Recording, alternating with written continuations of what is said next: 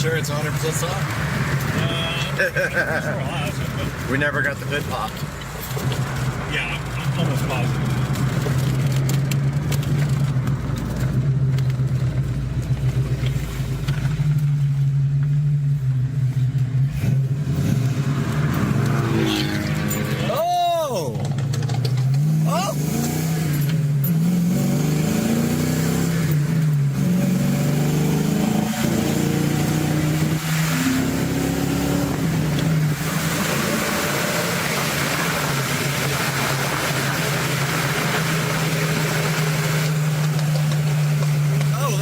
Like, got the burble tune.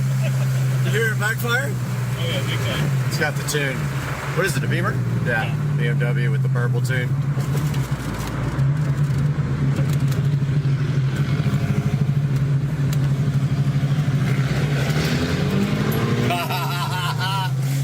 Oh, perfect.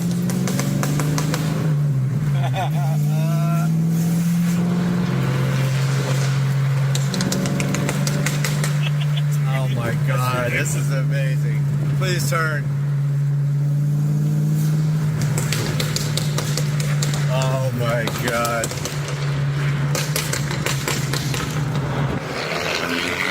Yeah, it's stuck up.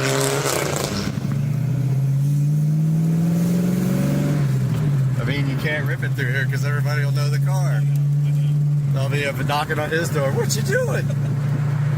Burble tuning.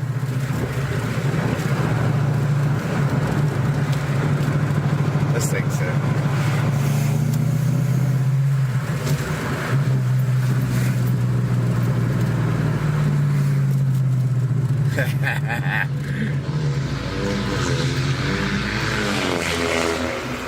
Thing is so.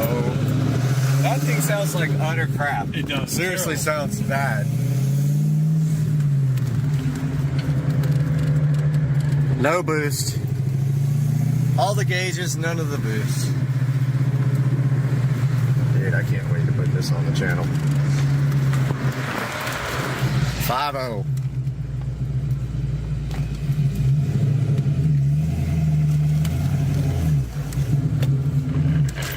Oh! It's tight. Yeah, I shifted it into first when I was in Yeah, it. it's super tight. Feels like it's got like maybe like some kind of shift kit. Like a, no, what do you call it? Short shifter. Yeah.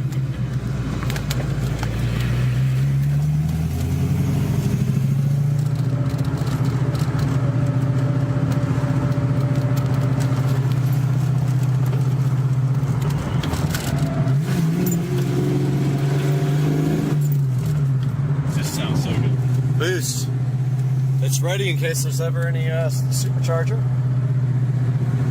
This thing with like a little bit of boost would be fun as hell. Just like 6 or 7 psi, like blower on it. Oh my God! Go on, tear this place apart.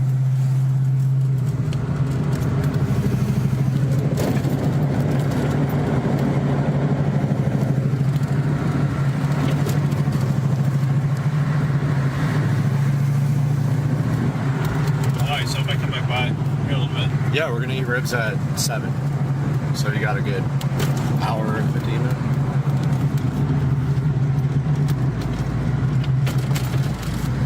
Over here at these places. These two.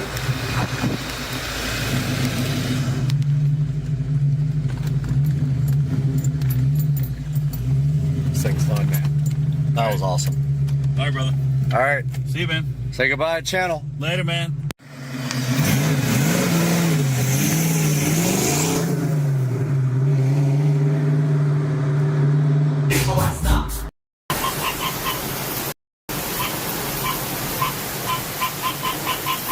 Frog attack? What in the... Frog, where are you, dude? You shut up. Guys, welcome back to the channel for a Supercar Street Racing Studio build update. And it is Sunday, and I am hard at work on the studio, and I want you guys to check it out because we are live there and up there. And what have I gotten done since the last update? So I have been working hard on the foam tiles. I made a mistake up there and started tiling, and of course when I ripped the tiles off, the paint came off with it. No big deal. Since yesterday though, I finished this entire wall. Probably have to replace this because it got some glue on it and you can really see it, but in the dark you don't see much. I finished this entire wall, and I finished this entire wall this morning, except for the edge, because I'm going to foam that. I've got to put the foam insulation up on this front wall. This is the big wall with so many cuts. It's going to be a while to get that done. I just finished this wall except for that little corner, and I ran out of spray glue. So I used 3 cans of spray glue on all this. So basically 3 walls, 3 cans. So it takes about a can per wall. There's some little mistakes here and there in the tile, but like I painted black in between like the whole wall, so when there's gaps in the tile you don't see the mistakes. Like there's one right there where you can see white through it where the paint came off. I just need to pull the tile up and re-glue it, but I'm out of glue. Now if this glue doesn't work for some reason, if it starts coming off, because there's been some, the first things I did, I spray glue on the actual tile, not the wall, and those have been peeling off slowly, and I didn't use a lot of glue. I stepped up my glue game, probably using 3 times as much on each tile, and I've been spraying the wall instead of the tile, and I think that's made a big difference. Like this is the wall I did yesterday and I haven't had any issues yet, but if they start coming off, I'm gonna step it up to like caulk, because that stuff will hold and it will not come off once it dries. I'll get the fast dry stuff and put some on the back and then just put them back up. This wall was tough. These walls are hard because it's an angle. It's a lean-to building, so it's not gonna be perfect. And these tiles, there's absolutely no way to make them perfect. You just have to accept the imperfections. That TV is completely done now.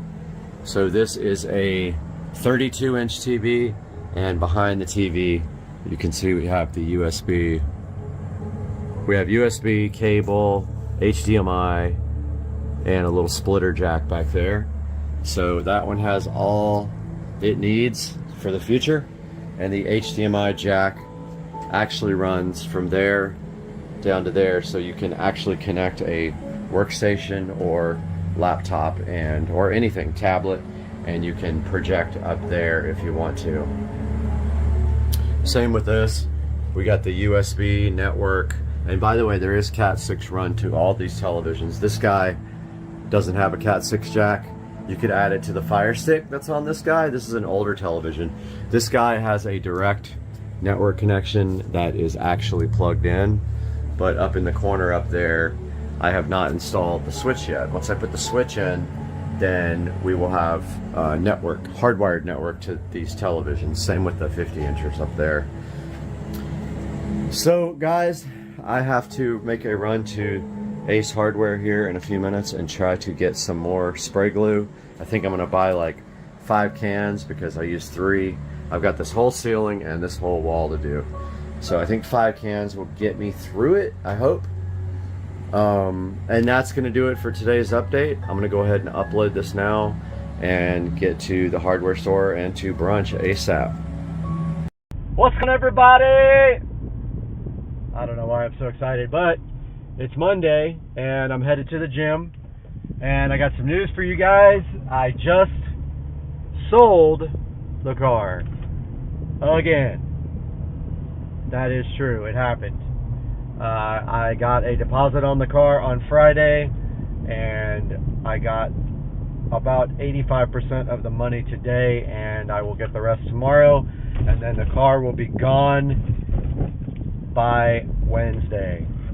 So I sold the SL65, which means that I am buying something else, and I don't know what yet, but I have my eye on some really cool stuff. Some Nissan GTRs,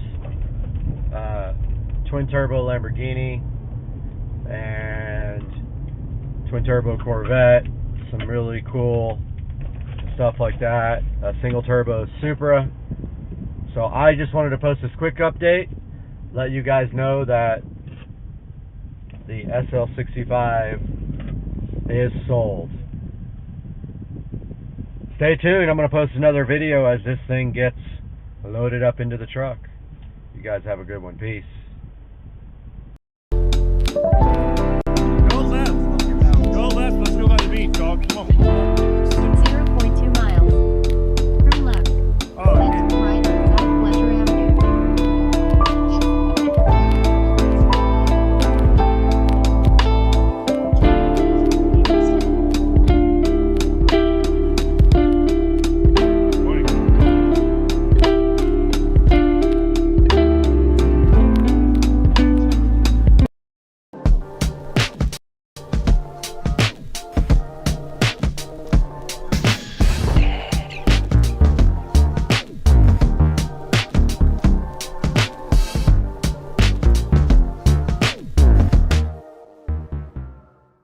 All right, so buckle up, everybody, because today we are diving deep into the age-old rivalry, the golf cart showdown club car versus Easy Go. Oh, yeah. Our listener is in the market for a new cart Okay.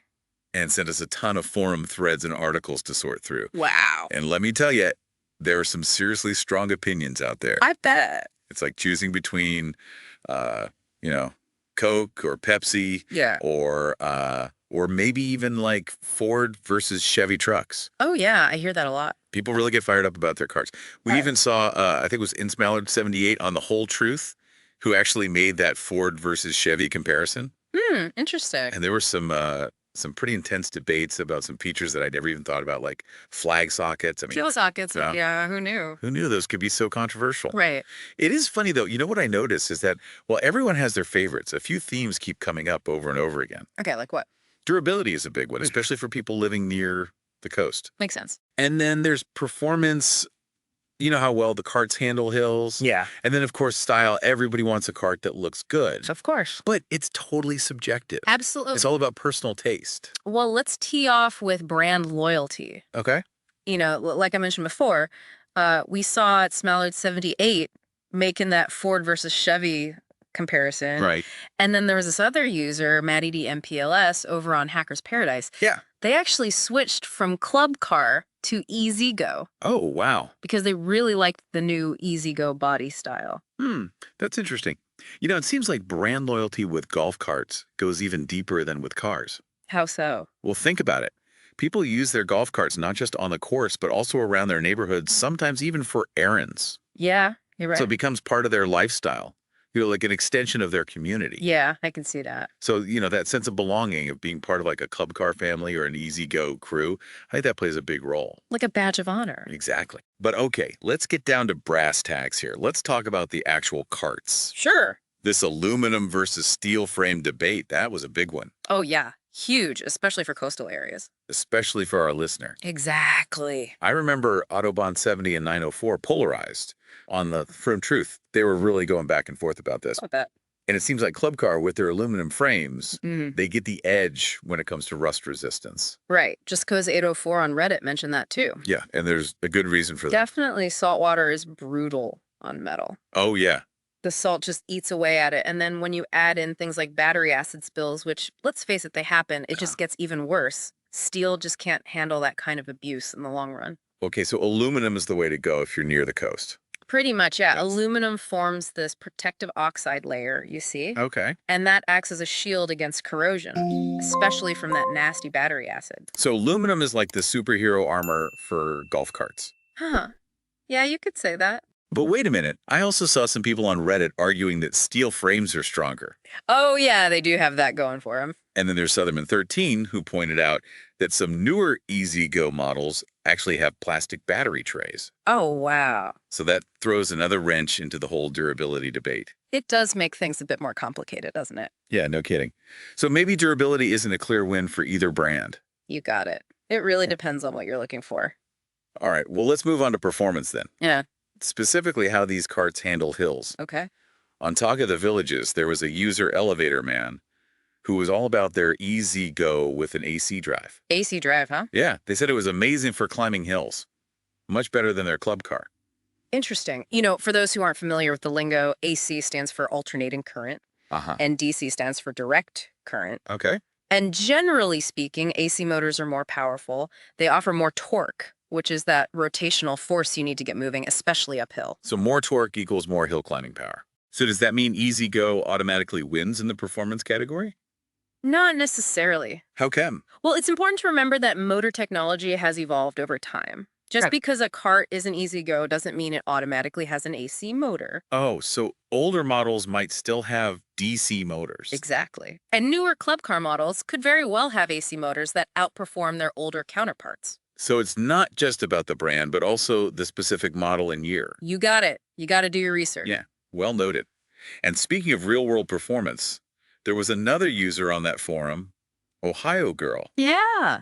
and they mentioned that both their Easy Go and Club Car slowed down on hills. That's a good point.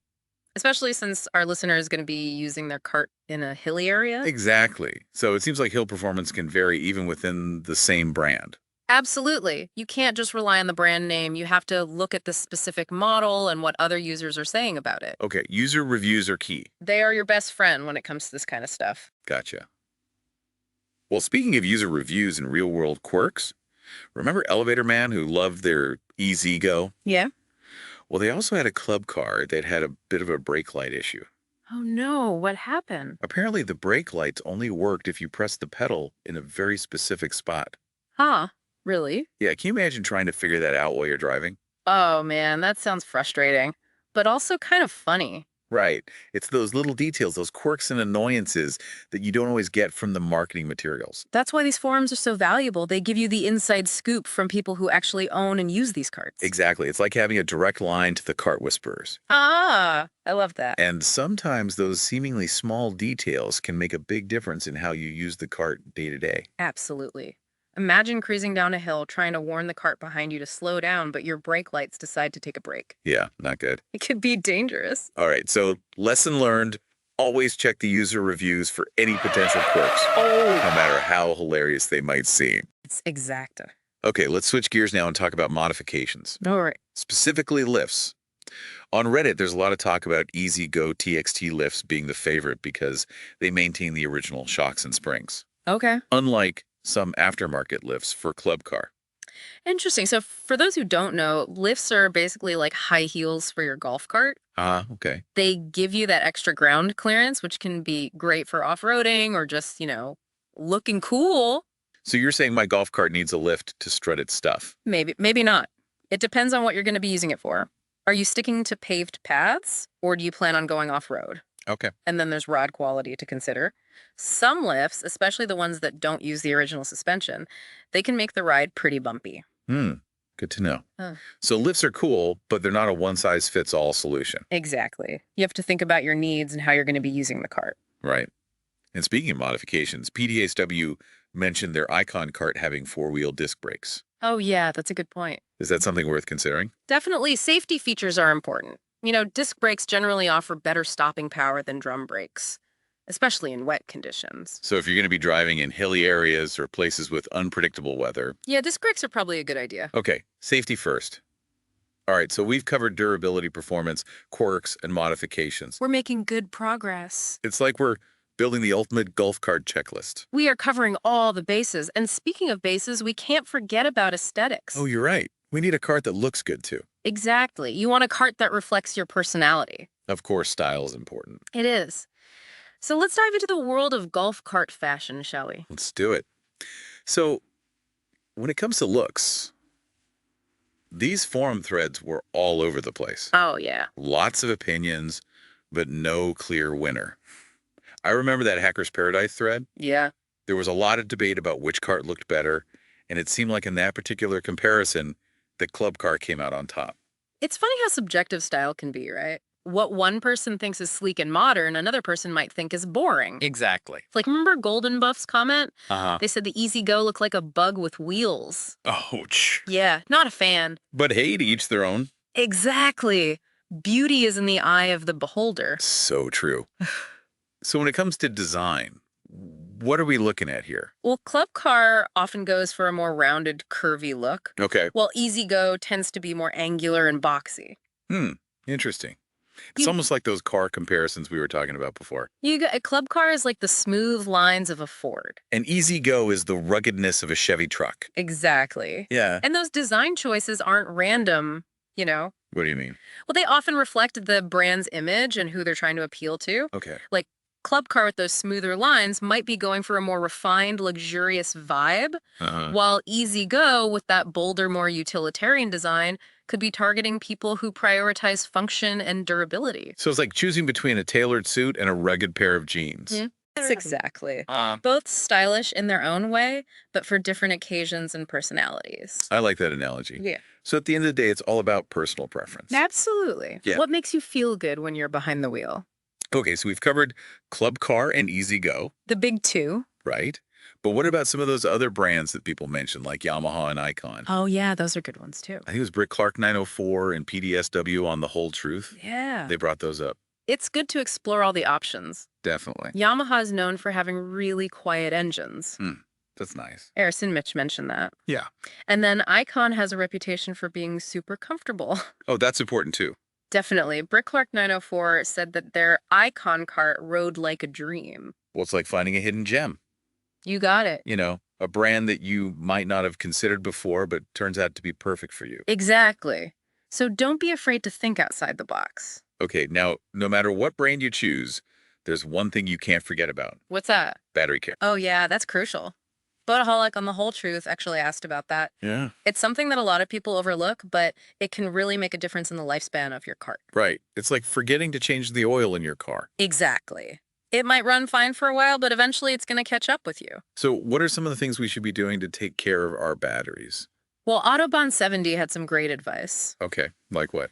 They recommended using watering kits and distilled water, Okay. and they even shared a link to a handy watering jug on Amazon. Oh, that's convenient. Yeah.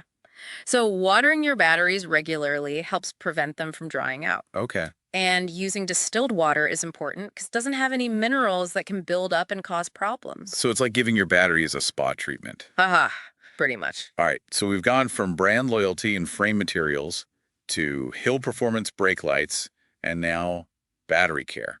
We've covered a lot of ground. Who knew there was so much to think about when choosing a golf cart? It's a lot more complicated than it seems on the surface, right? Yeah, no kidding.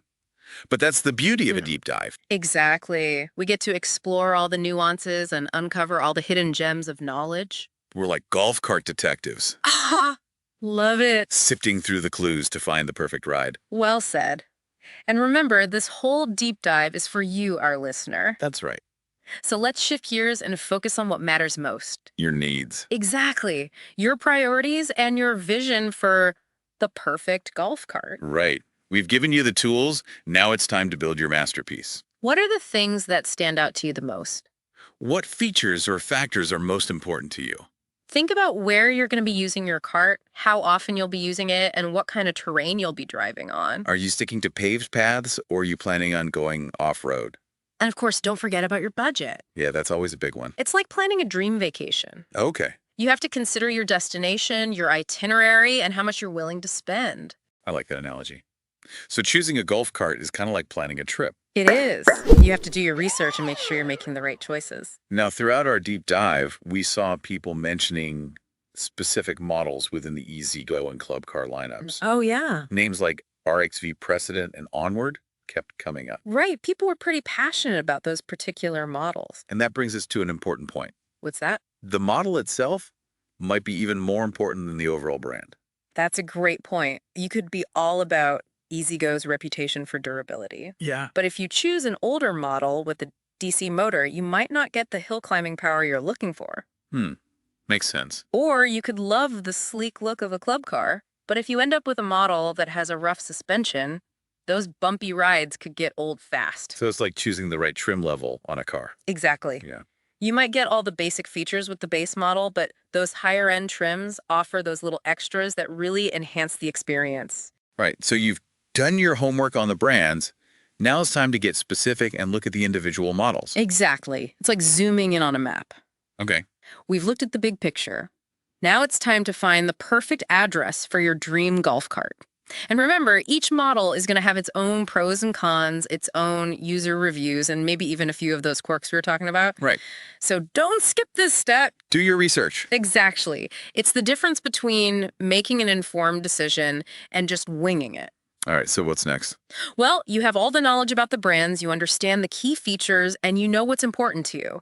So the next step is to dive into the world of specific models. Another deep dive. You got it. We're in this together. From casual browsers to informed shoppers. And who knows what other hidden gems we'll uncover. It's like an archaeological dig for golf cart knowledge. It really is like we're on an archaeological dig for the perfect golf cart. I like that analogy. Yeah. So as we dig deeper, what are some of the things we should be looking for when comparing these specific models? Okay, yeah, that's a good question.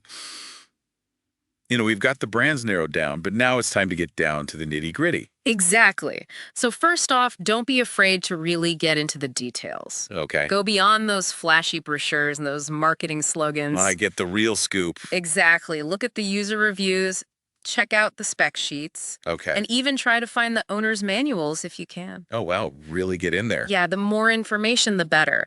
When you're looking at those specs, pay close attention to things like the motor type. Okay, AC versus DC. Exactly. What's the battery capacity? How far can you go on a single charge? Range is important. And then how about the suspension system?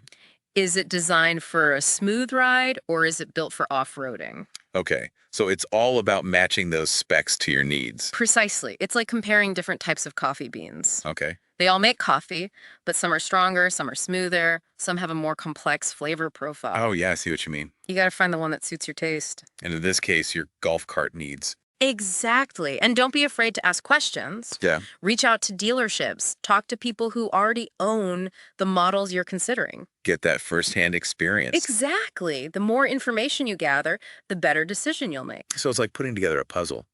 I like that. Finding all the right pieces to create the perfect picture. And remember, this is an investment. Okay. A golf cart is more than just a vehicle. It's a lifestyle choice. Yeah. It's about enhancing your leisure time, connecting with your community, and maybe even showing off a little bit with your stylish ride. So it's about the whole experience. Exactly. It's about enjoying the journey. Well said. So as we wrap up this deep dive, what's your final piece of advice for our listener? Take your time, do your research, and most importantly, have fun with it. Yeah, this should be an exciting process. It should. You're about to get a new golf cart. That's right. And hey, once you make your decision, send us a picture. Oh, yeah. We want to see what you end up with. We've come a long way together on this journey. Yeah. We have. From casual browsers to informed shoppers. And who knows, maybe we'll even bump into each other out on the course someday. That would be awesome. Until then, happy karting. Happy karting. And to all our listeners out there, thanks for joining us on this deep dive into the world of golf carts. We hope you learned a thing or two. And that you're feeling confident and ready to make your decision. Remember, knowledge is power. So stay curious, keep learning, and keep on rolling. Mr. Binks. All right, guys, little fence update out here. It's kind of early. I don't want to be loud, but the new fence is going in. This is the line that it's going to run down. And then right here, it's going to cut across with a gate. And then my neighbor eventually will go over to his house with that. But the fence runs right down this line. You can see it here up against this post. My neighbor eventually will remove all this. And then these are the old posts, which I did a lot of the fence removal. They did a lot of the post removal. Runs down here to the pond, and that's where it stops.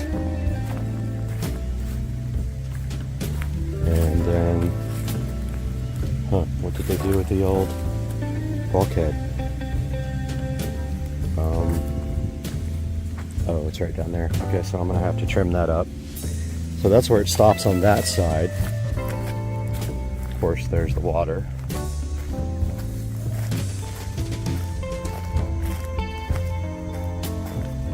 Starts up again right there, runs along this fence line.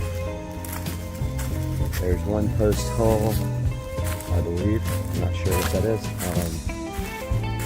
I actually cut the stumps out right here. That doesn't look level. I guess it is though.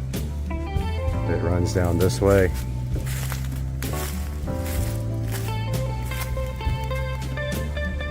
Looks like we might lose a little bit of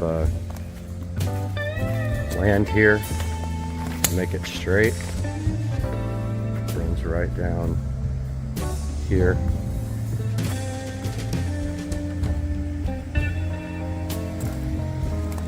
Yeah, we're gonna lose a little bit. I mean, that's a straight line, but still. It runs right down here. And then there will be a double gate right here. So that's it. That's the new fence. All this will be concrete. It's definitely losing some property there. I don't like that. I'm gonna ask them about that when they come. This fence is actually crooked. Runs kind of that way.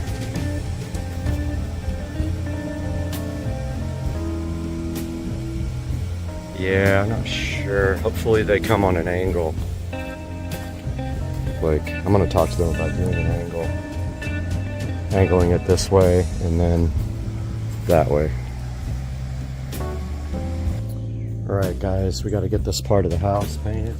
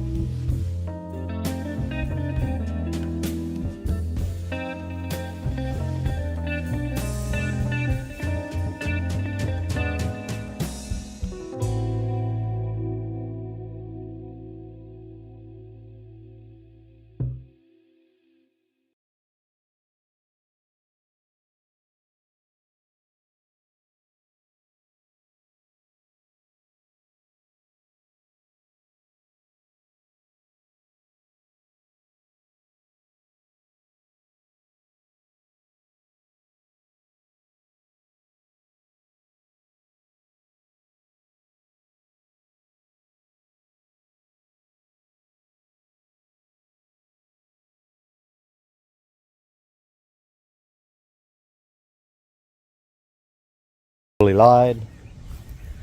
It's time to get this tree looking like the queen palm.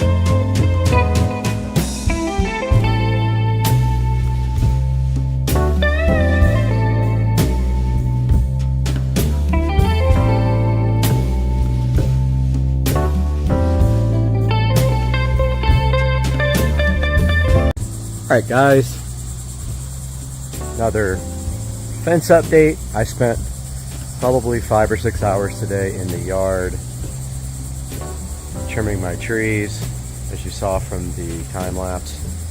So that's what the fence looks like. On that side there's going to be a gate right there. I'll probably take a lot of that tree out, and it runs all the way down there, and then it starts over there. I trimmed all those palm trees up, by the way. They look awesome. And it runs all the way to there, just to give you guys an update. I'm asking them to push these further back because they're too far this way. I want them to be up against that fence. But that's just a little update.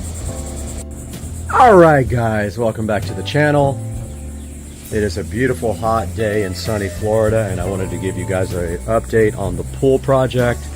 The fence is complete, 99.9%. That gate is sticking down there, but as you can see, we moved the gate from right here past the air conditioner to all the way up here to the front. So that allows me much more space for my backyard, and the plan right now is that all this will be concrete. All this is coming out, and then I will be able to put a shed right here for a golf cart or any other thing that I want, and that will go right there. So everything from there all the way up to this little garden here, which I might end up getting rid of this plant because it's kind of like takes up a lot of space for no reason, and just keep this guy. So not sure. It's a cool plant, but it's right in the way of everything, and I'm not sure that I want that. But this can stay, this guy.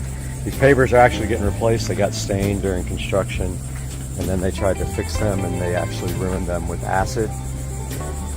But this is the fence. This is my fish pond, and the fence goes all the way down here to the water. I also just completed the complete redoing of my outdoor electrical. So I pulled all the most of the existing wiring up, redid all the wiring from there where my pool equipment is. It all runs underground. I just put in these LED string lights from Walmart, Mainstays, which I will link in the description. They run the entire length of the fence all the way down here. I'll keep showing you what I've done. Also put a power box in there. It was already on the fence, but I moved it to the tree and created a little power plate for the back. I ran the string lights down there, back where they were before on the dock, or on the bulkhead, so they run all the way down the bulkhead here. I pulled out also all of the 110 volt, meaning the wall powered spotlights, because they tend to cause issues when it rains. They reset, you know, the GFCI, so I got rid of as much of the 110 as I could, but these bulbs do run off of wall power. These guys here are low voltage. You can see them in my landscape lighting video, which I'm probably gonna have to update now, but the dome light, or the bulb lights, run all the way up the bulkhead. There are some spotlights as well that shine in the water. There's alligator right there. Right there. There are actually 4 in here right now. 4 gators. There's another one way back in the back. So yeah, here is my power box for the dock, and it has the Wi-Fi smart timer on it. I never even checked all the bulbs, but yep, they work. Cool. They're all on. That also powers the blue LED rope light on the dock that lights up the water in blue. Everything continues up here to the fence. And of course, all these are new spotlights for to light up the palms. They are also low voltage now. A few of them were high voltage and I swapped those out. We've got some ground lights that need to be refurbished. And the fence continues on this side of the house where it was right here. Now it goes all the way to the front, so I have this whole entire side as a yard. All this will be concrete. All this here, and we'll go all the way up to the pool right there. This will remain mulch right here. That will concrete. All this will be concrete. All this will be rocks, river rock, and will be refreshed. All that mulch down there will be refreshed as well. So yeah, guys, that is the little fence update. Little huge fence update. $7,500 worth of fence update. And that is going to do it for now. I hope you guys are enjoying my pool project. We are still dealing with the pool. They have filed a warranty claim for the surface because there are some splotchiness. So the pool company has filed a warranty claim with the company that did the Pebble Tech. So they're going to try to be acid washing it inside the pool. And if they can't get it to work like that, they will drain the pool and re-acid wash it. Guys, have a good day, and I'll see you shortly. Hurricane Ian is really picking up this morning.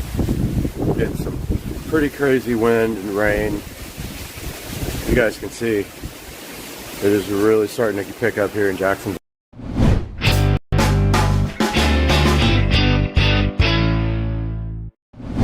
What's up, guys? We are back in the SCSR living room today with something awesome, something different though than before, than what we had last time. We do have another robotic mower here for you guys to check out. This time, Yard Care reached out to us again. We have worked with them in the past. They sent me this robotic mower to check out. Now, this one is different from the first one. It uses cameras and it has bumpers on the front and things like that to detect where your yard is. So this is a little bit different. Let's get this thing looked at and then take it out back and see how hard it struggles on my very difficult backyard to cut.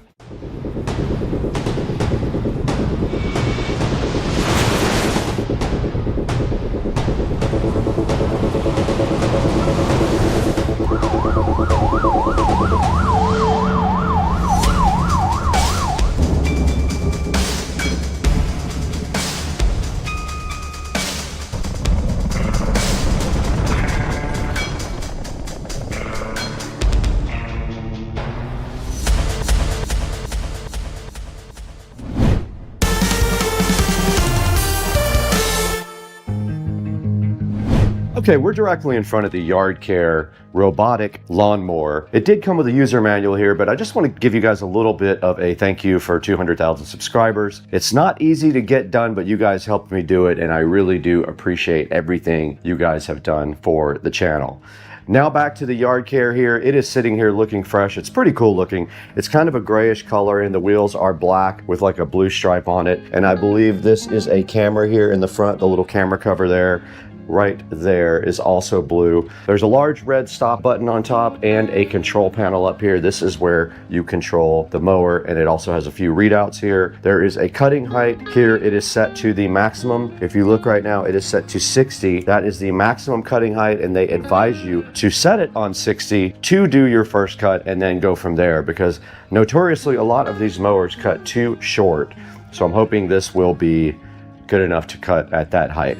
Now, right on the side here, it does say danger, keep your hands and feet away from the mower. Obviously, you don't want to be putting your hands and feet in there. Now, last time we had a mower out back, it struggled with the back because we have a drop off at the edge of the yard. Now, they do say in the manual that if you want to purchase magnetic strips for the edge of the yard, it will help the mower cut your yard better and know its way around. So it does say that they are sold separately. I'm sure you can get them when you look at the Amazon ad, which I will have a link in the description, and I'll link those strips if I can find them as well. But right here in front of me, I do see the user manual looking so fly and fresh, and it does tell us a lot about the mower itself. It did also come with a battery and a charger. It's an 18-volt battery and a regular 18-volt charger. That is in the kitchen charging. We'll show you that here momentarily. Now on the bottom are the actual cutting blades, and you can see them right there, right underneath there.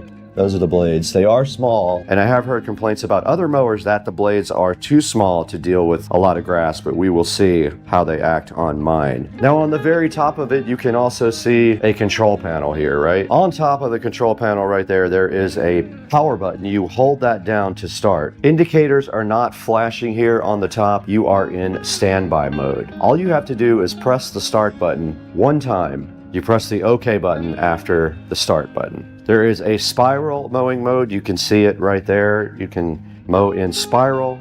There's the spiral button right there. When the battery power is more than 20%, the light will be green. When it's less than 20, the light will turn red. And there is an alarm indicator. You have to press the OK or the stop button to clear those errors. You can press the stop button on top to clear and stop the mower. There's some maintenance tips on the next page. You can carry it from the back here. There is a lifting handle underneath the back. Now you can also replace the blades at the bottom when they do get dull. They are small blades, almost like little razor blades. And now let me show you guys the battery pack and charger. Okay, we're here in front of the Yard Care battery pack and charger. This does use one 18-volt battery, making me wonder how long it's going to last. We'll see if it can cut my backyard. It's very small. It was almost charged when I got it, so it is fully charged right now, and it does go directly in the back right here. There's a slot for it right there. There is not a whole lot to this because it does not have an app and it does not use GPS. Now that we've taken a good look at this, let's take it outside in the back and see if it can cut my yard.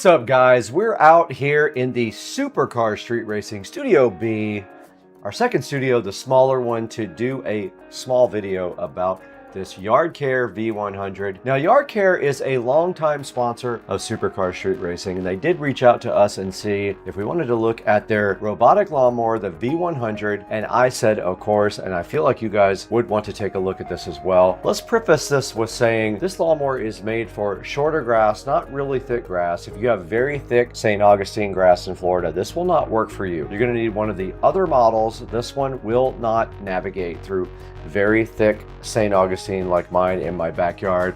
I ended up using it across the street at Rich's house, in which case it did fine. Now, the great thing about this is it doesn't have any kind of antennas or GPS that you have to set up. All you do is just put it on the ground and say go. This thing just rips for you and cuts your grass on its own time. Now, it does actually use a battery and charger that are separate from the actual unit, so you don't drive the unit up onto anything.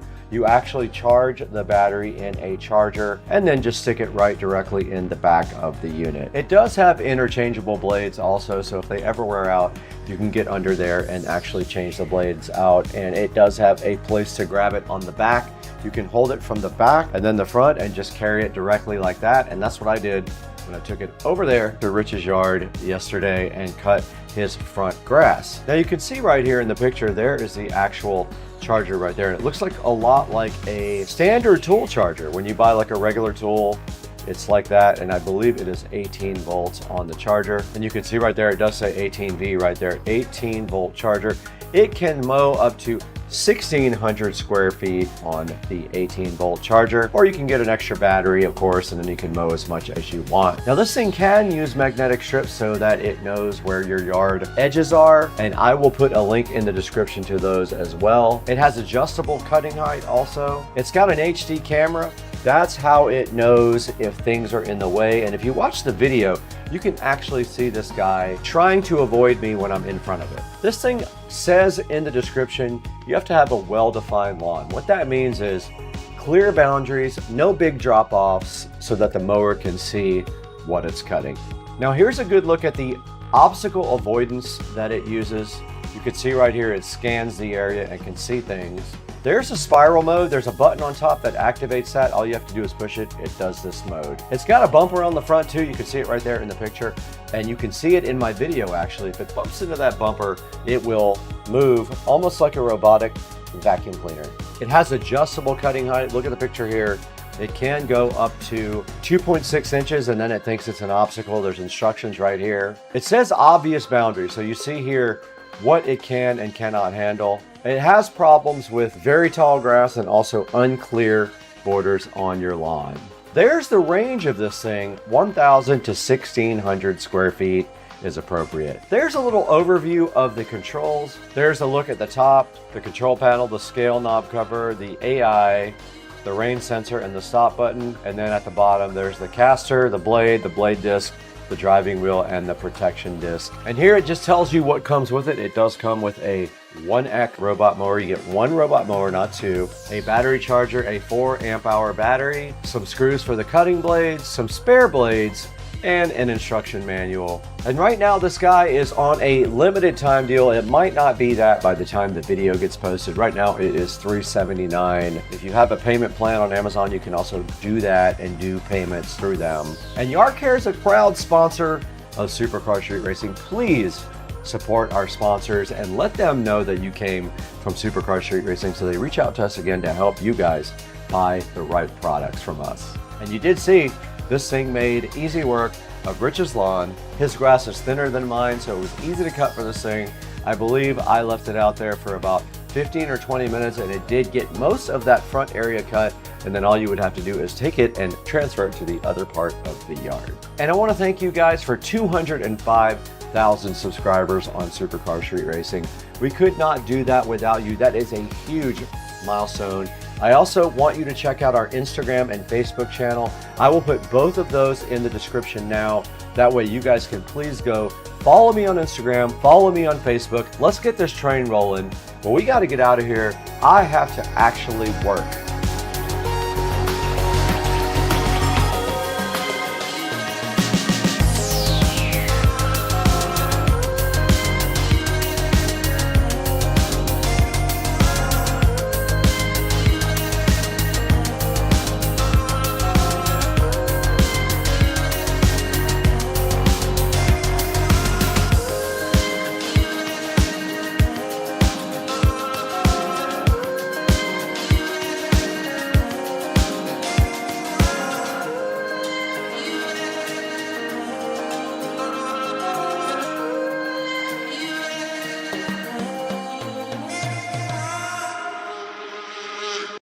Yo, I'm cutting holes for my speakers.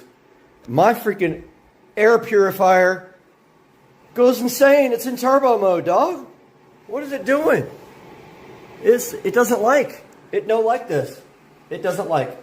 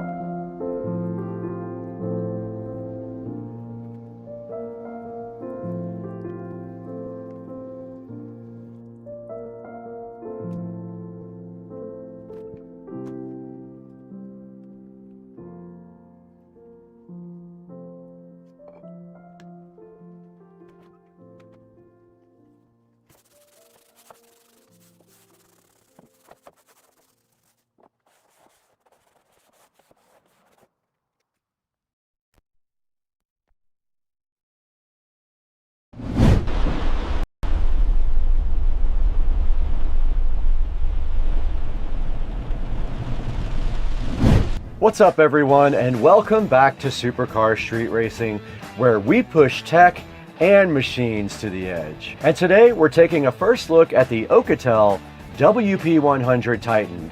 This thing is an absolute beast.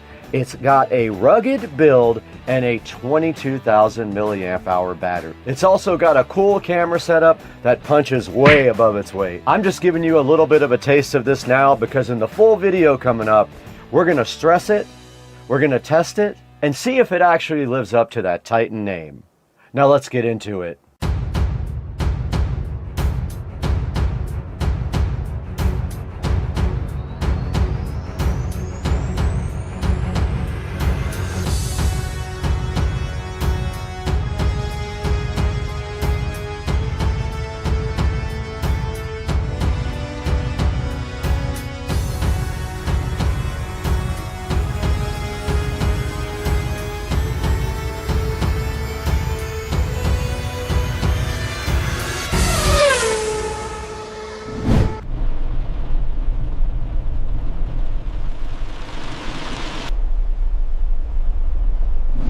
Alright guys, welcome back to Supercar Street Racing, and before we dive straight in, we want to give a shout out to Alcatel, who is a long-term sponsor of the Supercar Street Racing channel.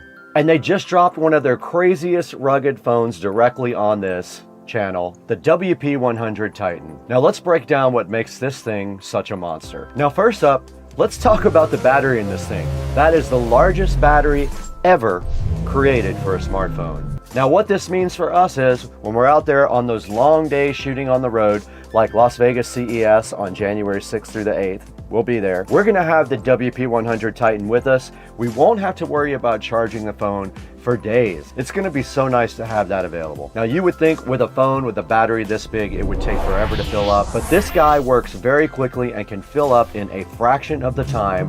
That's perfect for us when we're jumping between shoots and we don't have time to charge but more than a few minutes.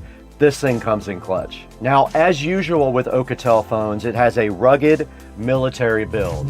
It has IP68 ratings, IP69K ratings, and it has MIL STD 810H. And in plain English, it's dust-proof, drop-proof, and it's waterproof. Now, we've had phones die on shooting days before. It's not gonna happen with this one. Now, I've got it right here in front of me, and it has a 200 megapixel camera out back, and it does actually have night vision as well. This is perfect for both regular light and low light situations. Let's say we want to go on a car meet and we want to shoot some of it in a parking lot at night. We've got the perfect night vision right here for that. And it's even great for night drives. And another big one, the Media Dimensity chipset. This isn't some slow CPU in a rugged phone.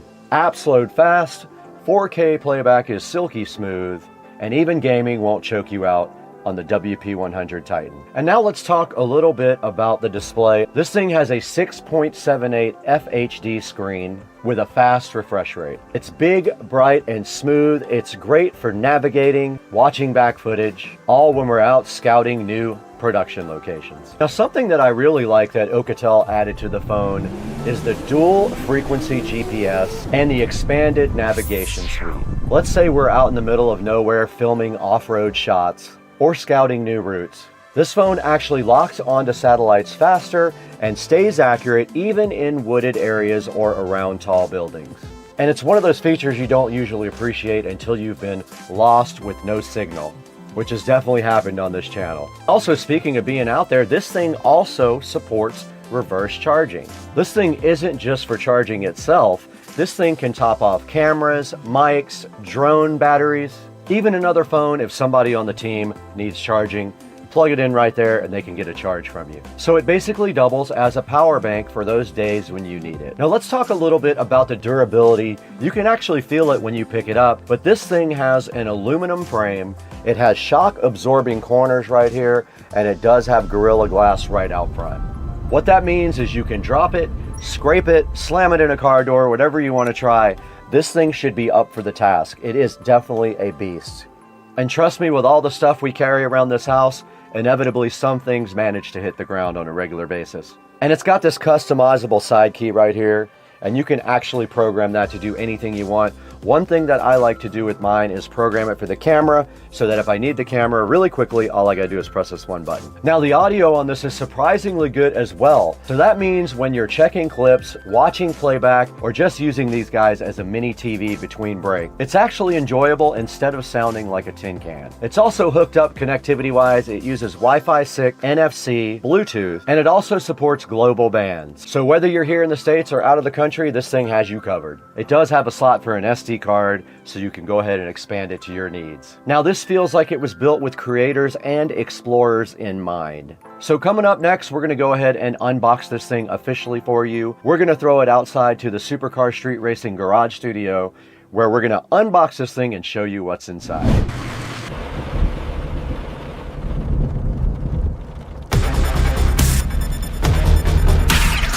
Okay, directly in front of me, we have the Alcatel WP100 Titan that we're going to be unboxing today on Supercar Street Racing. Let's go ahead and get this thing out of the box. All their boxes look about the same. They all have like an AI logo.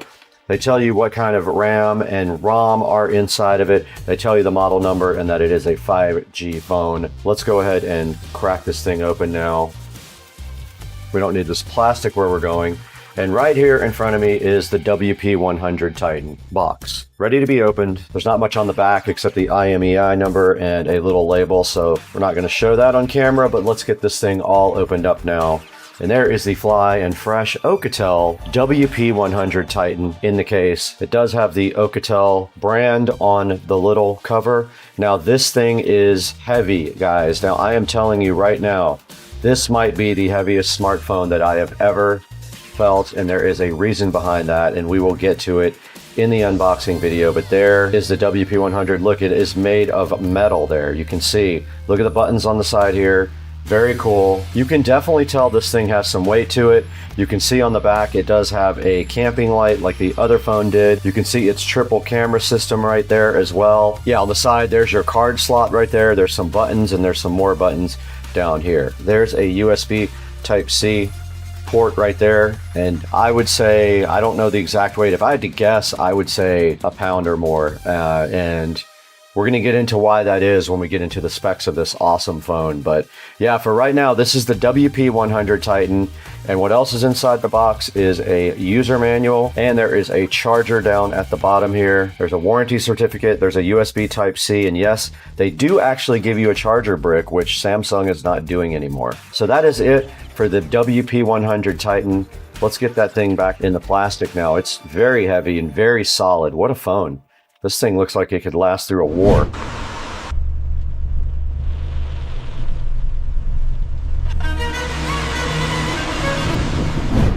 All right, you can tell we're in the dark home theater room because you can't see anything. So if we go to the home screen here on the phone, you can see there's a little projector icon. We can just tap that. And look at this.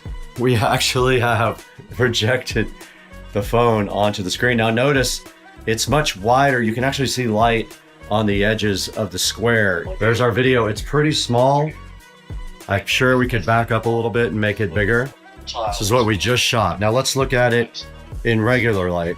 You can see right here, it is shining directly on the wall right there.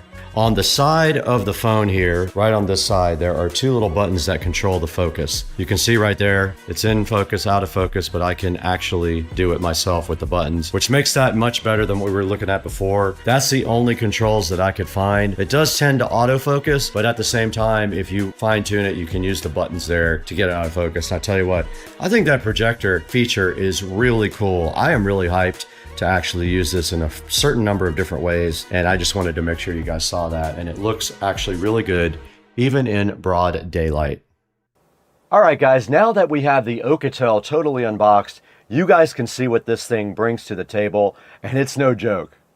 This thing feels like a tank, but it's also modern enough looking that it doesn't feel like you're carrying around a brick all the time. Those buttons feel solid, that battery gives it some weight, and that rugged frame tells you you're not carrying around your ordinary everyday smartphone. You got all the essentials in the box. You guys saw this. You got your paperwork, you got your charger and your USB cable. But the star of the show is the hardware itself, the reinforced casing, the high-resolution camera, and the built-in projector system. This phone is clearly designed for people who use their gear hard. But let's not waste any time.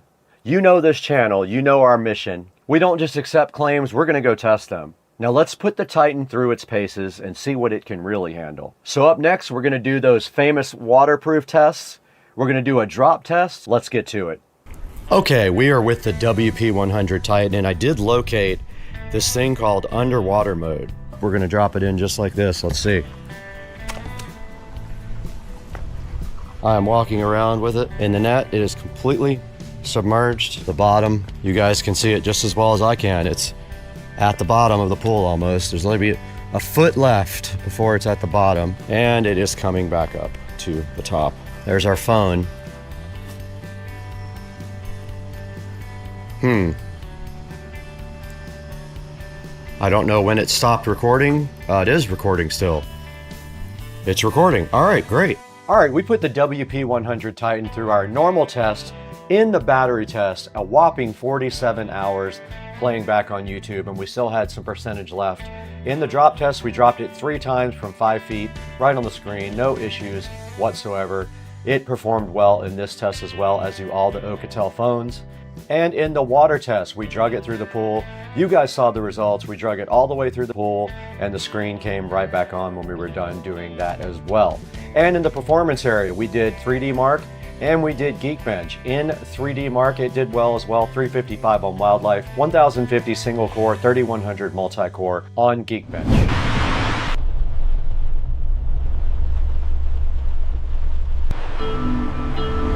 All right, guys, we're back here in Studio B, and that's going to wrap up the Alcatel WP100 Titan review. This thing is an absolute beast. It is very heavy because it has a 33,000 milliamp hour battery. It has a projector, which is very cool, 1200 lumen camping light, and it does pretty much everything. Has a very nice camera, very detailed, great color. Loved all the pictures and photographs from the camera as well. You're going to see some of that at the end of the video here. But that's going to do it. Go ahead and order your WP100 Titan from the link in the description. And thank you, Alcatel, for being a long-term sponsor. We got to get out of here, though. We got 1,000 other phones to review right now. All right, we're out here taking video now on the WP100 Titan. We got it set for 4K, 30 frames per second. This is the compound here, and you can see the alligator right there chilling, so fresh and so fly. And I just wanted to get you guys an idea of what the video quality was like. But yes, there is the alligator right there. There is the compound. There's some green grass for you guys. There is the pool, should be looking nice and blue. There is the pool tile. And then of course, we want to go ahead and look at some red colors. There's some nice reds and purples for you, and another look at the compound on the WP100. Let's get some pictures as well.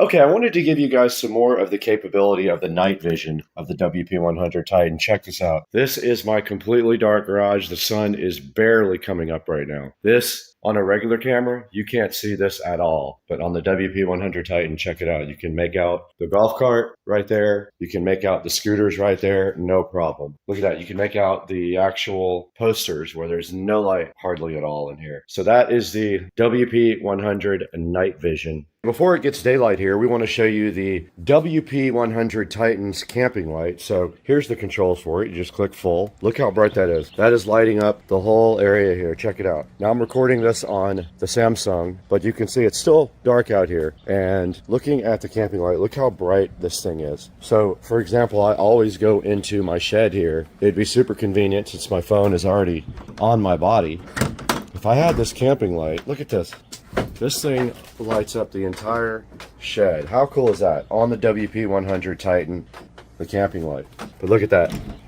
Awesome light, man. Check it out. No light, light. Let's go out here on the dock. Here's the dock with no light. And then, of course, all lit up by the WP100. We are back looking at the WP100 Titan. I just wanted to show you guys how the projector on the phone looks in a real theater room. This is my theater room, completely dark.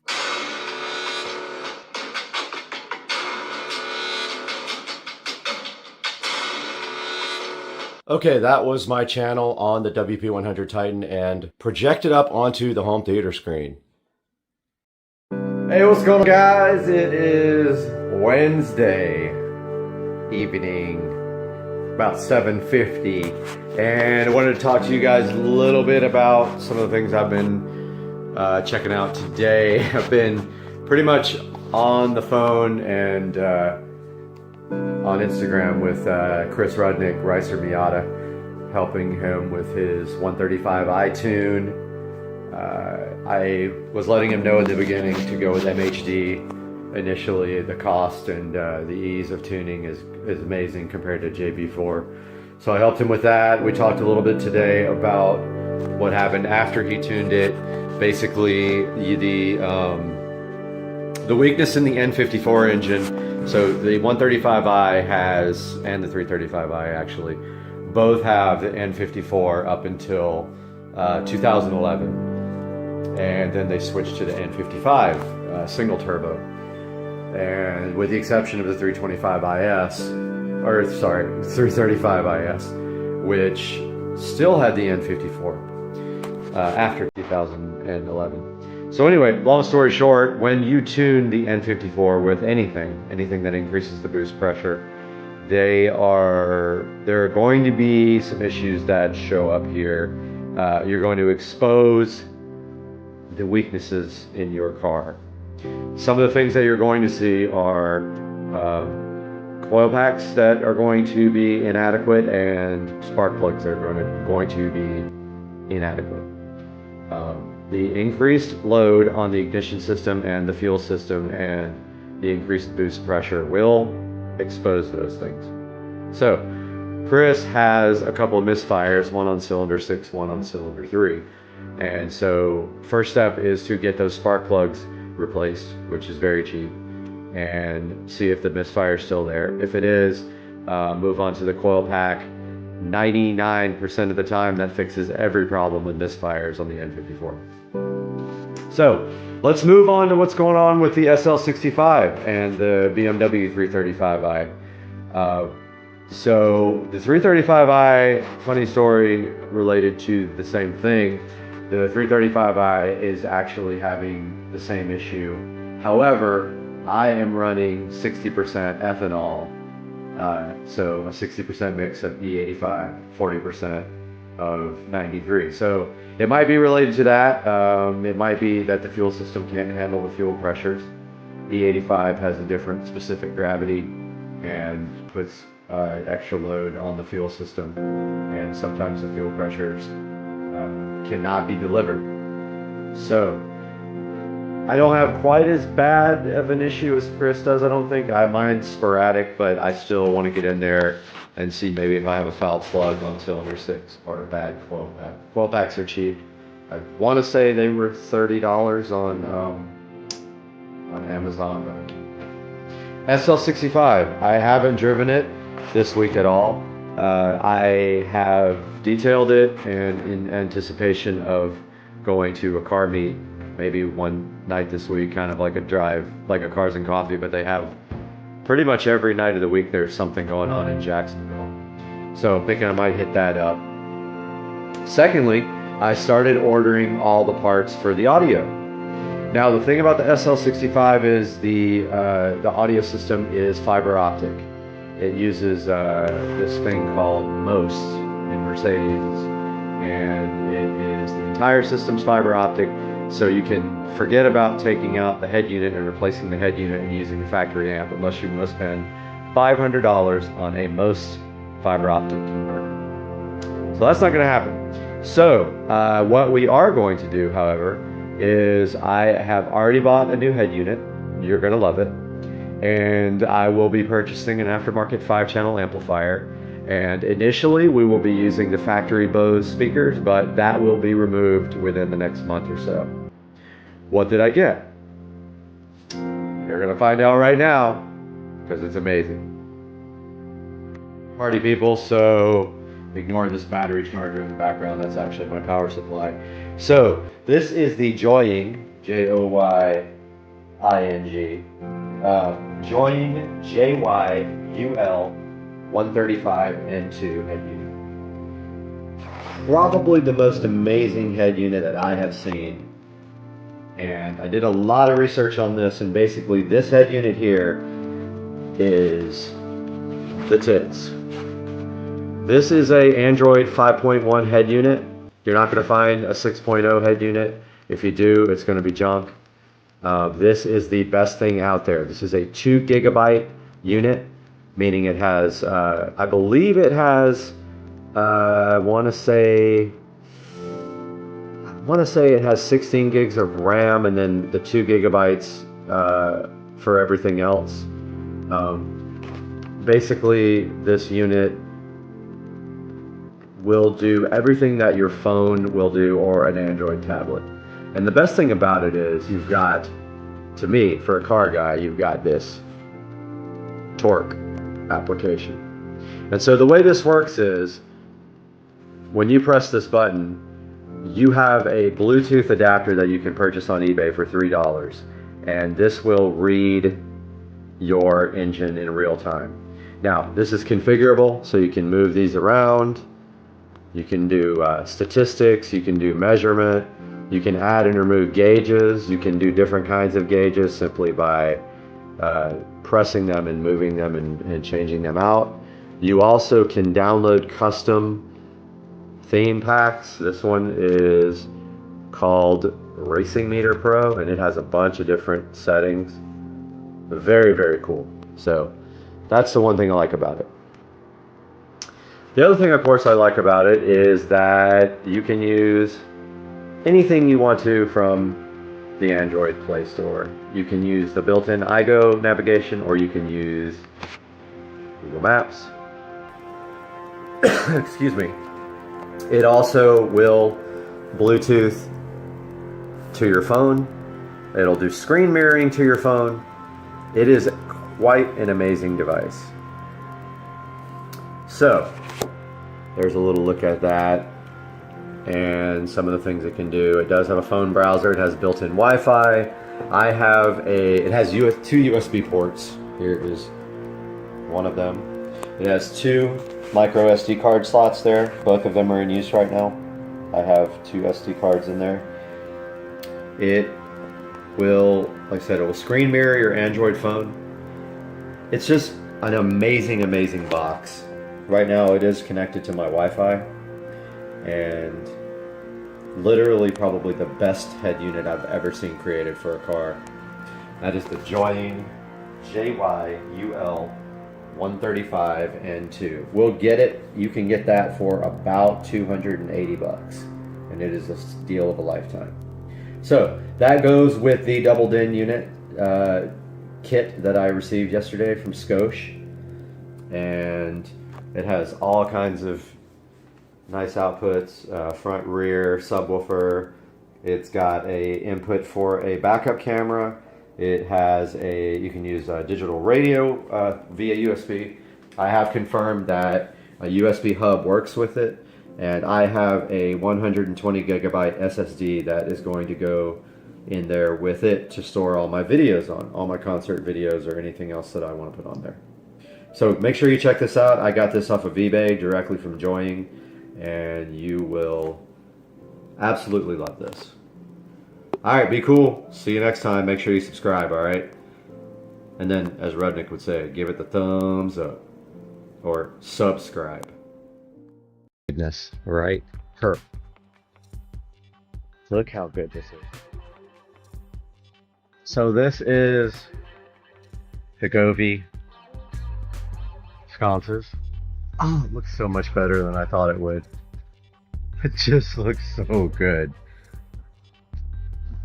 So I'm opening up the tablet here so we can run through some of the effects. But please tell me that doesn't look amazing. Alright. I am in. Oh. Yes. Yes. Okay, check this out. Only thing I'm worried about is the fan spinning. What that's going to do to the lighting. So we're in the app now. We're in scenes. We're in natural. It's not like those ones that just like skip. This is Aurora. flower field.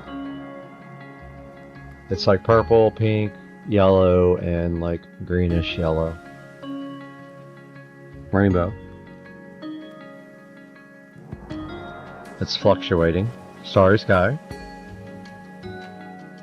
So these pre-built scenes, you can't modify the speed, and some of them are just way too fast.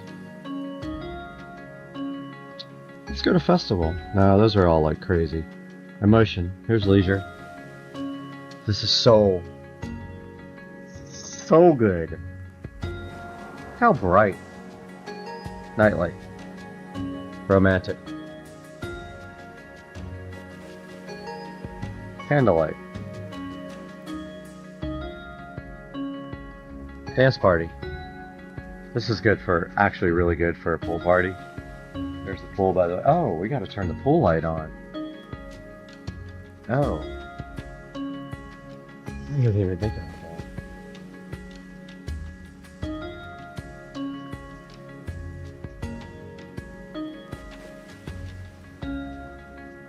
that. Switch off.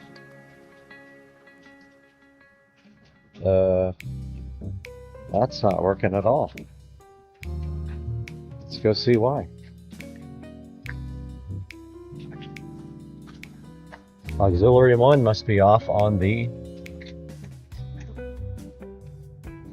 pool box.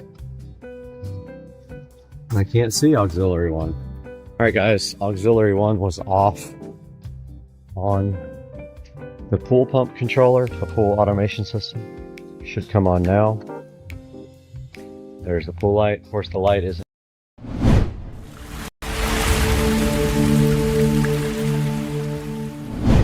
Welcome back to Supercar Street Racing, guys, and directly in front of me is the Easy Surge 40 volt electric lawnmower, rechargeable lawnmower, 18-inch deck. Easy Surge reached out to Supercar Street Racing to see if we wanted to take a look at this with you guys, and of course I have to do it for you guys. So we have the Easy Surge 2x20 volt brushless self-propelled lawnmower right here in front of me, and today on Supercar Street Racing we're going to open this guy up, get it out of the box, get it assembled, and go ahead and cut my front yard and see what you guys think of it. I'm going to test it before you buy it. Let's get this show on the road, guys.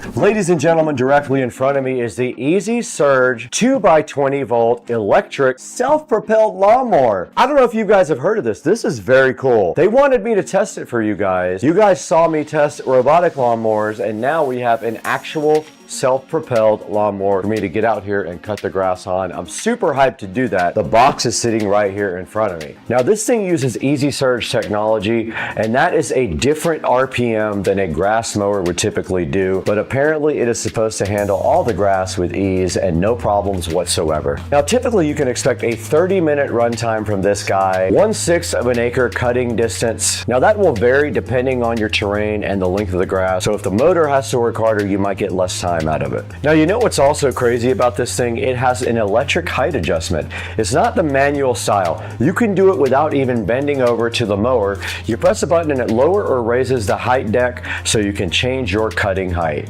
Now this dude is also self-propelled. It goes from 1.3 miles an hour to 2.9. That's pretty cool. I cannot wait to test this in the front yard. Another thing that's awesome about this guy is the storage. It has a single handle fold design, which makes it easy to fold up and store. Unlike the other designs which have two rods, it's very easy to store. 22 reviews later, this guy is sitting at a 4.4 stars. Right now, if you act quickly, if this video is timely on this, it might not be at the same time of the sale. It's 23% off right now. You can pick this dude up right now for $269 and start cutting your grass.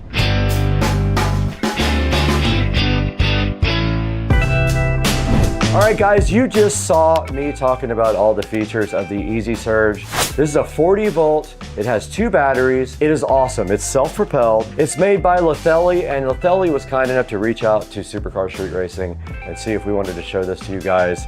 All we have to do right here and right now is get this mower out of the box, assemble it so that we can go outside and cut the grass. I say we should get this open right now. Okay, we have this Lithelli self-propelled 40 volt lawnmower chilling so fresh right in front of us. And now all we have to do is open the box and see what's inside. And I think after looking at the instructions, this is going to be a pretty easy unboxing. I don't think there's a lot of assembly. Now I did cheat. I put the batteries in the charger about 2 hours ago because I knew I was going to have to get this thing out and start using it. So the batteries are actually sitting over there in the kitchen on the charger, leaving us with one mission right now to get this out of the box. And so the first thing I see right here is it's well packed. So there's a lot of styrofoam around it, keeping it very secure inside of the box. So that's great. There's a few things inside the box here. There is a nice instruction manual inside of this big plastic condom right here. We'll take that out. This was protected in shipping. And then inside of that, there is a user manual and then a power cord here for something. I don't know what that's for, not sure. Because I plugged the batteries directly into USB Type-C to charge them.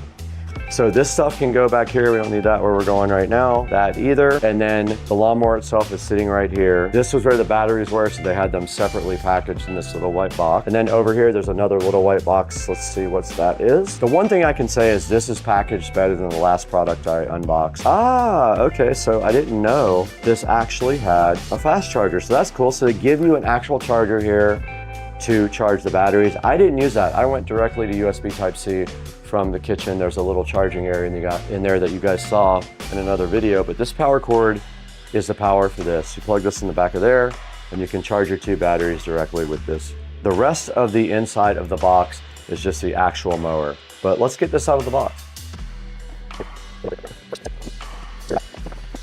So I'd say this thing probably weighs about 40 pounds, not that big of a deal. And then this is the handle.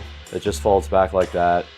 They have everything nicely packed in here. Everything's wrapped nicely and they have a bunch of styrofoam protecting it. And first impressions on this lawnmower is it's really sleek looking. I feel like it's kind of futuristic looking and I like that. Like that's kind of my style. The whole house is kind of that style. So this looks great sitting right here right now. And there's really nothing to do here. There's no assembly required. I think this is the locking mechanism for the arm that props up. So all you have to do right now is go ahead and cut the grass with this Lithelli electric rechargeable lawnmower. It almost looks like a car. And I did notice that when I opened the battery area, there's actually a spot for 4 batteries. They give you 2 batteries, but apparently you can put 4 total in here at one time. And so that gives you extra capacity for mowing.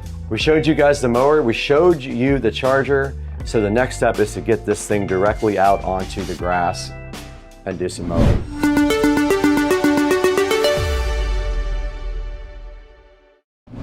We got the Lithelli Easy Surge out here. We have it joined to the app. We're also recording on GoPro. To raise and lower the mower height, you go here. I don't know what height. That's cool as hell though. So I'm gonna cut a little bit and see if it actually cuts anything. If not, I'll lower it a little bit. This is miles per hour, and then I guess you just... There you go.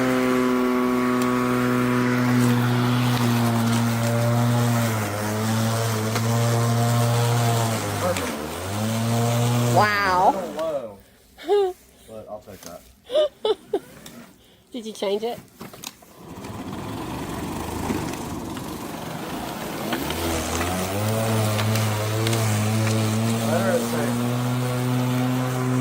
Better.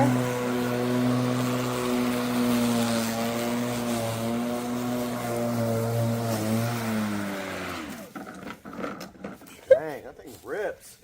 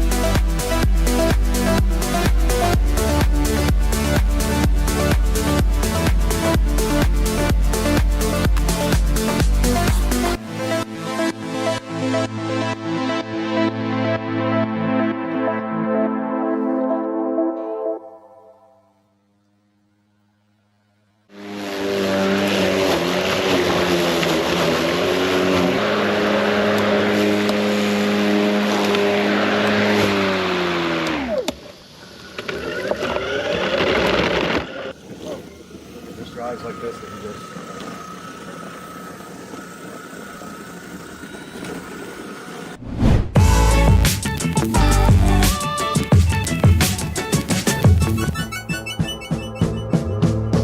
So after doing some research, basically for $259, you get 2 batteries, you get this charger, this lovely charger here. But when we look deeper into the mower, we figured out that you can get actually 4 batteries and install them so that if you have like a larger area, you have more duration on your batteries. That is $309, so $50 more, you get 2 extra batteries. Might be worth it. Think about if you have a large area that you need to cut, and if that's the case, maybe go ahead and get the 309 version so that you have the 2 extra batteries. You don't have to stop down and maybe charge your batteries in the middle of a cut. So if you get the 2 batteries set up, you get 30 minutes of runtime. If you get 4 batteries, you can get 50 minutes. Maybe that works better for you if you have a larger area, a bigger yard. So if even 4 batteries isn't enough for you, you can have extra batteries in the charger sitting inside the house ready to go. And when you run out of juice, go grab some batteries, finish your whole property.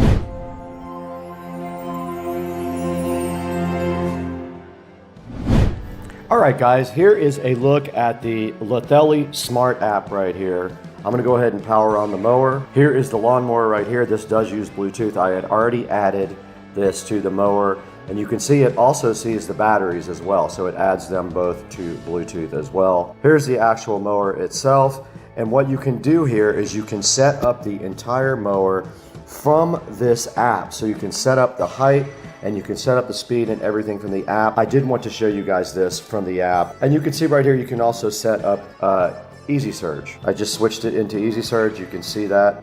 We just went directly into the front yard here at the Supercar Street Racing compound. We did the front yard, and you guys saw how this mower did. I want you to make your own opinion about this. I feel like it did good on my front yard. My grass is not super tall though, so keep in mind, if you have like really tall grass, this thing will struggle more with taller grass and you might get less battery life. If you have nice short grass and you keep it mowed, this thing might be perfect for you. You don't have to buy gasoline anymore, so you don't have to worry about that. It won't leak fluids all over anything you have. So think about the Lithelli as an option for your yard. And then we'll have a link down in the description. Make sure you buy all your products from our official affiliate links. It gives me a couple dollars and it helps keep the channel going, and we really appreciate it. So it's not a super expensive lawnmower like maybe the Greenworks, which was about $500. I had one of those, you guys saw it.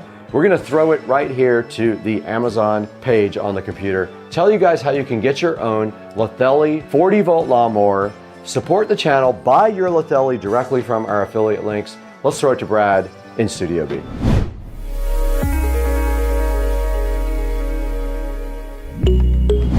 We're back in the Supercar Street Racing Studio B. I am so happy to be back with you guys.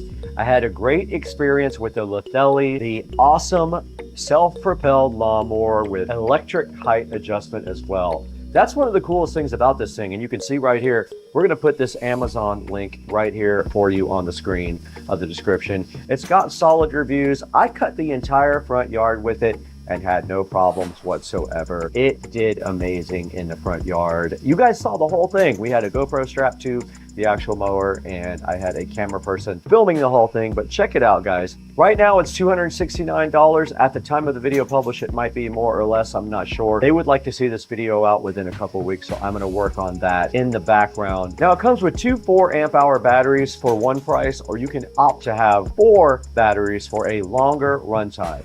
Now I got my entire front yard out there cut with just 2 batteries, and they said that they were a little low at that point, but I think it would have kept going and I could have got my backyard. My backyard's like literally a tiny little place. So check out this Lithelli Easy Surge mower from our Amazon link in the description here. Buy everything from our Amazon links. It helps us out greatly. This guy does have a cool app. You can adjust everything from the mower in the app as well, which I absolutely love that. Check out the cool Easy Surge features, the app. This mower runs at a lower RPM than most gas mowers do, and it rips right through St. Augustine. That was like this tall. I had no problems ripping right through it. You saw the video yourself, no issues at all with it. I didn't use the bagger. It does come with a bagger. You can use that right on the outside of the mower if you want and bag up all your grass. I like to let mine go back inside of the grass to mulch up like my lawn care guy does. Now at the time of this video, we have 175,000 subscribers.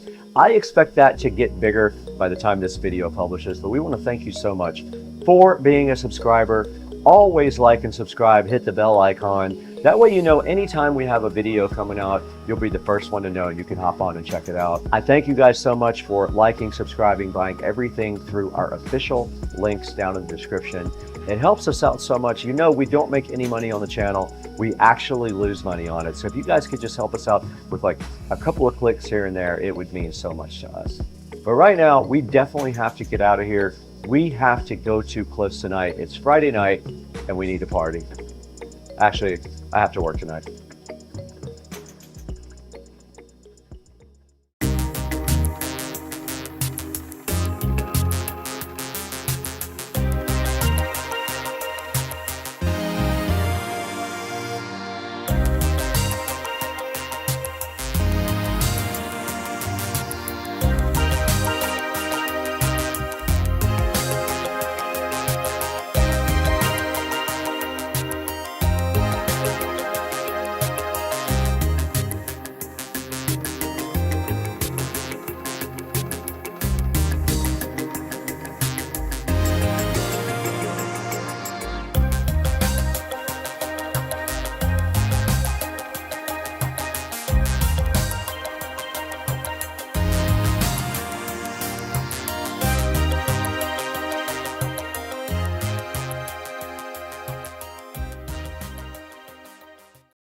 From the original cart, we have a few pretty big modifications. Now, the main one's going to be the body, that we did a body swap, and I'll walk you through that. Roof obviously is now black, and we were able to update these seats to look much better. So we still have a few different things coming from a cosmetic standpoint, but I'll also let you know from a performance standpoint, we have our Wise 48 volt LiPo4 lithium battery. Gets super good range. I still have yet to hit 0%.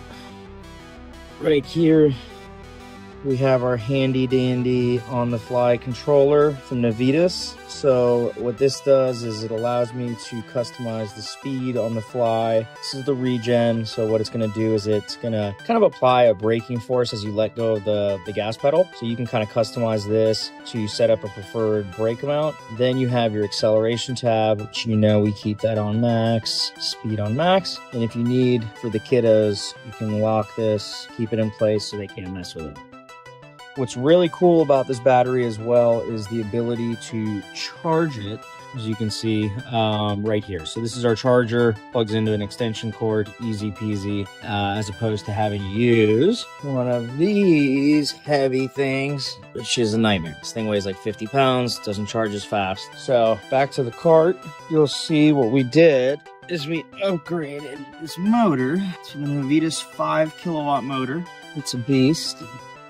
Behind here, you can't see it, but we have a 48 volt solenoid right behind here, and behind here we have the TAC2 controller. Pretty easy to change the body. Seat covers super easily. You can see we have the diamond stitched now, adds a nice feel to it. And Wise, what was pretty cool about it as well is we have this handy dandy LCD, and it is going to give you a couple pieces of good information. Here's page 1, charge info, it's showing voltage. Page 2, I just charged it, so it's always going to kind of show that to kind of cover it, make sure it's in a safe zone. Once you press the gas pedal and you start to use it, that's going to go right back to regular.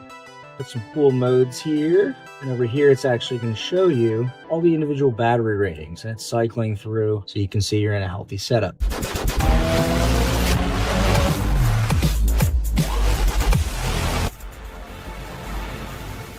All right, now let's go ahead and install this thing. Let's do it. We're not going to crash it when we go back in the trailer like you almost crashed last time. Now first, Greg did remove the old lead acid batteries before he got here, and he did tell me that those things are really heavy. And now before we drop this in, a quick shout out to Greg. This cart is not stock. He already upgraded it with a Navitas AC controller and a Navitas 5 kilowatt.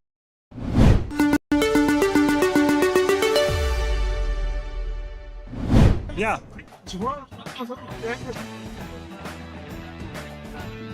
Please. And hopefully.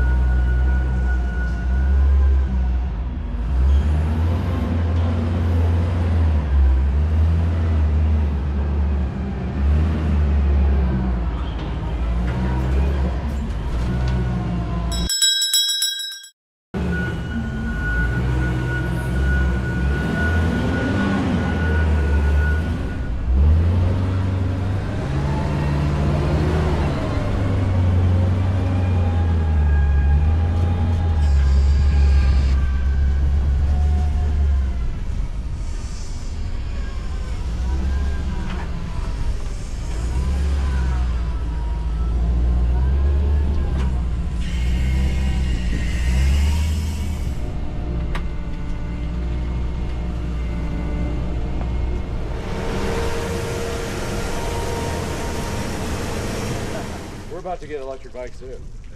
Nice. We're talking about it. We're trying to figure it out. There's e-bikes. While we rip. How do you get the seat up, by the way? You pull it forward and then pick it up.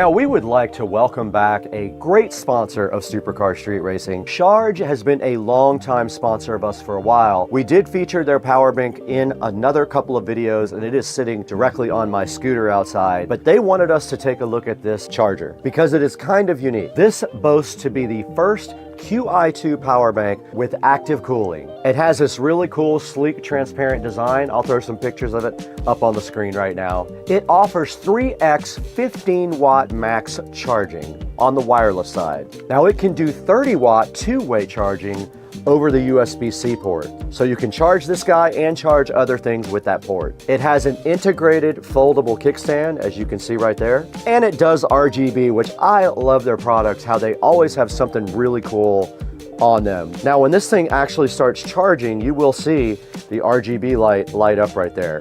It's pretty cool. Now, it has something called a unique low current mode also, and this guy is 100% airline safe. And you can see right here, I've got it sitting directly on the wireless part of my phone, and it is charging right there. You can see the RGB right there as it's going. Very cool. You just sit it on top of your phone and it starts wirelessly charging it. Very neat device. Go ahead and check out the Ice Mag 2 in the description.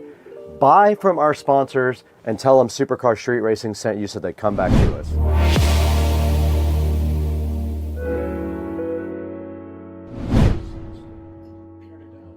Need you all the way.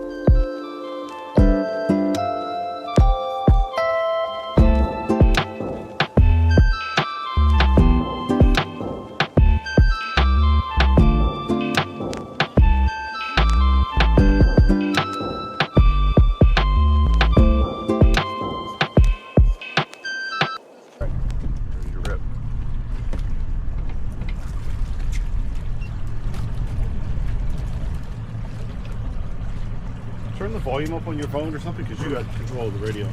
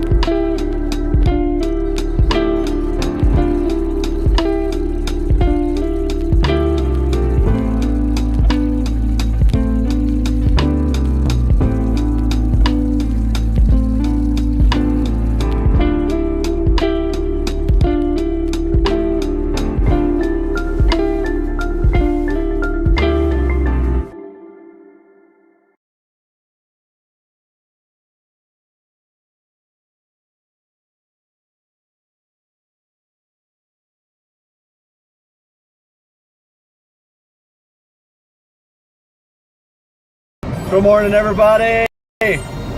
Beautiful Sunday morning, but I'm up way too early. I'm headed to Cars and Coffee over at Vaughn Motorsports. It's an all indoor event. Should be fun. I'll take a little bit of video, document all the cars. By the way, here's Torque Pro installed on the Android head unit doing its thing. Pretty cool. Love my Android radio. Look at that sunrise, though. It's amazing. Right when I turned the video off, I was hoping this STI would want to get it. But no luck. Absolutely crazy sunrise going on here in Jacksonville, Florida. Wow. That looks insane.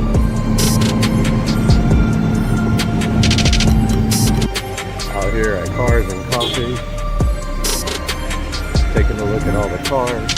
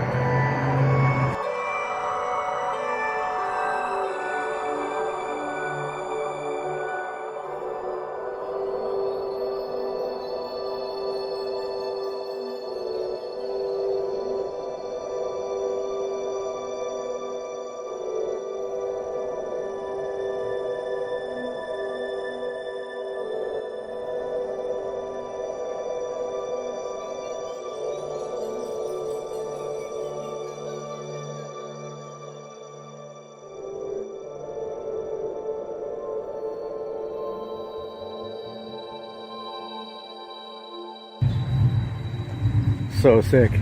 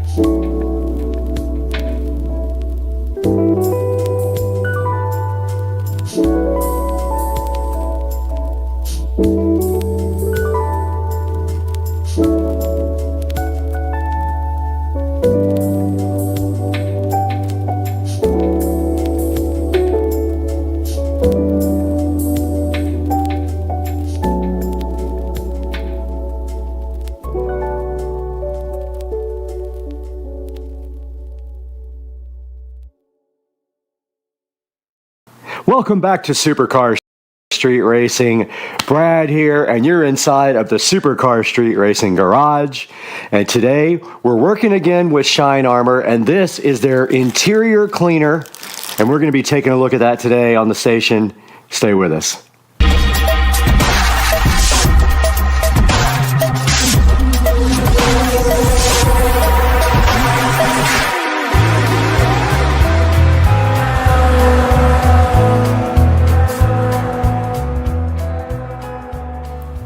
You're back on Supercar Street Racing, and we are so happy to be working again with the company Shine Armor.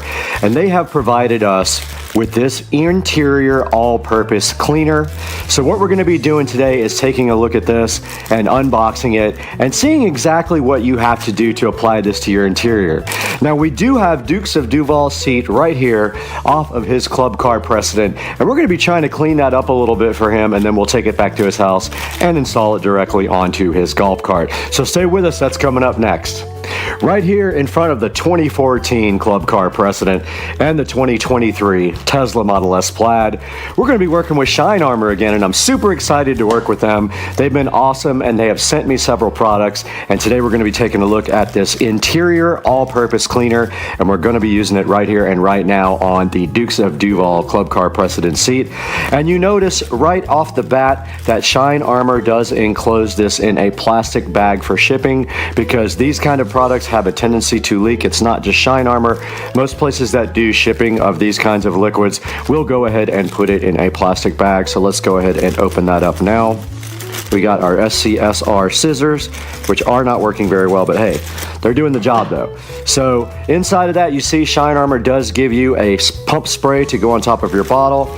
And then you have this nice all-purpose interior cleaner, and right on the front it says that it's non-greasy, and it does have a matte finish, so it's not going to look shiny, and it's anti-static and sun-blocking, and it's safe to use on leather, vinyl, and plastics. And what we do have right here and right now is a vinyl seat. This is not leather, and so we're going to go ahead and check out the directions on this, and then go ahead and get this seat all cleaned up today.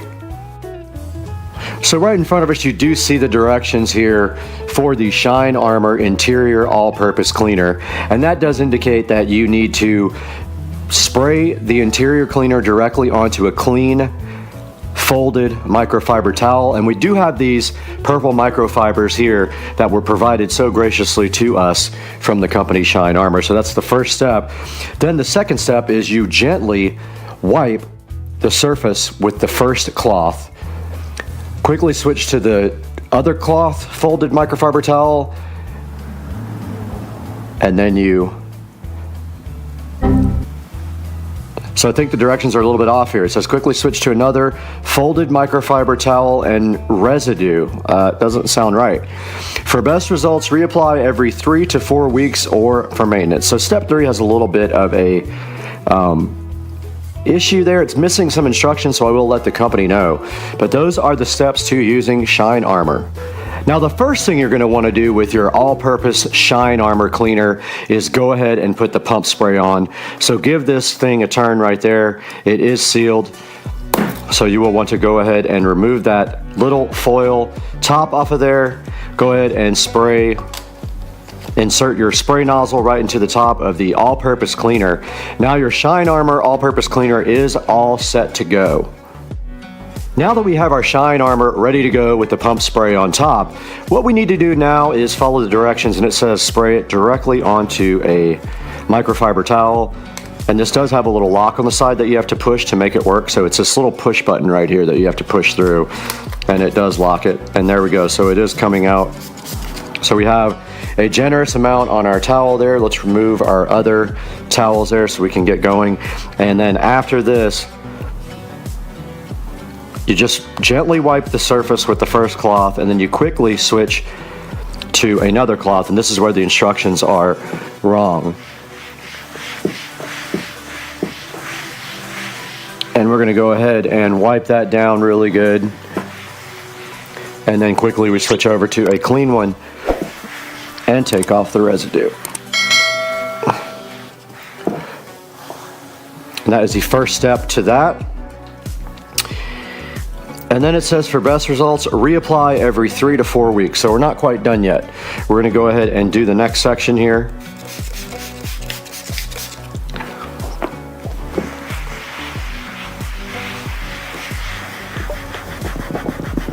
It does have some pretty tough stains in there that may be part of the vinyl at this point and unable to be cleaned. So we're just doing our best with what we have to work with here. But we get our dry cloth and go ahead and buff that out. And once again, let's fold this towel over and go ahead and get this last section here.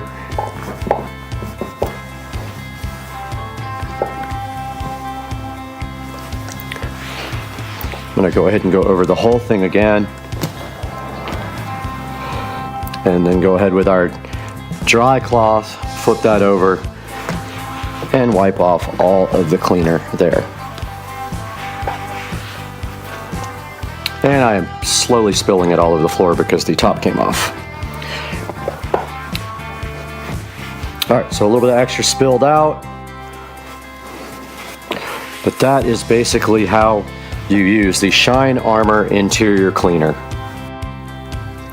Alright, we're going to go one step further here. These seats are incredibly stained, so we're going to try something else. We got a magic eraser here.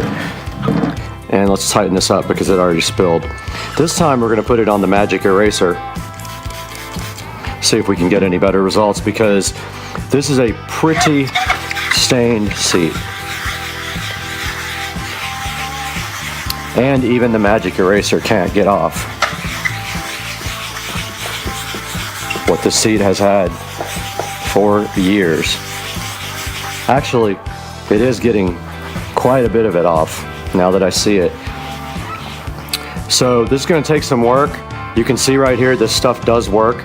The magic eraser helps with the cleaner as well. The stuff does work. The magic eraser is assisting it, and the dirt is coming out.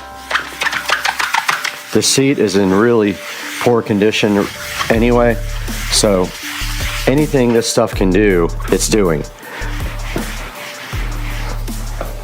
Yeah, you can see this stuff is getting off.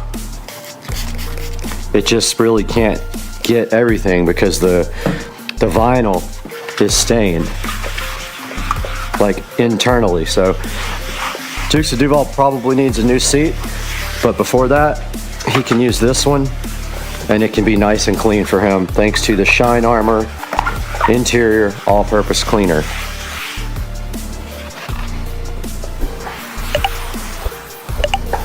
I did compare the Shine Armor here to the VLR, and I honestly think that the Shine Armor is doing a better job on this than the VLR does.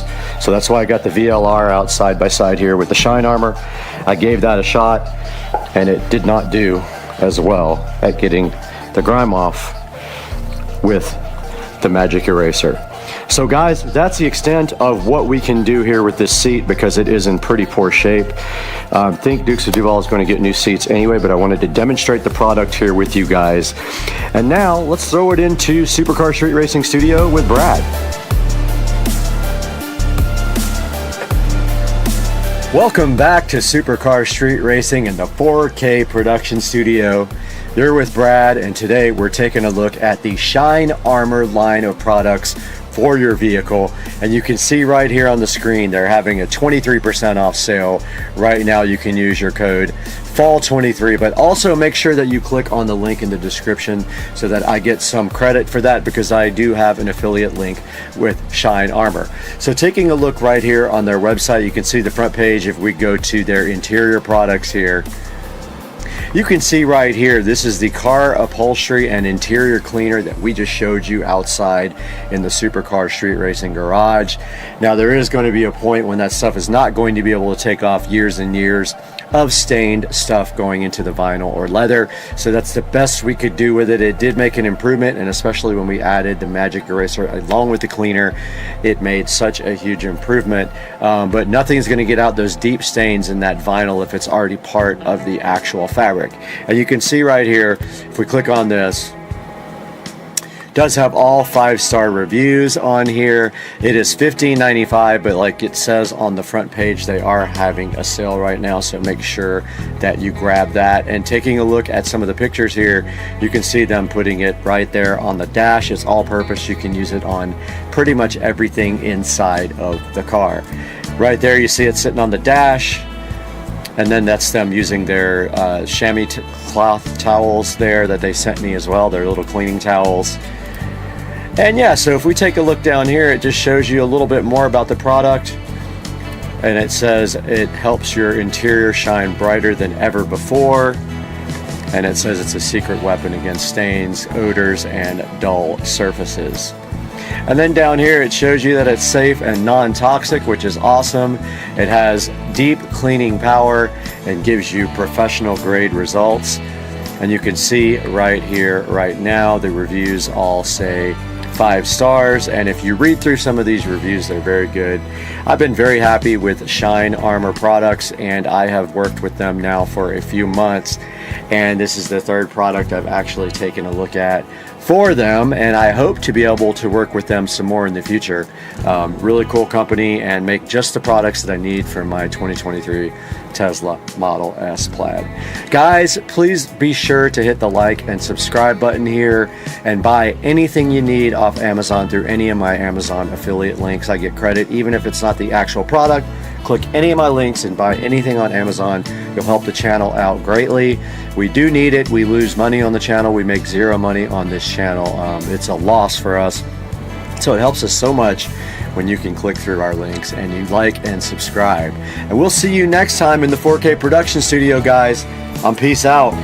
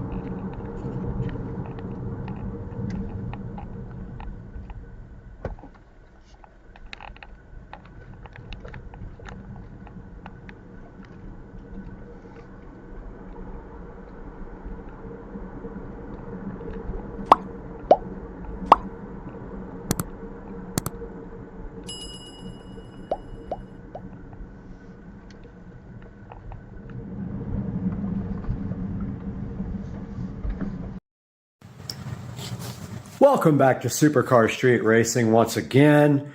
And our mission today is simple. We are going to get these wheels off and get these wheels and tires over to the tire shop to get the new tires mounted.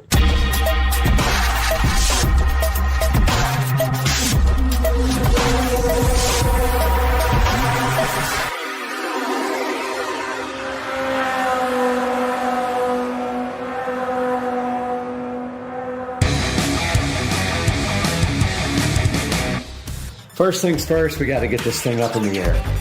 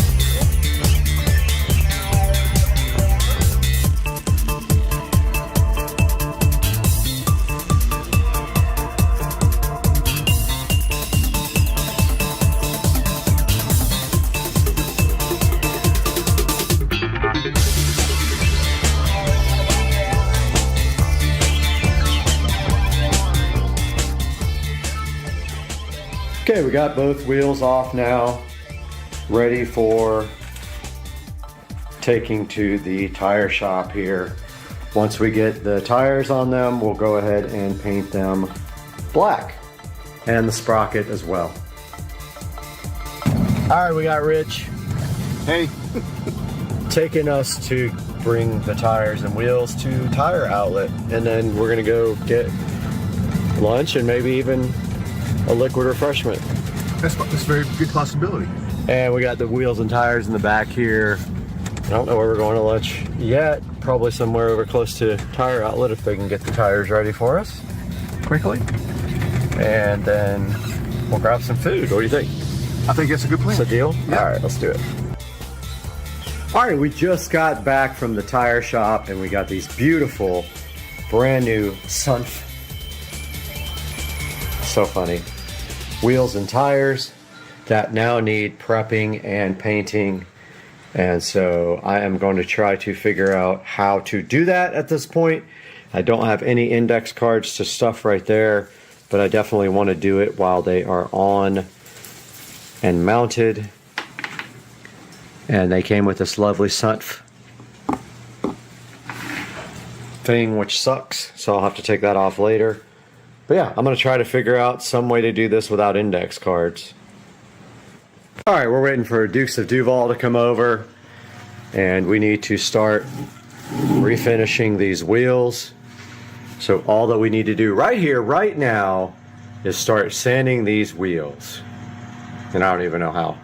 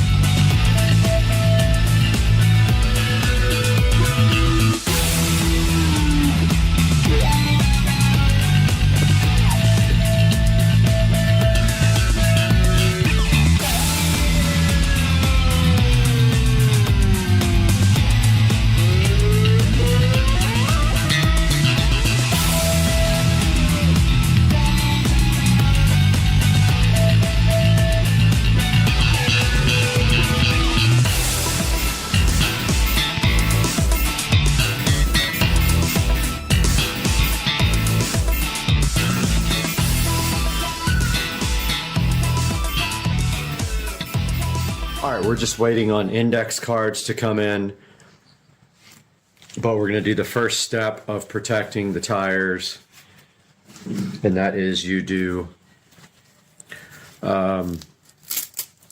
the tire protectant around the edges here, and that will wipe right off. The paint won't stick to it.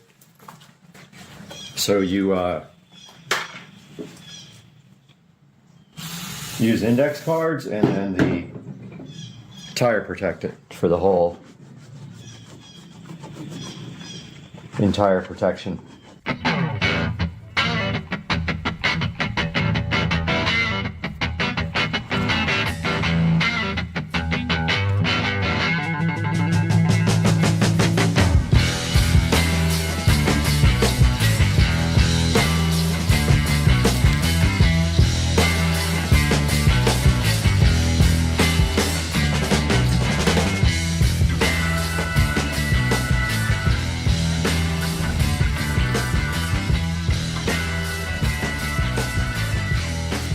So the index card trick is not going to work on these wheels, and I'm bummed out. I don't know what to do. I got to figure it out now.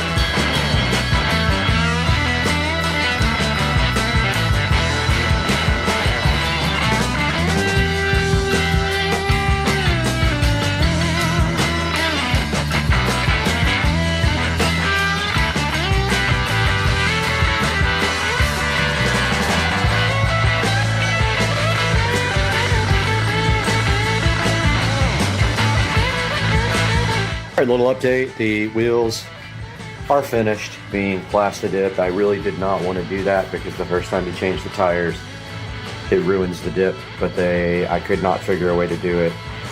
I probably should have done it off of the rims, but then even then, when they mount the tires, it messes up the wheels. So this is kind of the only way to get it done without buying black wheels.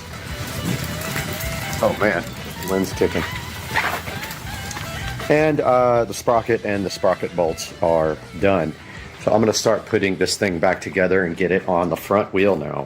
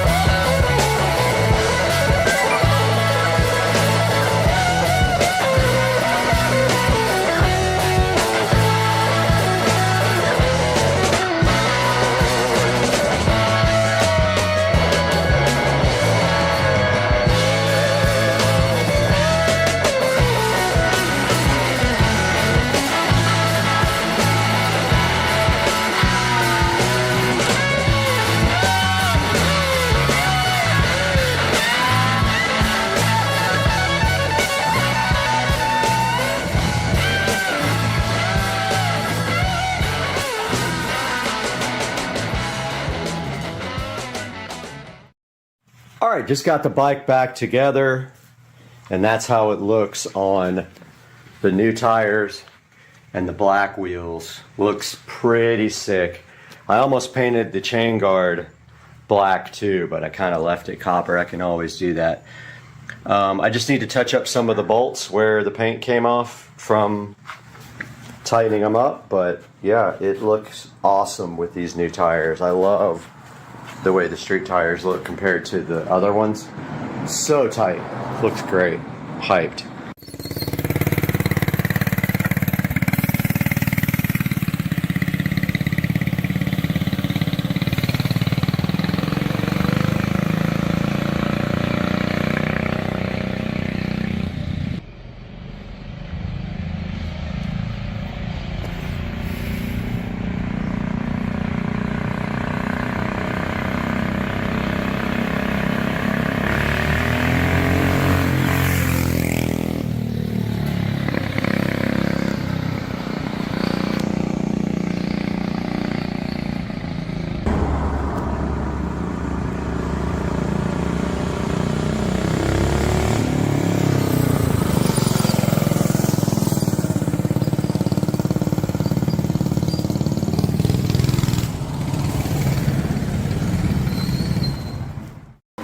Hey guys, welcome back to Supercar Street Racing, and we're back in the 4K production studio here, and we have a special video for you today because these guys right over here across the street, Rich and Trish, gave me a Eufy 11S robotic vacuum to check out because they couldn't get it working. They said it's all yours, so we're going to check it out today on Supercar Street Racing.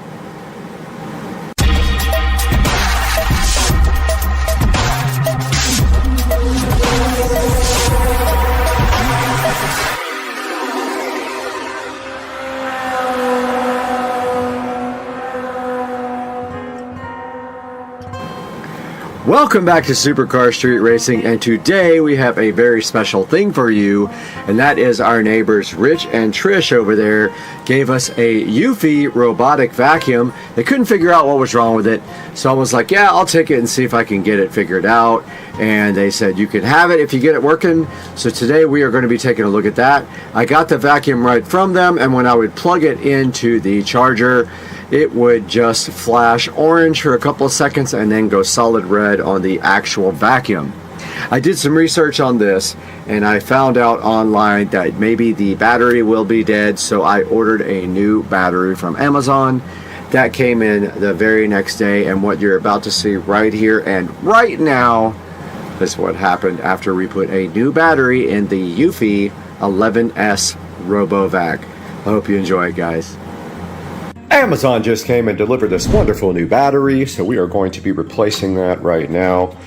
It's as simple as these screws right here. You pull this battery up, and then there is a little clasp on this thing that allows you to pull it right out with one hand. No. These names are amazing. We have the Mastima battery installed, and now all we have to do at this present time is get this cover plate here and put this thing right back on. And it has these convenient little flaps to help you take the battery out and make it very hard to put the battery back in, but you should just be able to do this. And now you take your two screws and place them right back in there. And this battery was $20, and I will link it in the description.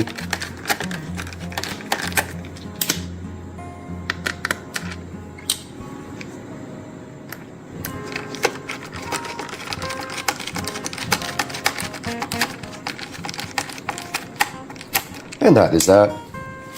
Now we get to see if our free vacuum cleaner actually works by placing it on the charger.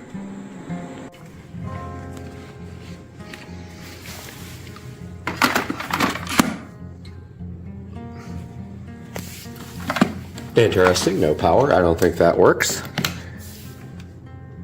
And there is now power to the charger, so let's place the Eufy on its charging stand. maybe. Let's see if that goes red or stays charging. It is charging, so the new battery has seemed to work to revive the Eufy vacuum cleaner. Let's let this thing charge for a while. While the vacuum's charging, we might as well get the remote done. I was gonna clean it, but I can't find any cleaning utensils there. Got some Windex here. Go ahead and clean this guy and probably replace the battery. Get us some paper towels going here. And we'll give this guy a nice cleaning. And replace the battery.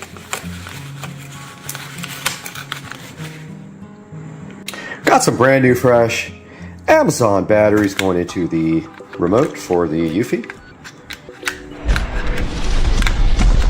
It's going to love its new power source so much. And flip it over, and we can see that it is working again. And it has some stuff on here from me cleaning it, but yeah, the time is wrong. I see that. Don't know how to set the time and stuff on this. I'll have to get the instruction manual out and figure out how to use this guy right now. Alright guys, we got the new battery installed in the free Eufy vacuum, the 11S, and it has gotten now to a blue hue, meaning that it should be charged. So let's see if our trick did it. Let's see. Okay, it's working. Totally working. So our new battery did the trick for the Eufy 11S vacuum. Let's see what it can do.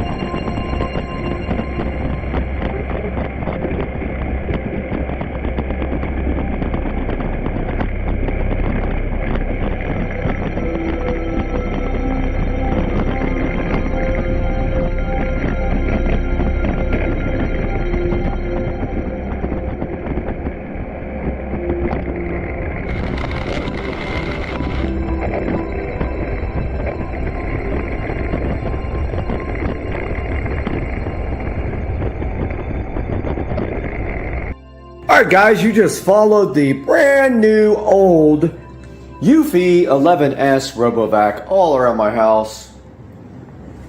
And it did amazing and came back to the base to charge. And it usually takes about 2 hours to charge. I have figured it out by now. And this was a come up from Rich right over there, my neighbor.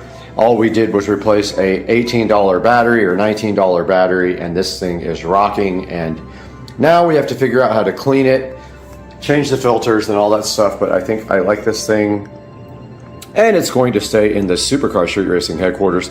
Maybe we bring it into the Supercar Street Racing Studios and let it clean. And guys, I hope you enjoyed this video, and we will have a separate video with you riding on the vacuum cleaner for a cleaning frenzy on Supercar Street Racing.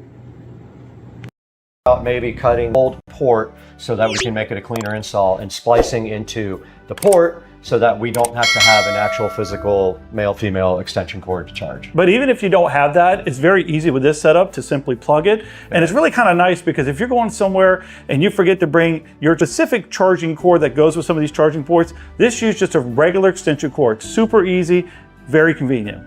It is. So why don't we get going here and start on the first part of the project, and that is going to be actually cleaning out your battery bay. Let's do it.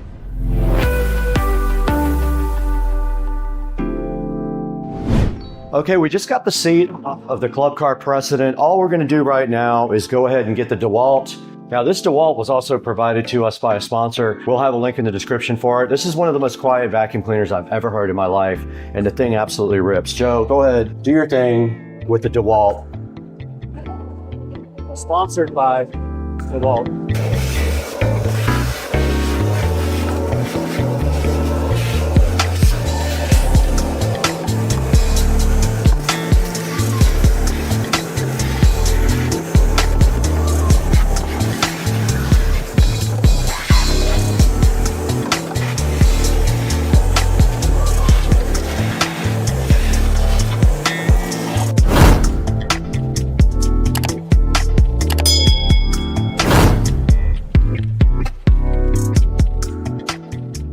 So I just want to say real fast, one of the great things is that this thing had a prior lithium battery in there. It is so clean compared to what it used to be like when you had those old batteries. I mean, it was in there for probably 2.5 years, and literally we just got a little bit of cleaning up to do, and what a testament to lithium. Yep, I agree, and I'm gonna grab all of our cleaning supplies out of here. I'm gonna grab some cleaning detergent, cleaning liquids, and some rags. We got our Clorox bleach-free cleaner. Joe, why don't you spray it down, and we'll go ahead and a little bit too. Let that sit for a second. Yeah, let that.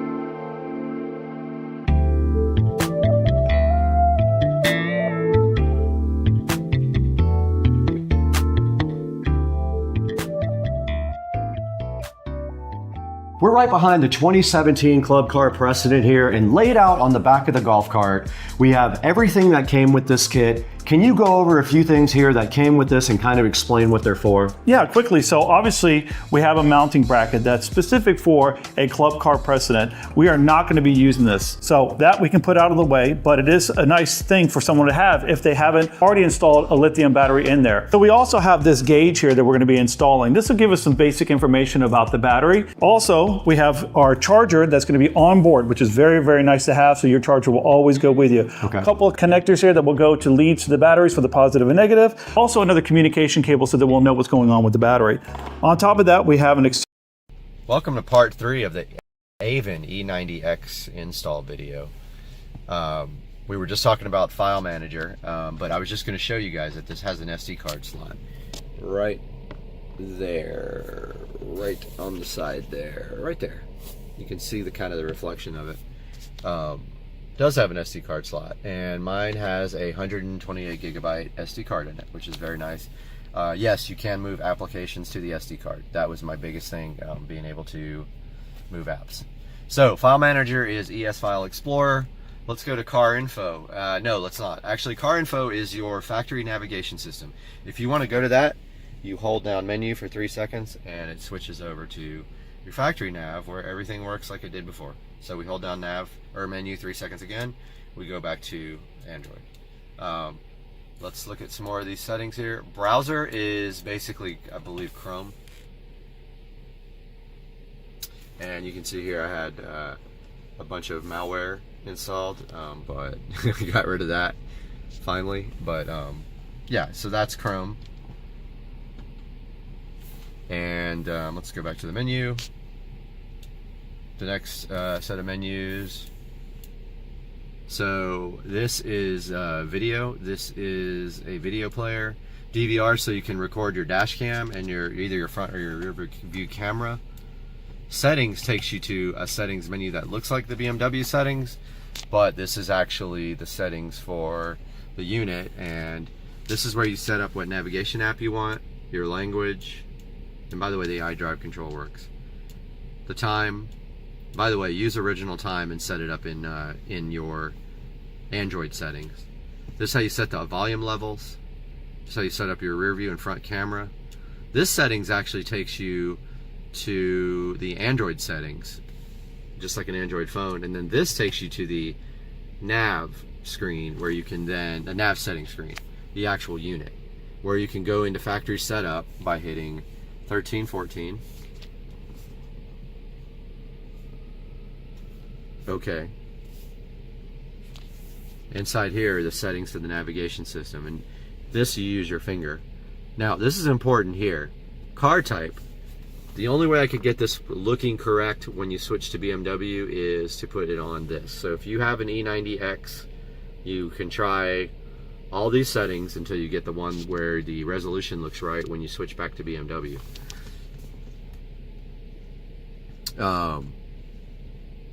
There is also a boot logo change screen here. This is where you set up the GUI. I have it set on Evo New, but if you set it to NBT, that is the new BMW look. So let's go to menu again. So dashboard is interesting except for one thing. So dashboard is where you get information about your car, and you can see it actually works. But the problem is that it's in kilometers per hour and liters. I mean, come on, dude, get this working correctly. This unit is for the US. It doesn't, you need a switch for miles per hour, okay? So hit back. Phone link is where you use your telephone, and apps is just like it says, it's your ta-da Android apps. And you can see some of the stuff I've got loaded on here. I did try to root this. I was not successful. And in the process, I installed a billion malwares on it, which I removed later. So yeah, I have all my BMW apps here. The iDrive does not work on this screen. But, so you have a BMW, you probably, and it's an E90, you probably know about MHD, and you probably know about XHP. So let's talk about having MHD available to flash the car. So let's hit that. Of course, resolution looks weird until it boots up. Now, here's MHD. Now, let's look at, now, every time it boots up, it asks me if I want to use a USB cable, which is annoying, but it does it every single time. So let's look at where we would flash. So here's the maps. And I'm using that E85 mix down at the bottom for corn. And let's hit the back button. So yeah, this is the MHD flasher. And in the next video, we're going to talk more about that. Guys, welcome back to Supercar Street Racing. And we have the brand new Amazon Fire Stick 4K sitting right here next to us to look at today. It has some great new features. We're going to talk about it, install it, and see what the hype is on Supercar Street Racing.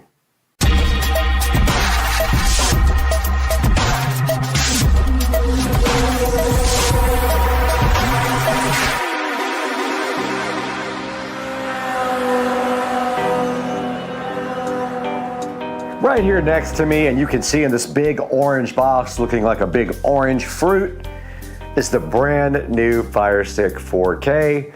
We have it here on Supercar Street Racing, and it is going directly into this TV. And this thing has all kinds of new features that we're going to talk about right now. We have the Fire Stick 4K sitting right here next to me, eager to be plugged in to the Supercar Street Racing TV right here. And this new device does some cool new stuff, and we're going to take a look at what it does. But some of the features that it does now are Atmos, Dolby Vision, 4K, which it has done before, but they have enhanced that with this device here. All right, we're gonna go ahead and unbox this brand new Fire Stick 4K with all the enhanced capabilities. We're gonna plug it in right now, see what it can do, and then after that, we're probably gonna test it out and see if the hype is real. We are right here in front of the 4K Fire TV Stick, and one thing should be known about this. We did trade in the Fire TV that is currently on this box right now for this Fire Stick 4K, and it's on sale right now for Black Friday. Hoping to get the video out now. You guys can click the link in the description to go ahead and buy one of these for half price almost. So let's go ahead and open it, and you already notice on the front of the box, it does support Wi-Fi 6 here. It shows you some of the absolutely, you know they're gonna support all these. It's not even anything special. Netflix, Prime Video, YouTube, Disney, Hulu, Apple TV, and Max. And then on the back, it shows you all of the features of the Fire Stick 4K, including Ultra HD, HDR, Dolby Vision, and Atmos, a brand new quad-core 1.7 gigahertz processor, a Wi-Fi 6 enabled Wi-Fi band, and a power and volume control. And it has all the stuff that it includes down here. So it does come with a second generation Fire Stick, a voice remote, and batteries, and some other things like a power cable. So let's go ahead and get this thing unboxed. And as usual, in Amazon fashion, we do have one of these little strips that pulls right off there to get this out. This is typical for their stuff to unbox. It makes it easier. One of the smart things that they have done. And then there's just a flap right there, which will reveal the Fire Stick 4K in all of its glory. And here's our remote. And it does tell you to go ahead and pull off this little protective device. We'll throw that over here. And then we pull it open like this, and there are no batteries in it. They said they gave us batteries. Let's see if they lied or not. And inside of the box, we do have a nice little hello manual. We do have the Fire Stick 4K, and it's protective, sort of looks like recyclable condom. And they have changed the actual shape of it. It's now more rounded. It used to be squared off. This is a power cable, so it looks like they still haven't switched to USB-C, which I was hoping they would already do. This is still the older USB connector. And then inside there you have an extension, so if you aren't able to plug your Fire Stick directly into the TV, you get a little extension which goes right onto the end of your TV.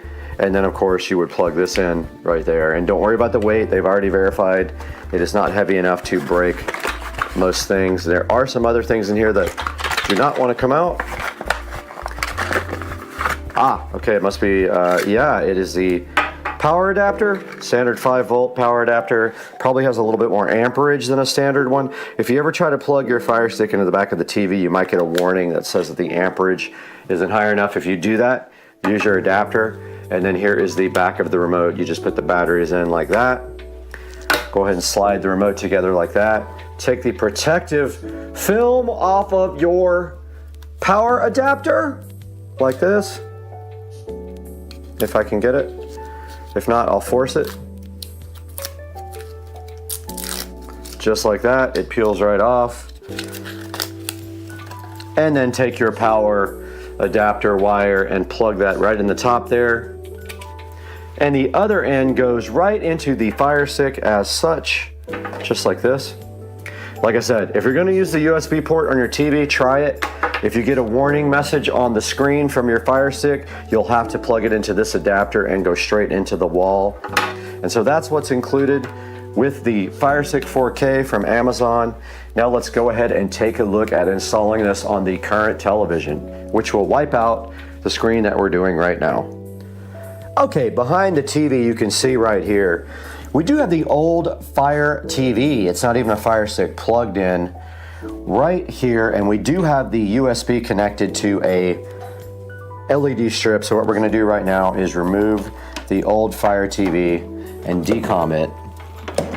So it is plugged in right here to this power supply, and it is sitting here plugged into no HDMI now, so we can just pull this right out.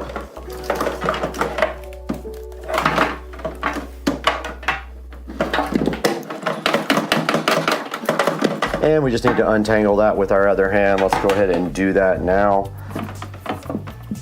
And then after that, all we have to do is connect the new device and go ahead and set it up. And of course, that was our source for our nice display. So we have lost all that, but we do have our Fire TV here. Now this is an old one, so we did trade it in. And we got $10 to trade in this on the new one. The new one was $25, so we paid $15 total. And now we can go ahead and hook up the new device.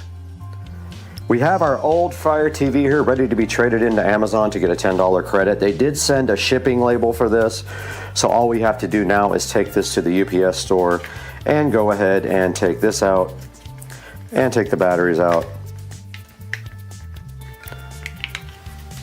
The old AC Delco batteries, or a car battery, I guess. And this thing is ready for shipping. If you're paranoid, you can factory reset this device before you actually ship it. We are right in front of our brand new Fire Stick 4K here, looking all sleek. It does have a new design. As you can see, they rounded off the edges, making it look more modern, and it does say Fire TV right here. Now we are going to use the AC adapter. We're not going to use the USB port on the back of the television because we already have that connected to our LED strip right here that is lighting up the back of the TV. So we're going to go ahead and go back here to the back of the TV now. It goes right into the HDMI port. If you have any issues with your port not having room, you have your extension right here that you can connect. So I just wanted to point out to you guys that Amazon has stored my Wi-Fi information in the cloud. So this came up immediately and was ready to go ahead and download the latest software, which it is doing now. And it looks like it is almost done downloading the software. So at this point, it is going to reboot and install the latest Fire OS here for the Fire Stick. So let's see if it does that now. There it is. So it came on back and now it is updating, and it's asking us not to unplug the power cable because that would be catastrophic for the update procedure, guys. So just leave it plugged in while it's doing this.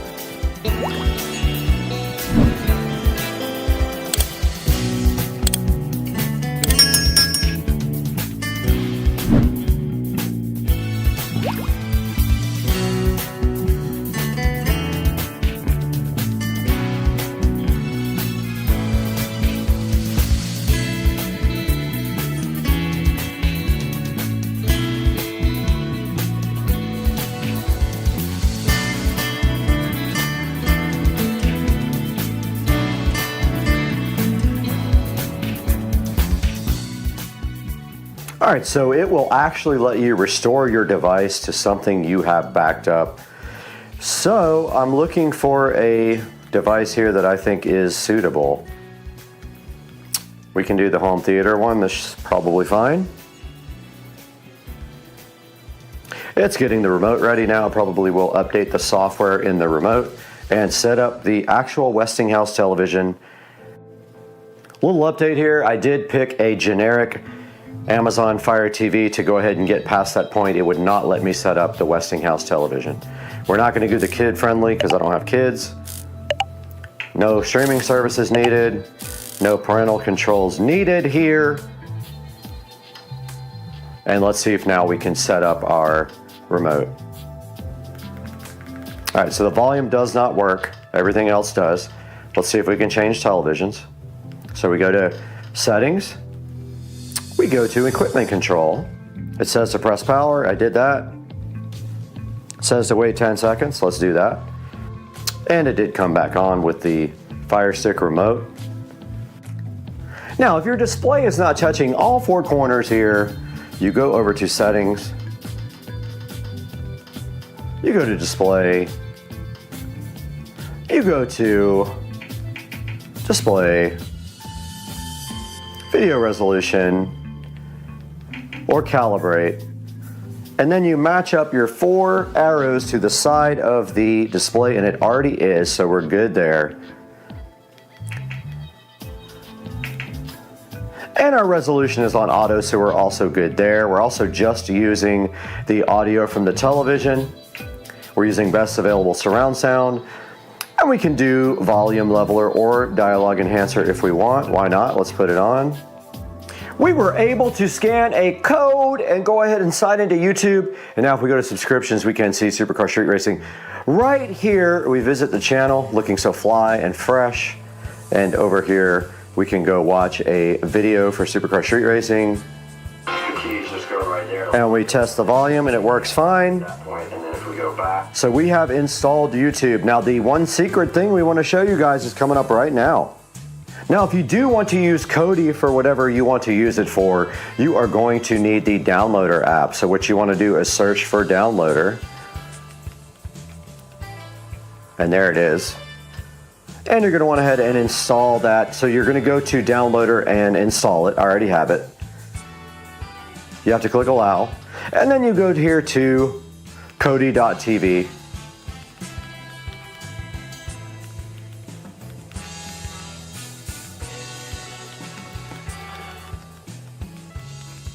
And it will go to the actual website. Now you go up here to the little hamburger. And you go to downloads. And you go to the 30-bit version of Android, 32-bit version. So you go to Android 32-bit. ARM V7A 32-bit. It will go ahead and download.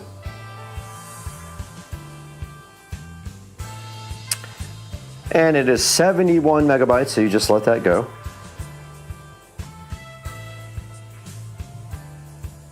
Depending on your internet speed, it'll take between 1 minute and maybe 20, I don't know, depending on if you have the slowest internet on the planet Earth. And this is almost done, and when this gets done, it will not let us install it because we have not enabled the app permissions or the debug mode. You'll see this error pop up here momentarily. Most likely. So it says we can't, so we have to go to settings.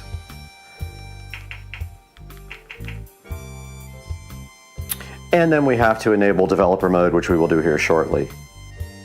So when you go to About, just keep on clicking the Fire Stick 4K until it says you're in developer mode. Go to developer options, turn ADB debugging on, and install unknown apps from Downloader on. Go back to Downloader.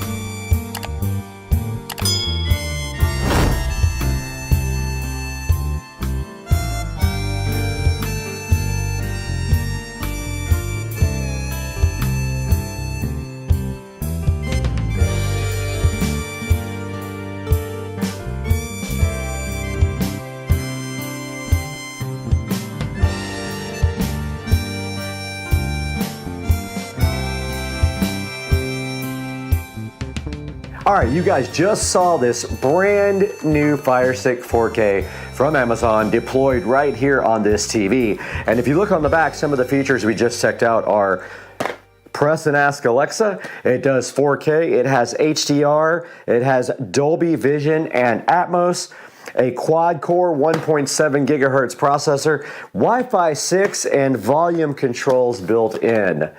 Now that we've done that, let's throw it back to Brad at the Supercar Street Racing 4K production studio.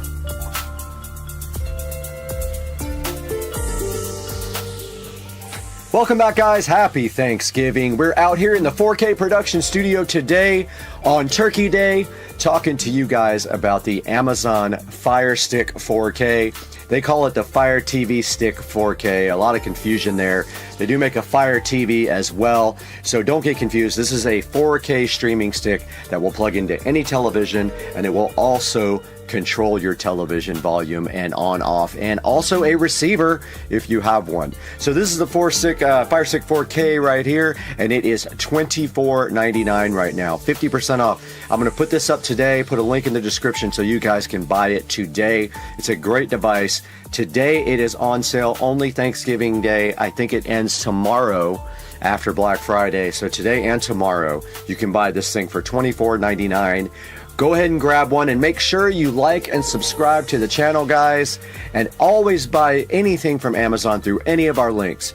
Click any link we have and purchase anything you want through us, and we get just a tiny bit of a commission off of it. And guys, thank you for watching Supercar Street Racing. You can see this guy has good reviews, so go ahead and grab one, and we'll catch you guys later. I gotta go get fat.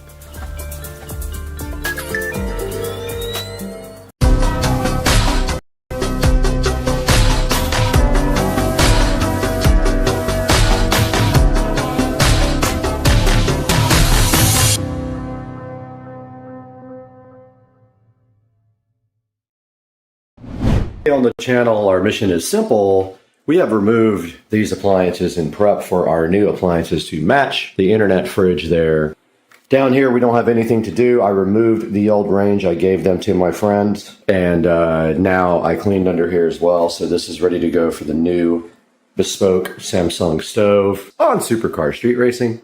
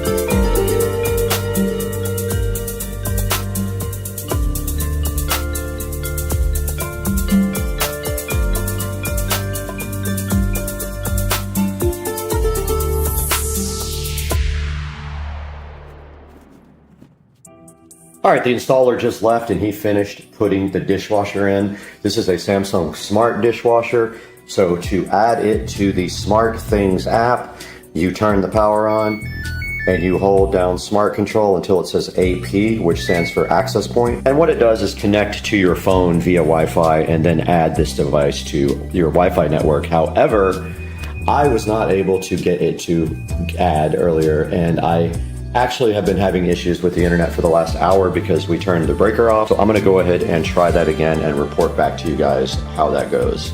All right, the installer did just install. This is the Samsung microwave, and there you can see it sitting in all of its glory. And now we have to register it on the SmartThings app, just like we did with the dishwasher. And this dishwasher literally cannot hear a single thing it's doing. It's the craziest thing. And they are coming in with the stove now. Okay, they did just finish installing the range, and this is the brand new Samsung range with all touchscreen induction cooktop, and it does have ambient edge lighting right here that is adjustable via this menu. I will do a full tour of this range, but now I need to get the range and the microwave connected to SmartThings. Okay, I did get the stove and the microwave added to Samsung SmartThings, so they are now available on the app. I'm gonna go ahead and put everything back up above the microwave now, and also get that stovetop cleaned off so I can get these lights installed now.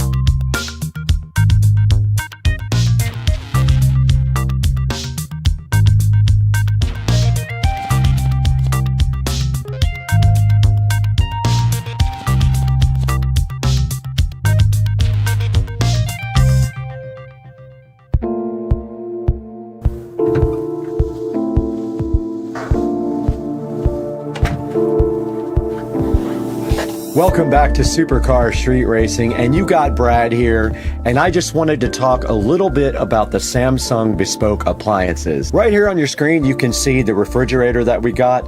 This is a counter depth 4-door flex refrigerator. It's a lot smaller than the fridge I had, but I never had a lot of food in that fridge anyway, so this worked out perfect. Here's a bigger picture of it for you on the screen right now, and you notice basically it runs on like an Android type operating system. Now you can't put just any apps you want on this. There are limited applications available for it, and I did check and there's no way to sideload anything. People have not figured out how to get around the security and sideload, but it does have some pretty cool applications. You can do things like Samsung TV.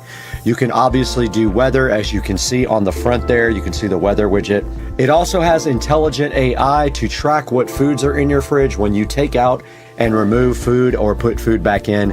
It does track it with a camera, and it can tell you when you run out and when your food is going to spoil. It also has this cool feature called Flex Zone, so you can make one of the bottom areas also either a fridge or a freezer, and that's pretty cool. And in the upper left-hand part, it has a little beverage center, so it has a pitcher and a ice water dispenser. At the bottom, it does have a door that opens and your ice is down there in 2 drawers. And that's a look at the Samsung bespoke fridge that we got. And on the screen right now, you can see the Samsung 24-inch top control tall tub dishwasher, and it's in stainless steel. Now this dishwasher is the most quiet dishwasher on the market. It makes absolutely no sound whatsoever, none. You can't even tell it's on. And it does have smart features as well. You can hook it up to Samsung SmartThings, and it will tell you when your dishes are done, or you can start it remotely. It's very nice. I like it a lot. It's a big step up from my last dishwasher. Here's a good look at the dishwasher up close, and you can see on the front, it does have a nice digital clock to tell you when your dishes are going to be done.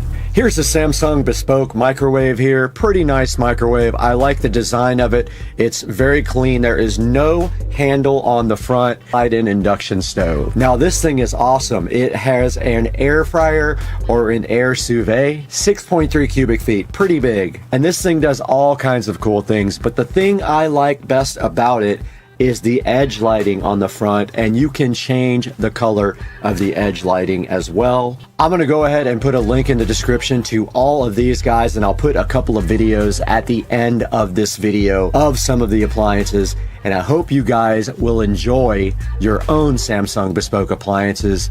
We'll see you guys later. We got a million things to do, but watch the video at the end.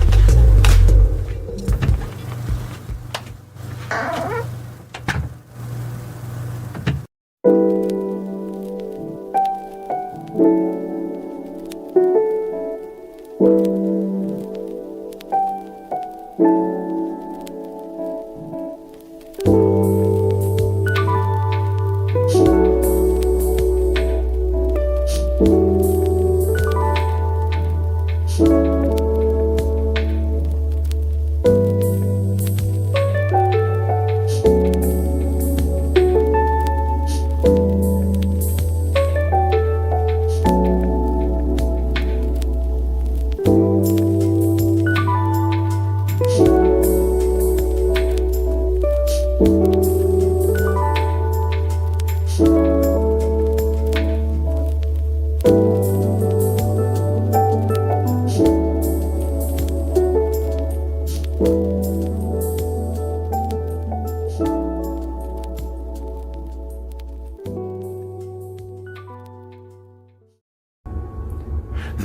front LED smart mirror peel sat is so good in your life. That peel satisfaction is so good in your life. On the smart mirror with the peel sat on your life, making your life so good with the peel sat. Without breaking the mirror off the wall, hopefully. That peel sat will be in your life for a long time, and you will be enjoying the peel sat well after it's done, because you'll play this video 1 billion times so you can experience that peel sat again. The peel sat in your life is so good. What's up, everybody? Street Racing here, and today UPS just left, and there is something out here I want you guys to check out.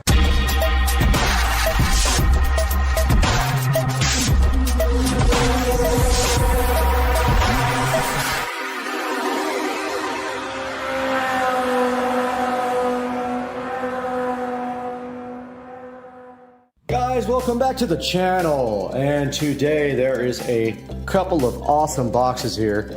Don't make fun of my socks, it's cold and I have hardwood floors, but let's take a look at what's in these boxes. What do you guys think? I mean, I'm so hyped for this. I looked forever for exactly something that I wanted, and I found it and literally ordered it yesterday, and it is here now. And oh, you know what that is. That is the special wheel condom.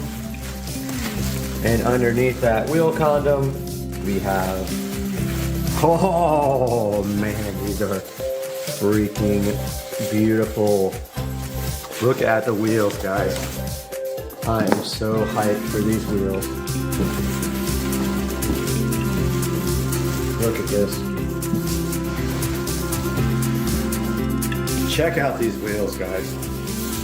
We got the little SS center cap, which I really want to turn black. I'll probably end up doing that black, filling that in with the wheelbase marker or whatever, but check this out. So these are 14-inch wheels for the Club Car Precedent, and they look just like some of the wheels for some of the cars, which I used to own, so I'm really, really stoked about this.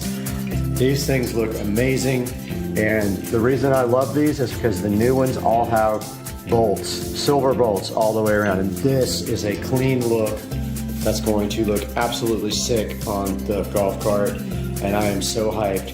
There also should be black lug nuts in one of these packages. I'm not going to go ahead and open up the other packages yet, but at the moment I am looking for tires for these, so as soon as I can find some tires, I think I found some, then the guy will also mount them pretty cheap, so we're going to be heading out to do that, maybe with Joe. Joe will give us a ride. But yeah, I just wanted to give you guys a little update and let you check out the new wheels that I got. Get you a closer look here. Look at these guys. Things are so awesome. Really, really nice quality wheels, and perfect for a black golf cart if I do get the golf cart to be converted to black somehow. I'm still working on what I'm going to do with that, if I'm going to get the body painted or wrapped or whatever. But stay tuned, guys. These are the new wheels, and I am super hyped about it. All right, guys, I just ordered a VIP carbon fiber dash kit for the Precedent, and I'm about to order the little bezel right here that goes across it in carbon fiber as well. But that is the kit, VIP dash kit here. If we click on it here, it actually has a hole here for a gauge style marine radio. However, I think I'm going to try a tablet on mine and mount it right here over this hole. If that doesn't work out, I will get the marine style, but I really want to do a tablet, like an 8 or a 10-inch tablet on this. I think it would look awesome, but there's a good look at that. And then next I'm going to be ordering the little bezel cover for the dash to match the carbon fiber dash kit for the Club Car Precedent.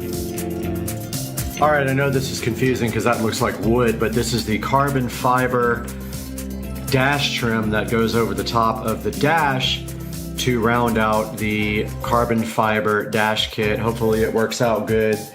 The reviews are mixed, so we are gonna see.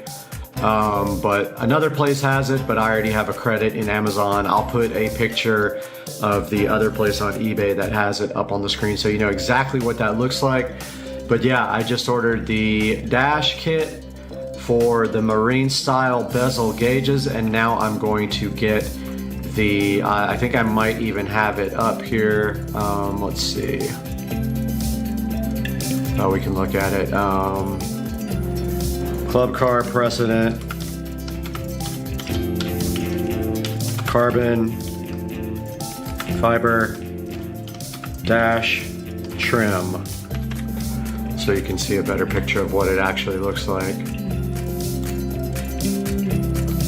So here's an actual shot of it right there.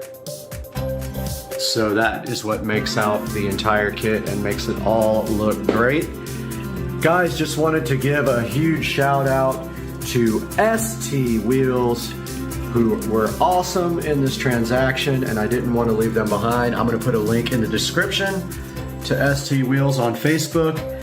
This guy's awesome. He shipped the wheels out literally Saturday, and I had them today, so literally 1 day later. Either Friday or Saturday, I can't remember, but it came really fast. He's also in Florida, so it made it easy.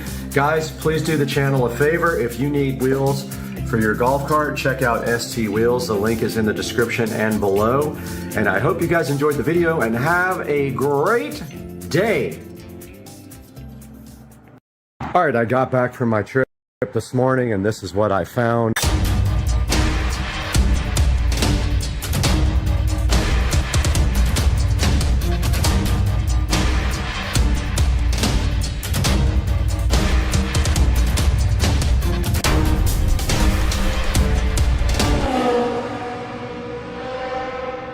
All right, guys, the dumpster is here to start the driveway project. It's not in a good place, but it is here. So they are going to be dropping this dumpster right in front, and it'll go right in front of the house right here for 24 hours. All right, guys, we are outside, and this is where we are getting the driveway done, and the pavers will be going all the way over here, and a new addition that's going to be right here to go up to the gate, and all this will be paved. And so they are here with the truck, and then the delivery will be today for the materials.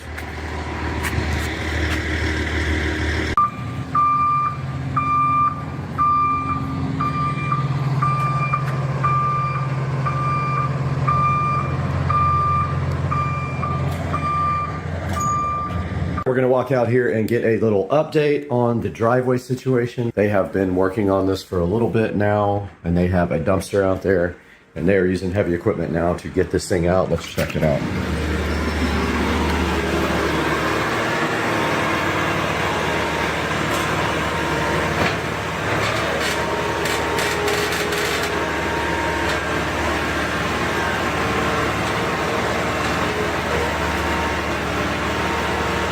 Check out the roots.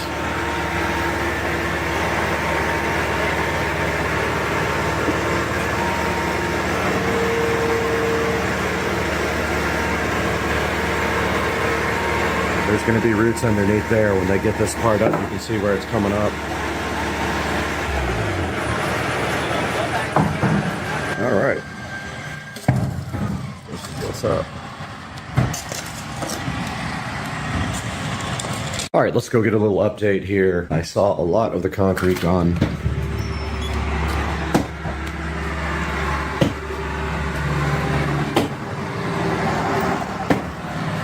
Wow. Whoa. That's crazy. So I guess that's what was making the driveway come up, is this, that route right there. They are removing it all.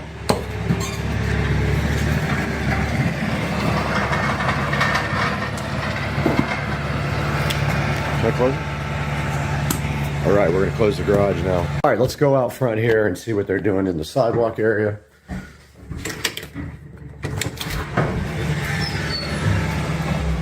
Yeah, they're still working on it. Looks like they got about half of it torn up. All right.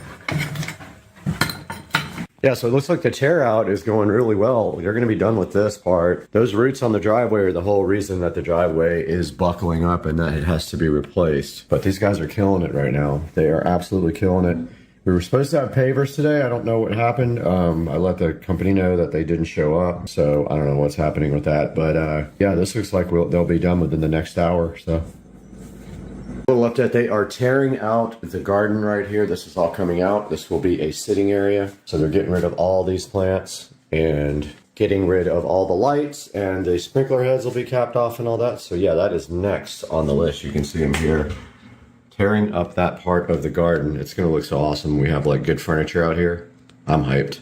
Just like that, they have the jasmine all out and the plants all out, and they are clearing out all the mulch and dirt that has been here and piling up for years. Pretty awesome to watch this go, honestly. I love it. The purge.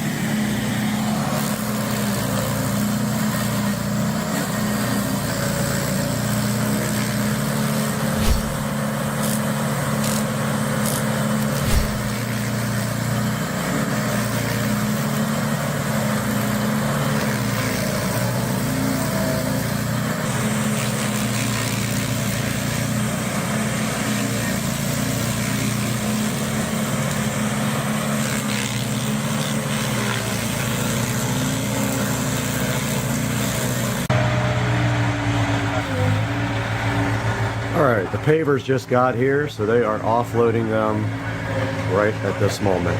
You can see right here, a big truck full right there. And they are all right here. They got their forklift going, and a lot of those pavers are for me.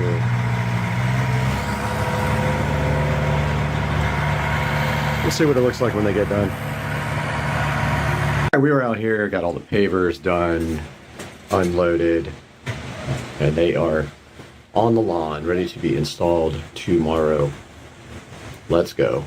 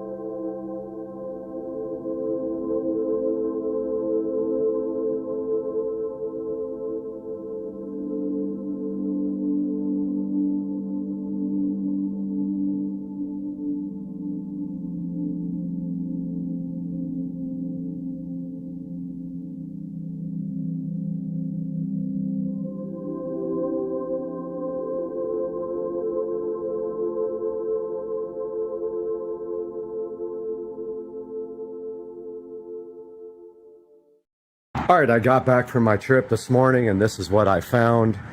So they did finish a lot of this while I was gone, but however, they have to come back and fix a few things. But this is what we did. We extended the driveway around this way and up to the double gate. Now you can park a car right here, or the golf cart can go up in there with no problems. And then over here, you guys can see we came all the way up to the garage. And then right here, we eliminated this garden space right here.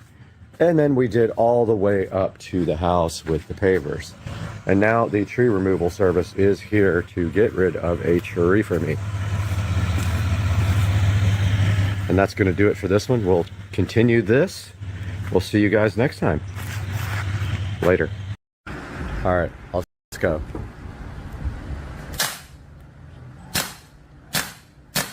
Whoa, whoa, whoa, whoa, whoa. You only get 5. Was that 5? Yes. I don't know. I think it was 5. Hold on, I'm a fun sponge. And look at where you're shooting and try to... Wait, go slower. Go slower.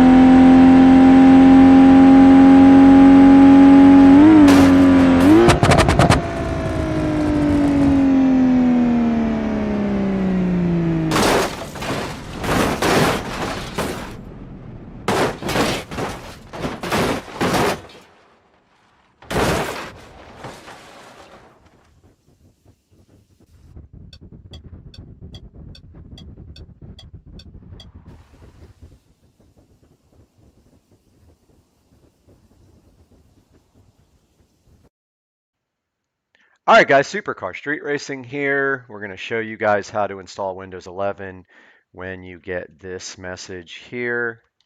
So if we check for updates here. It wants to do that one. I'm going to bypass that. Usually it'll say Windows 11, your computer doesn't meet the requirements and want you to buy a new computer. So here's an article here on Tom's Hardware. I'll put a link in the description how to bypass this. Okay, so we might not have TPM 1.2. We might not have TPM at all, so we can try this registry hack.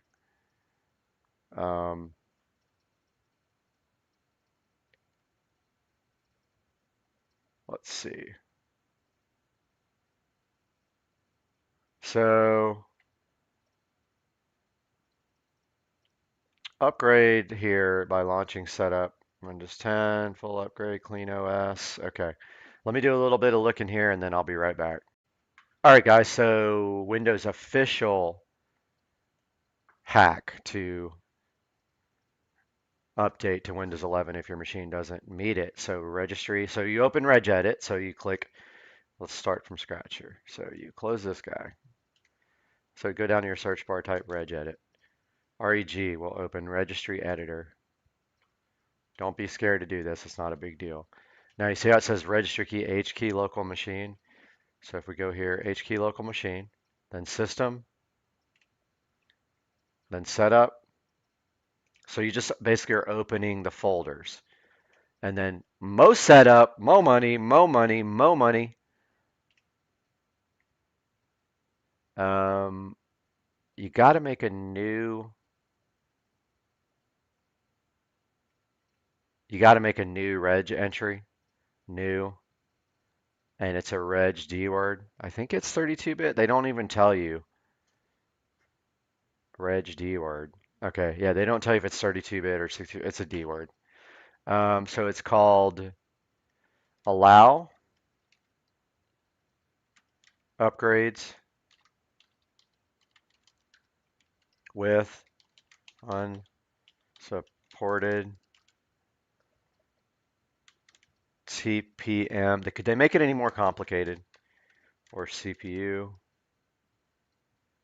Now you could copy and paste this, by the way, right from the article from Tom's Hardware.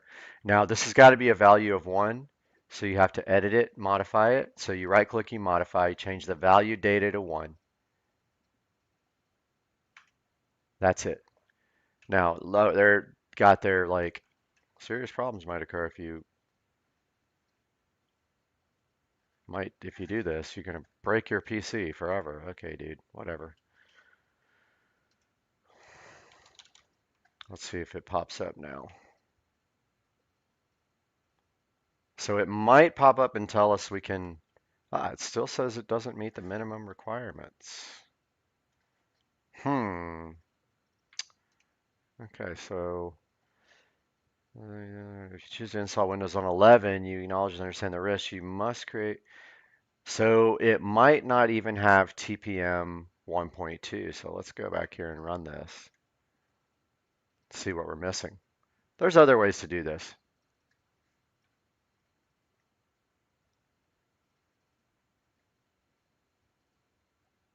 Let's download the PC Health Check app and see what this computer is lacking here.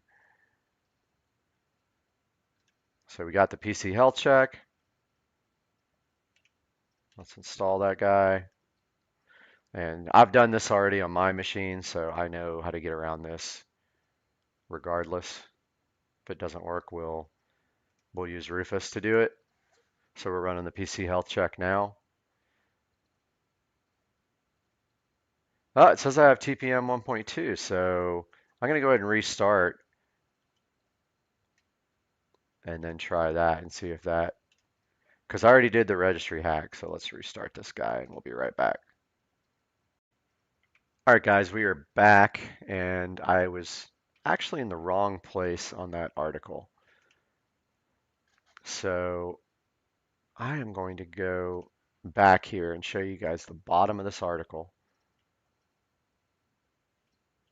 where it says how to bypass Windows from Windows Update. All right, so it says navigate to the skip TPM check on dynamic update CMD source code on. Let's open that link in a new tab. It says to copy the raw contents button in the upper right hand corner of the code box. Where is copy raw contents?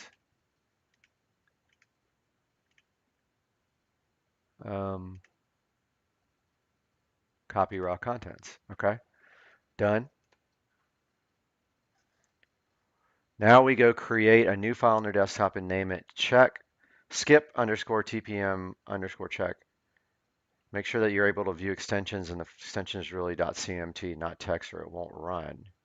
Okay, let's try that. New text document. I don't know. Do that. Okay, we pasted that in, we save it. Now we're going to go to properties here. I don't know how we do the properties of the desktop. We need to make sure that we can, this is a CMD change. No, okay. All right, guys, I got to figure this out. I'll be right back. All right, guys, so I got the Windows Explorer up. I navigated to desktop on the left-hand side, checked file name extensions, and this guy here needs to be CMD extension, or it will not work correctly. So we're going to just go CMD. And Tom's wants us to call it skip. It's probably not necessary, but let's just go ahead and rename it to what they say. Let's rename it that. So I pasted that. All right, now let's go back to the instructions here on Tom's. All right, so I already pasted this in from GitHub. So I made a new text document. I pasted in this stuff. I saved it already, and let's see what happens. So we're gonna run this.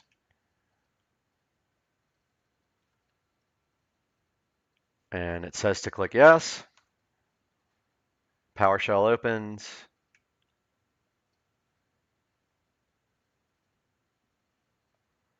All right, let's see what Tom's wants us to do now.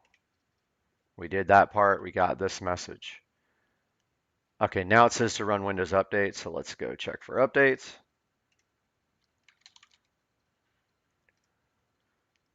And check for updates. Let's see if it allows us to run Windows 11. If it doesn't, then this article does not work properly. I followed it exactly, and it does not show Windows 11. Wow, okay, so you'll also skip TPM on dynamic updates has been installed. If you run the program again, it will disable the utility. It says perhaps update you. So this is what I did. All right, so we did this. Let's go through this part now. So let's go to regedit.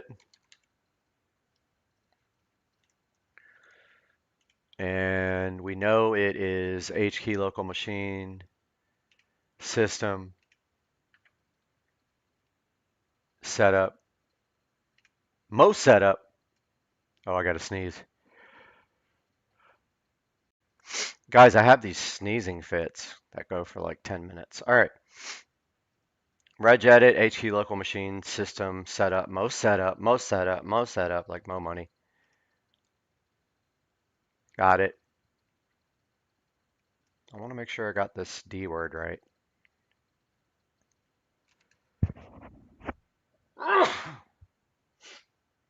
Told you guys, it goes forever.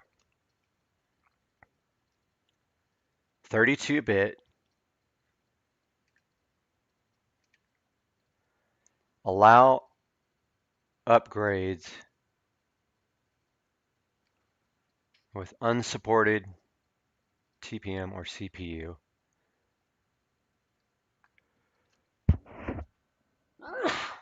Excuse me, guys. Can't even. To 1. It is 1. It is 1. Allow upgrades with unsupported TPM or CPU 1. Hexadecimal. It's there. Ah, that wants to use installation media. So far, not working. Let's try another method. All right, guys, so she found a 16 gigabit drive, so we're going to do the official way to upgrade this with Rufus. Oh, she's asking me what she needs to blow out. I told her to get some canned air and blow out the keyboard, or blow out the keyboard, blow out the PC to get all the dust out. I'm telling her to get the dust out.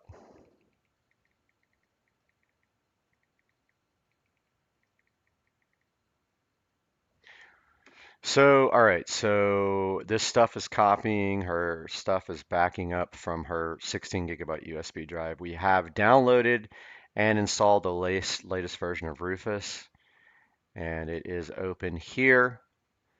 And so while that's installing, it says select a device you want to install Windows 11 to, and that's going to be the F, and it's the only one that is going to let us install to. Ensure that boot selection shows disk or ISO image. It does. Click download. Okay, let's click download. So basically we have a 16 gigabyte USB in her computer here. You have to have 16 gigs or more. Now it says select Windows 11 version. Wait, all right. Download. Where are we selecting that? Boot selection.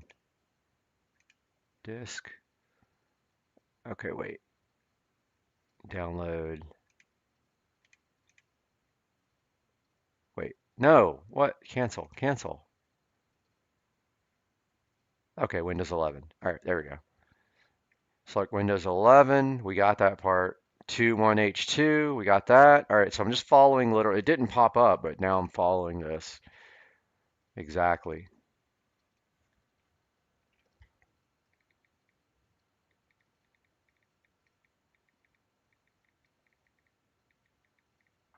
She's telling me the box is closed pretty tight. I'm like, probably has some vent holes.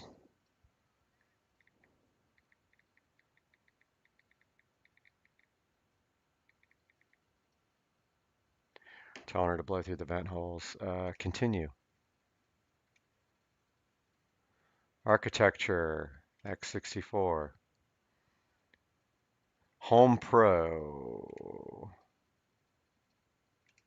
Yep. English. It doesn't let me. All right, I'm downloading.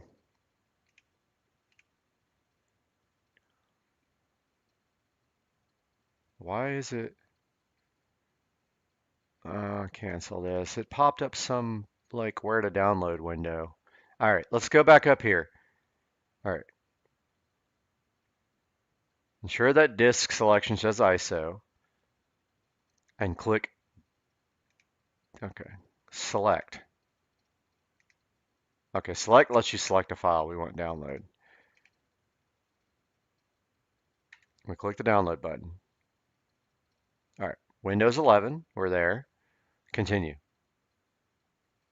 All right. So it's one version more. It says the latest release, so let's do that.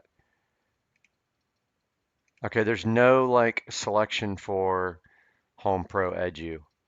Just Home Pro. Continue. Language, English. Not international. Okay, we got it this time. Architecture, x64, we're good. Download. Ah! Now it's saying where to put it. I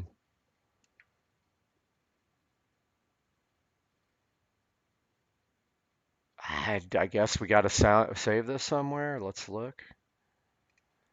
D:, downloads. Let's put it here. 5.2. I'm not sure because wow, it's going fast. She's got a fast connection. So that part was not here. So it was asking me where to put the download, and I threw it on her data drive because I wasn't sure where it should go, but I'm going to stop this recording until it's done and then we'll be back.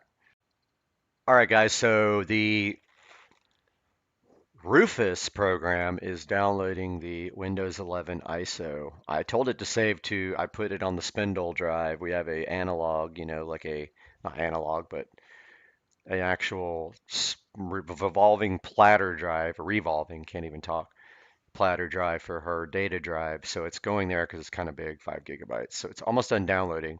So we're following the directions now. It never even said what to do about that part. They literally skipped that you have to save it. So hopefully we're good on that part. It's 100% done. We got to go to image option, no TPM, no secure boot. It doesn't say 8 gigabyte of RAM. So this is definitely old. Partition, okay, we selected no TPM, no secure boot. That'll bypass that requirement. Double check that the correct drive has been selected and click on start. So we are going to the F drive and start. So it's going to destroy all our data. It's deleting partitions and it's partitioning, creating file system.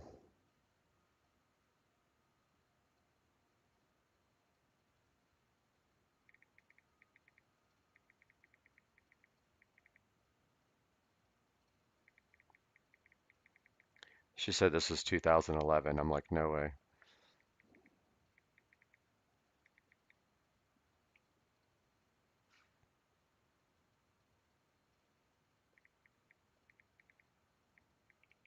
This is not 10 years old.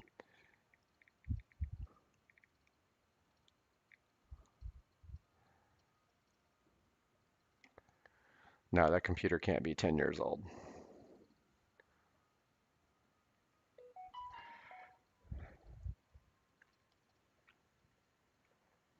All right, so yeah, I was going to say, she said it's 10 years old. I'm like, no, the CPU wasn't even out in 2011. So this is creating the ISO file on, creating the bootable on the external USB drive.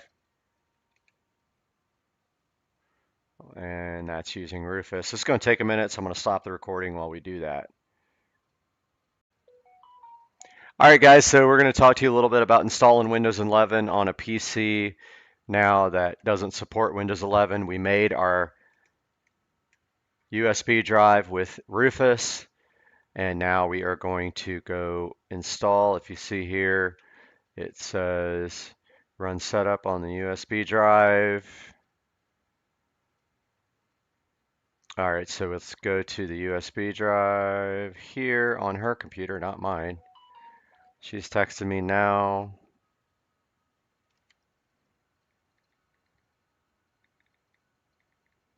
She's like, how do we prevent this hack from happening again?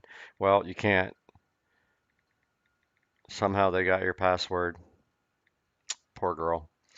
So they were trying to extort money out of my friend, and they were like texting and like messaging, Facebook messaging her friends and asking them to send money and all that stuff. And it's just a shame what they did to her. So we're running setup off the newly created USB stick. And what the heck happened? Oh, there it goes.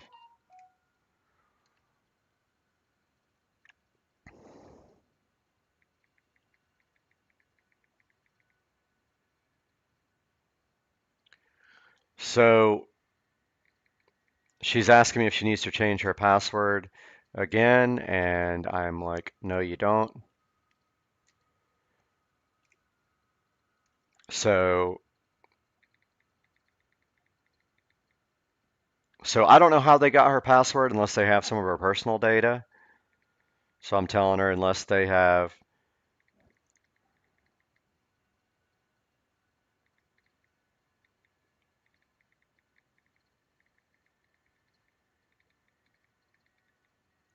I told her unless they have personal info, they wouldn't be able to get her data again. Back to, yeah, so we did fix that. So my friend Carolyn had her email account hacked. And of course, when your email's hacked, they have access to everything else that you have. So they hacked her email. They had her password to log into her Comcast. They went on her Comcast account. They set up a email forwarding to their own fake account at outlook.com. They were intercepting all her emails and then emailing all her friends and asking for money. They reset her Facebook password and started messaging people from there and asking for gift cards, and that was how they did it. So now we're installing Windows. That says server. It's not server. It's Windows Pro. Better not be server.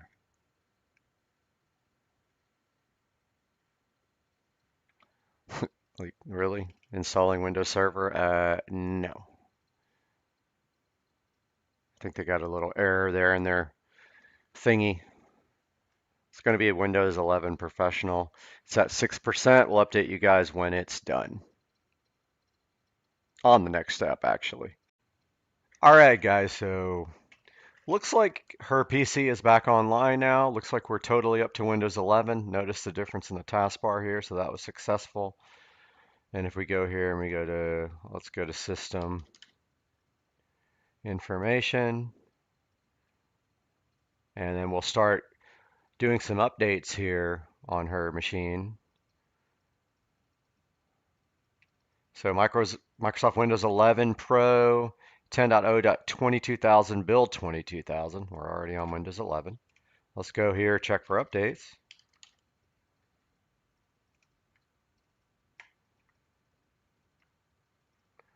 Let's download all these. Download and install. So once you get up to Windows 11 using that method when your computer is not compatible, so buy a 16 gigabyte USB stick, use the method that we went over in this video, and then when you get up and running, go ahead and go to search and do a check for updates. And notice all these updates are downloading here. Won't let me do this guy yet. So we'll be right back when these updates are good to go. All right, guys, so we have Windows Update going in the background here. So it does say restart, but it's still downloading this. We are installing Smart Defrag. So I wanted to show you guys that from IOBit. Same company that makes the driver booster. This is Smart Defrag. And so her system is kind of busy right now. Let's go to Task Manager. Love the new Task Manager. CPU is kind of busy. This says downloading 5%, so that's probably still doing something. Let's go ahead and restart it. Why not? Let's see what happens. Looks like it's restarting. Got it on wait for partner. I'll let you guys know when it comes back. All right, guys, we are back with the crazy hair under the hat. Dude, my hair is insane right now. So, she just texted and said that the computer's back up, so let's take a look. And it is connecting. Oh, my hair's insane. All right, so let's check for updates again. So just run the search and do check for updates. Aha, wants to restart. We are going to restart this thing. And again, we will stop until she comes back. All right, guys, her computer came back online. So let's go to the little magnifying glass in Windows 11, check for updates. There's going to be more. And so we're going to download this cumulative update preview. And this is pending install. Installing now. We got Smart Defrag too. So after this is done installing, we are going to do the Smart Defrag. Shouldn't take too long to install this, so we'll probably stay online. So I definitely recommend AVG to you guys. This is right here. This is the only antivirus I've ever run my entire existence on the planet Earth is AVG. Free. Do not pay for it. It's free. All right, it says it wants to restart. Let's restart it. It is restarting. All right, we're waiting for partner. So yeah, so I recommend AVG free for antivirus and Malwarebytes free for anti-malware. I have run AVG free for probably more than 10 years, and I have never, not once, has this computer that we are streaming on right now ever been infected with a virus. And so I'm an IT security engineer. I recommend it. I hope you guys take my advice here. Still waiting for her to come back online. As soon as her computer pops back online on TeamViewer, we will see it pop up in the corner here. It'll say that she's online. And so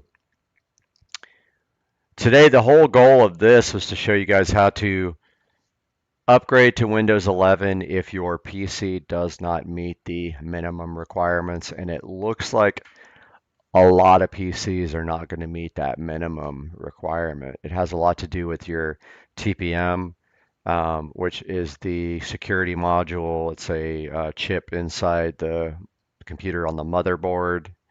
Trusted Platform Module is what it stands for. And then also your CPU has to be one of the newer versions, and she is back online. Hopefully it doesn't show her name. Let's give it about another 30 seconds here. Oh, it's probably gonna, oh, I think it did again. Maybe I moved it in time. Just trying not to put her last name on there if I can. Hopefully that didn't show. All right, so computer's back up. Let's do check for updates.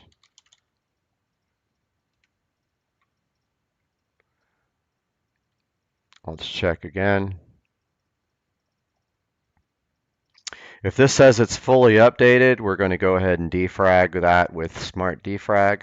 We're also going to run Driver Booster again. Make sure there's no new drivers for Windows 11. Why don't we just do that now while this guy is going. Got Driver Booster 8 opening up right now. All right, so Windows Update says we're up to date. Advanced options. Getting today, download. Optional updates, none. All right, cool. Windows is up to date. Let's go ahead and scan with Driver Booster. See if anything pops up with this guy, because it's Windows 11. No new updates found. That's good. So let's open up Smart Defrag now. Go ahead and defrag. So here's her main drive is an SSD, which it's not defrag. Well, it is defrag, but it's also called trim for SSDs. And there goes the Smart Defrag on the solid state drive, which has her operating system on it. Notice it is kind of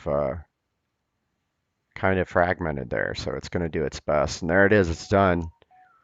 And so let's go finish. Okay, let's defragment her hard drive now. Oh, wait, we already did that one. Uncheck that guy, check this guy, and click. Now, so your hard drive, it's optimized, it's a defrag.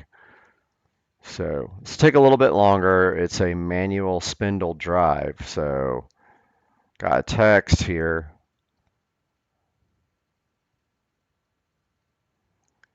Yep, so she's still getting hacker emails. So she says her friends are still getting hacker emails.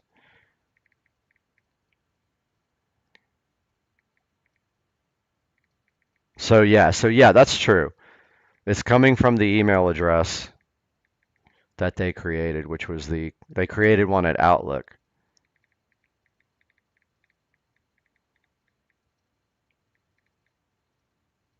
Yeah, so those guys created an email address at outlook.com. They were still sending emails to her friends asking for money. There's nothing you can do about that. All you can do is report abuse. I'm telling her that.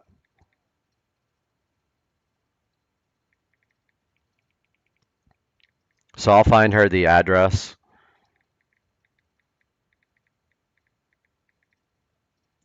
It's like they're sending it from like they put her name and like a 3 after it and did at outlook.com. And so they're sending emails from outlook.com to her friends, and that's what's happening. So I'm telling her we can't stop that.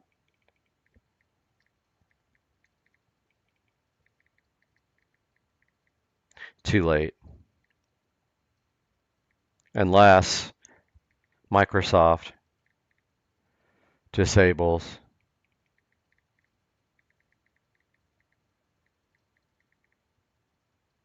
So the best way to deal with this is to find the report outlook.com abuse.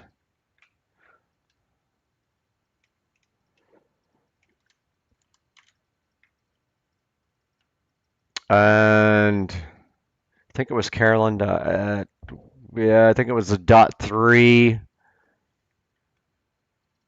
that they were sending from. So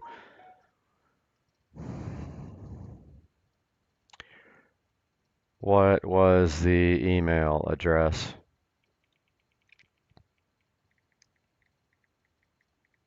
Carolyn dot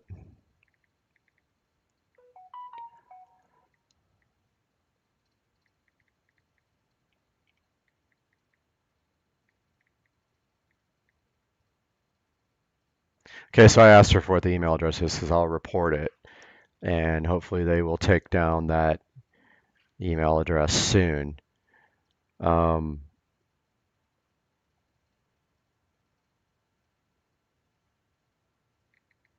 I mean, so once they have your email, all they do is well, first of all, they get all your contacts and they create a new email address, and then they send emails to all your contacts asking for money. They take over your other accounts, Facebook, and anything else you have. If they can get into your bank account, they'll do that too.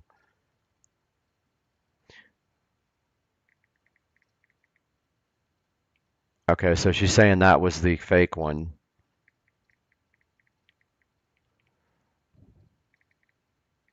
So I'm telling her have everyone report it. Have everyone report it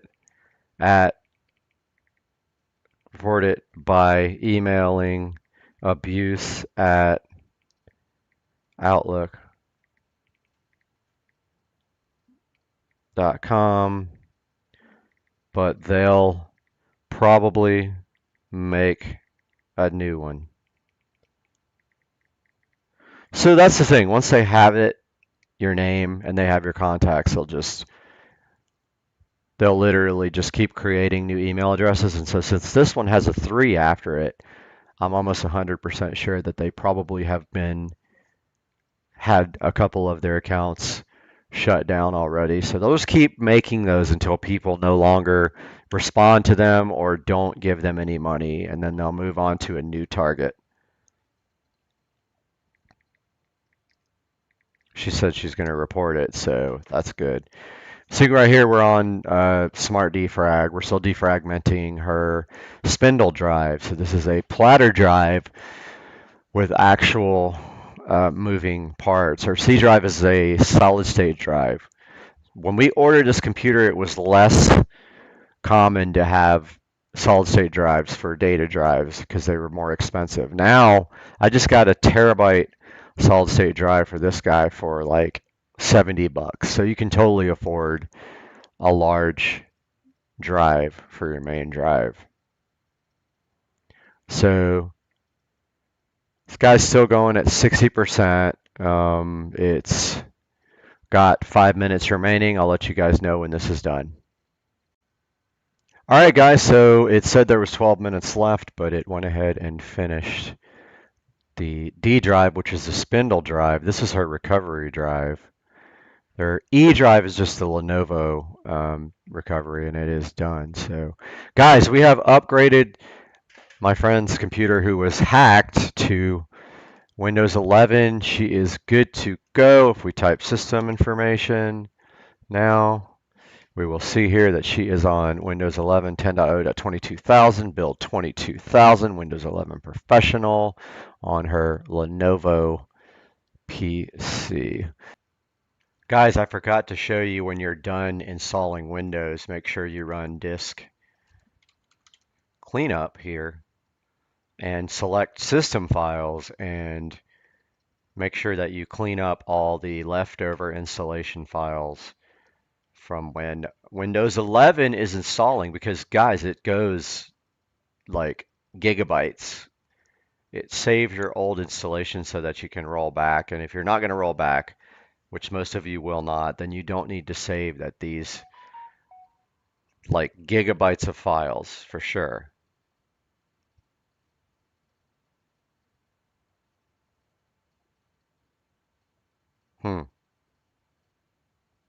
So she said she still can't send mail from her phone. So it's giving it's giving a wrong username and password on her phone, but it's working on the computer. So I don't know why her phone's not taking the new password. So there's the previous Windows installation. It's 19 gigabytes. We're going to go ahead and delete that, and the Windows Update cache. 19 gigs of files, guys. So we should see their C drive kind of clear up here. Local drive is 38 gigs free, but it's not done deleting yet. Yes, we're not going back to the old version. Let's see if that frees up any more space.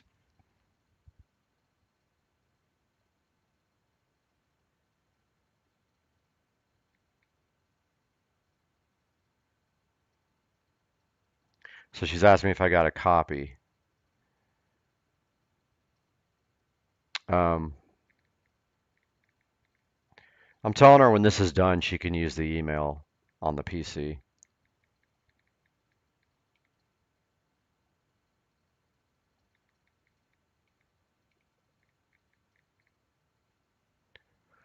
So let's see. So that's 38 gigs. Didn't mean to hit properties. I meant to hit more options and refresh. Still at 38. So this is deleting the previous Windows install. It was 19 gigabytes worth of files, guys. It's a lot.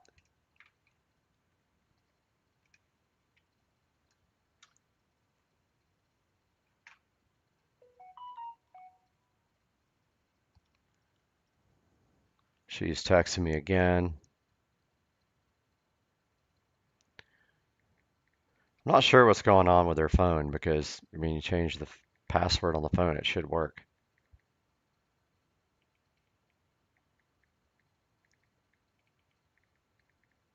So yeah, I've been working on her computers for years and years and years. And I like to keep her up on the latest operating systems and stuff. And so we got to figure it out, man.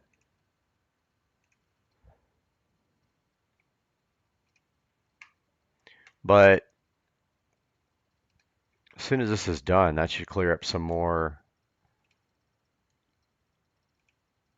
Still at 38, probably because it's not done yet. It's going to take a while to delete 19 gigabytes no matter where that data is. That's a lot. If we go to the task manager, we probably see what's busy.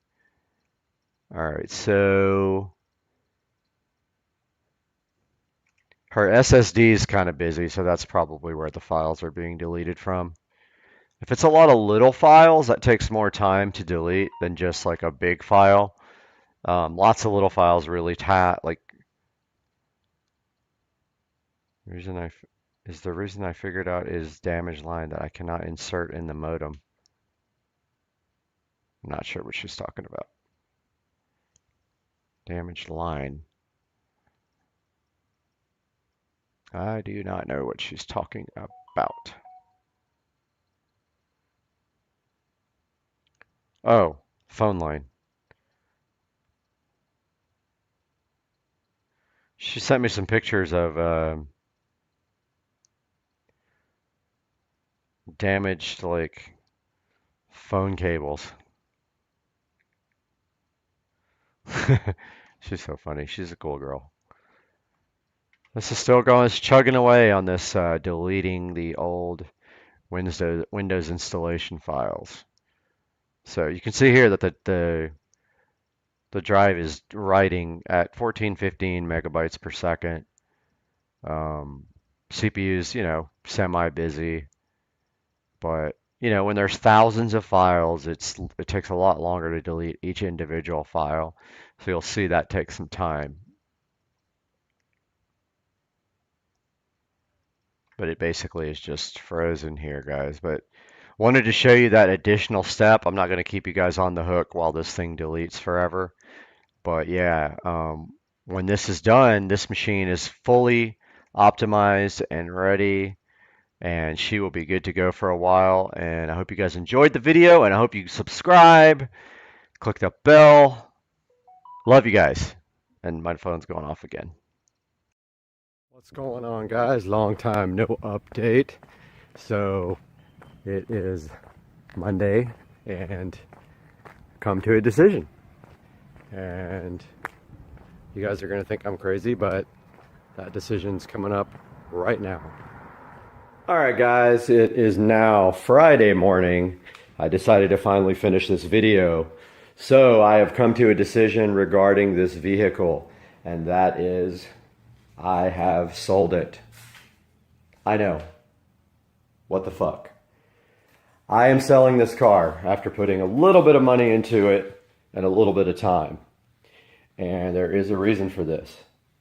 Because there is such a small aftermarket available for this vehicle, I decided that I no longer want to deal with it. It is becoming a problem getting basic parts for this car. Not repair parts, but anything aftermarket. It is a very, very expensive car to maintain, which I'm not that worried about that part, but I can't work on the car myself. There's no room in the engine bay. I did research this vehicle before I bought it, and I did feel that there was an aftermarket for it, but now that I'm actually trying to get things done, there is absolutely little to no aftermarket available, and the stuff that is available is 10 times the cost of what it should be, because they just don't sell very many parts. So, what's coming next? Well, I will give you a clue, and that is that I did own one in the past. So if you know me or know anything about me, you'll already know what's coming. Stay tuned. More info coming very soon. And maybe some clues.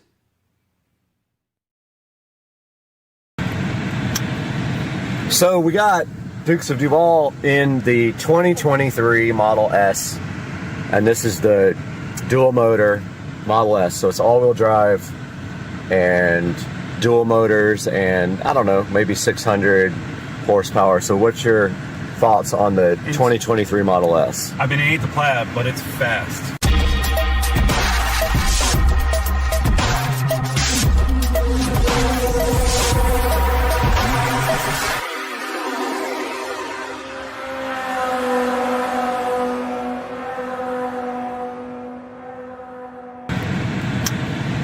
So we got Dukes of Duval in the 2023 Model S, and this is the dual motor Model S. So it's all-wheel drive and dual motors and, I don't know, maybe 600 horsepower. So what's your thoughts on the 2023 Model S? I've been ate the plaid, but it's fast, like extremely fast. Would you own this? I would own it. Okay. But I'm not going to pay $80,000 for a vehicle. I'm a little cheap.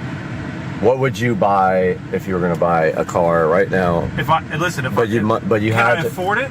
Yes. Do I want to buy it? Yes. But am I crazy enough?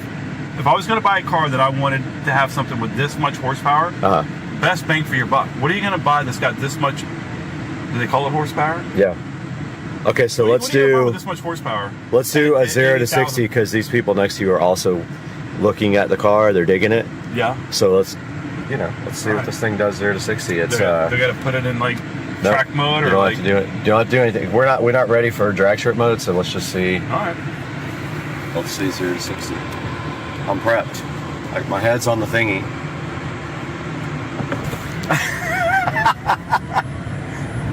There you go, 60, 70. We did it. They're still coming off the light. I'm sure they're back there cracking and they're up. stopped at this light, and we're not. They have to be laughing. Look, that's not real. All right, this thing's good. I think it does 0 to 60 in like 2.8 or 2.5. And I like the interior. I don't know about the white. The white's got to be for someone that doesn't like to get their hands dirty. You can put your tequila shots in here. Yep. That's crazy. I think my car actually has that, and I don't even know it. You probably don't. I've driven my car like 3 times. Yeah. You were in the car one of them. It's a 2007 Camry. See if they can keep up. So I've never done drag strip. Whoa!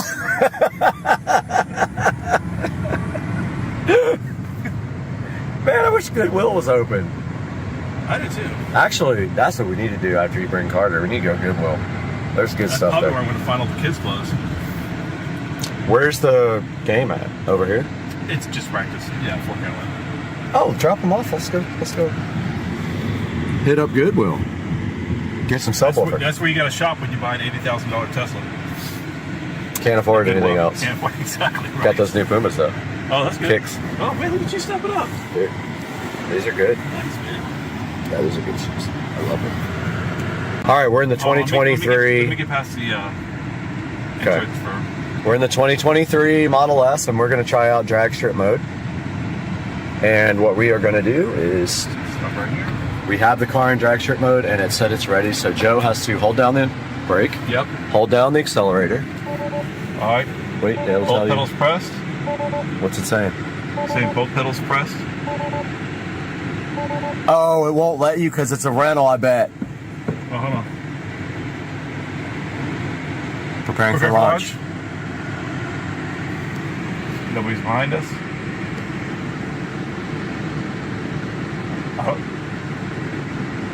Ready to launch. Zooming in. Is it ready? Yeah.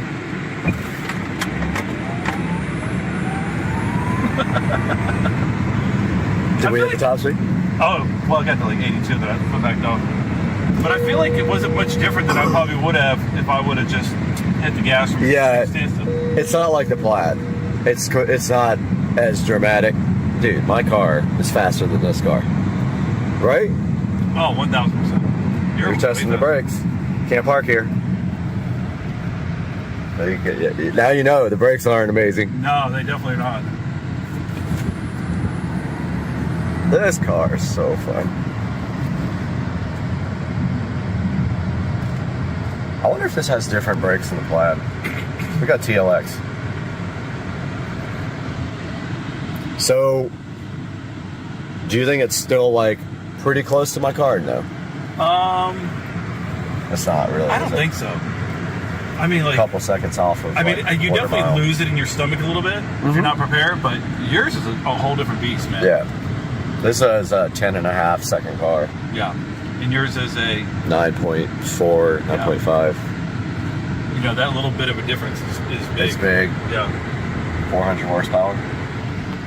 Extra. Oh! So you hear that, like, whining noise? Is that built in? Or is that the actual sound of the motors? That's the motors. Yeah. This has a Navitas Oh, yeah? conversion. 70 volt? I wonder what the voltage is on these. It's gotta be a lot. I think it's 48. Let's see. We're gonna Google this. We just Googled it. Remember this guy the other day? Oh yeah, we got into a fight with this guy. Tried to to beat us up. He would have gotten worked over. Yeah. He knew that he couldn't. Like he's not going to be able to handle one, but two is like certain death. Yeah. With us. We're not gonna tag. I don't tag team anybody. Oh, look at these two. Oh, this guy. What? Show them the Model S. So we're going to find Munchkins, maybe. Show them the Model S. They love everything to do with the Plaid and not the Plaid. They haven't been in that. Oh, she's going to your house. These guys. Garage closed. No, they're not outside.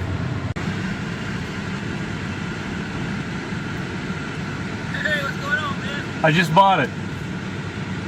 What do you think? It's good. It's good. Brad sucker me into getting one. Hey. Got him! Got him! Oh! Whoa! Whoa! All right, this is 0 to 85 in the 2023 Model S dual motor. Here we go. 1, 2, 3, go.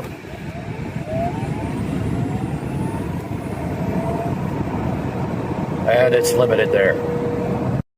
Bon voyage. Oh my God, she's insane. Whoa! You're crazy. Girl! I told you.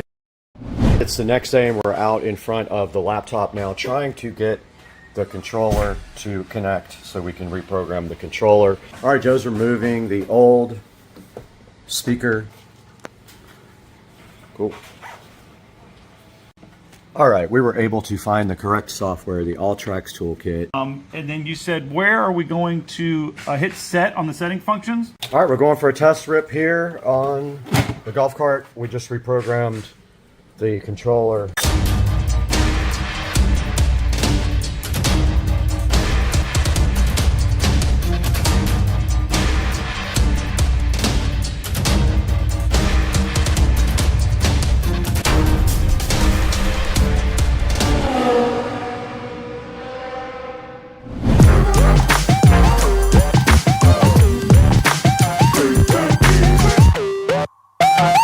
The next day and we're out in front of the laptop now trying to get the controller to connect so we can reprogram the controller. So we have a USB cable connected to the side of the controller now, and I'm going to try fiddling with the USB port serial settings to see if I can get this thing to connect. And I'm just waiting on the slow computer.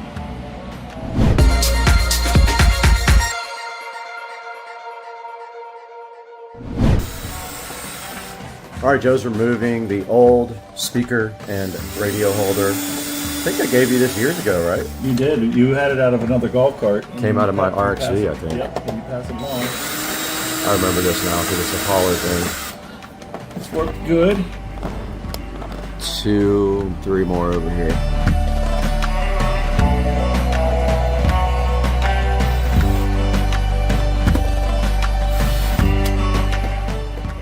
I'm wondering if we don't need a driver for that USB.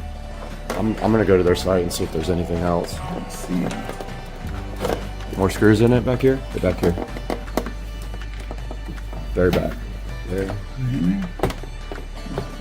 One of them's in there. I don't see. That's that, man.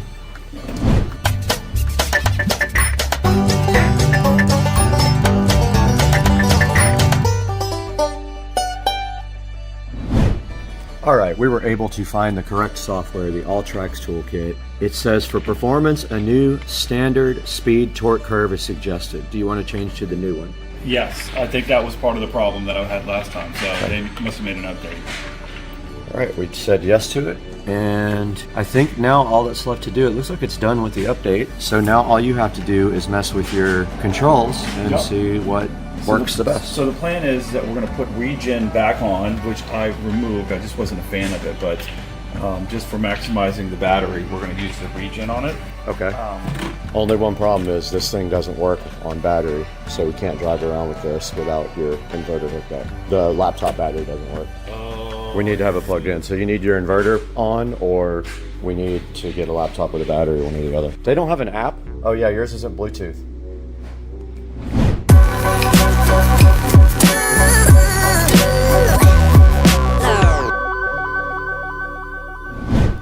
And then you said, where are we going to hit set on the setting functions? Okay, we're set. And that button will turn blue, and when it turns back to white, you're ready to give the test. Okay, now, I should give you, okay, and you don't think the enable speed limit is an issue, and it has turned white. So, okay, well, we're going to go run and test this. Unfortunately, we don't have the ability to do this while on the fly, so we're going to have to hang up and potentially call you back. But I think that I got a pretty good understanding of it now. To be able to make the adjustments as needed.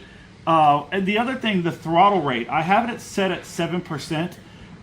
We did that just because, at least at the time a couple years ago, when I would hit into the throttle, it was jumpy, very jumpy. Has that since been fixed? It was jerking through the whole thing, so it was just more like that as opposed to just the initial jerk on taking off.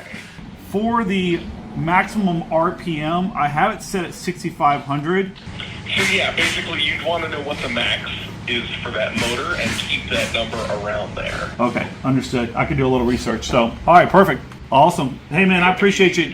Nah, man, I just want to say I appreciate you guys' customer service. You guys are always quick to the phone and know all the answers. So thank you very much.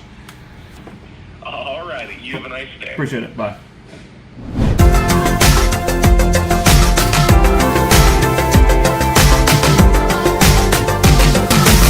All right, we're going for a test rip here on the golf cart. We just reprogrammed the controller finally, and we're going to see if that makes a big difference in the top speed and the acceleration with the new lithium battery. Now we don't have to really worry about pulling too much drain on the batteries. Probably going to pop a wheelie. Car coming too.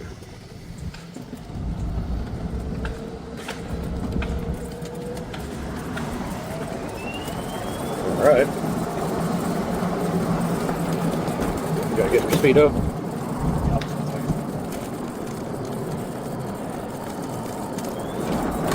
All right, so our max speed prior was 30 miles per hour is where it capped.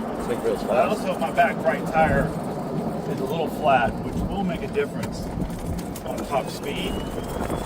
Okay. We're going to see if it unleashes it, which I don't think it did.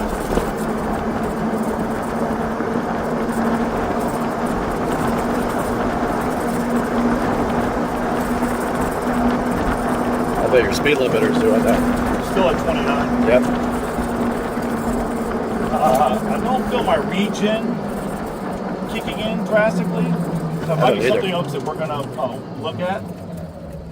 So we're going to go back. make some adjustments. I'm going to take that top speed off. Okay. I'm also going to adjust the top end RPM. Yep. From 6,500 to 7,000. I think it can take it. And then let's get this region figured out. All right.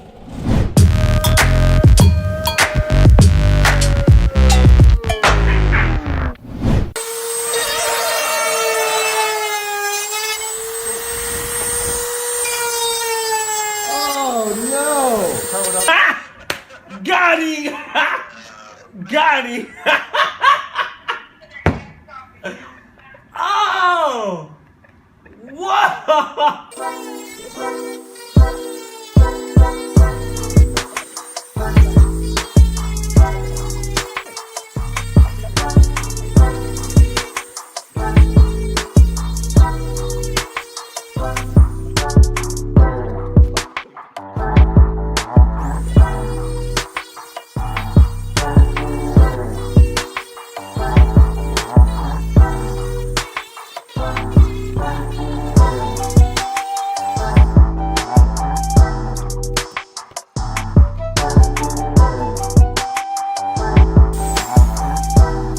Way to put it up again.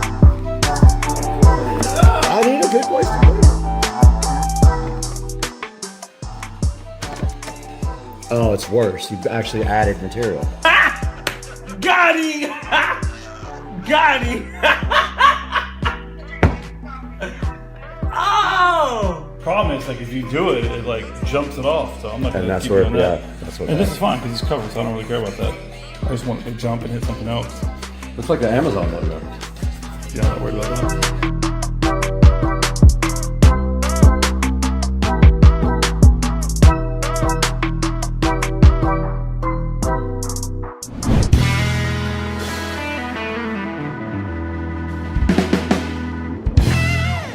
All right, we're out here at Ace Hardware just looking at the connectors. Let's see, we're looking for ring connectors for the largest gauge. That's 12 to 10. I don't know if that's big enough. They probably don't have the big ones, would be my guess. They're very hard to find. I'm gonna grab these large. These will definitely not work. The hole's too small. So I grabbed a pack of these with the larger holes, and I'm gonna roll with those. Some more stuff up here, very top. There's some ones that don't have insulation. But yeah, I'm gonna go with these and see if these will work. All right, Joe's over here in the hardware section getting the bolts and nuts, which will cost a small fortune, but should do the trick.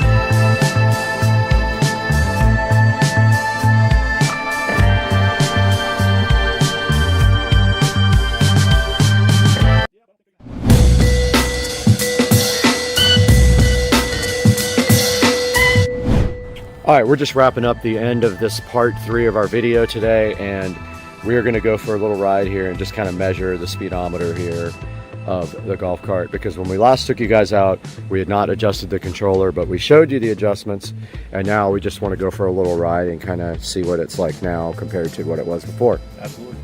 All right, so one of the things that we worked on was adjusting the controller. And then the controller has a few different things that you can adjust. The first thing that I did was the throttle response. I had it set very low, so when I pushed into the throttle, it took a long time for it to start to get up to speed. So I increased that back to normal. So that was one thing that's already been done. So we should take off a lot faster this time. Much quicker than what it used to be. Very much faster. Yep. And then it also had a governor on it, which would not allow it to go over a certain RPM. So I took that off, which will allow it at this point to not stop at a certain speed and allow it to continue to increase speed as long as 1, the battery's charged up, and 2, if we're heading downhill. So we should be able to get top speeds of 35 to 39 miles an hour right now, depending on a couple of conditions. And then the other thing that I did was I turned the region back on where I had it off before. I just never really was a fan of it having the control of stopping the cart for me without using the brake. But I figured to maximize the amount of voltage out of the battery, it was better for me to turn it back on, because when it does work, it's actually charging the battery as I let off the brake, as I let off the gas. So that will help the longevity of the battery when I'm running around having a good time with it. And then also, and I can go ahead and do that now, let's pull off. I have the Bluetooth option that I'm going to go ahead and share with you guys. That's pretty straightforward and kind of nice. The one thing about this Bluetooth though is that each time that you go in and out of it, you have to go back to the device list, and then it should connect each time. And this is just the battery, correct? Nothing to do with controller. Okay. Nope, not at all. This is just a battery. So right now, if you're looking at this, it's got a bunch of different stuff that we'll go over probably in another video, but I can at least on the screen see what my percentage of my battery is. So I have 93% right now, which is plenty of time for me to run around and have a good time. So we're gonna go and stretch this thing out. We'll run it for a little while. I think we're gonna get some sampling of how fast we go, and we'll report back. Yep, I'm gonna switch over to the speedometer and record the phone real quick.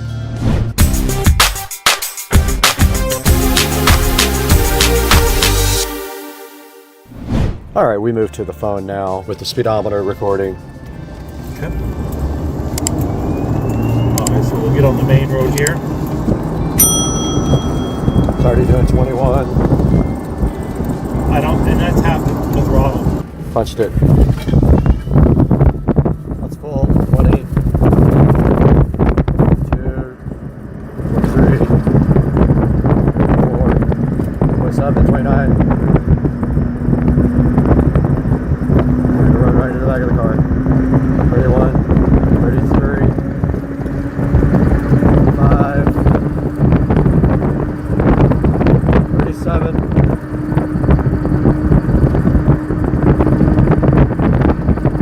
37.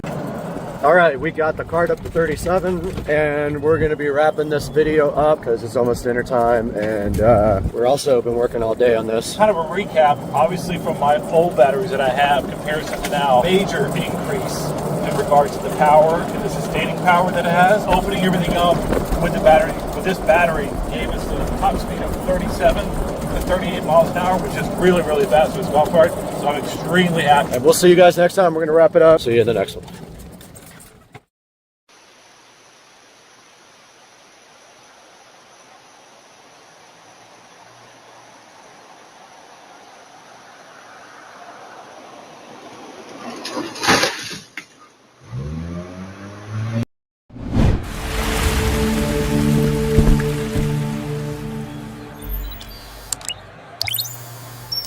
Ladies and gentlemen, directly in front of me here, eWin reached out to see if I would be interested in checking out their ergonomic gaming chair. Now this thing is supposed to be awesome. I'm really hyped to get this in my office and replace my regular chair. So today we're going to be taking a look at this eWin ergonomic gaming chair. This thing looks pretty cool, man. Look at the box. It's very heavy. I feel like it's going to be a high quality product. It's one that I'm really looking forward to getting out of the box and checking out. Now, hopefully this is good enough to replace my old beat up office chair, and we can take that thing and set it directly on the curb. That would be my goal. So today, let's get this thing opened up and see what's inside of it. It's got to be something awesome, right? Let's do it today on Supercar Street Racing.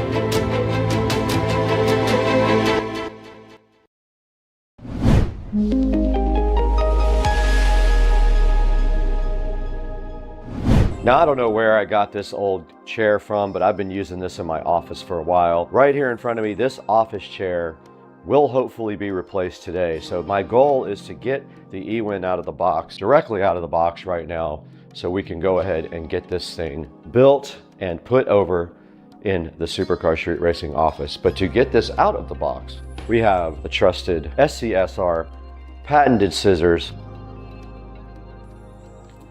Let's go ahead and cut this box open. eWin reached out and asked me if I would want to take a look at this. I said yes. Now, honestly, I've been running behind because I have so much happening with YouTube scheduling that I was late, so I owe them an apology for that. But we're going to go ahead and do this right now because I can't wait to put this in my office.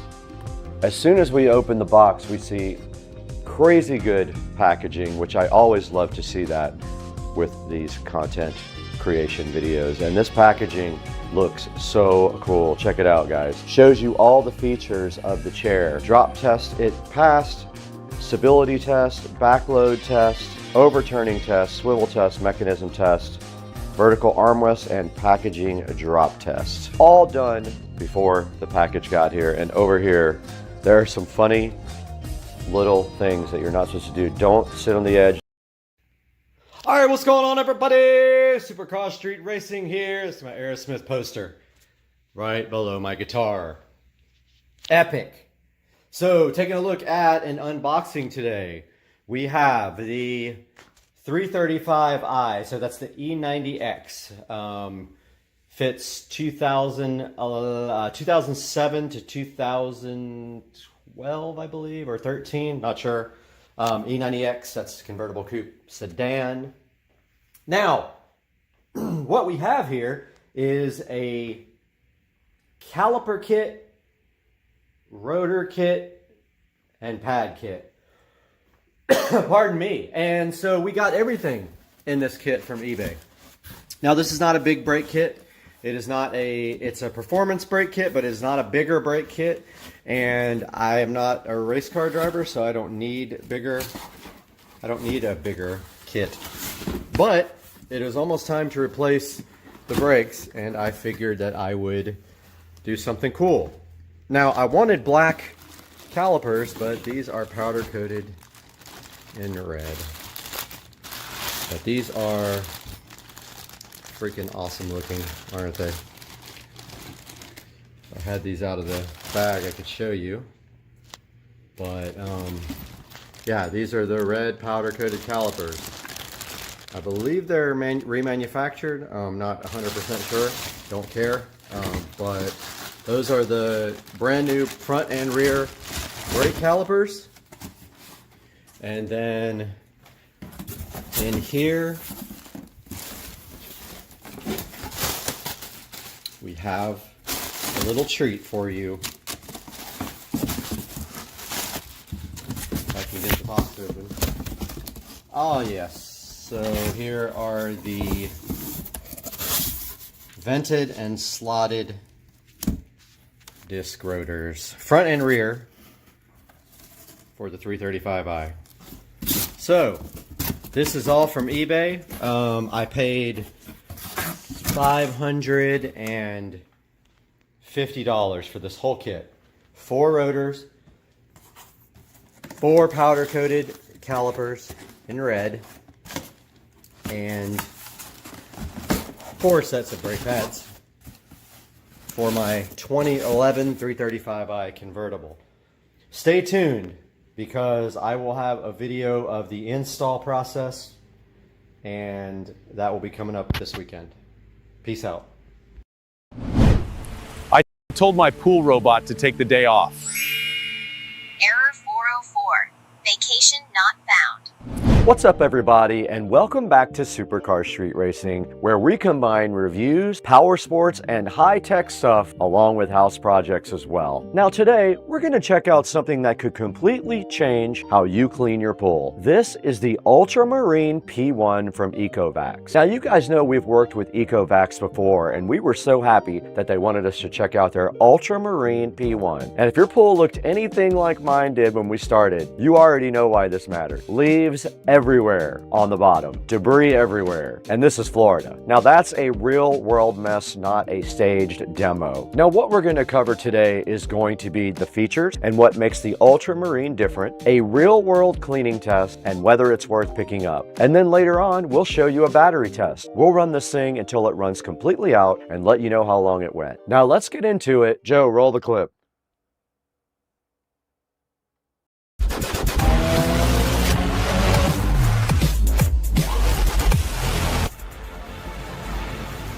So first off, this is a cordless, fully robotic pool cleaner, which means no hoses, no cables, and no hooking it into your pool system. Fully autonomous and cordless. And again, this comes from Ecovacs, a company known for building smart cleaning robots. So they're bringing out that same tech into pool cleaning. Now let's talk about some of the key features. Now one of the biggest highlights here is the suction power. This thing is rated at 4,800 gallons per hour, which is a serious amount of flow. That's That's what allows it to pull in leaves, dirt, sand, and heavier debris. Now that means instead of just rushing things around, it's actually collecting and removing everything from the pool floor. Now let's talk a little bit about smart navigation. Instead of randomly bouncing around, the Ultramarine P1 follows structured cleaning paths to make sure it's covering as much of the pool as possible. You also get a large debris basket, which means it can handle heavy cleanups, like what you saw we're about to throw at it, without constantly needing to be emptied. And overall, this is designed to be super simple. You charge it, you drop it in, you let it clean, you pull it out. You empty the basket when it gets full, you put it back in the water. There's no complicated setup, there's no extra equipment. You can set it up right on the top of the robot, or you can use the app. But the specs tell only part of the story. Let's see how this thing actually performs.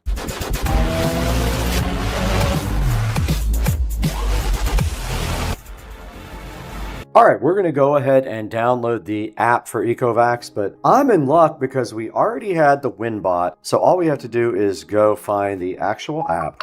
Already have it because we were using the window bot, and we're supposed to scan this guy. Press and hold the power button for 3 seconds. We're pairing with the bot. Let's call this the SCSR compound. There we go. All right, let's see if it needs a firmware update. It does. We're going to upgrade to 5.21.0. Let's do it. It is upgrading the firmware now. All right, we got our pool robot plugged in and charging, and you can see here in the app, you can set a plan to clean floor, wall, or all. You can set your suction power to eco, standard, or max, and you can set a runtime of maximum, or you can actually go down to 30 minutes or an hour. Now, in order to do max, you need to have a full charge. We're gonna go ahead and let this thing charge up, and then we'll check back with you guys when it's ready. Now, all right, so this is actually a real test. We've got leaves all over the bottom of the pool, debris sitting all across the pool floor, and this is exactly the kind of situation where a pool robot performs, or either it doesn't.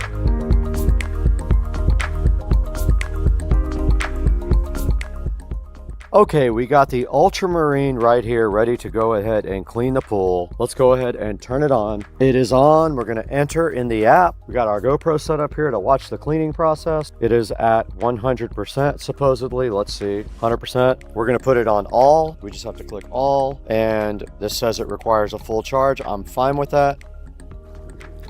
It's falling directly on the step. It's on, and it's moving, guys. It is ripping. Oh, it's moving. Check it out, guys. On the wall, doing the cleaning. It is on the wall, cleaning the tile. Look at that thing go, man. And now it's in a bunch of leaves. This thing is a beast. Look at it. Oh, we're going to have to empty this thing out a few times during this process. I guarantee you that. There's a lot of leaves in this pool. Look at the thing on the wall. Ripping. Now it's moving that way.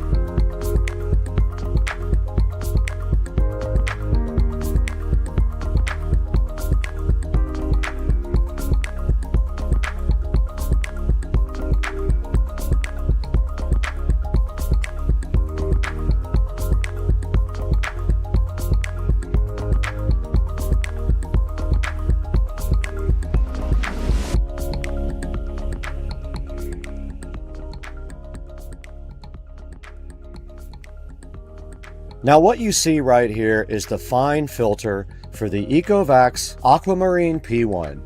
You just take this fine filter and you put it inside of the normal filter, and that will go ahead and filter the finer particles out of your pool.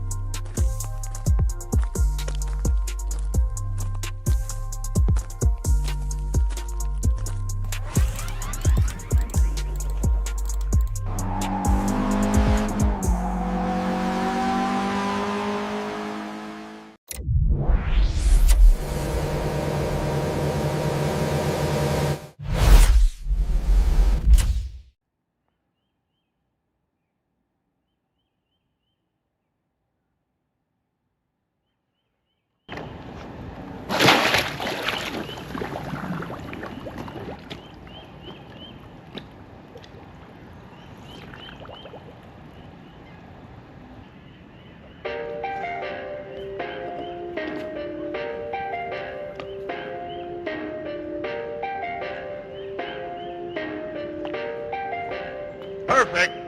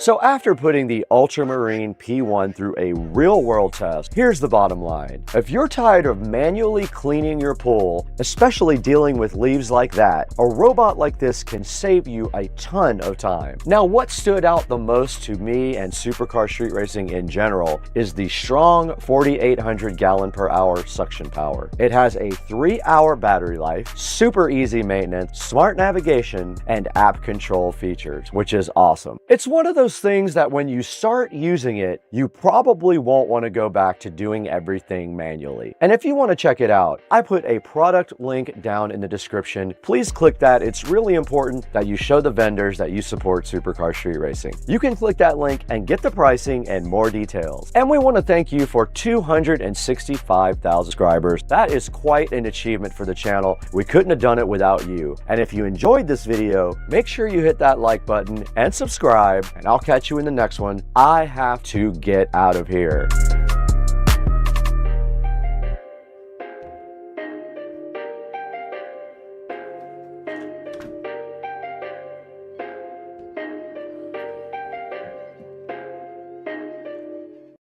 All right, we are at the Morristown Game Vault, which I had no idea even existed. This is probably one of the coolest places I've ever seen.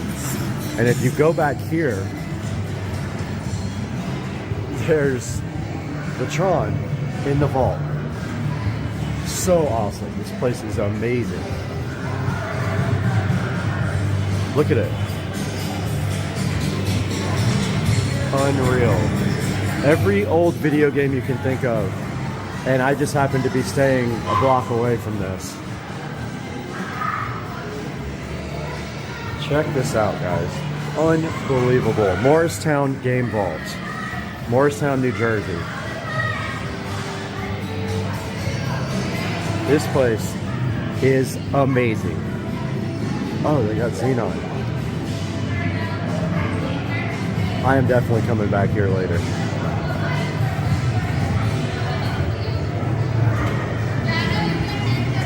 Absolutely insane.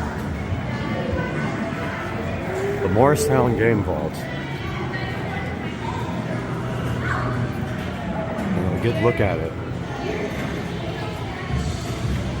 Unreal.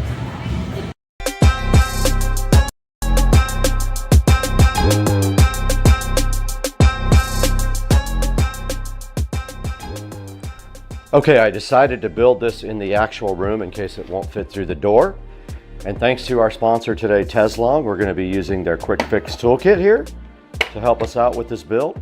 All these cool tools will be assisting us, hopefully. Now I've got the assembly guide on the bed here. Let's continue. It says to remove these 4 screws. You can eat this later, or I'll give it to your mom when she comes over. Okay, next up, slide the backrest right down onto the bracket.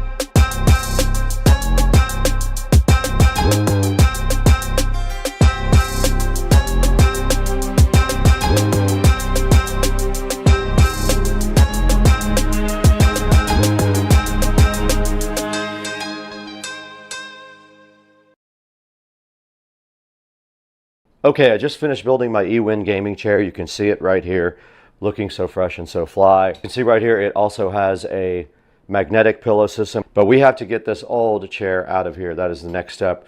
We're getting this out and getting this one in. But to do that, we got to get this thing out to the street so someone can have it. I don't want it anymore.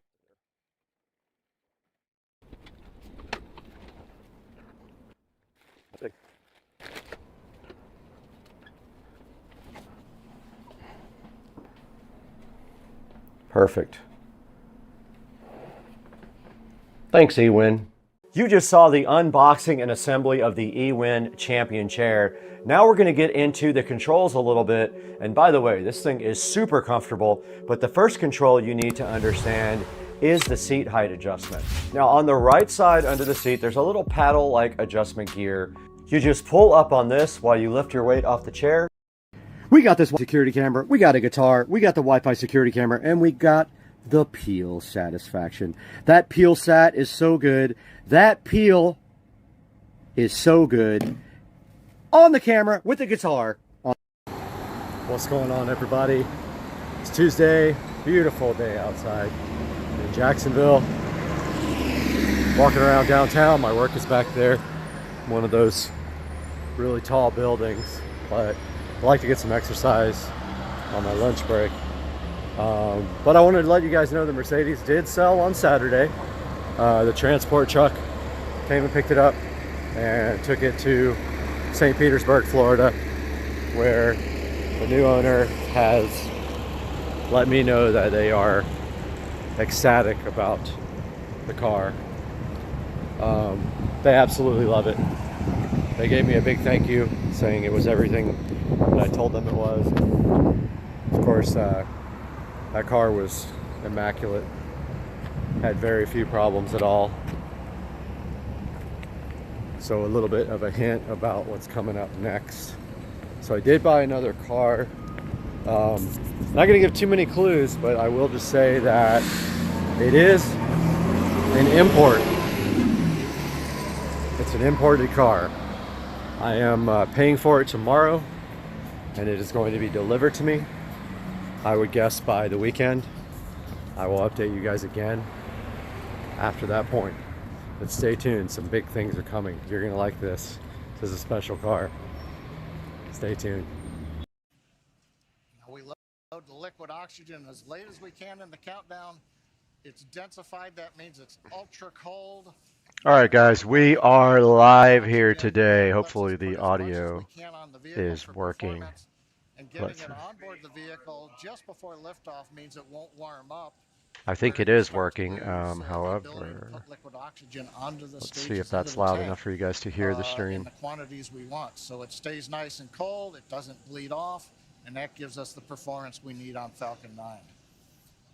Continuing on, Falcon 9. I think so. So let's take a look at what's going on today with SpaceX. So this is the Axiom 1 mission, and so that basically is, oh, we lost video for a second there. Axiom 1 is a private astronaut mission to the International Space Station. I am hyped about it. I got my Kennedy Space Center hat on here, my NASA shirt, as you guys can see. So yeah, this is the first all private astronaut launch to the International Space Station. It's the 5th flight for this booster, so this booster is being reused for the 5th time. Let me turn that down so it's not feeding back for you guys. Yeah, it's a 5th reuse of this booster, and this booster actually went up on GPS-3 Space Vehicle 4, GPS-3 Space Vehicle 5, and Inspiration 4, and 1 Starlink mission. And so this thing is going to go up, and then the stage 1 is going to land on a shortfall of Gravitas, the drone ship. Gets a good look at Kennedy Space Center right there. The weather today in Florida is beautiful, and I can vouch for that. It's supposed to get up to about 70 degrees, and so far we are go for launch, and it has been cleared for launch so far to this point. So these guys are going to reach the International Space Station at around, it's 20 hours and 30 minutes to the space station, so tomorrow morning, let's see, about 11 tonight, 7 something tomorrow morning, they should be reaching the space station. And I wish I could hear the audio in my headset, but for whatever reason I can't, so I can't hear the mission audio at all, unfortunately. Yeah, so basically we're just, but we're about 10 minutes away from launch here. About 10 minutes away from launch, and let's see, trying to get my headset working here, but I don't think I'm going to be able to get it for this webcast. I can't hear anything in my headphones, which is unfortunate. Let's see. I'm just playing around with these settings while we're waiting for launch. But yeah, guys, we got the Axiom 1 launch coming up here in 9 minutes and 57 seconds. The launch window is open at 11:17 a.m. and there's a backup tomorrow at 10:54. Now, of course, if they are going tomorrow, they're going to have to unload all the propellant and safe the vehicle because it has the flight termination system armed, and so they will have to disarm that and remove all the propellant. There's a good look at the astronauts inside of Axiom 1. AX1 is the mission. And still not able to get my earphones working, so I wish to share with you the words of the Greek poet there it is. Constantine Cavafy that well describe the perspective of our marvelous crew. Now I can hear the mission audio in my ears. In your mind. Arriving there is what you are destined for, but do not hurry the journey at all. Better so for years. So you are old by the time you reach the island. We're listening to the Axiom 1 crew speaking now, and just talking about the mission and giving his little commentary about the mission. So these guys are headed up to the International Space Station, and they're going to be doing educational outreach stuff, research experiments, and other things while they're on the laboratory.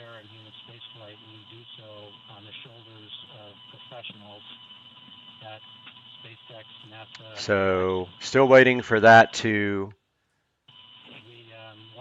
happen here, the launch in 8 minutes and 11 seconds, waiting for the final go from the flight director here.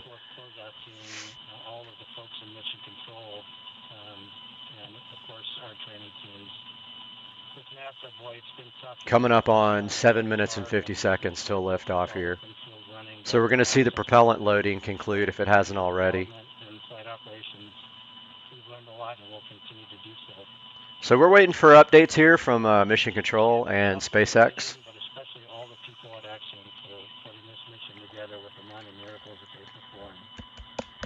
Go NASA, go Axiom 1 crew. Yeah, so, all right, so Axiom 1, first private astronaut mission to the International Space Station. Guys, this is history today being made.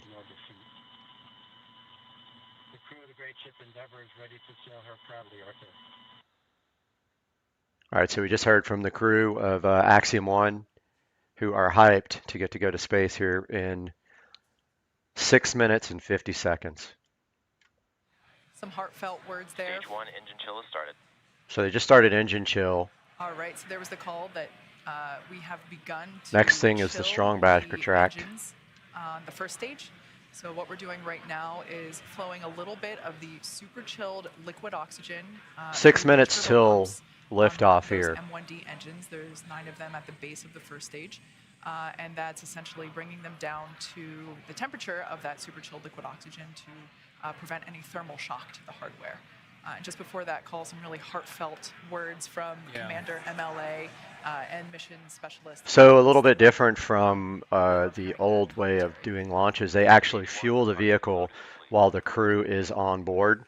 That has never been done before in the history of spaceflight. And the reason they do that is because the colder that fuel is on launch, the more performance they get out of the Falcon 9 and the engines there, the Merlins. So fully loaded on both the first and second stage. LOX loading continues on both stages.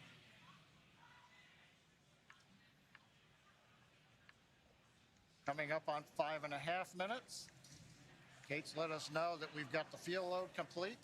Next is coming up. We're T-minus 5 minutes. Dragon will be transitioning configuration for terminal count and going on its internal battery power. Everything continues to look good as we're counting down.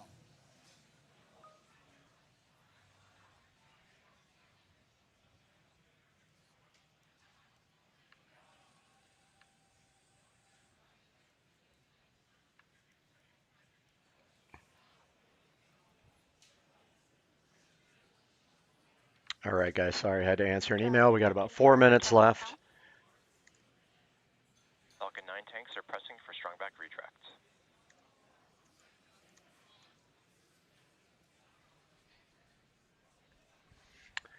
All right, so the strong back here on the back of the rocket that supports the rocket before liftoff is going to start retracting before liftoff here. Momentarily, strong back is retracting. Actually, that's the start of about a 1 minute sequence. As you heard John Unsprecher say, it's about a 1 minute. 1 minute process for that strong back to retract there. That's the start of the sequence. Doesn't mean that the clamp arms are late opening. Will take us a few more seconds. As you can hear, the excitement and the crowd is really growing. Everybody's so hyped about the launch. It's California. quite a big deal in the space community. And next we should see the strong back. Sorry guys, I'm having to send work emails here.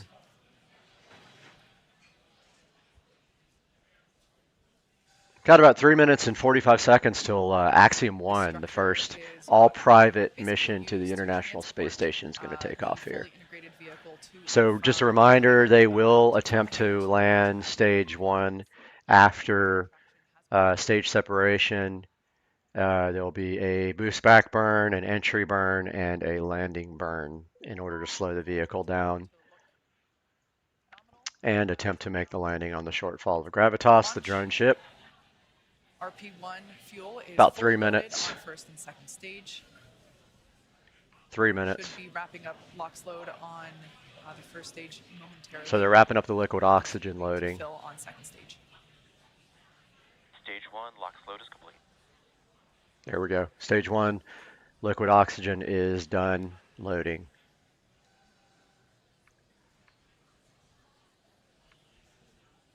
We're under 3 minutes until liftoff of the Axiom 1 mission. Dragon is in terminal count and is on internal power. All right, there we heard that Dragon is on internal power. As I was saying, we're getting close. The crowds are growing. The excitement is palpable.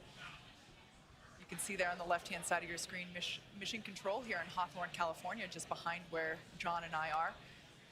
And then on the right-hand side, that looks like Axiom Mission Control. About 2 minutes till liftoff here of Axiom 1. And we are seeing SpaceX and the Axiom crowd, employees, all super hyped for this historical event of Axiom 1, the first private astronaut crew to the space station. Box load on second stage continues.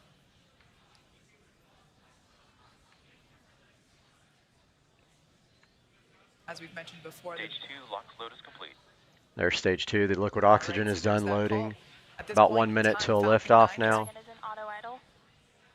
Dragon is fully loaded with all of its propellants, nearly 1 million pounds of that propellant. 1 million pounds of propellant, she says. About a minute and a half till liftoff here. Right now, the gas closeouts. We finished pressurizing the storage tanks on board the Falcon 9. They gave the crew the heads up, and they hear some loud venting noises. We're also going to vent down the liquid oxygen line that carried the LOX up to the second stage. Generates a typical large white cloud of condensation around the strong back. Big event coming up now, T-minus 1 minute, all the flight computers take over. Let's listen. About 1 minute till liftoff here. We're going to take a look at the liftoff now. FTS is armed. Falcon 55 seconds till liftoff. They just armed the flight termination system here. So that is what protects that's what protects the ground when if they have an issue when they lift off. Go for launch. That was the flight director.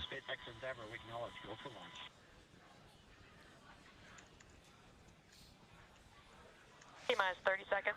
30 seconds till liftoff here.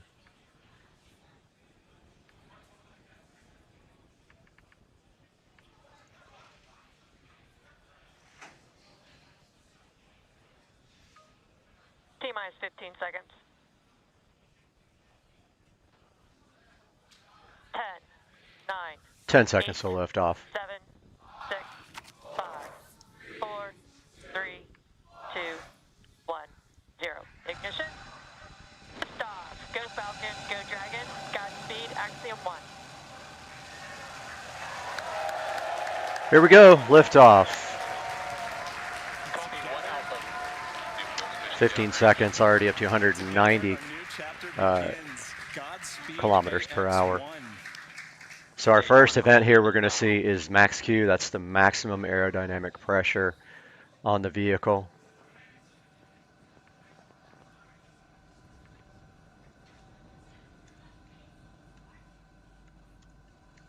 T-plus 38 seconds into this historic mission, flying crew on board Dragon and Falcon 9. Range telemetry nominal. Everything looking good on this launch. You can see there the Cape fading away in the background as the vehicle's headed up to the International Space Station and stage 1 separation.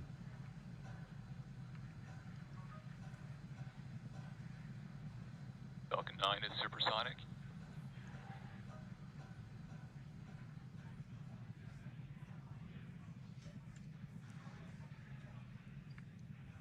Max Q. Stage 1 throttle up. Merlin 1D engines coming back up to power. 1 Bravo. Copy, 1 Bravo.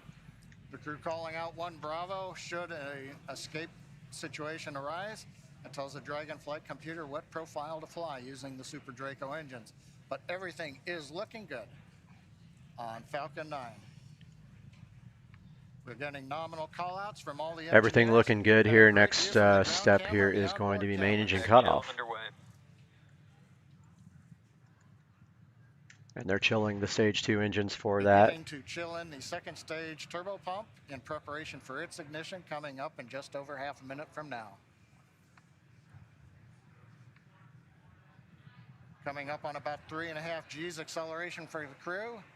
We'll begin throttling down the Merlin engines to hold that level of acceleration. Coming up on Miko here. Sorry, have some issues going on here I'm dealing with on the side. Next event coming up, we're going to get main engine cutoff of the 9 engines. Get stage separation and ignition of the second stage engine. You've heard the throttle down call out. We're holding 3.5 G's for the crew.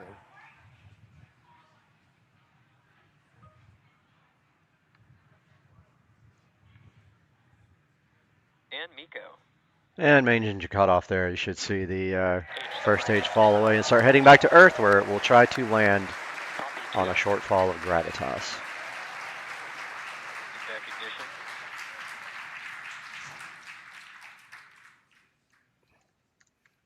Successful stage separation and ignition of the second stage engine. On the left, the titanium grid fins beginning to slowly deploy. Great views from the first stage camera. The first stage now begins a slow flip maneuver. You can see the white nitrogen gas plumes as we reorient for an entry back through the Earth. There's stage 1 heading back to Earth here. Second stage, we see the engine nozzle glowing red. Everything continuing to look good on the second stage.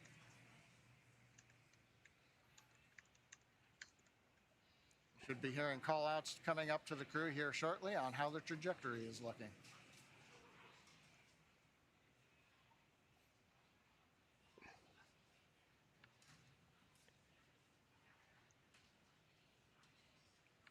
Dragon SpaceX, trajectory nominal. It's what we like to hear. Acquisition of signal, Bermuda. AOS Bermuda, acquisition of signal. The Bermuda tracking station now getting telemetry from the second stage of the Falcon 9 with the Dragon on top. T plus 4 minutes, 10 seconds. Everything continues to be Everything normal. looking good. First Sorry, stage guys. coasting to apogee, and then Here it'll comes come back stage down 1 for back. landing on the drone ship. Second stage, partway through its lengthy burn. You can to see get it the heading crew back into down right orbit. there. You can see the ocean below it. 4.5 minutes in, everything continues to look good. What a absolutely picture perfect liftoff. We've got a live view of the crew inside Dragon Endeavour. Looks like everyone is still pretty comfy. As John had said earlier, we got Dragon SpaceX, trajectory nominal. Checking out the landing now of the first stage on a short fall of gravitas. As John mentioned, we got to about 3.5 G's there. Acquisition of signal, New Hampshire.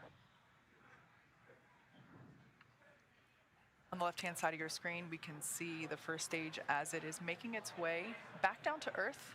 It's targeting a landing on our drone ship, a short fall of gravitas, which is parked a couple hundred miles off the coast of Florida, out in the Atlantic Ocean. Second stage on the right-hand side, everything continues to be nominal there, as the MVAC engine is powering Second stage continuing to go 11,000 kilometers per hour at 197 altitude. First stage coming back home, ready to land.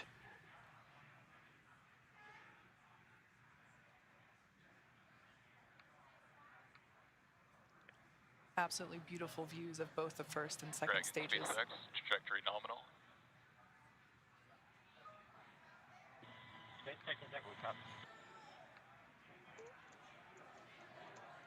All right, so coming up in about a minute and a half, the first stage will execute the first of 2 burns. So here comes the burns for the first today's landing stage. attempt.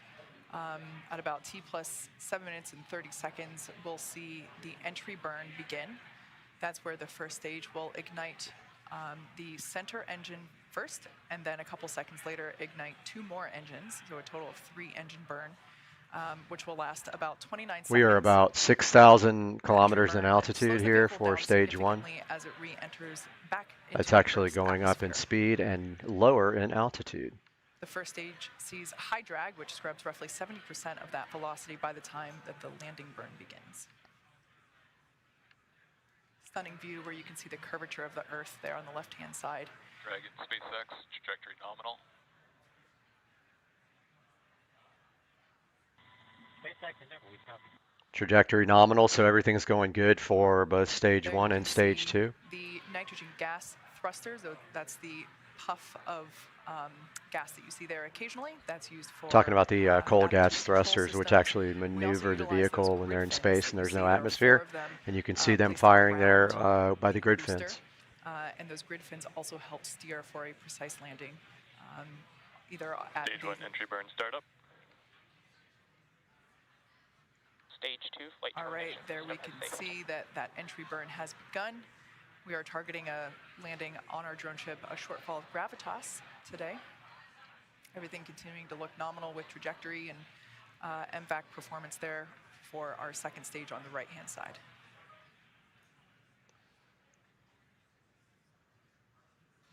So we are conducting the entry burn. Previously, the booster was... Stage 1 entry burn shut down. So there's the entry burn is done. We're about 34 kilometers in height now. Sorry, I'm answering messages over here at the same time. The dense part of the Earth's atmosphere.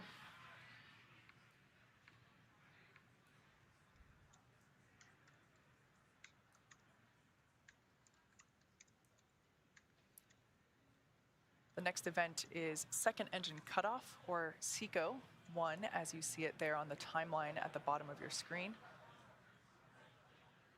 Stage 2 internal guidance. That's where we shut down the MVAC engine, or second engine cutoff. Copy, Shannon. Stage 1 transonic.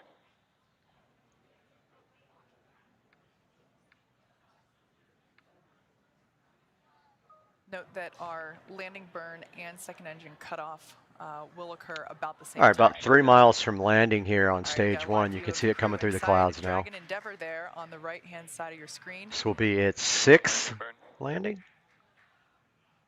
Landing burn has begun for the first stage. SpaceX, nominal orbit insertion. All right, great news there. Dragon Endeavor, nominal orbit Nominal insertion. orbit, here comes the land. SpaceX Endeavor. Good picture there, shortfall of gravitas. Looks like it's right on the X. Stage 1 landing leg deploy. SpaceX Dragon launch skip system disarmed. There you go. There's the 6th landing for this booster. Falcon 9 has landed for the 5th time. 5th time, okay. Landed for the 5th time, so it's their 5th reuse.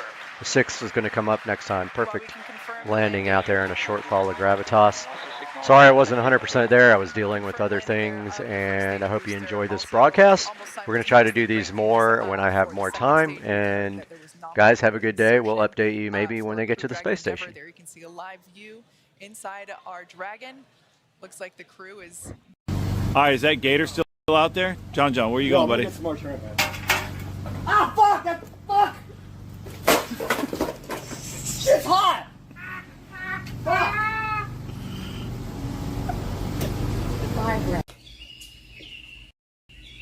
Mr. Binks loves cat TV. He just can't stop watching cat TV. He's all about the cat TV. You would be too if you were a cat, because cat TV.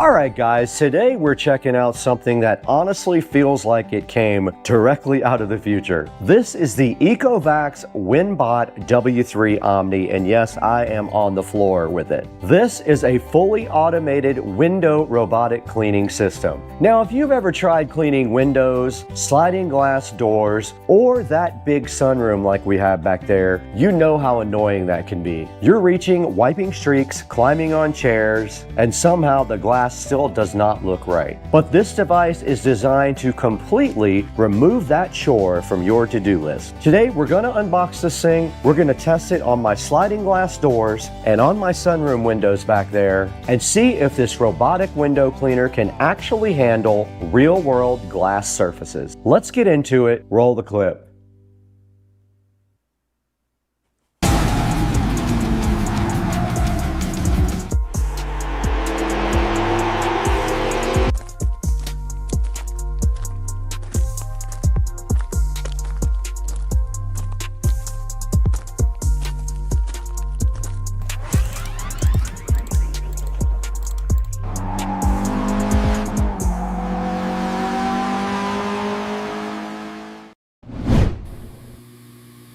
My window robot works so well, the birds keep flying into the glass. Apparently it's too clean now.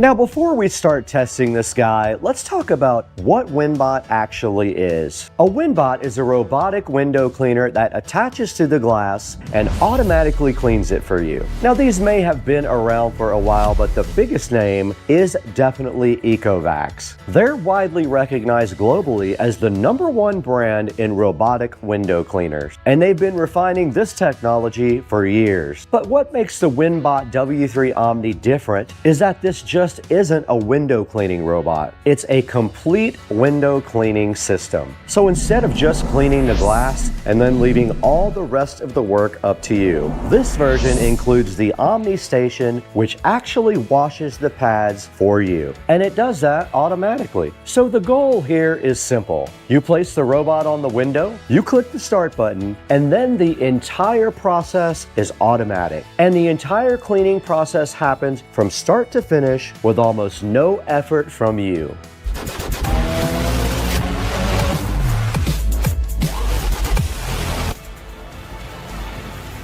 Now let's open this up and see what comes in the box. Now first is the WinBot. This is the unit that actually attaches to the glass. Check out the handle right there. Here's some cleaning solution that was also in the styrofoam packaging. Now next up out of the box is the Omni Station, which is honestly the biggest upgrade in the system. This station handles automatic mop washing, so you're not constantly rinsing dirty pads in the sink. That's the Omni Station right there. Pretty light also to grab. And there is the actual window cleaning bot there. Now also inside of the box, we get cleaning pads, cleaning solution, a power cable, a safety tether, and all of the documentation here. Everything feels really well built, which is important considering that this robot is designed to operate on vertical glass. Let's go ahead and install the battery pack. Here's the battery pack here. It goes right into this plug that can only go one way, and then you just tighten up the cable here, and I think it just slides directly in like that. Now here's a look at the controls on the top of the unit. This is the open cleaning compartment button. Right here with this little real looking device thing is a retract cable button. This is the power on and off button right here, standard power button. This is the up and down button here, up, down, right there. This is the function switch button right here. This is the function switch. And this is the start, pause, and confirm button right here. Let's go ahead and power this guy on. Thanks for choosing the Ecovacs robot. Now you can see right here the handy screen that shows you information about what's going on the Ecovacs robot. Now the next thing you have to do here is add cleaning solution to the robot. Now the most you can put in here is 80 milliliters, and this will cover 55 square meters of windows. Now it says don't use any other cleaning solutions in here, but their Ecovacs cleaning solution, which is right here in my hand. Let's go ahead and add some. So to do that, we just simply remove the cap here, and we go ahead and add on our own. Okay, that is full. We are good on that. Now the very next step of this process is to add water to the clean water tank. This is this tank right here. You simply just pull it out. There it is. Let's take it over to the sink here. I'm watching the fill line right here, and that is it. It is full. And let's go ahead and place it back into the unit just like that. And that is ready to go. Okay, now the next section here says that we need to remove the wiping pad from the WinBot. You have to firmly pinch the clips on both sides. It has directions here for you if you don't know. Right there, right there, right there, right there. And the cleaning pad came directly off here. And now it says that we need to wet the wiping pad. Now we should be able to click a button on top, and you just press that and it does open directly up just like that. Now the fleece side will face inward. It does fit directly right into the door just like that. It sits flush with the door here. Okay, we're gonna hit this button. Check it out, it's cleaning the pad.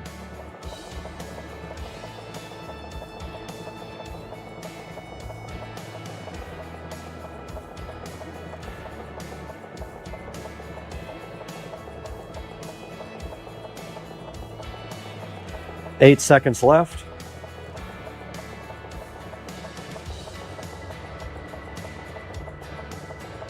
And now it's ready for us to go to the next step. Now let's go ahead and install the pad onto the actual robot. All we have to do is open up the door like that, take it out, and now when you install it, you make sure that you line up the wheels with the slots on the WinBot here, and you just pull the little tabs together like that, and this thing is ready to go.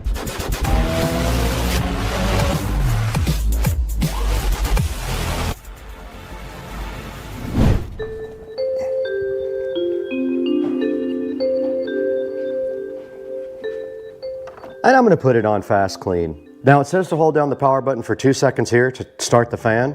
It did start. And look at that, it's suction cupped to the glass. And there goes the WinBot.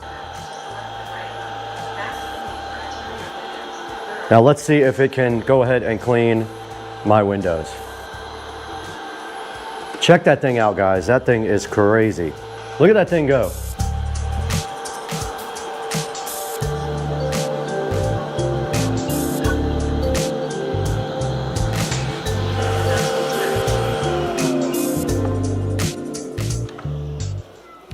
And it cleaned my entire window just like that, guys. Amazing. What a cool product this is.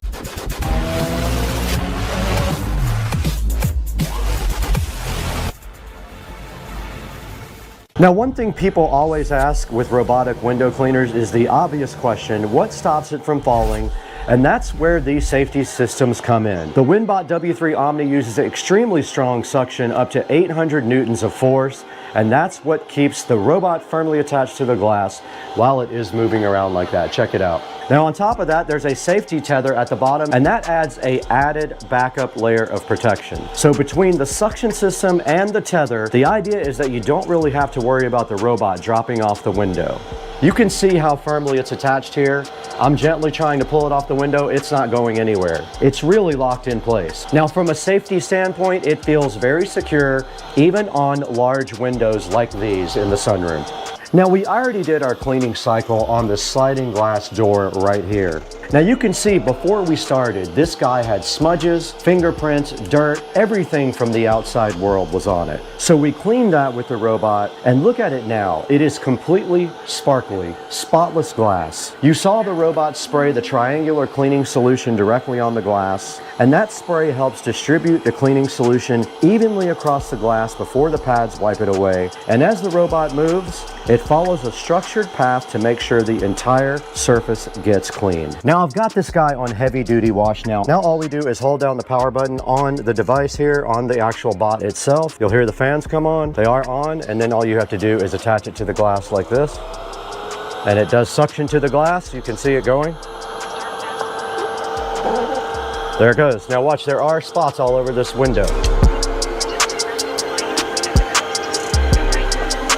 Check it out, guys. Now it is on thorough cleaning for exterior windows, heavy duty wash. And there it goes. You can already see it removing all of the water spots here.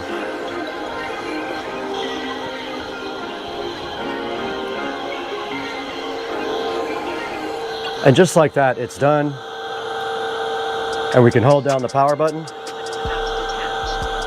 And you just wait for it to detach and pull it directly off like that.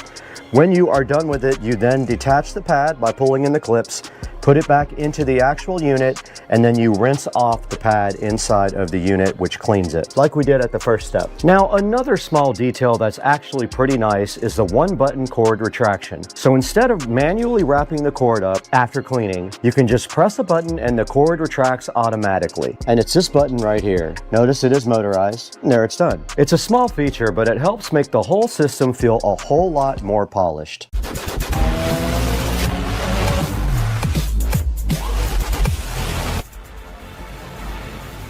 Now, some people might wonder why someone would want to buy a robotic window cleaner in the first place. But if you've ever hired a professional window cleaning service, you know it's not cheap, especially if you have a lot of glass. In many cases, just one professional cleaning visit can cost close to what a WinBot costs. So instead of scheduling appointments and waiting for someone to come out, you basically have your own window cleaning system. You can use it whenever you want to. And that convenience is really the big appeal on the WinBot.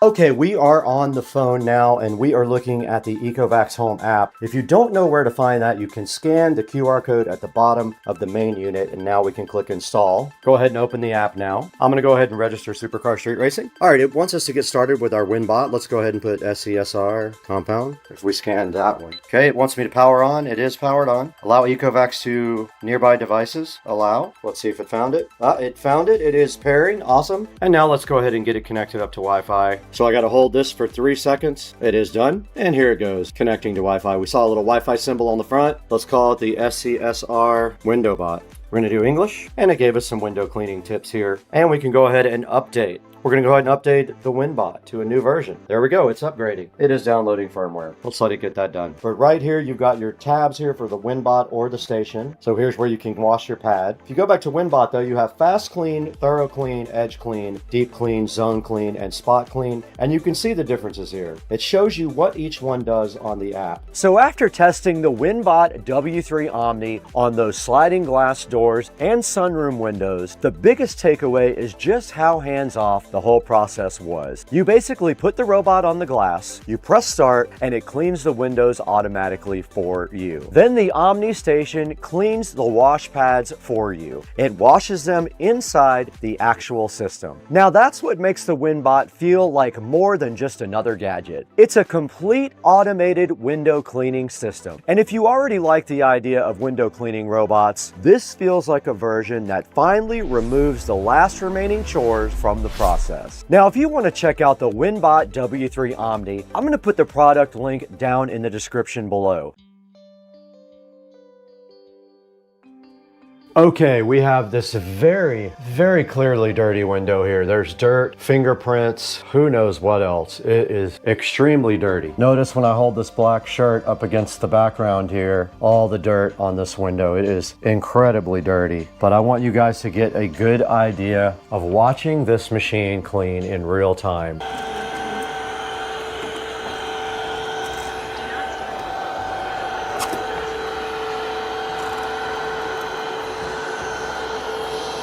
And look after.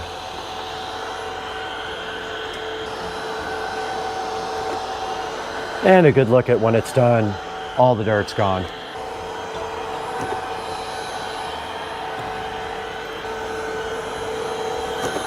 And look behind the robot, no more dirt there.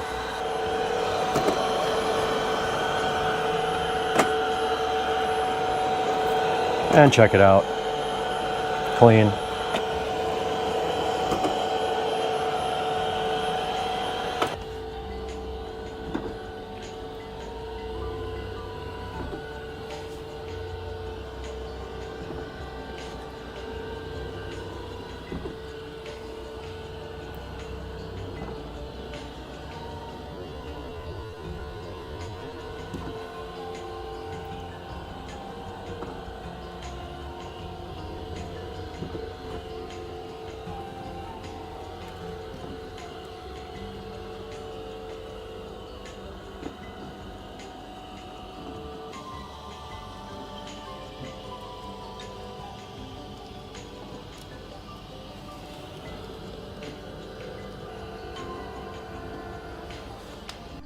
We are all done with this window cleaning with the WinBot. I did this edge by hand, of course, because the robot could not get there. But look how good that looks compared to when it started. Very awesome job, WinBot. Thanks for helping me out. And if you enjoyed this video, make sure you like, subscribe, and hit that notification bell. And as always, thanks for watching Supercar Street Racing. We have 265,000 subscribers. Thanks to people like you, and we want to get more. So keep on watching, keep supporting us, buy from our vendors, and support the channel. And we'll see you in the next one.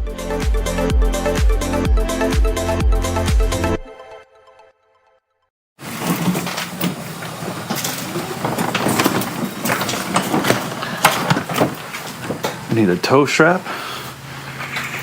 See, do I have one? Yeah, oh yeah.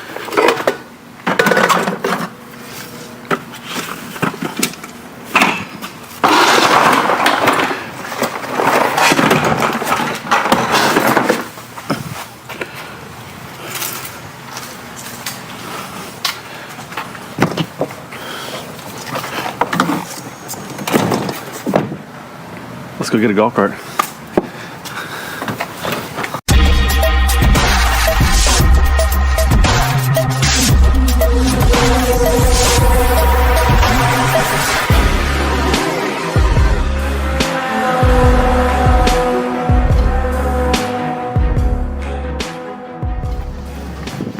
All right, everybody, welcome back. We're with Dukes of Duval man. again, and so we're going to pick up a golf cart.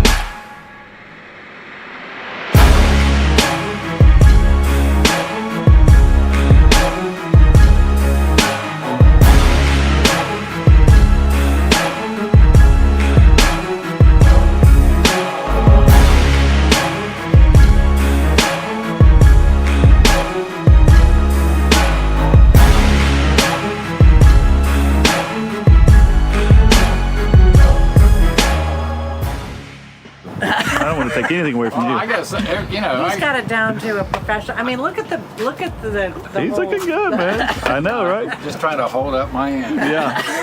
Are you guys gonna get another golf cart when you're up there? Or you don't know yet? We're not allowed. No. What? No. Yeah. Can you We're not allowed. They got Carl. They got rules. You gonna be okay up there? Yeah.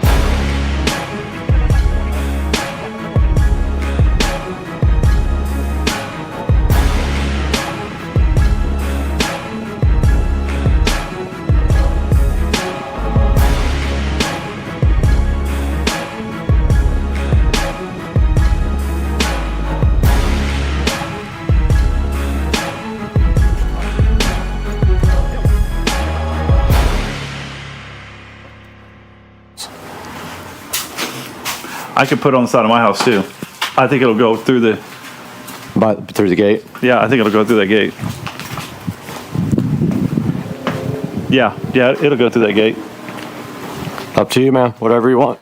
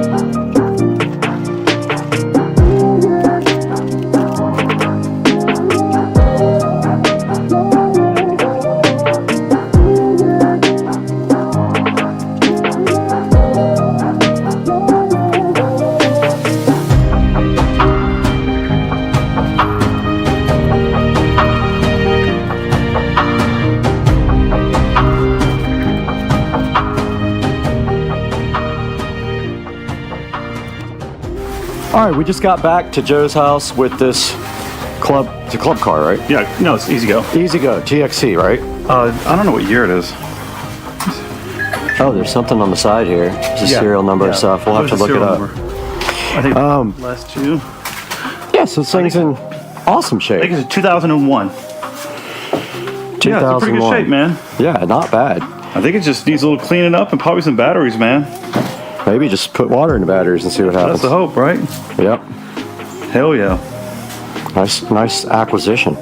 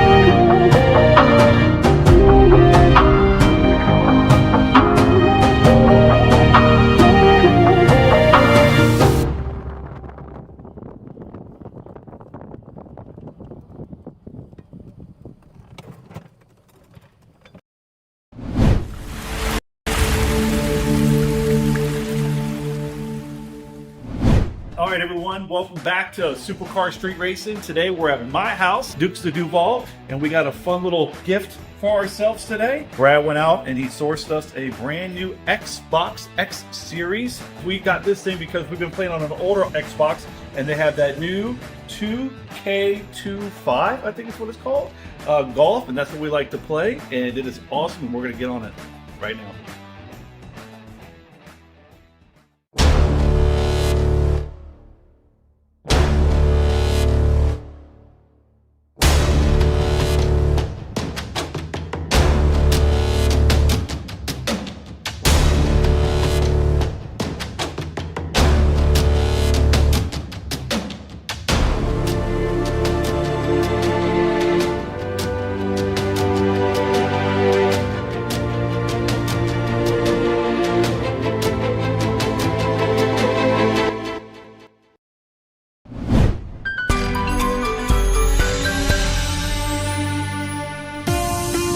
All right, everyone, welcome back to Supercar Street Racing. Today we got myself and Brad behind the camera, and we have this nice little Xbox X Series that we just picked up. Brad and I, on our fun time, like to play Xbox, and we have a golf game that we play, which is the 2K23 PGA.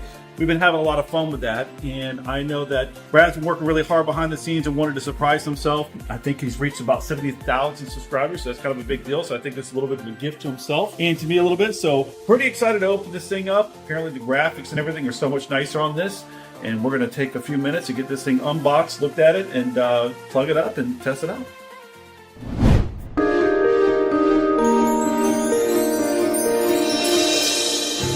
All right, everyone, so now we're going to go ahead and dive into this thing. And we were looking at buying a used one just to see if there's a little bit of a cost savings. And honestly, the price between what we could buy a used one and a new one, we just made the decision today to just run up to Walmart real fast. They have one in stock.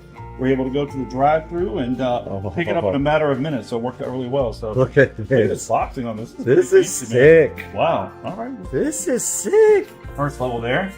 Dang. All right. We got another. Oh. I think this is just packaging to keep it tight, most likely. I can't imagine there's anything in there. Let's see. We're going to double check though. Oh, that looks like just packaging. Okay. Double check that later. Oh man, this is. That's the actual. It fits perfect. Like inside there. Oh, that's the base there. Okay, so that's the actual device. Oh, look at that, dude. Oh my god. Huh? That thing is so sick. All right, so this is the front, and this is the rear. Welcome back to Super Street Racing. I'm Brad, and this is my 2023 Tesla Model S Plaid, and we're going to take a look at that today on the channel. Stay with us.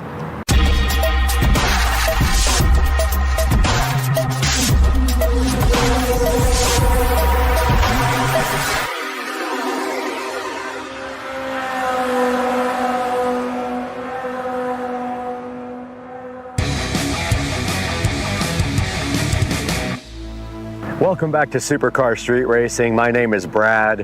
Hopefully you are tuned into the channel for more than the first time, but if not, welcome. And today we have my brand new 2023 Tesla Model S Plaid sitting here, and we're going to tell you all about it today. Now, the car was purchased back in April. It does have some modifications to it from stock, and we're going to show you that all today on the channel. You're checking out the front of my 2023 Tesla Model S Plaid, looking so fresh out here in the middle of the parking lot. And I wanted to take some time today to show you guys the front of the car, some of what has been done to it, and some of the unique features of the car.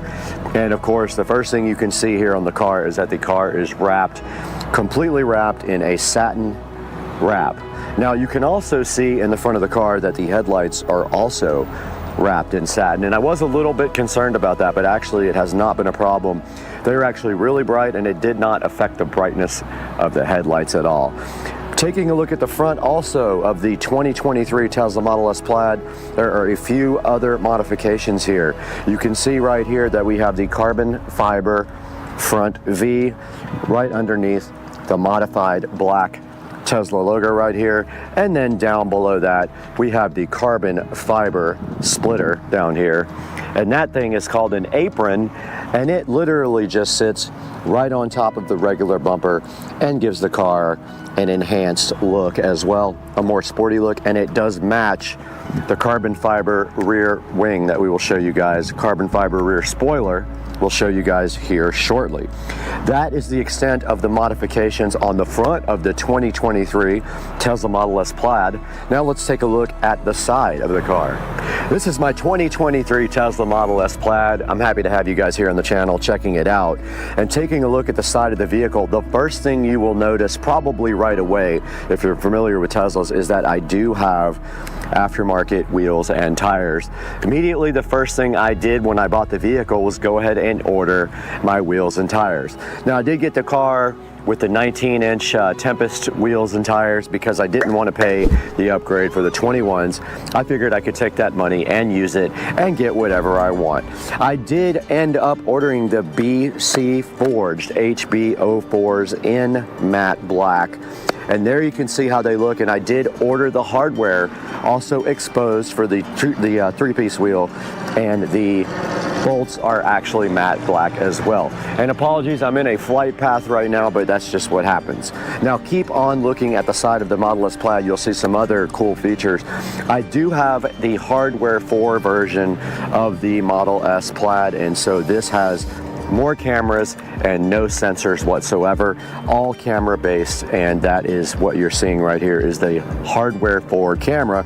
And if you notice, right on top of the hardware 4 camera, we do have some carbon fiber camera covers, which I think add a nice accent to the side of the car here. And then moving down the car a little bit further, and you can see it just opened by Bluetooth, we do have the carbon fiber mirrors as well, looking really good, and they do also match the carbon fiber camera covers here and also the carbon fiber that you're about to see in the next picture. All right, we're towards the back of my 2023 Tesla Model S Plaid now, and you can see right there that the door handles did pop open because of the Bluetooth phone. And here we have the carbon fiber caps for the Model S handles, and they look awesome.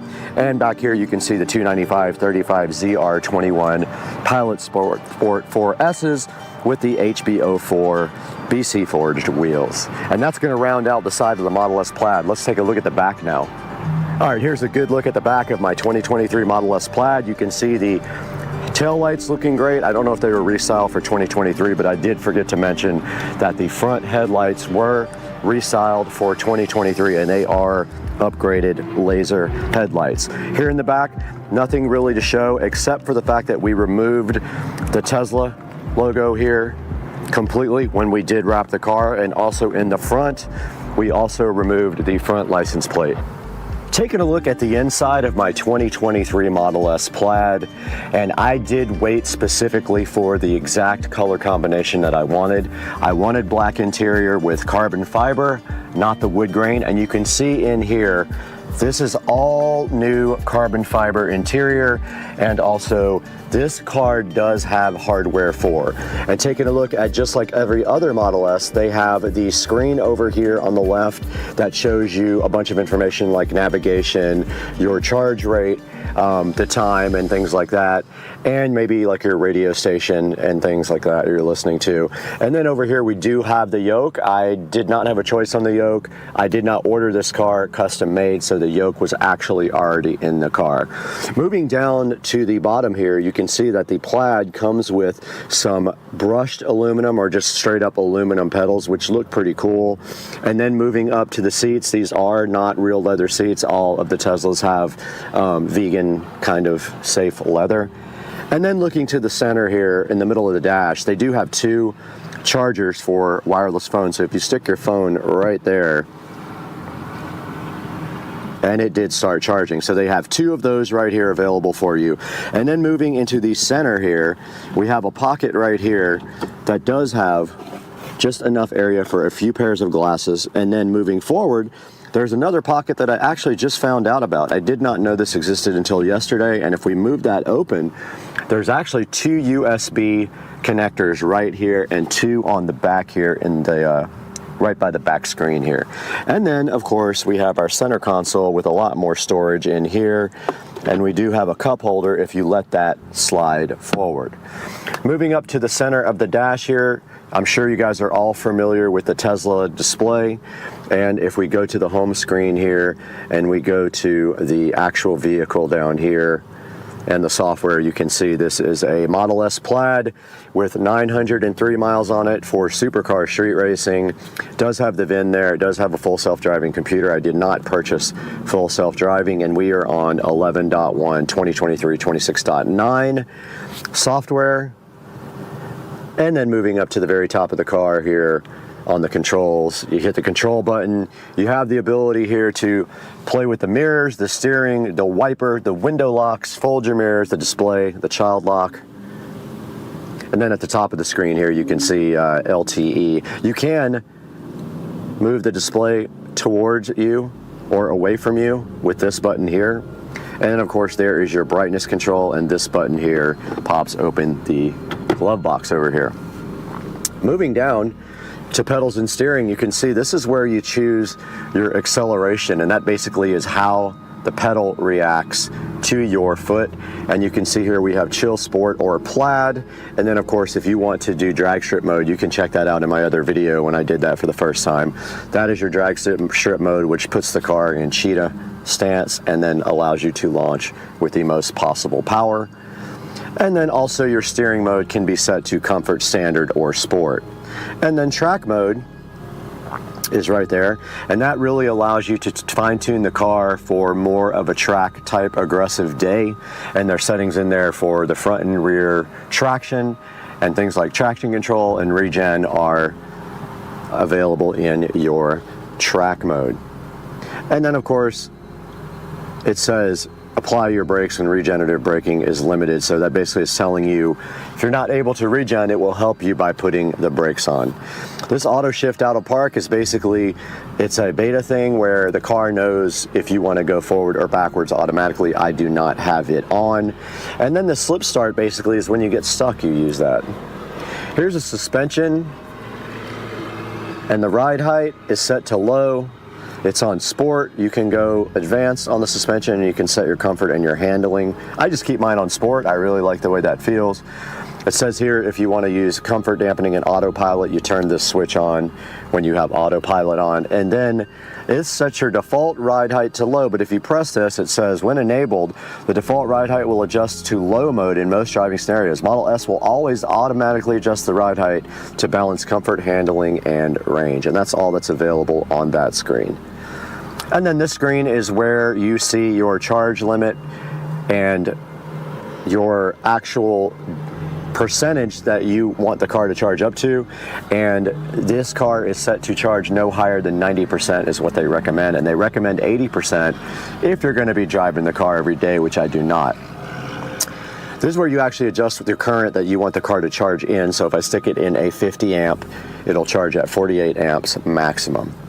And then the last time I supercharged, which was April 14th, I've only supercharged the car one time, and it's when I bought it. It was $27.30 because I do not have free supercharging. And this is the autopilot, and you can set it to either traffic aware cruise control or auto steer beta by doing that. And then you have to answer yes. And then this is your following distance, and this is how you get into auto steer. And they're talking about this button here on the steering wheel, which I will show you guys next. And this is how you set your speed and your offset for your cruise control. You can put a speed limit warning on there as well, a forward collision warning. You can adjust that so it comes on sooner or later. Here's your lane departure warning, and this can set to assist, so it will actually help you steer. And then here's all your other options: emergency lane avoidance, departure, automatic emergency braking, obstacle aware acceleration, traffic aware cruise control chime, and green traffic light chime. Moving down here, this is where you actually set up your phone for a lock. So when I get in the car, the phone is on Bluetooth and the car will unlock and drive without a standard key. You can walk away and the door will lock, which I love that, and you can tell it not to do that at your house. And then there's a few other options related to unlocking it when you park, and some other little options here for unlocking it with your phone. Now, I do have the MyQ connected garage, which means my garage door opener is MyQ enabled, and I did subscribe for a lifetime. I think I paid $200 and something, and I am permanently set up so when we drive the car back home, the garage door does open and close. Taking a look at the lights, you can turn the front and rear fog lights on, the dome lights off, on or on auto, the ambient lights inside of the cabin here, and the auto turn signals, and the auto high beams, and then headlights on when you get out of the car. And then here's your display. You can set up all the different options on your display, tilt it to the left or right or center, the language and things like that, and your time and distance and temperature. And this shows your last trips here and how much your watts per mile was. And of course, this is for your navigation. This has your navigation volume, trip planner, avoid tolls, avoid ferries, things like that for nav. Service is where you go in and you can do different things like jack mode, car wash mode, things like that. It shows you your tire pressures. And software we took a look at already. It shows your software versions and what you purchased as far as software. And with upgrades here, you can actually purchase upgrades on the car. You can get full self-driving. You can subscribe to full self-driving.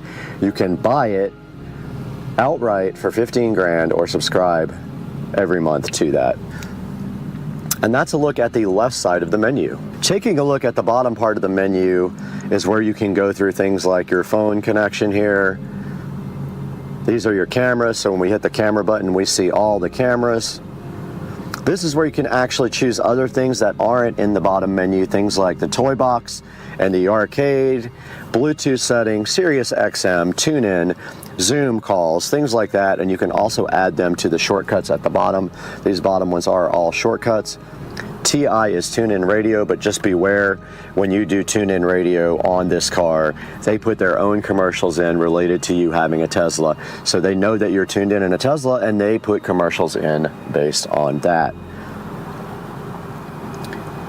And that right there is your, that is your actual browser. And there's your Bluetooth and your Sirius XM, and that is a look at the bottom of the actual screen.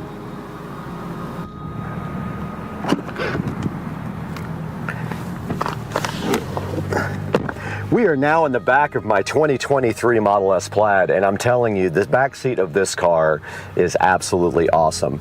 They redesigned the back now with a screen for the rear passengers, and the rear passengers now have control over their own climate control, and they are able to actually watch videos back here. Now you can see right now I just powered on this, and I will show you some video of this that I'll cut over. But you can hear that the AC is now on, and also I will run you guys through the whole entire thing of this screen here momentarily. Also, let me turn this off.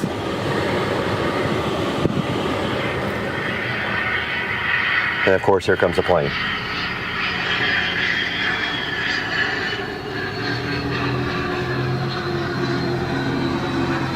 I'm literally in the flight path. My God, ridiculous. Jet.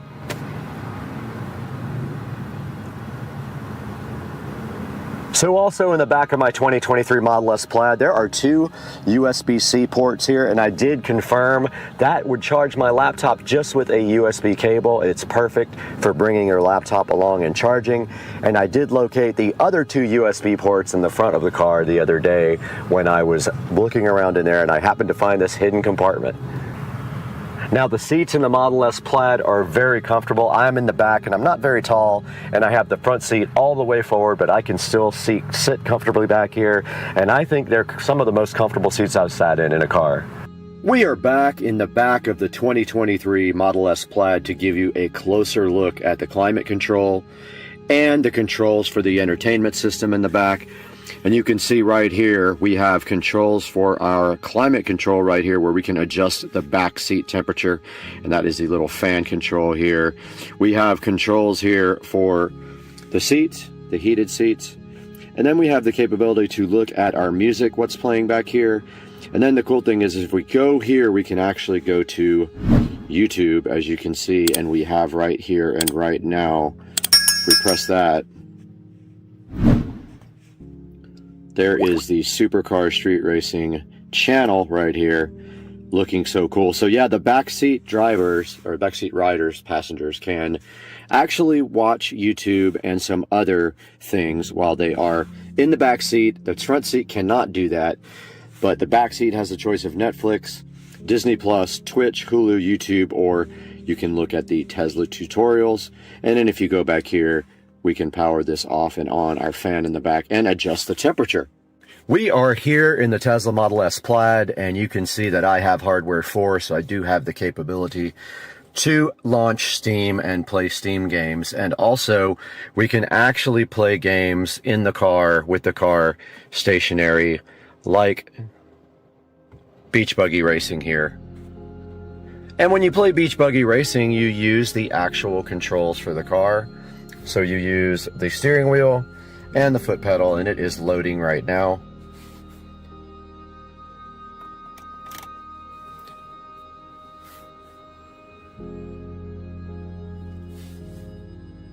And I am trying to figure out why there's no sound.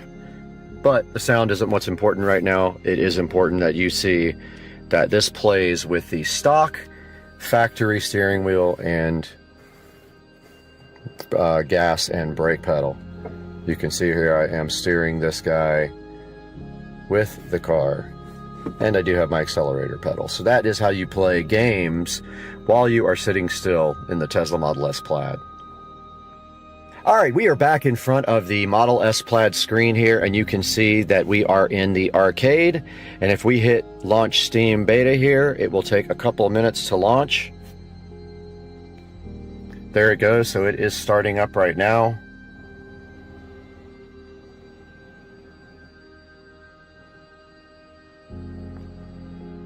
And this is actually real time of how long it takes to launch Steam. So it has been about 25 seconds since I did it. There is the Steam logo. And here we are in front of the screen, and you can see right here, we can actually install all the games that we have inside on the PC in the car and play them with Steam. So I just wanted you guys to check that out real quick, what that looks like. This is a look at the frunk in the Tesla Model S Plaid. Nothing much to see here. I've only been inside here one time. The only thing in here of note is a tow hook and the ability to change your washer fluid. Nothing else to see. Very clean. The probably first or second time I've ever opened it. All right, we're around back at the trunk of the Model S Plaid, and I purposefully left everything in here so you guys could get a good idea of the space that this thing has. And you can see I have a large Walmart box in here I have to go return. I have my camera equipment here and some shopping, and my charger right here is right underneath these clothes. And I do have the Tesla wall connector there, the Tesla mobile connector, sorry, not the wall connector. And that is what I use if I have to charge, which I really never have because I don't really drive the car that much. But that's a look at the back of the car. You also have the switches for the back seats right over there on each side of the seats as well. All right, guys, I hope you enjoyed a look at my 2023 Tesla Model S Plaid. And we hope you guys will like and subscribe to the channel, and stay tuned for all the fun things that we're going to be doing with this car on Supercar Street Racing. We'll see you next time. All right, welcome back to the channel. Today we got Dukes of Duval here, and then behind the camera, introduce yourself. Hi, I'm Wayne. Wayne is behind the camera doing all the videography today, and we got this brand new to us golf cart we're going to be working on. So Joe, tell us a little bit about what you found here. Well, obviously the first thing I recognized that the batteries were bad. They were about 7 to 8 years old, which is a pretty decent lifespan for a set of Trojan batteries. Right. It's typically what you get out of them, but they start to fall off about 5-6 years. So to get that long a lifespan out of them is pretty good. So I knew that was the first thing we need to replace. But this is 36 volts, so you got to get 6 volt batteries times 6, and we knew that we needed to replace them. So just had a guy come over, drop them off. A lot of guys will do delivery service, so just called them up. They came right over to help me just remove the batteries. Typically, they'll help you kind of reinstall the batteries, but in this case, once we removed the first battery, which I kind of knew was going to happen, it was going to be ugly underneath. So we're going to have to show you guys the clean. It's on. We're going to have to show you guys the cleanup here. That's coming up in a minute. But let's talk a little bit about what this is right after this.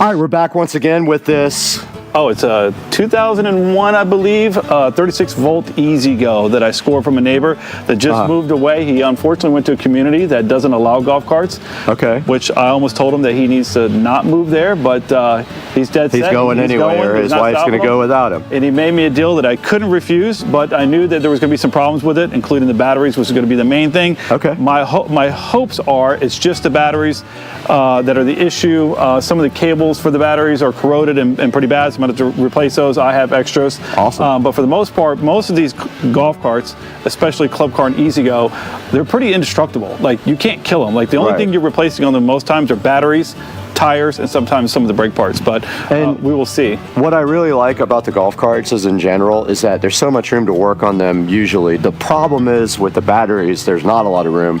And when you get down in the battery compartment, it's pretty cramped up. And what you guys are gonna see here in a minute is probably gonna blow your mind. It might be the thumbnail. The amount of acid in the tray here for the batteries is insane. So what we need to do today is get that battery acid washed out. We're gonna make it inert. We're gonna clean up the engine bay, call it engine bay, battery bay. We're gonna paint this thing and then get it ready for these brand new Trojan 6-volt batteries. Now, I don't even know if they do a lot of the same golf carts today with the 6-volt batteries. Do they still even do these? No, I think it's pretty much 48, they've done away with that. 48 volt is pretty much, I mean, you might be able to find some, but they're 48 volt now. And you're going to see also that the lead acid, the traditional lead acid battery is also kind of going to the wayside for lithium now. So a lot more manufacturers are offering less lead acid and more lithium because of the low maintenance, the long life, the output's better, the shelf life is better. Everything about them seems to be better. They're sealed. There's no acid in them at all. So let's take a look at the battery tray though now and show these guys exactly what's happening. Yeah, and before we say that, a couple things. One, I like most people are kind of on the brink of wanting to get lithium, but the price just still isn't right for me. Right. So for this cart and the price that I pay for these batteries, it just made sense to continue to go with a flooded battery. I think that probably the next set of batteries I put into a golf cart will probably be a lithium battery. A little bit of work sometimes to make that conversion. So in this particular case, I didn't want to like pour my heart and soul into doing that. I just wanted to replace them. The other thing I would say about this particular golf cart, which is made by E-Z-GO versus Club Car, is that they're made with regular metal in a lot of their parts. To me, it does rust, and it's kind of a turnoff. So I'm a Club Car guy. My main golf cart is a Club Car, and so what you'll see is the effects of having lead acid flooded batteries with the overflow of the acid that happens. It trickles over onto the metal, which causes some pretty good corrosion and other issues. So we'll see that in just a second. And I think like in the future, we might be able to convert this guy over here, this golf cart, to lithium. And when we do, I think we need to do a frame off restoration on this thing and like paint it and do all the stuff. That seems aggressive. This car's in great shape. We'll just do a simple lithium change out on it. So yeah, let's get it done. All right, let's get it going. Dukes of Duval here with his new golf cart. And you guys need to see this is what happens. So when you put water in these things, the water boils over as the battery makes voltage. As it's charging. And with that, some of the acid releases simultaneously. And so look at this. So this stuff right here, I guarantee you don't want to mess with it. I had it on my garage floor. It soaked into the carpet, and then it got into my clothes, and it burned my actual skin from my clothes. Yep. It'll put blisters on your body. Yeah, so earlier when I was taking the batteries out or getting ready to start, this sits on top to hold it down if you want to point it down here. Sure. And the second that I went to just kind of mess with it, it completely came off. So this took these bolts, these hanger bolts or whatever you want to call them, completely corroded them to nothing. So did you order hanger bolts already, or do we have to? Nope, okay, cool. Already ordered these. Okay, great. Keep this because the plastic doesn't go bad, so we'll reuse this. And then, so the plan is to go through this thing and completely get all this off of here. Okay. And then we're going to neutralize the acid, and then we're going to come back and we're going to probably sand it down a little bit, and then we're going to spray paint it. Okay. Hopefully get a good coat on it, and hopefully see if we can prolong the time that this battery bay has, because over time it'll eventually get so bad that a lot of people have to come in here, cut this out, and replace the whole one, and that's just a pain. So, all right. So what's our first step? We need to roll this thing outside somewhere where we can get this stuff out. Yep, exactly. Are we just going to spray it out with a spray? Just going to spray it for out now. Okay, cool. All right, let's do it. Yep. All right, so we're getting suited up here for surgery and inspection of the battery cavity. So we're getting our gloves on here because this stuff is very toxic to your skin and to your respiratory system. You really kind of want to wear also breathing protection. But what we're going to do right here... That's only for people that were born after 2000. Right. If you're born before 2000, you're good. You don't need any of that. You're a lot stronger in the lung area. Yeah. So what we're going to do right now is brush all this stuff off and then sweep it up and put it in a bag and dispose of it properly because it's battery acid. Yep. And if you see, it's going to come right off, but when it does come off, we're going to also be able to see that the frame is corroded. And that stuff Might is... need to get something else to scrape. I'm thinking, yeah, we're going to need a scraper as well. I didn't bring one. Do you have one? I got everything. All right, cool.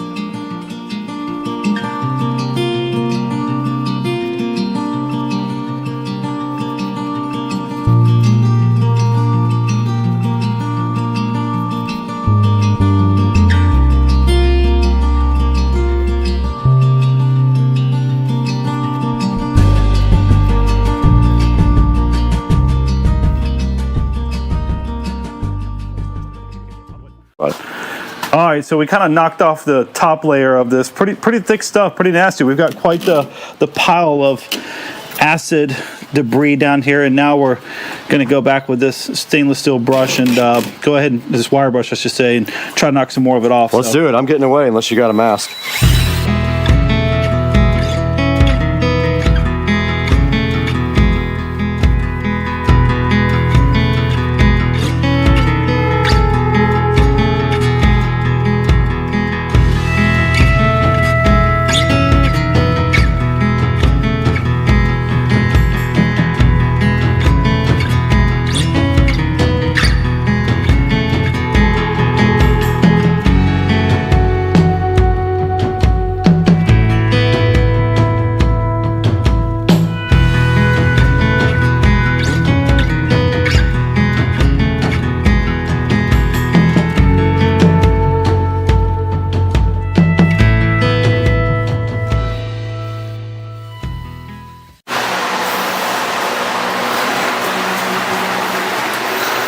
That's good enough. Okay. All right, we're back out here in Dukes of Duval Garage, and we have a whole bag full of goodies here that I brought over to work on the golf cart. More importantly, look at all of this corrosion. So this is what he knocked off of the, and it's hard to imagine that came out of the battery tray. Battery tray, right? Easy go. You got to figure this out. So we're going to send this to all the small children in the neighborhood. That cleaned right up, so that will be put in a plastic bag and be inert now. And then we brought over some stuff. We got some baking soda to make the acid inert. So we'll put that with water, mix it up with water. I bought a spray bottle to put that in. And some black paint. It's engine paint. So we're gonna knock all the rust and acid, inert that thing, and then spray it black. So, Brad, do you want to? I can pull my spray nozzle out. We'll just spray it. I mean, spray nozzle, my air nozzle out. We'll spray that out. This is a family channel. You can't pull your spray nozzle out. This isn't OnlyFans. All right, so now we kind of got it. The top layer, we grinded it down pretty good. I think from this point, we're just going to blow it out with the air chuck, and then from there. We'll see if there's any other bigger spots that need to be addressed, but after that, then we'll neutralize it, which hopefully will be pretty quick, and then let it dry, and then we'll paint it.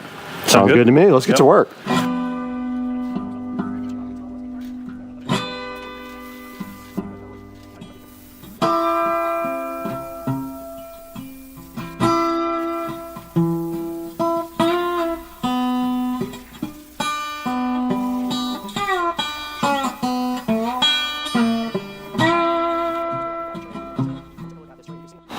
All right, we're gonna take our spray bottle that I brought over, Already prepped and ready? Full? It's not full. We got to fill it up with some baking soda and some water. Now the trick is we need a little funnel to get the baking soda in there. Yep. And then we'll put some water in it. Ratio is here? Or? Yep, I got to check my phone, so we'll be right back. We need what, 16 ounces maybe? Probably. 27 fluid ounces. Okay. So you do the math on that. I don't know how to do math. But I went to public school. We'll just put in what we think. Do a lot. Yeah, that's the best bet. It's going to come out in clumps. You don't have a real funnel? I'm sure I do somewhere. But this is good because we just throw it away when we're done. True.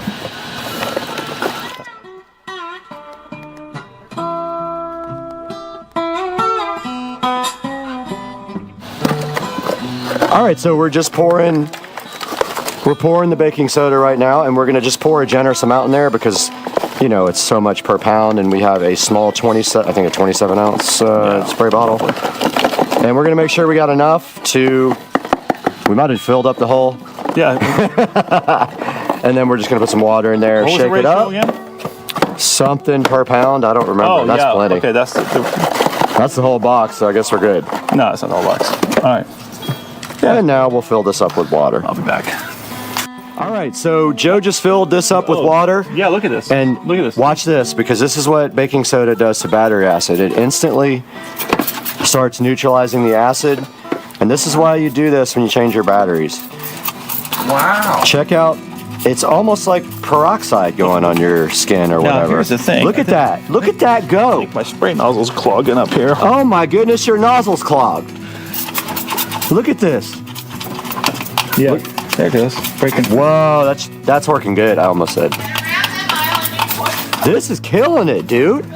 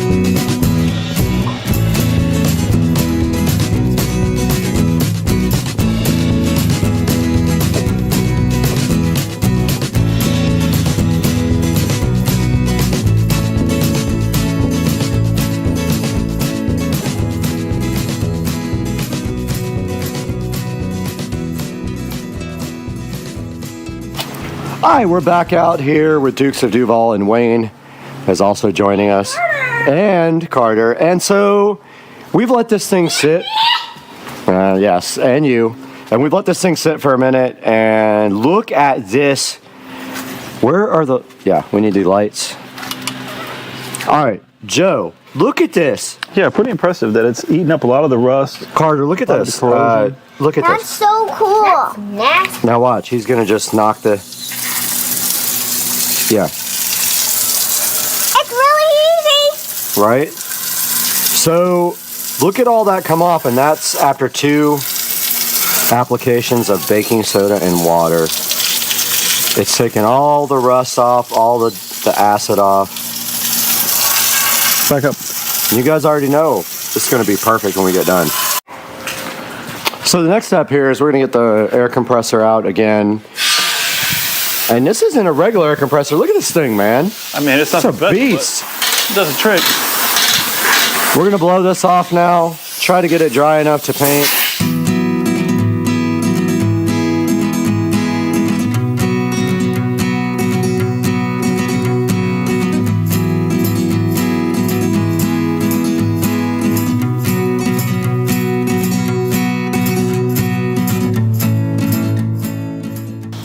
Oh, that's ready to paint.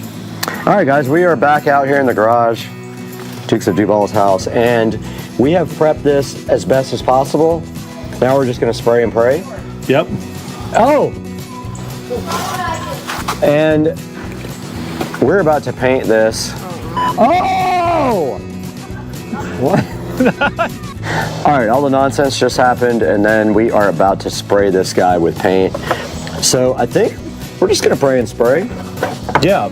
And I was just going to say, they make a product, and we're not trying to do all this, called OSFO, and I believe that it will turn it's a product that will turn like rusty metal to galvanized by just like painting it on or spraying it on or whatever. Really? That's kind of sick. It actually is pretty sick, but we're not going to do all that.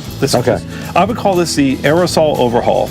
All right, so where are we going to paint this? We can't paint it on your driveway because we'll just paint your entire driveway black. We're not. I'm going to buy some cardboard or grass. Grass will just grow back, so maybe we just pull it right over there? Yep. All right, this is not a major cleanup. So, what kind of paint is that, by the way? 2 times Ultra Cover Paint and Primer Rust-Oleum. So it's flat black, so I think it's going to look good. Yeah, listen, nobody's going to be in here looking anyway, so it's just to stop the corrosion, right? Right. All right, here we go. Yo! That's going to actually turn out good.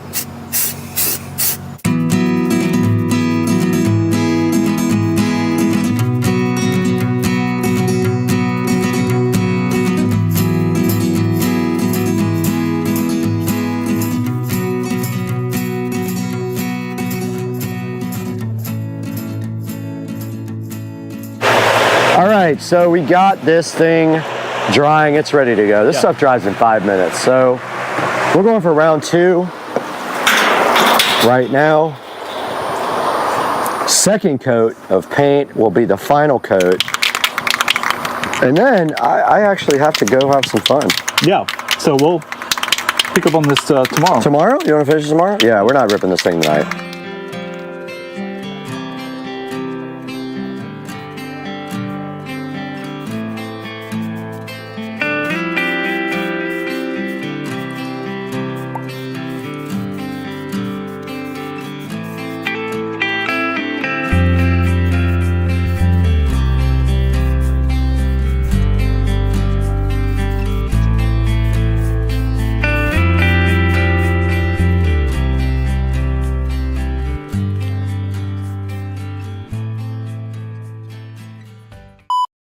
What do you think about this whole story?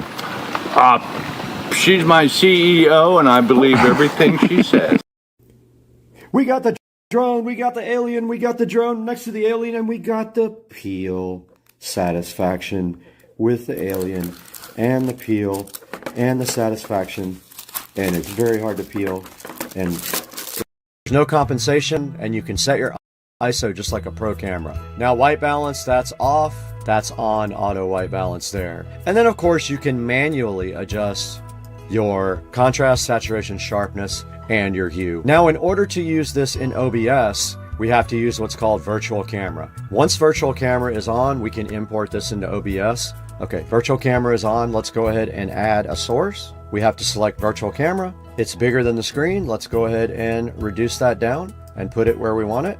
And there we are right there. Now, if you feel like you want to tweak the contrast, sharpness, or whatever, you can do that from the software here. A little bit of contrast. I gave it some more contrast. I like that better. I like a little bit more contrast in it. Let's see saturation. All right, I gave it a touch bit more saturation. The interesting thing will to see how this comes out in the actual end recording. That is the 3 inside of OBS Studio. Now on the third page here where it says more, you can set up your sleep settings. You can set up your gesture control. So there is a way to zoom in and out. You can lock your target by just holding your hand up and just like a hello to the actual device.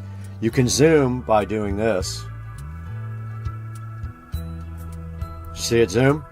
You can hold up your hands like this and pull it out like this. That zooms you in. And you can push it back like that, it zooms it back out. That's helpful between shots if you want to adjust your shot. Now down below here is voice control, and you can set up your language to English or Chinese. And there is the voice control. All the commands are just right here in front of you. Now also below that is something interesting that we're actually going to be checking out. So I've not used this yet. I'm going to go ahead and power this up. I did feel it kind of haptic feedback and come on. It's flashing green right now. You can see right here on the side. Okay, now all we have to do is add TX1. Press and hold the button for 6 seconds while Box SE is powered off. Worked. We are paired. Now the question is, can we use this mic. It looks like you can also click the mic button to human track yourself, which is awesome. And you can also do noise reduction mode. And then down here, there's some more miscellaneous settings. All right, this is a test of the Logitech Brio. I always had issues with this camera. The video would be oversaturated. It would be low quality. I don't know what's going on with that. I tried updating the firmware, nothing worked. So this is our video test with the Logitech Brio. We'll compare that to the Tiny 3 next. This is what it looks like full screen. I purposefully have the monitor off back there so you guys can see exactly what this looks like. This is also with my tweaks to video. Now I have increased the contrast a little bit extra saturation, and this is what it looks like now. Okay, I wanted to real quickly show you guys desk mode. Now this is a setting right here where you click desk mode, and check it out, look what it does. So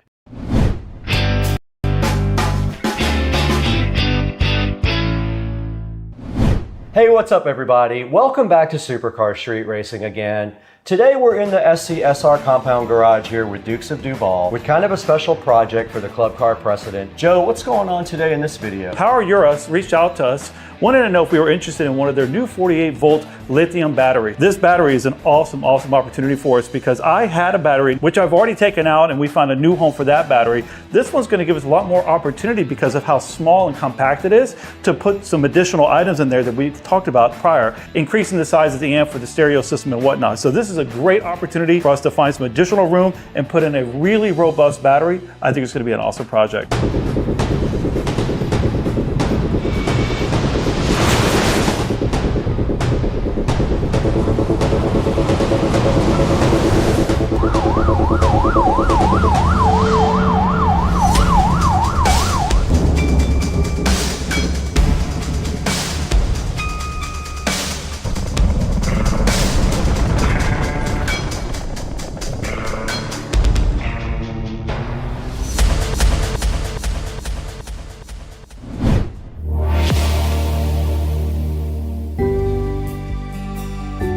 We got this thing over here and it is ready to be cleaned out and ready for the next step. And what is our next step right now? Yeah, so the first thing we're gonna do is get in here, make sure that we got everything kind of ripped out from the prior battery. There may be an additional wire or two that needs to be changed out because we wanna go fresh and clean with everything that Power Eurus provided us. So we'll get in there, clean the battery bay up like we normally do, make it look nice and shiny so that we have a clean work surface. And then from there, the plan is to install this. I will tell you, this should be probably one of the easiest installs that I've seen. Very easy to do, so it should take no more than an hour in total to get this thing installed. I agree. We do have to lengthen one wire. We found some additional wire back here laying somewhere.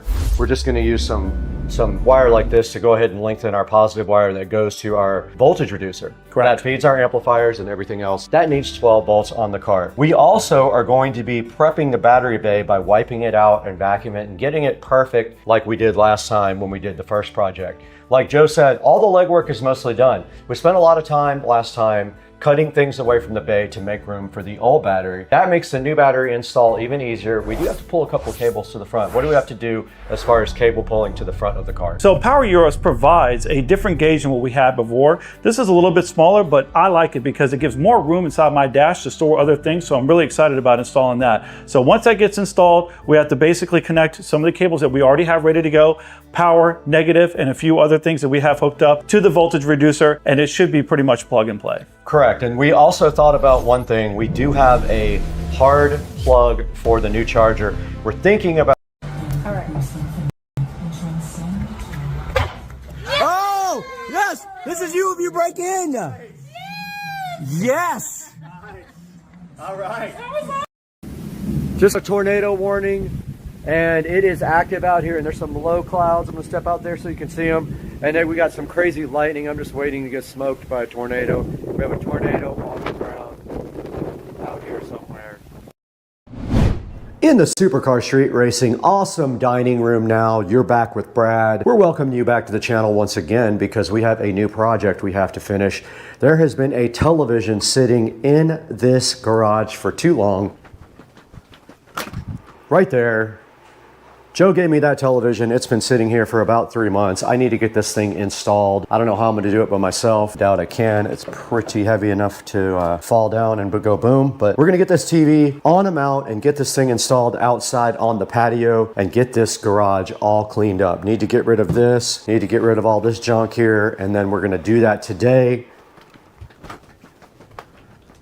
So hang with us when we get back from this short open. We're going to take a look at what's inside this box. Let's go.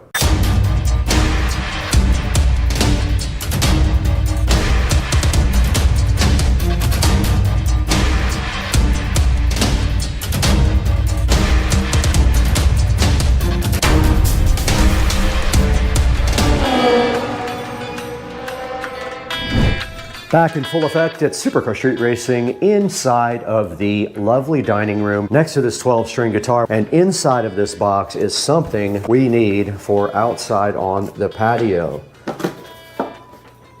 This is the USX mount XML008-1K-01. Not that that matters, but in case you buy one. This is a 60 kilogram, 132 pound television mount, 47 to 84 inch, has standard VESA and can go 61 to 419 millimeters outside of the wall, can tilt and swivel. And it is heavy enough that I almost broke the table. That would have been a good blooper reel, huh? We don't need this where we're going. Or this, get out of there. Anyway, we have it right in front of us. Let's get our Supercar Street Racing scissors out. Since we lost our SCSR knife, get our SCSR scissors out because they are branded for the channel. And go ahead and open this and see what is inside of it. Now, these new mounts all come in 3 different pieces usually, so that's why the box is not very big. I know the box doesn't look wide enough to have a mount inside of it, but they are all being delivered like that now, and they tricked us with a 3rd piece of tape. Okay, oh, they really did trick me. It opens up from the side. And greeting us inside of this lovely box is a card telling you to get customer service, email, Instagram, scan, do everything you can before you return the product is basically what they're saying.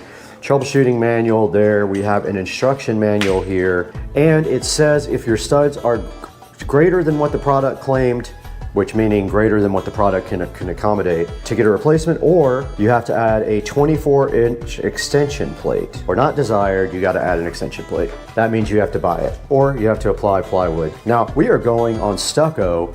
None of that will apply to us. Now, here is a lovely cord organizer they give you. They give you a level also, those 2 whatever things they are. And then we have some cardboard here with the VESA mounting arms inside. We have a bunch of screws and some washers in case the screws do not actually fit. You can add washers to space them out. We have more mounting hardware here, a nice set of Allen's key, and then inside the box we do have the actual mount.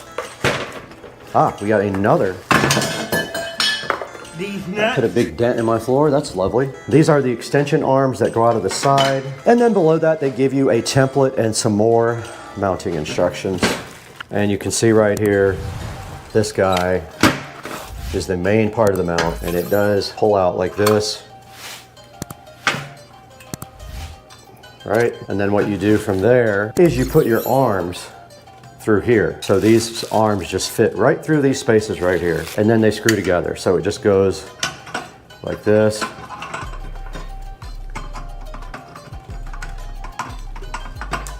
I doing it upside down? Yes. And you just bolt this to the wall. Now the next step is actually going to be removing everything from the outside, but I do want to get that TV in here and up on the table so we can actually work on it. We're gonna put this fuzzy blankie. Let's see, this is big TV now. Now you can see it does have a mount. Why am I not using that? Because it does not offer enough flexibility. Let's go ahead and remove the old mount. Boy, this mount is way different than what we're putting on.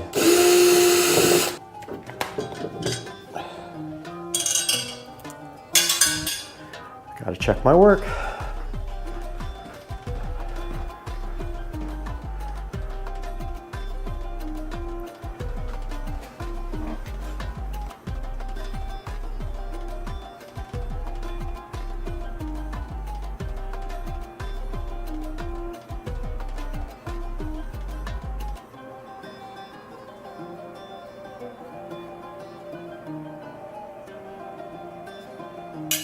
This has low mounting holes here, so the holes go towards the top of the TV, and we use the bottom mounting point. Yep, I can't go any lower than that. I'm gonna use the same screws.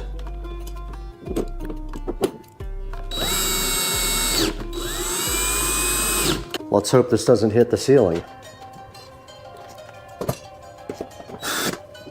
There's one way to find out. Mount the mount and see. Okay, the first step is done. The TV is going to sit, yes, you're raising the TV if you lower the bracket that way. TV is going to sit 17.5 inches from the mounting point right here on the back, so I'm going to go check that right now. All right, the next step is to attach the wall plate to the actual wall, so we're going to go outside to do that, so we're going to move you guys outside for that one.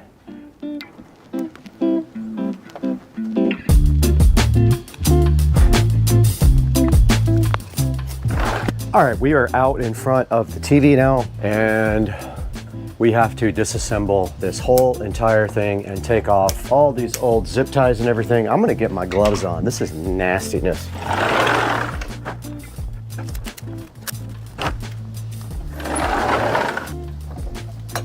LED lights we put on the back not too long ago. They're coming off.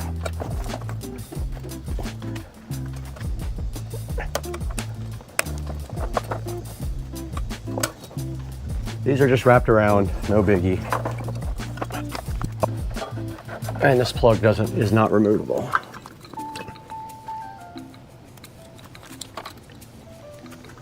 And we have our Eero device also back here we have to disconnect.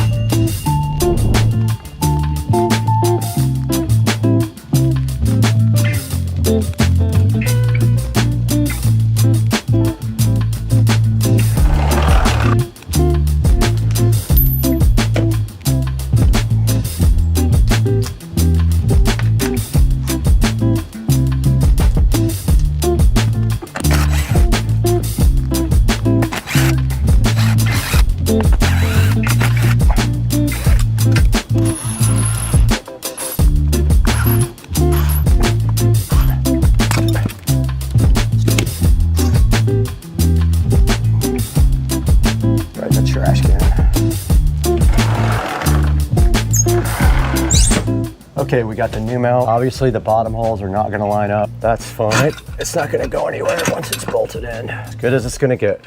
All right, I'm putting the nuts back on. If you want to.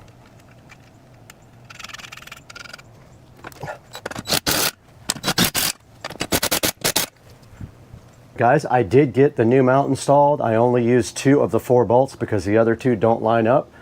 But you can see right there, that's gonna be good enough to hold anything. That's in the concrete. And when it pushes down, it pushes on the concrete here. So this is no problem whatsoever. All we have to do now is get this assembled with the TV mount arms and get the TV hung up on here. So let's do that now. All right, here are the 4 arms. And I believe the rest of the hardware is in this. Okay, next thing you do is take 4 and 5, which are the arms right there. 5, 4, and then it says 4 and 4. Okay, I think it goes like this.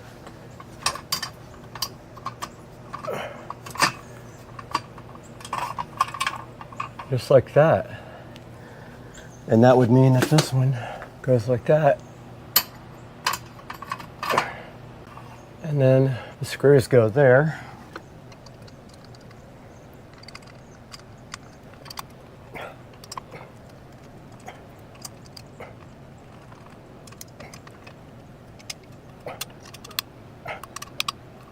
So I'm gonna pull this all the way out like that, aim it this way a little bit, push this guy back, try to get this TV hung. Let's see what happens. Hopefully it breaks. Wait.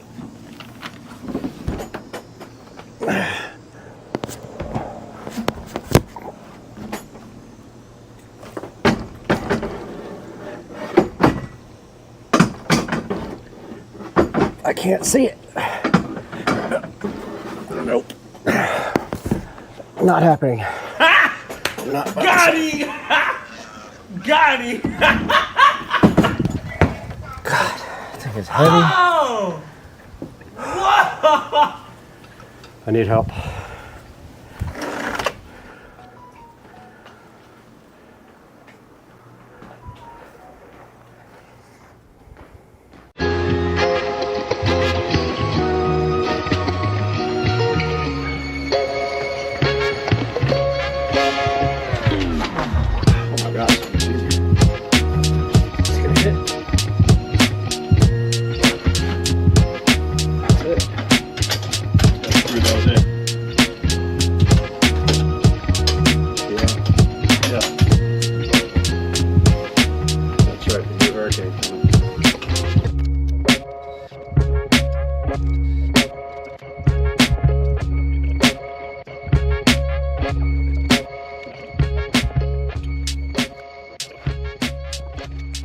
Okay, Joe and I did get this TV hung yesterday, no problem.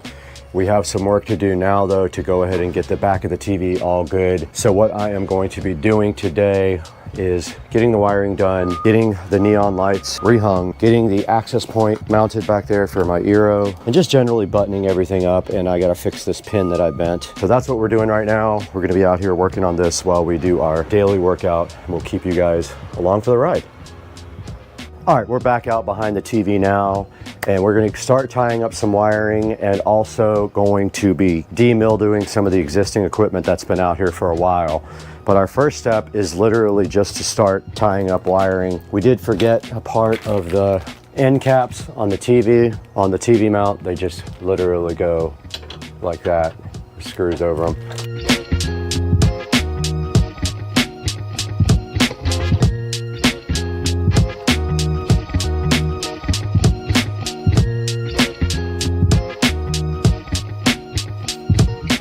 I also brought some cleaning stuff because Florida.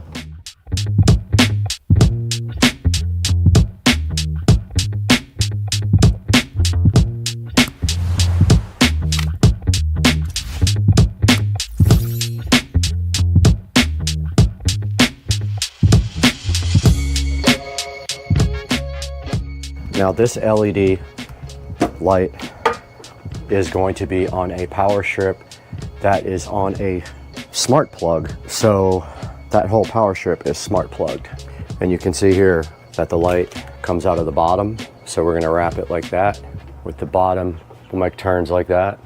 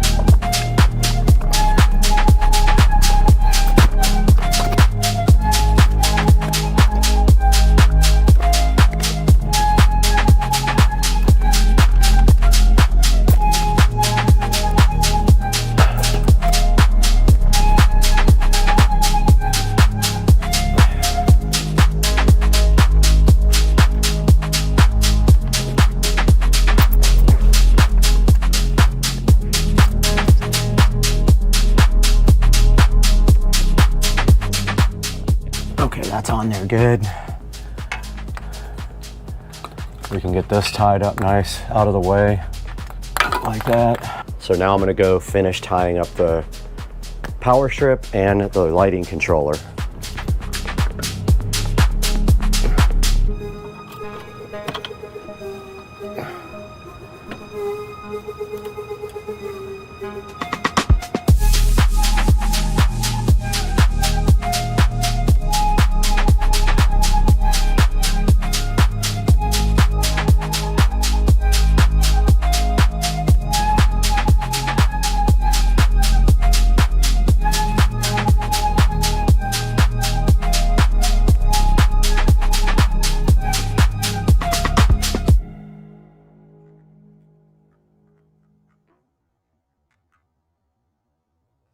All right guys, a little bit of an update before the SD card runs out. I am finished with The television project, I just have to clean up now.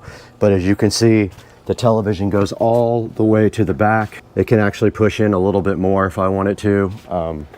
Don't think I will need to, but if I wanted to, I could push it that far back. And at that point, it is hitting really nothing. Probably good right there. This side can actually, that's as far back as it will go. So this project is done. And now I will show you guys what I did behind here.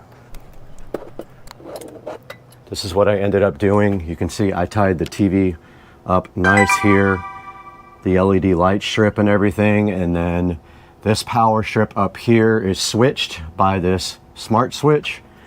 I ended up putting another power strip in to power that one. So that is as far as it's going to close right there because the plug is in the way. Kind of a puzzle that's hard to solve, but that's gonna do it for this project, guys. Just gonna clean up everything now, clean the TV up, get all this mess up and be done with this.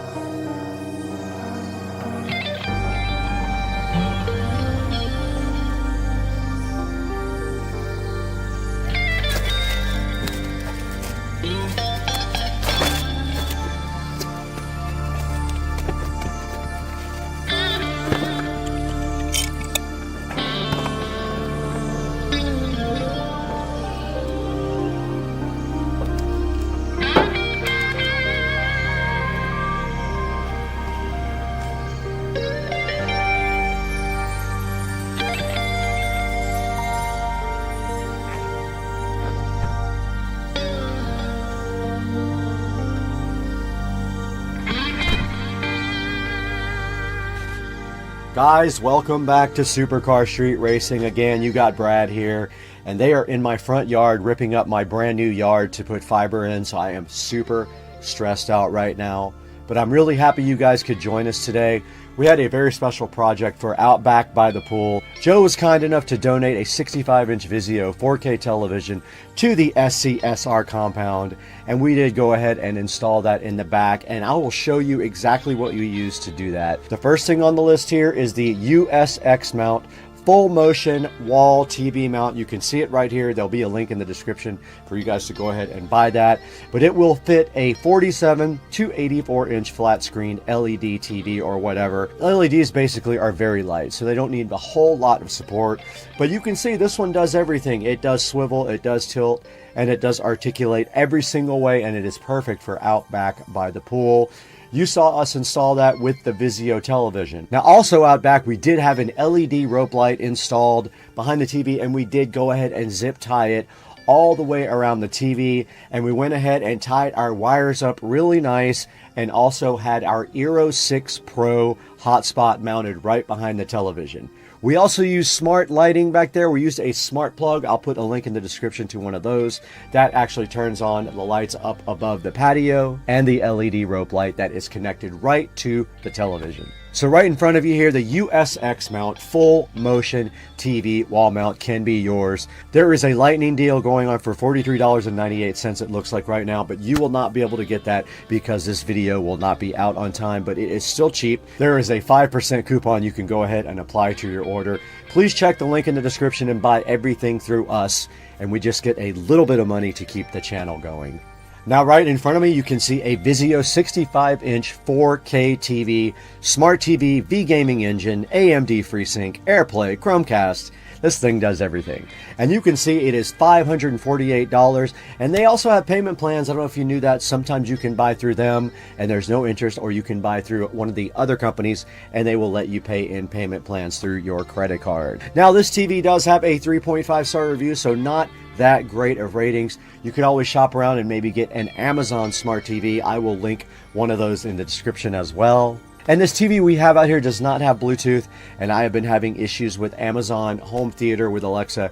They have disabled one of the features that allowed me to watch my television through a Echo Dot, which went up into the ceiling and did all the speakers inside and outside. So I am trying to figure that out right now. But please go ahead and buy everything through the links in the description. It does help out Supercar Street Racing so much, because we lose money on the channel, and your support, your likes, your subscribes are so very important to us that we cannot survive without that. So buy everything through the links in the description, and we appreciate you guys so much. Thank you for tuning in, and we'll see you guys next time. We got to get out of here. We got to go see how bad our grass was ripped up.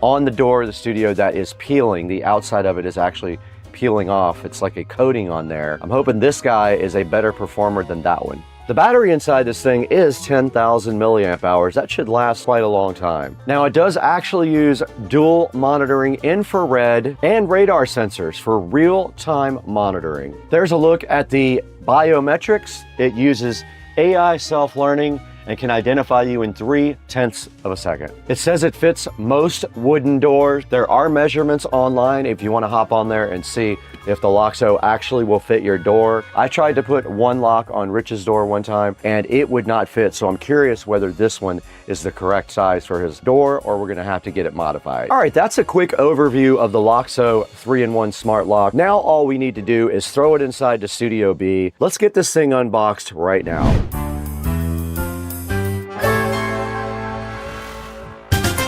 Guys, right here in front of us is the Loxo 3-in-1 video smart lock. Loxo did reach out to us and ask if we wanted to take a look at this, and of course I did. And my plan is to install this on Rich's front door if it fits. I see no reason why it should not. This is the AL501 Smart Life Security at your fingertips. This thing has about 6 ways to open your door, and you can see right here it is also a video doorbell. It does touch unlocking as well. You can unlock it with the app, and there's not much on the front of the box, but on the back you do see all of the cool features that it can do. It has built-in Wi-Fi, it has auto lock, a privacy mode, two-way talking, a 10,000 milliamp hour battery, anti-peeping on the password. It supports 2.4 gig only, remember that. It's IPS65 waterproof. It can be remote controlled with the app. It tells you when the battery is low. It has a door lock with a chime and an emergency power supply. You can see up here how the whole thing about how it protects you and your family with comprehensive security monitoring. And that is all that is on the outside. Let's go ahead and get this guy opened up and see what we're in for when we actually install this thing. Nice packaging, and on the inside of the box here we have the user manual inside of a nice black thing, and we have a nice little contact us via email to get an extended warranty. Now there is a template in here for installing. Not sure what that is about. Probably fits in a standard lock, but we don't know until we actually try it. And then inside of the box you do see everything else that it comes with. There's an accessory kit right here, and then all the parts of the lock that we need. This is the outside of the lock, so that's what you see on the outside. There is the doorbell chime, and I'm assuming it lights up right here with the numbers. And then of course if you remove this, there's a key there and a USB charger in case you lose all your battery. You can still get in the house with the key or charge it up right here if you have an emergency. So this would be the outside portion of the lock, and then there is a little plate in there to go with it. This is going to end up down like crazy, and you can see out in the distance there we do have some alligator action way back in the back there in the pond there, and also over here if we take a little walk around the corner right here. Check this out, guys. There's an alligator chilling in my neighbor's yard right there. He just jumped in the water when he heard me coming, and he is headed our way. This is Florida life, guys. One there, one behind him, and one out there. And here comes this dude ready to hang out with us. Now let's get back to the video and take a look at this Xbox Series X 1 terabyte digital edition on Amazon. What's up, guy?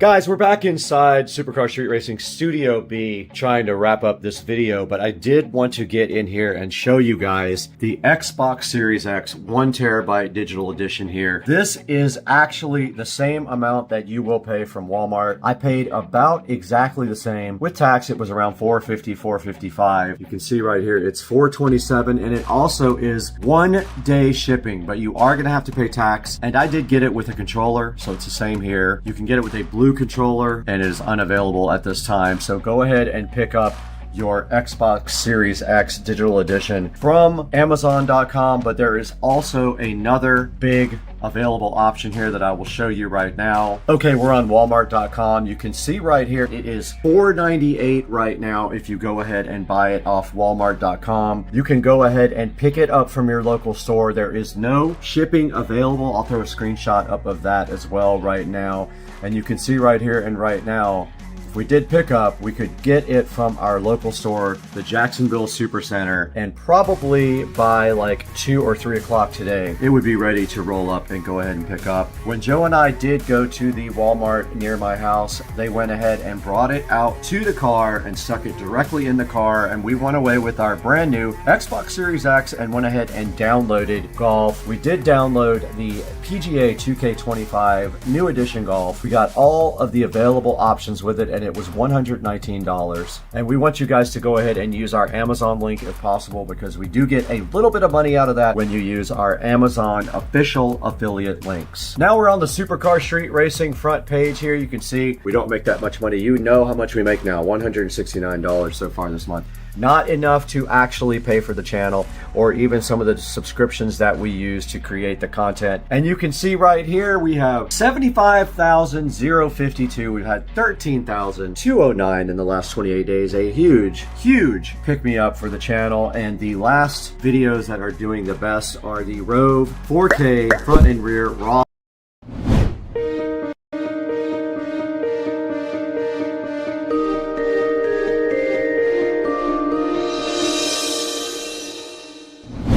What's up, guys? It is Football Sunday today. You're at the Supercar Street Racing compound. We are outside in beautiful Florida, where the weather has been exceptional for the last couple of days. Nice and cool here is a great change from what we had last week or the week before that, where it was 90 degrees and very warm. We're out in the sunroom today to tell to you guys about something. I'm super excited about this. We have the coolest thing waiting in the garage for you guys to check out. Let's go see it on Supercar Street Racing.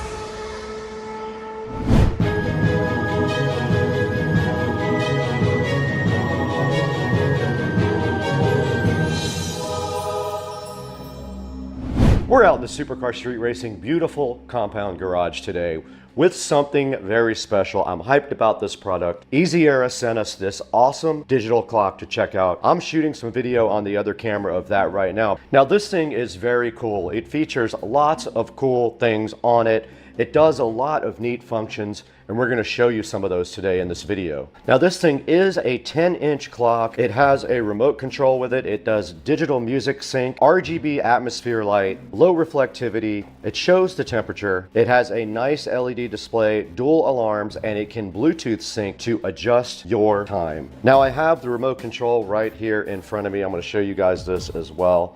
This is the remote for it. Now we will play with some of these cool features on this remote a little bit later when we install this in the Supercar Street Racing studio, because that is my intent. This thing is going to look cool in the studio. Why don't we get this thing on into the studio and try to start the installation process on the clock?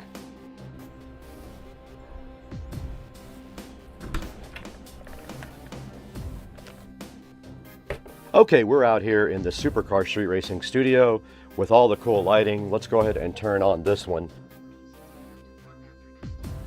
But yes, here is our cool lighting inside the studio, and my plan is to put the light right here, but it needs power. I'm gonna run power up here to this power and then run the cord down through the wall here between these sheets, so it'll be totally hidden. So it's gonna sit right here. Might be good right there. All right, I got some screws, and you can also, when you do this, you can basically run the wire right below these acoustic tiles, and this should be straight if I just go in here like this, but I just don't know how far apart they are.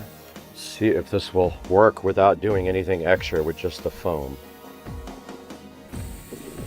Now before I put this clock up, I just want to show you guys that there is buttons on the back to do some of the functions as well. Now let's see if I got my screws in the right place. Let's go ahead and run our wire first. So like I said, it's just USB. I'm gonna go right in the crack there. That is the best thing about having these tiles.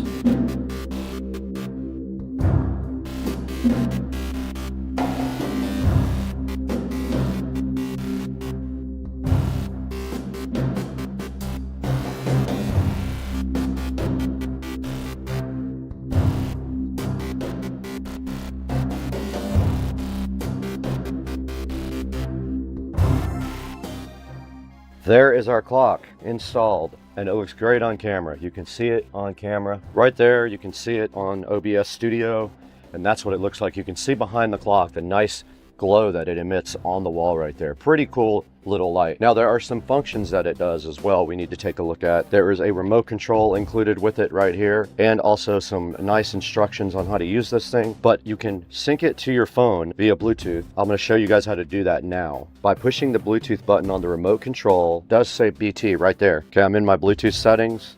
I'm going into details, and I'm looking for the Easy Era. There it is down there. I'm hitting it, pairing. I hit the pair button. Let's see what happens. I hit allow, and there we have it. The time and the date and the temperature are perfect now on the Easy Era digital clock. Now this thing does also feature alarms as well. You can set the alarm with the clock button or with the remote control.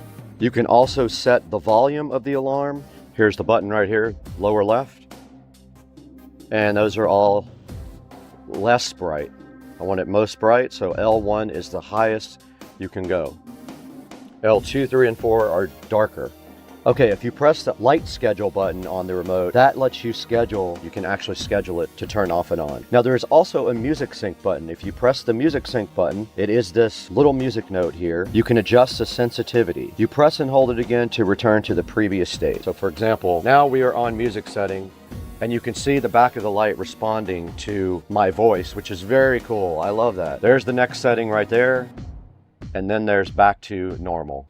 There's also a count up timer that you can run on it. There are 12 and 24 hour switches on it. Now you can also change the display color by pressing the display color button on the remote control. Let's find that button.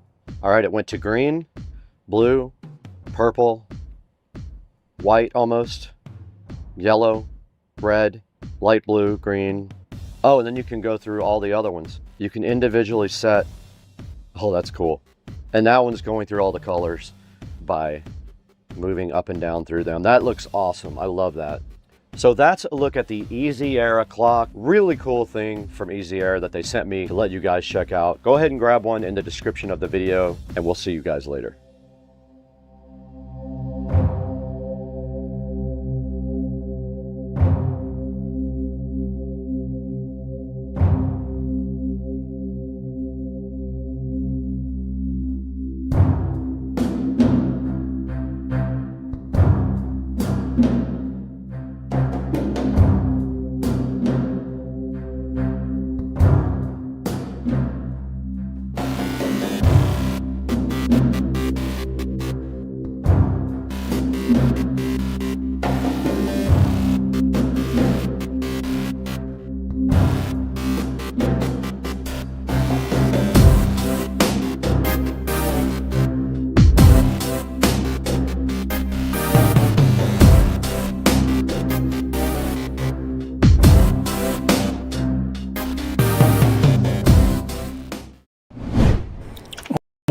I bet I could.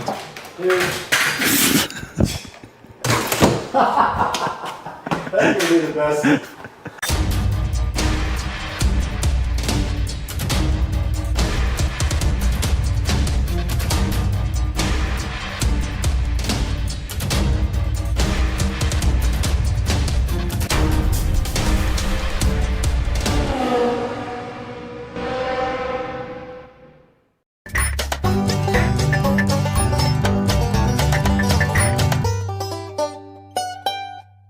All right, guys, welcome back to the channel. And today we have Dukes of Duval with us here.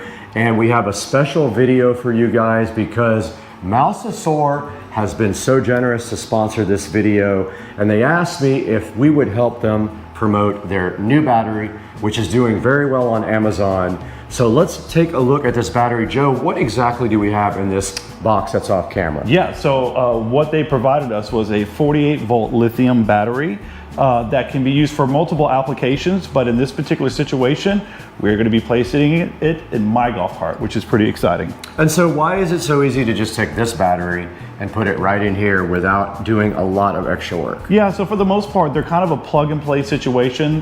Depending on your setup and what you have on your golf cart, mine may be a little bit different because of some of the things that I've included on the golf cart, whether it be converters, other things of that nature that are in there that may be some additional wiring. But for the most part, it's very straightforward. You're taking the lead positive and the lead negative, and you're connecting it without having to use all the additional batteries that you normally have in the golf carts. And then amongst other things that you have to hook up, like I said, whether it be the converter, radios, things of that nature, but for the most part, very simple.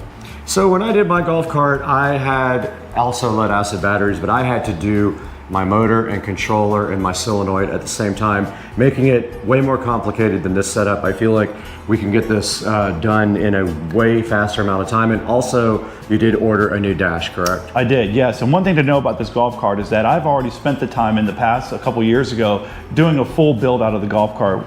Just like Brad's, I did motor, controller, solenoid, wiring to 2-gauge. So this thing is ready to take on this battery. And it's going to work very well with this particular setup because it's already a great setup, but it's going to be even better with this lithium battery. Right, and also the only other thing we really have to figure out is that we have to get the battery mounted in there, and it doesn't really come with specific hardware to put a tray down and mount the battery. So we're gonna have a little bit of figuring out to do with how to get the battery flush down in the motor bay, and then once we're done with that, we can start figuring out the sound system and running the wires for the new speakers and all that stuff that goes with the install. Yeah, and I think that the way the battery's built, I think it's got various different ways that this thing can be set in there. So I don't think we're gonna have that much of an issue, which should be pretty easy because again, this is kind of a universal application with the battery. So I think what we'll find is when we pull everything out, the tray down below will have plenty of different options for us to put any bolts and accessories or what it needs bolt-wise to bolt it down. I think we'll be fine. And I remember when we did mine, the battery weighs over 100 pounds, so it takes 2 people, one on each handle, to kind of get it up and get it into the bay. Yeah, and his was a 72 volt, so a little bit heavier than this one. I think by 36, I think it was. Yeah, maybe by 30 pounds. So it should be very easy to manage. And that's another thing that we're really excited about is get all this additional weight that we have with all these flooded batteries that we have in there now to be able to go with this. Huge benefit, amongst many other benefits. Also, we'll be able to pull out all the cables that connect the batteries to each other. So again, that's weight savings and just you're minimizing parts, so that's great for this thing. The less weight you have, the faster this thing's gonna be and the more acceleration. So when we get back from this short break, we're gonna go ahead and unbox the Mousesaur battery and show you guys what's in the package. We haven't looked at it either. It's fully boxed right here next to the camera. So when we get back, we're gonna take a look at this. Yeah, and I'm excited to talk about all the great benefits that come along with this battery. We have a lot of really cool things that this battery does for this golf cart. So I'm excited. So after this short break, we'll be back and we'll show you guys the Mousesaur.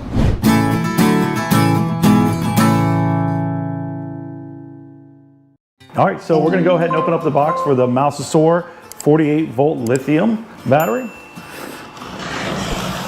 With the SCSR patented scissors. Packaged very well. There's a lot of tape on it. And it's clearly marked lithium for shipping. Yep. The box is pretty thick too for protection, which is good. Now we saw some videos where some got damaged, but we're thinking that that maybe was a one-off because this box doesn't look bad at all. Nope, it looks like it's good. All right. I think they probably, since the last time, they took some protective measures, maybe redid their boxing a little bit. Unfortunately, you're kind of at the mercy of whoever the shipping company is to make sure that they don't beat up your product. So, all right, so as we come in here, everything's pretty straightforward. So we have the main battery here, good sized battery, but not too big, which is gonna be nice to be able to maximize your compartment, to be able to put other stuff in there if you want to put additional electronics, you want to store stuff in there, whatever it may be. So we have the battery, and then it looks like we have one main box here that's going to probably have a lot of our wiring and whatnot. Okay. In here as well, we have some of the stuff for fastening purposes, some covers for the positive and negative, and we have some information from ASUS. So awesome. Excited about that. Oh, and we got one more box in here, and we'll see what's inside here in just a minute. All right. All right, so the first package is obviously we have fasteners here. So it looks like it's just nuts and bolts. These all look like pretty good stainless steel, which is good. So no rusting in the future. And we'll be using this probably just to fasten the battery down, I would imagine. And maybe use these potentially for the charging system, but we'll see how that looks when we get to that. Okay. All right, of course we have these covers. Not sure if we're gonna utilize these or not, but these may come in handy just to kind of keep something over top of it after we have all of our wires connected to the positive and negative terminal. And then let's see what's in this box here.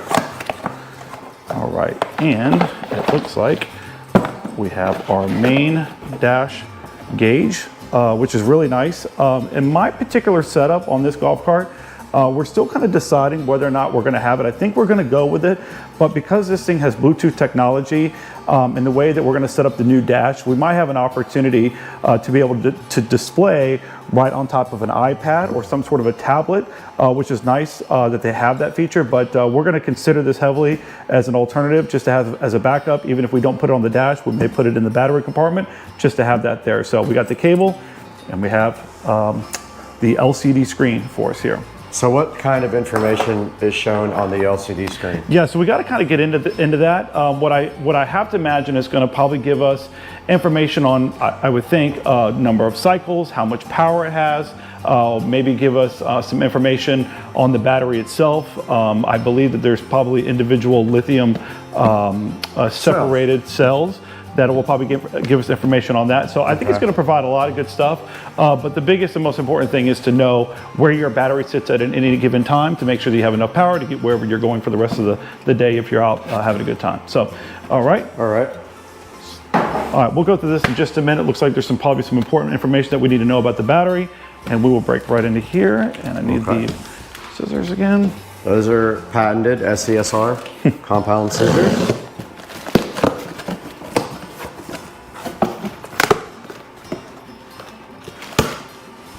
So far, so good, man. The packaging's perfect. I don't see any damage to anything. Yep, looks really good. Again, good packaging. And in here, we have the charging system itself. And this is something we were really curious about, whether it had a male connector for just a standard extension cord to go onto. Yeah, that's probably the biggest thing I'm excited about, that hopefully that is the case. We're going to figure that out pretty quick. There's your port right there. So we have a port here that will connect. And I assume that there's an adapter that goes along with it.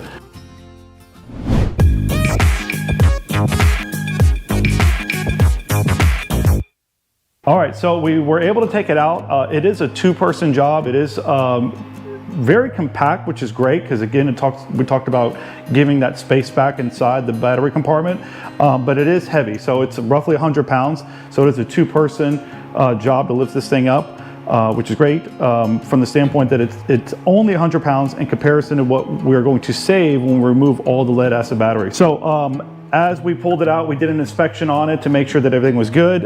Their packaging held up very well, and the delivery of it looks great. There's not a single problem with it at all. Everything's good, so it's a good.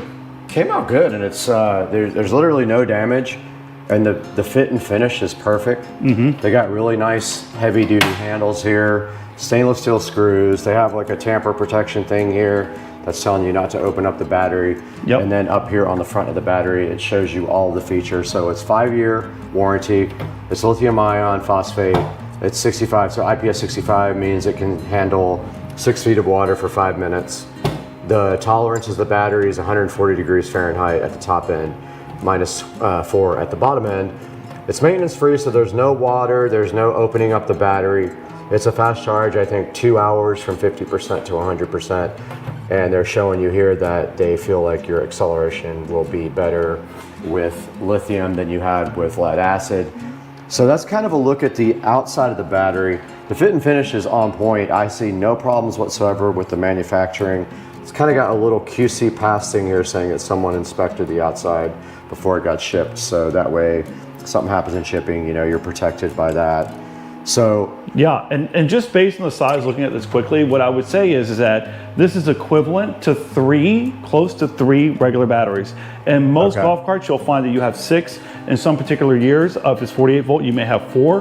But this is definitely much denser in size, which is great, and it's going to offer a lot of opportunity to be able to put more stuff and to work, more importantly, to work inside there. I know in the past when I've replaced batteries or done any type of upgrade from any electronic, it's cumbersome. There's not much room inside that tray. I mean, the batteries literally just take up the entire compartment. So this will let us have a lot of room to move our hands. So that's going to be a nice feature when we put this in.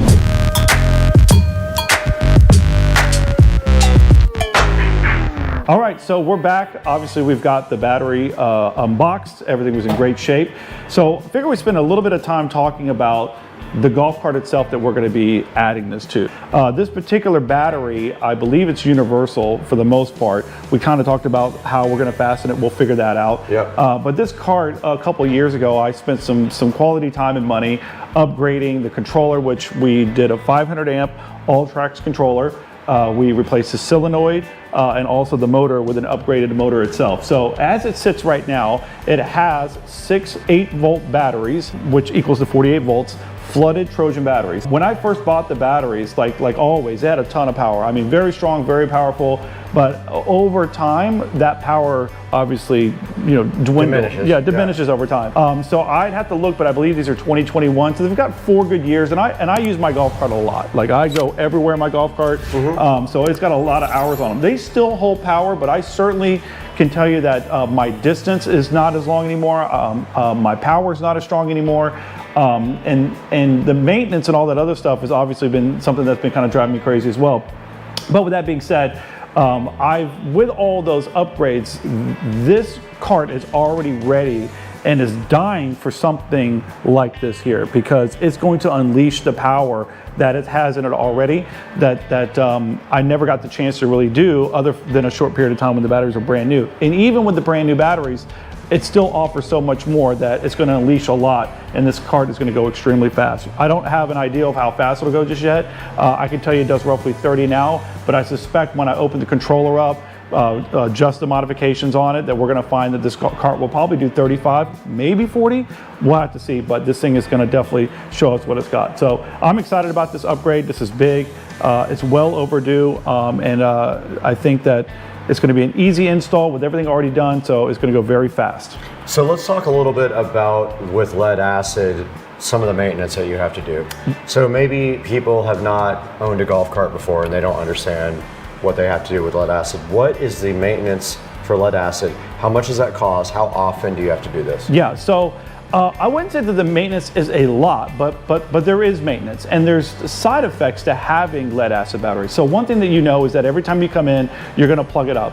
In the charging cycle itself, it's always going to I'm going to say exude, or it's going to overflow acid that comes from the batteries. That's just a normal part of the process, right? What are you actually putting in the batteries? Yeah, so we use water, so it's a mixture of acid and water. Okay. But every time you plug it in, it's going to it boils. It boils, right? Yeah. It gets hot, it gets heated up, and it flows over. So one of the biggest things is that, one, you have to make sure that you're constantly keeping water in there. So we use distilled water. I keep gallons at the house. You're constantly having to make sure every couple of months that you have it. And there's no way to know unless you pull the battery cap off, do a visual inspection to see whether or not it needs water. And then from there, typically if one's low, they're probably all low, and then you're filling it up. So that's happening every 3 months that you should be doing that. And often, if you're in maybe a cold environment or somewhere where you're using you're charging more cycles, that could be happening more repeatedly than that itself. But that is work. And the other part of that is that when that's boiling over, depending on where you're parking your golf cart, it's causing damage. It goes on the floor. It goes on the floor. In the battery bay. So luckily with the club car, it's an all aluminum based cart. So with the frame itself, so what's nice about that is that even though it overflows, it doesn't cause much corrosion. However, there are other golf carts, including EasyGo, that still, to this day, as far as I know, use a regular metal frame. So those will probably corrode. They do. More. Yeah, and we've actually made a video one time where we took one apart and it was just absolutely destroyed. We were able to kind of get it back but it's pretty rough. So that's really one of the bad side effects of having it, right? The other thing is that inside the compartment bay, when you have all those wirings and you have all those connections, you see corrosion. That happens a lot. From the battery. From the battery. It can get on the wiring too. And I can't tell you how many times that I've had friends, because we obviously dabble in a lot of golf cart stuff, that have come to me and say, I don't know what's going on with my golf cart. And typically what I'll do is, first thing is I go right to all the battery terminals, I'll check the connection, I'll wiggle it, and what'll happen? One just falls right off, right? It looks like it's on there, but it's completely corroded. This is going to be a major help in that regard, because you're not going to have all that acid flowing out, getting all over, corroding things, which is really, really good. It's also kind of the same when you have a solar power system. So these people that have solar power, they'll have a room with like 20 or 30 batteries in it, and the corrosion just over time just kills the battery terminals and it just disconnects. So they have to go back in and they have to put new wiring in and all that. So that's another good thing about this. And also, not to mention the cost of distilled water is probably, how much per gallon do you think it is? Maybe a couple bucks, but you know, often I'm using 2.5 gallons probably in most cases. When they're really, really low, that might be a little bit over, but you're constantly having to buy it. I keep a constant stock at my house all the time.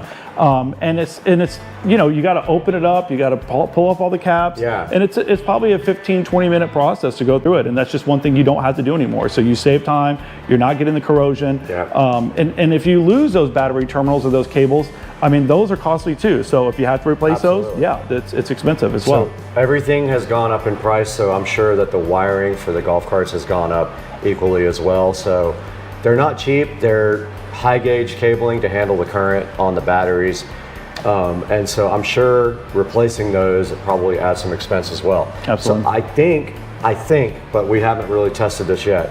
For myself, I know that I had to buy distilled water probably every couple of weeks, and I would spend like $10. So the price difference for the lead acid versus the lithium ion is sort of falling directly into line with not having any maintenance. Correct. Yep. The savings alone from that perspective.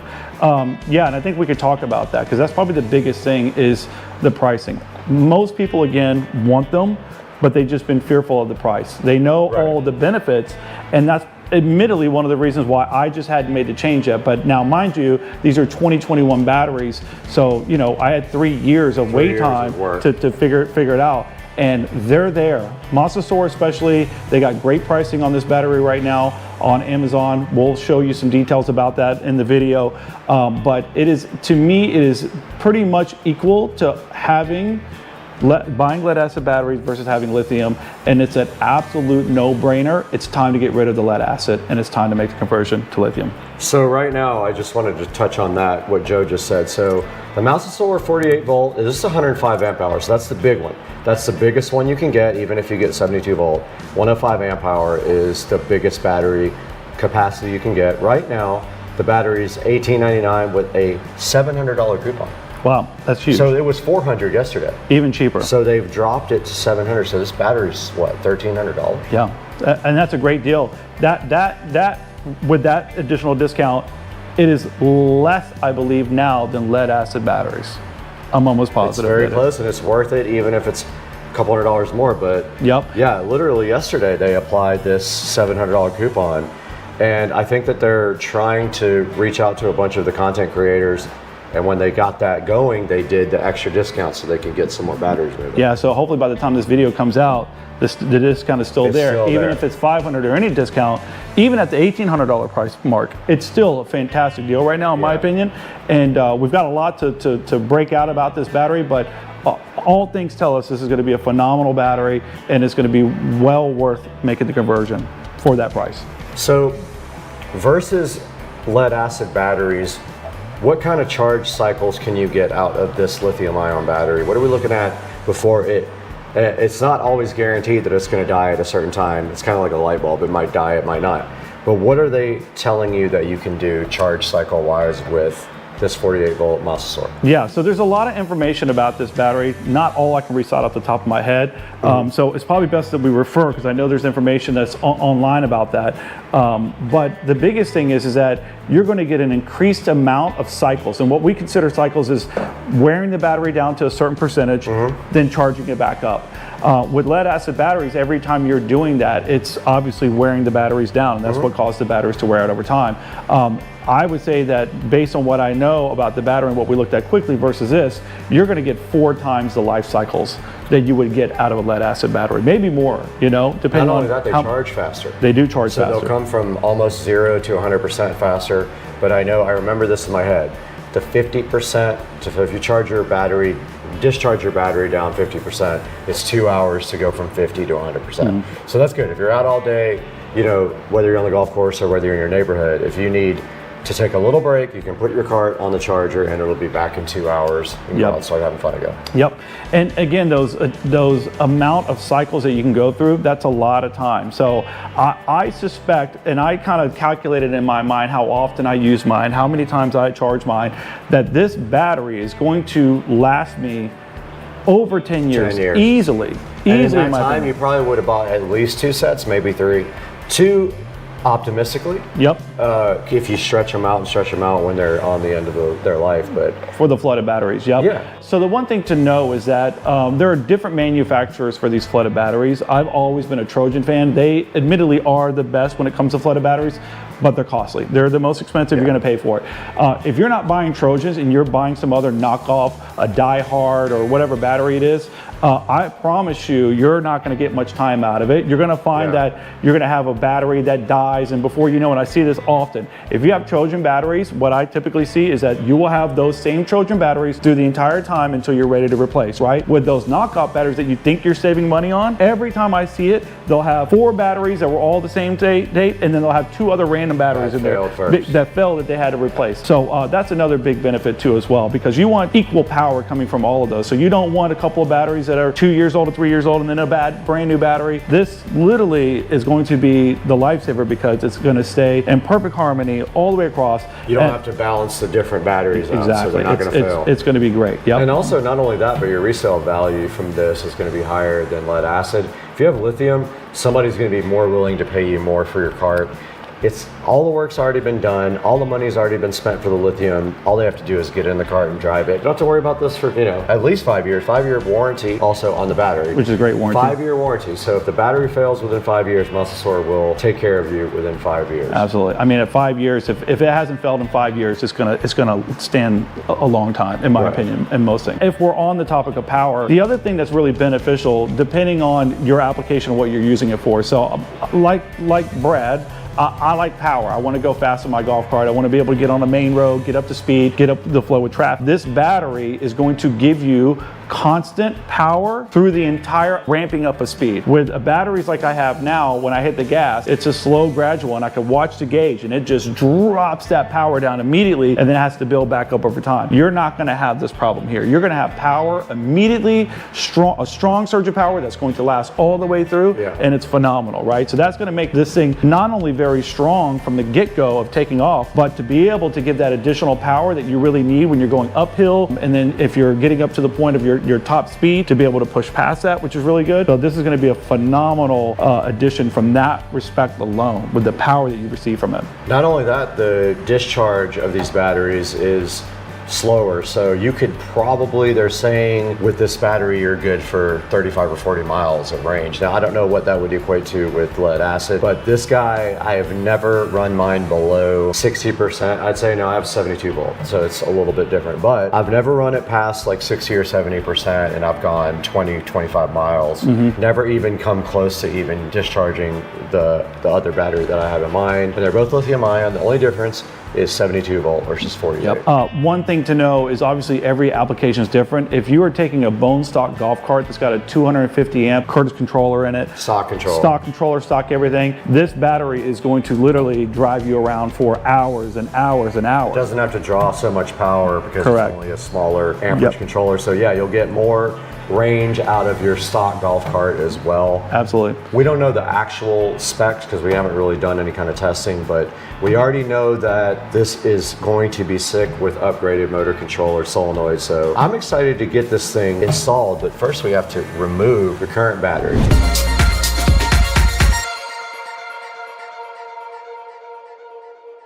All right, we're back in the Supercar Street Racing Garage. We got Joe here, Dukes of Duval. with his new Mosasaur 48 volt 105 amp hour battery. But what we failed to talk about is some of the performance gains that you get from this battery simply because of weight savings. So there's a significant saving of weight when you go from lead acid to lithium ion simply because of the cells are lighter in the lithium ion versus the same amount of voltage and amperage. So let's talk a little bit about that. What are we looking at as far as weight savings here? Yeah, so what we looked up was, and we confirmed, I believe it's around 68 pounds per battery. So in here, I have 6 8-volt batteries. So you do the math on that. So we looked online, we're gonna verify it, but I believe that they weigh around 63 pounds per battery. So you times that over 6 batteries, that's a significant amount of weight. These come in right at around 100 pounds. So basically this is equivalent to less than 2 batteries, which is pretty phenomenal. So if we're gonna get a savings of 230, 250 pounds, that's significant because if you're a golf cart rider, you know adding 2 additional bodies is a lot of weight, right? So that's the way I look at it, right? Adding 2 more bodies to it really slows you down. So you're reducing that, which is gonna be significant in regards to your overall power, speed, and all that. So huge savings in weight. So right here in front of us, we have a scale. All we have to do is just tap the scale, it'll come on, we can throw our battery on, well, eventually it'll come on. Throw our battery on here, a single battery, see what that weighs, and then compare it to the 105 pounds for the lithium ion. We'll know exactly how much weight savings we have, not to mention the cabling and other things we get to throw away as well. Correct, yep. So I think we're gonna go ahead and get started in removing a battery. So we'll take one out, we'll weigh it, and let's do a comparison. I'm also interested to see comparison with the size of the battery. This may be less than 3 batteries in size. Yeah. This itself. Definitely skinnier and also less wide and less long than 3 batteries, I would say, just by looking at it. I think the battery is probably equivalent to the same width. To the same width, but I think that it's going to come up less than 3. So we'll put them all together and we'll show you guys. It is 13 and 1/8 wide by 20 inches, we'll call it long. Yep. So why don't you measure one of those batteries, and then we'll show you guys once we get the battery out. Make sure you go across the terminals. Roughly 10 inches. 10 by? Roughly 7 3/4. Oh, okay. So 2 inches. 2 inches less with this one, right? Yep.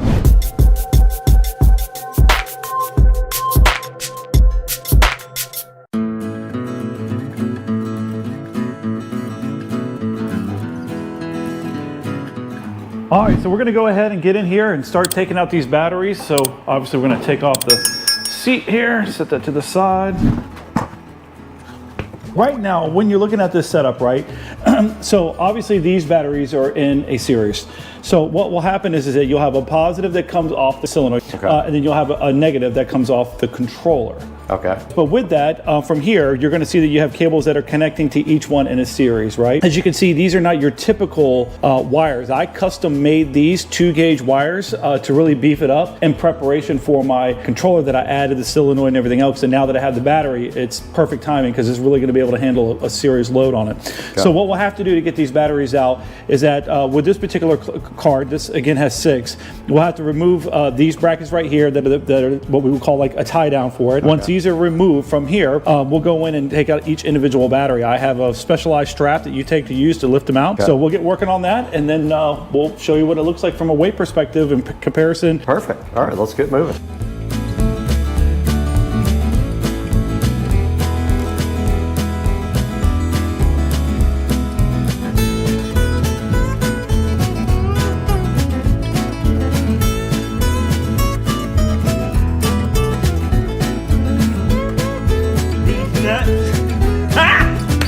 Got him! Got him!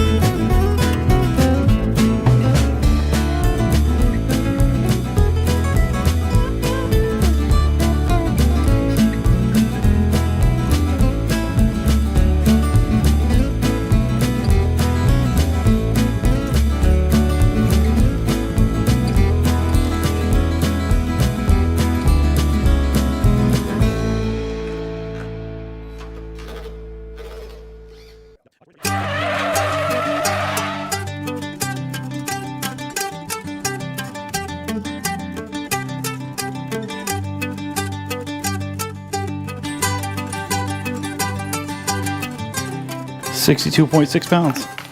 Wow, so the internet was right. It's 63. And it's probably missing a little bit of water too. So I bet if it had fully topped off with water, that's crazy. 63. Yep. Pounds.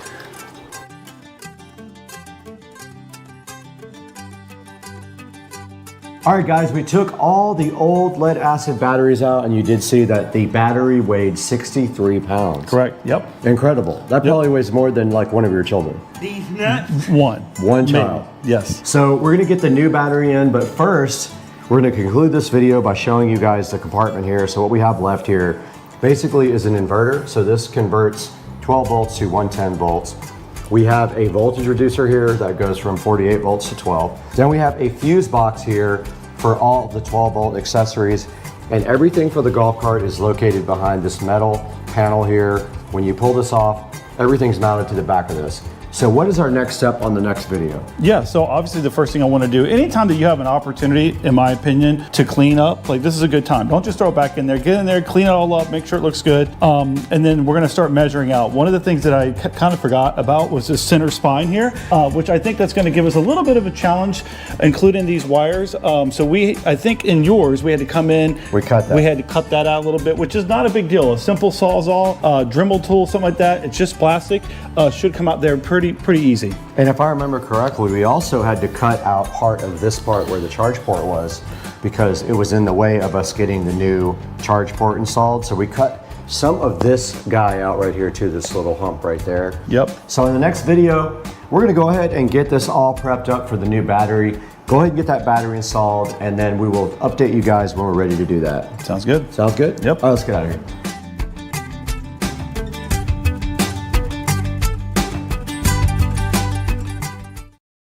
And our video ready, we'll go ahead and download it. And now you guys will see that on the screen, full screen right now. The Brave Little Robot and the Lost Teddy Bear.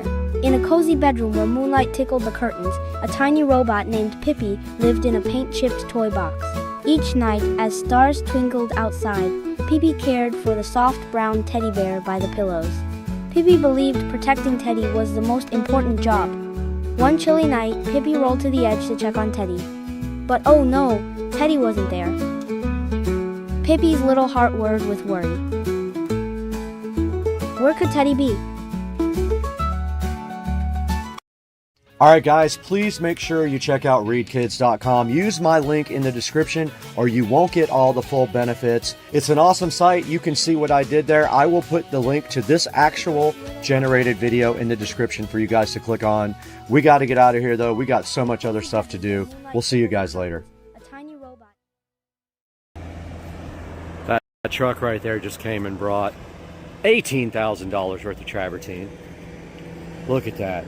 You guys are so stoked. You can't wait to come swim in my brand new pool. And then you're going to try to take all your clothes off and do weird things, but no, I'm not going to.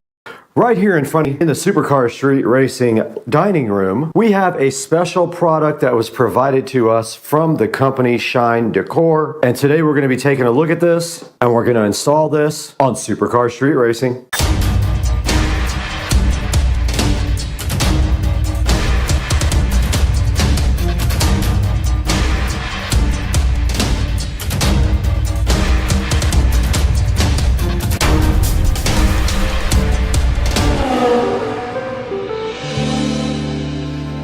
I have directly in front of me the Smart LED silicone light kit here. Now this was sent to us from the company Shine Decor, and today we're going to be opening it, see what it's like, install it, and let you guys know if it's worth the price.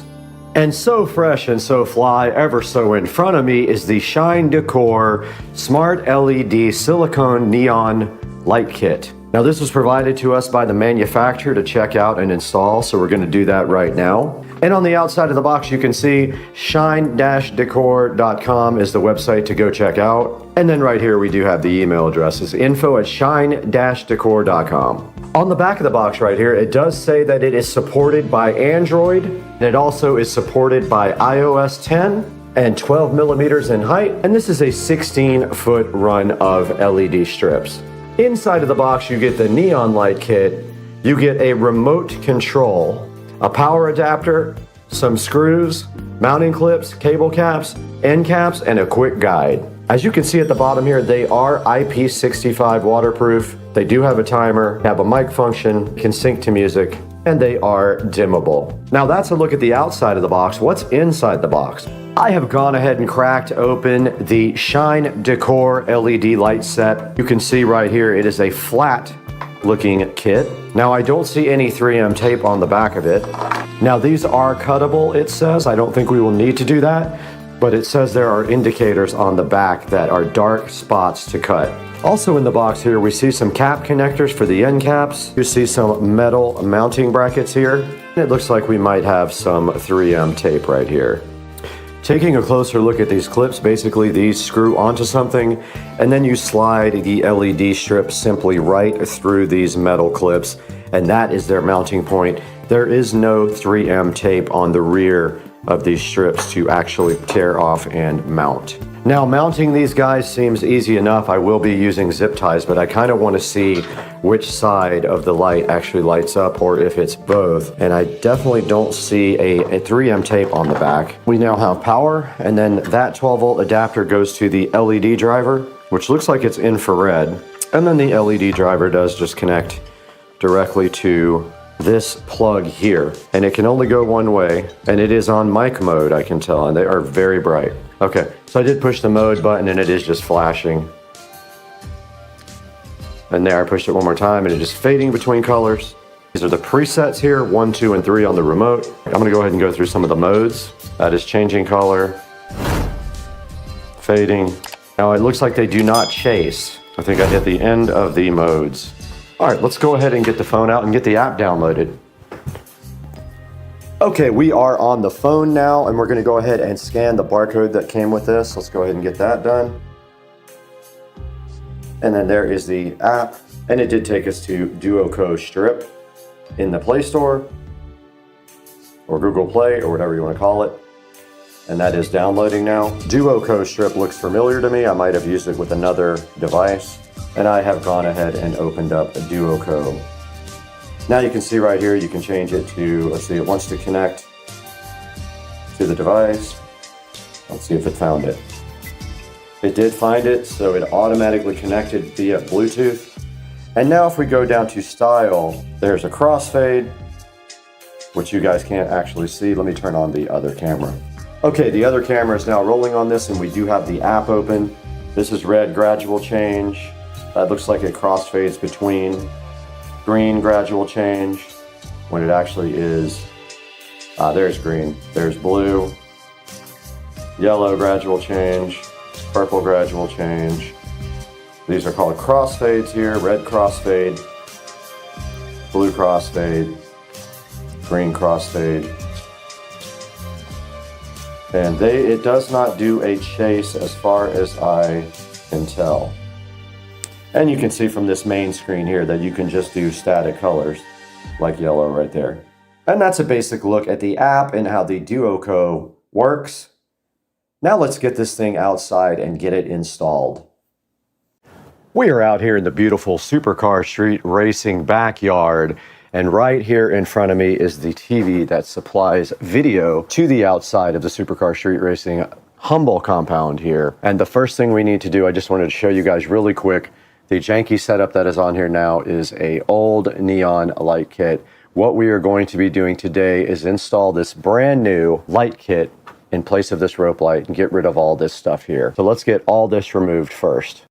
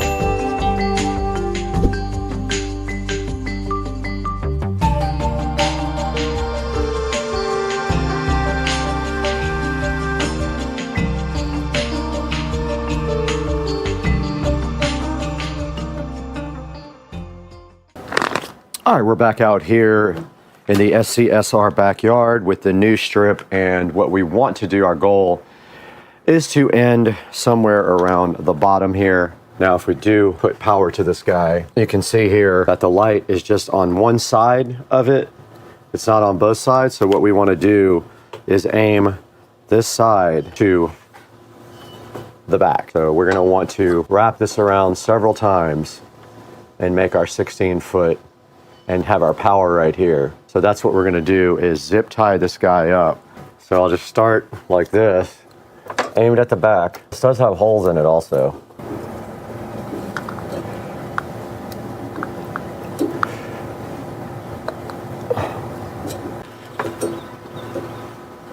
We'll go ahead and get one on this end as well.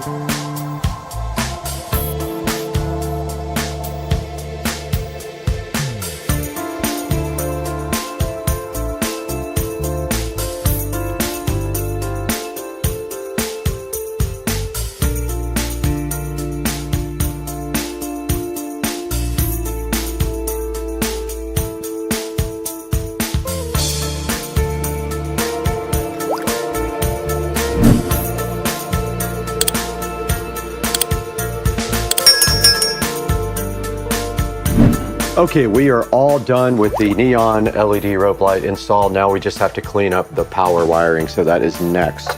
So we have our LED controller. They gave us some double-sided tape for that. All I gotta do is go grab that right now. I need to pull some slack. That's great. Got him!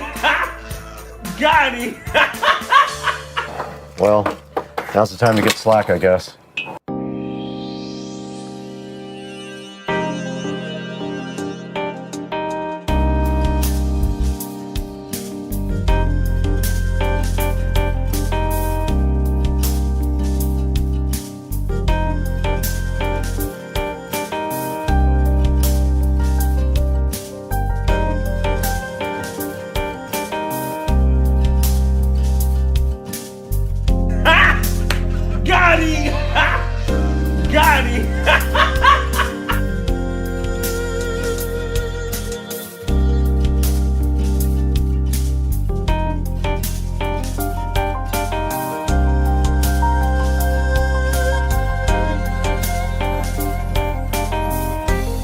Okay, we are all done with the install of the neon LED rope kit, and tonight I will show you guys the final results of this install. But for now, we are finished, and we'll take everything back inside until tonight.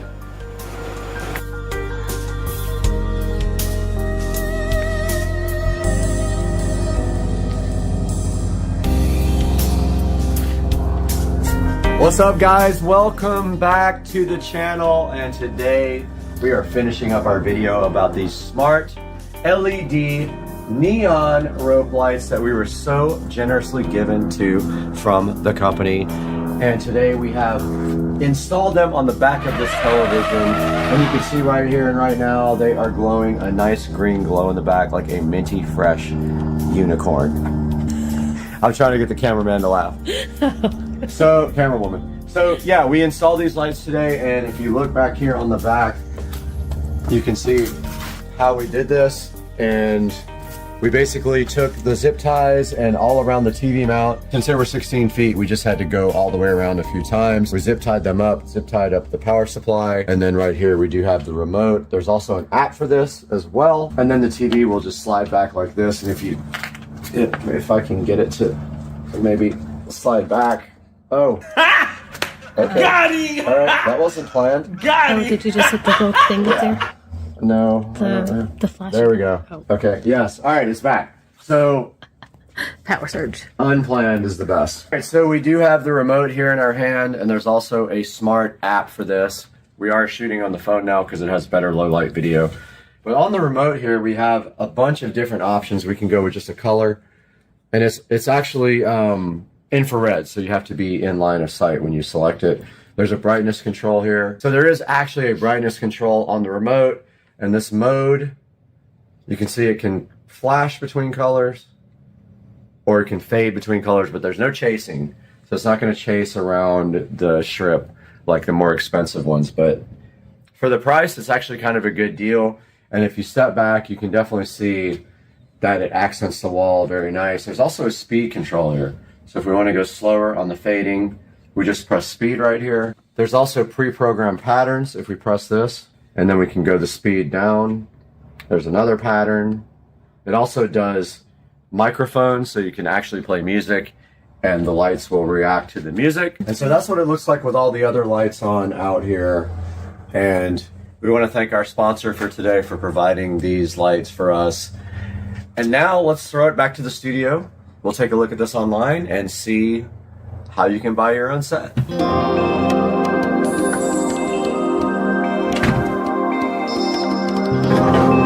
Welcome back to Supercar Street Racing once again, and I am Brad, and this is the Supercar Street Racing 4K production studio, where we come to you and bring you high quality content such as reviews and projects and things like that. And today we have these Shine Decor smart LED neon strip that was so generously given to us from the manufacturer to check out. And as you can see back on the back patio, we did install the Shine Decor strip on the back of the Supercar Street Racing compound television set out by the back pool. Now you can see right here and right now, this thing does have a 4.1 star review, and I did enjoy this a lot. The only thing I can say about this is that it does not do chase. So it only does color changing and flashing, and that's about it. And it does have a remote control. It is an infrared remote control, meaning that you have to be line of sight to actually point it at the device. You have to be line of sight with the infrared receiver. And right here in front of me, it has a 4.1 star review. And if we take a look at some of the reviews, 5 star, it says something about floating shelves that they made. They used them on their floating shelves. This one says beautiful light, product looks great, and it looks like a true neon light, and it does. If it's in view, it looks better because it has a diffuser on it. And now some of the 1-star reviews, not RGBW. It does not do white. It says difficult to set up. I found it was quite the opposite. It's very easy to set up. This thing says horrible product, disappointed, did not work at all, but I didn't have that experience with mine. Once again, I want to thank the company Shine Decor for so graciously providing us with this smart neon flexible light. I encourage you to click through my product link and go ahead and buy one if you need a neon flexible light with a diffuser. Please like and subscribe to Supercar Street Racing. It helps us out greatly when you do that, and buy all of your products through any of our Amazon links. It doesn't have to be a link for this product. You can buy anything from any of my links. And that does help me out greatly, as it gives the channel a few dollars, and we do lose money on the channel. Thank you for supporting us, and we will see you next time. Right now we have to go. We have 1,000 LED strips to install at the house.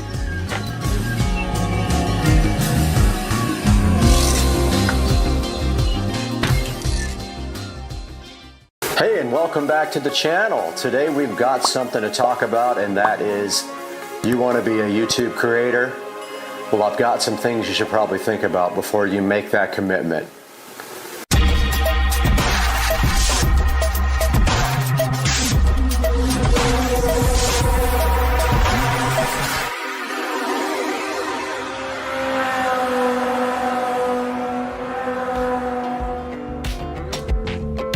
let's talk about the first thing you're gonna have to be a successful creator on YouTube.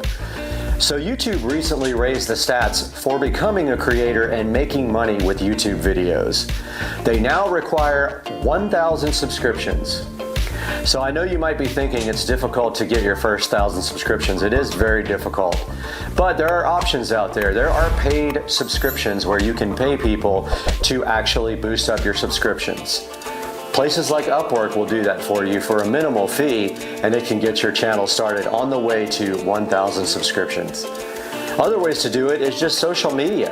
Put your channel out there on Twitter, put it out there on Facebook, and just by word of mouth. And people will subscribe to your channel. They'll help you out tremendously.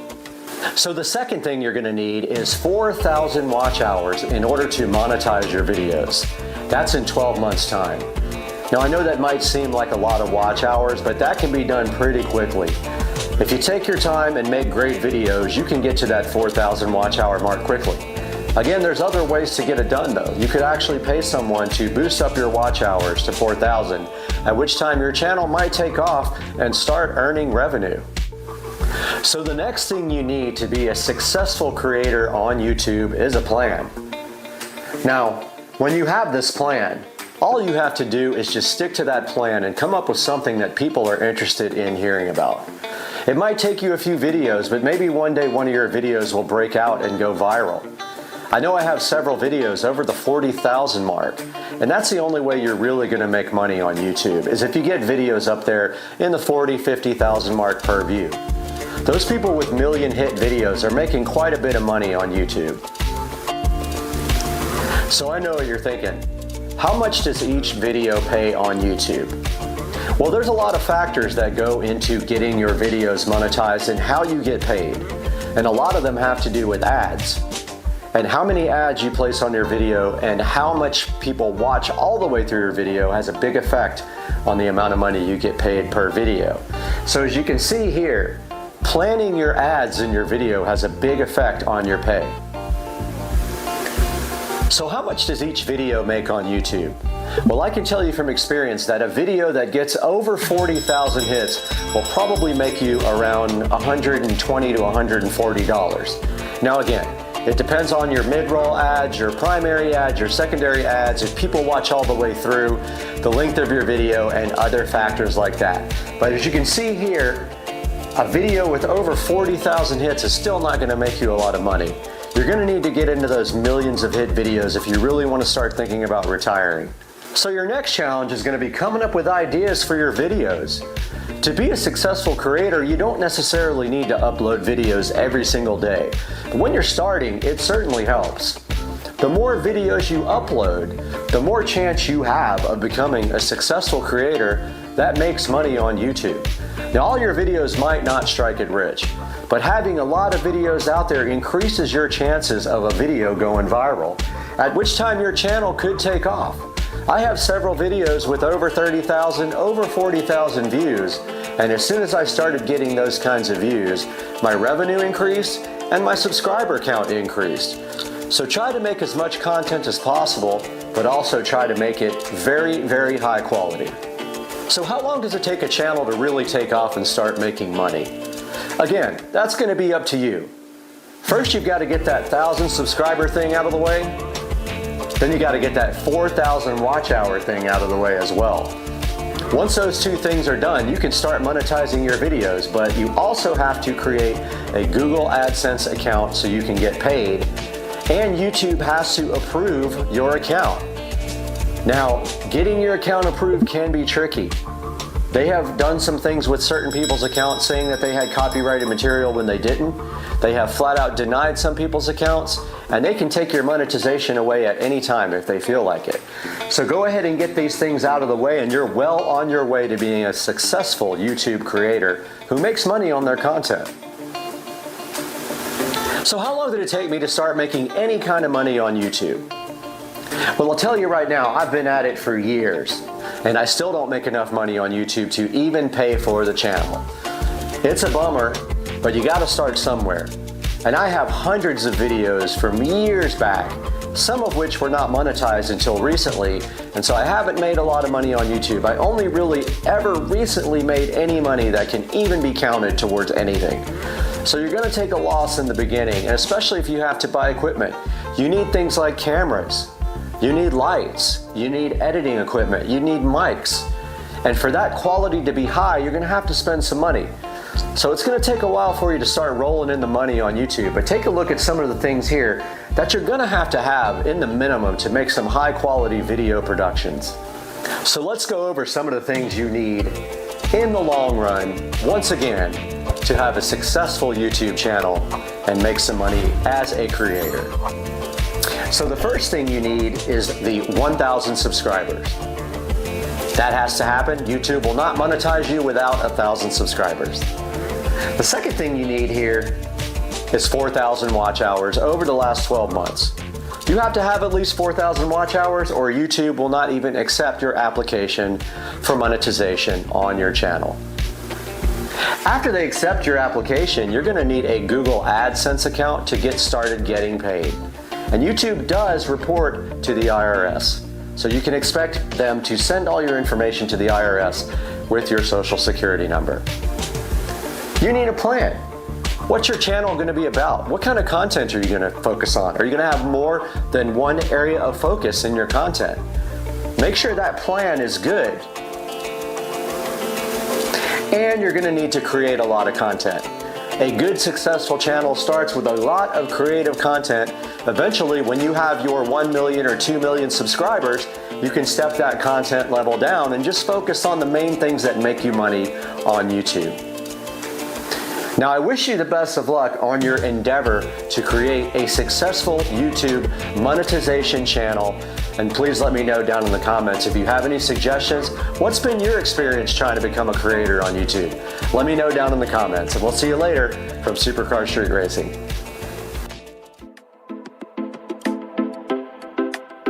The YouTube Partner Program, or YPP, gives creators greater access to YouTube resources and features. If you're looking to make money with your channel, you'll need to apply and be approved for YPP.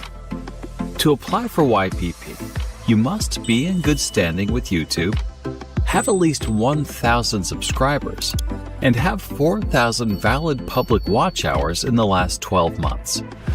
We've set these thresholds because we want creators to be good citizens on the platform, and these requirements ensure our teams have enough information to review your channel.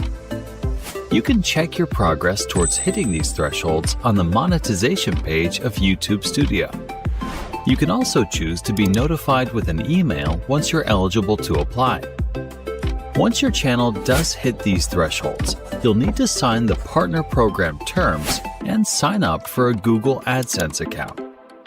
After all of these steps are completed, then your channel will be reviewed against our policies. If everything looks good, you can start earning money from ads and from YouTube Premium subscribers watching your content.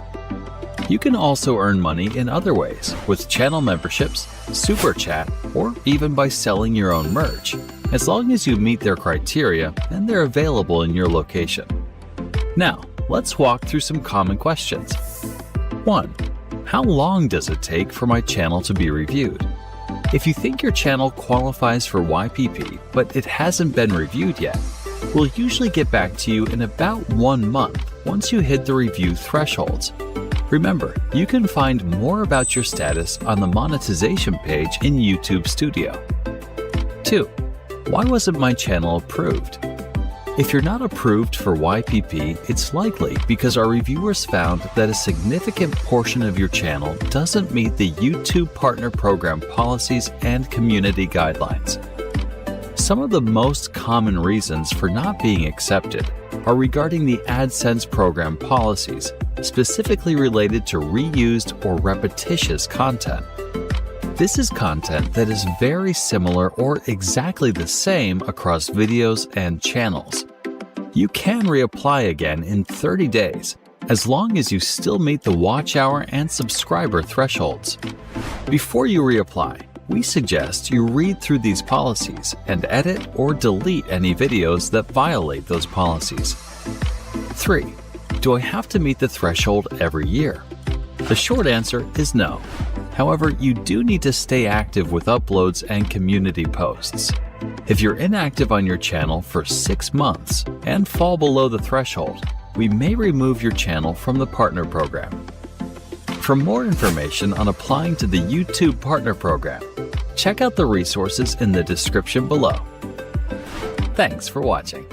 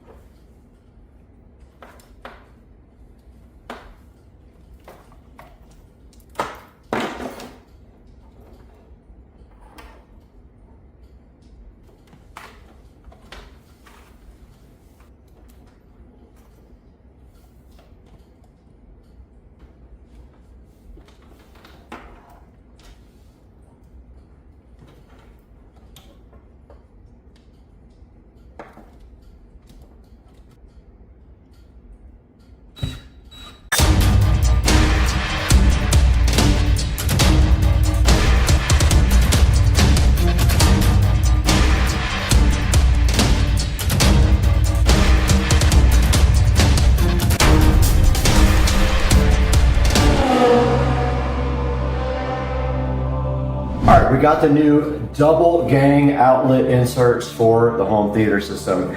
On this side we have regular power, we've got USB type A, and we have USB type A there, and then over here we have Ethernet cable, which we're not using, and then a HDMI cable. We've already pre-wired, so we have power here, we have Ethernet here, and we have HDMI, so all we have to do is put the power in here, wire that up to the back of this, put the Ethernet right into there, the HDMI right into there, and then the TV is updating for the last hour at least, and it's ready to install another update. Let's get this here installed. And I'm gonna do power on the left, so I'm gonna do power right there. I'm gonna do HDMI and Ethernet right there. And I got my screwdriver over here ready to go, and all my tools.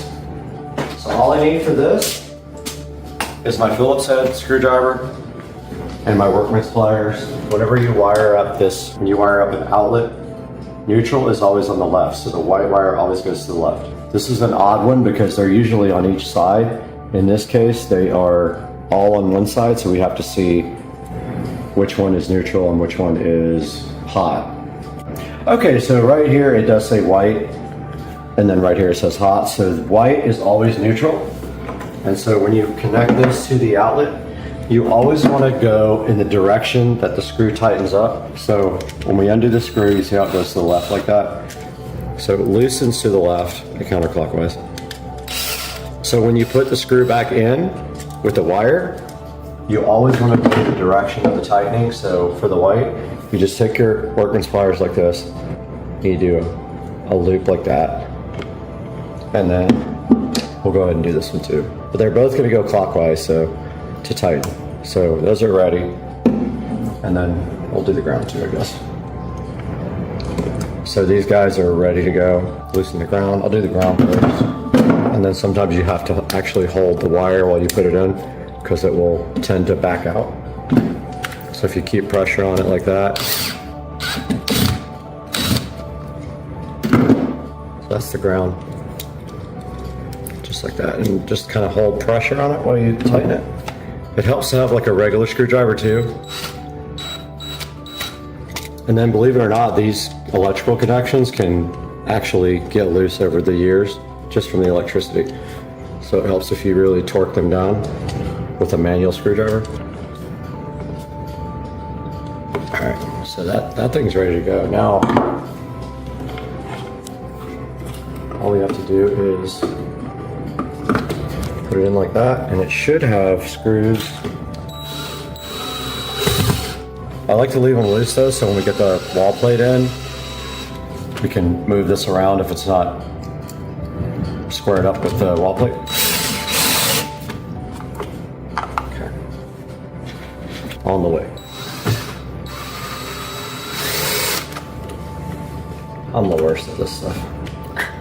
I really can't. I really don't. I'm not good at getting the wires back in the box. Kind of force them in there instead of doing like what electricians do, which they fold it like a certain way. I can't do that.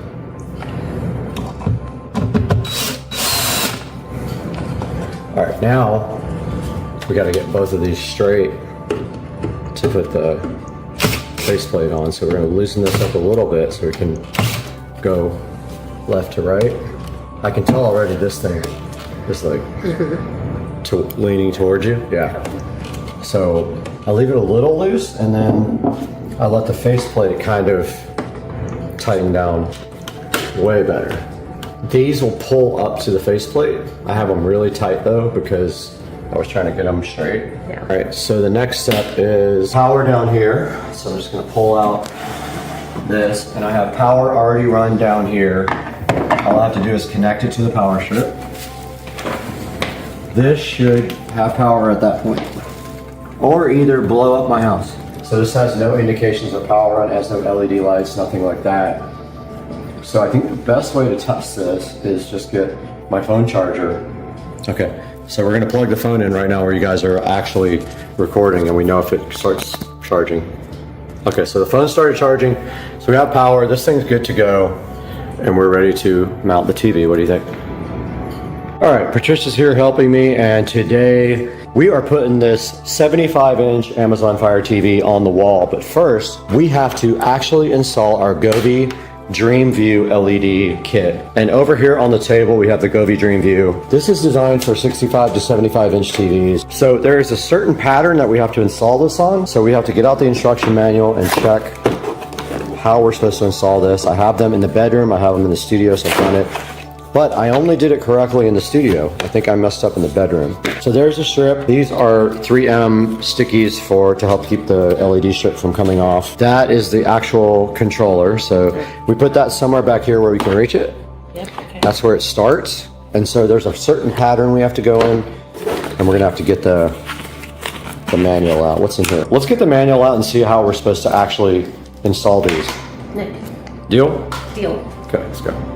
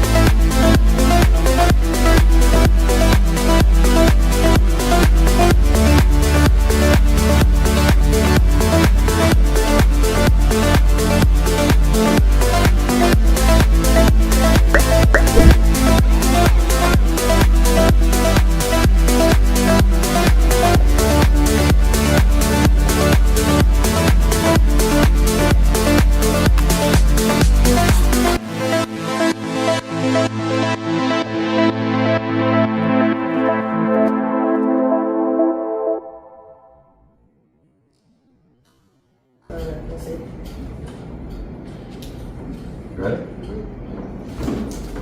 Tell me when I'm close. We're close. My side is on. Mine on? No, back. Go back some. Mine on? You look like you were. Mine on now? I can't see it over there. Hold on. Don't move. We gotta go all the way your way too, by the way. There we go. That's it. That's it? No cords.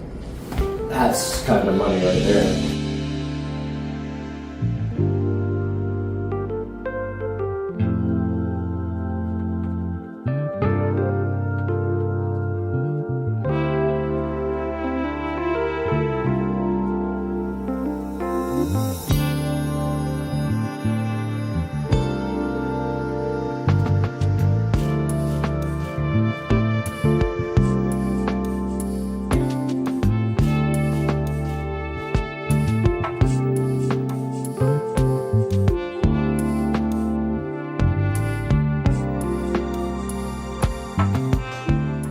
Patricia just satted the TV and we connected it hardwired, so it's Ethernet. There's no Wi-Fi on this at all, and you can see we have like a good connection here. So the next thing we have to do is set up our Govee DreamView. We have the camera there. Now we have to take our setup kit. So they give you these little setup oranges things, and you put them there. So you put them on all the quadrants.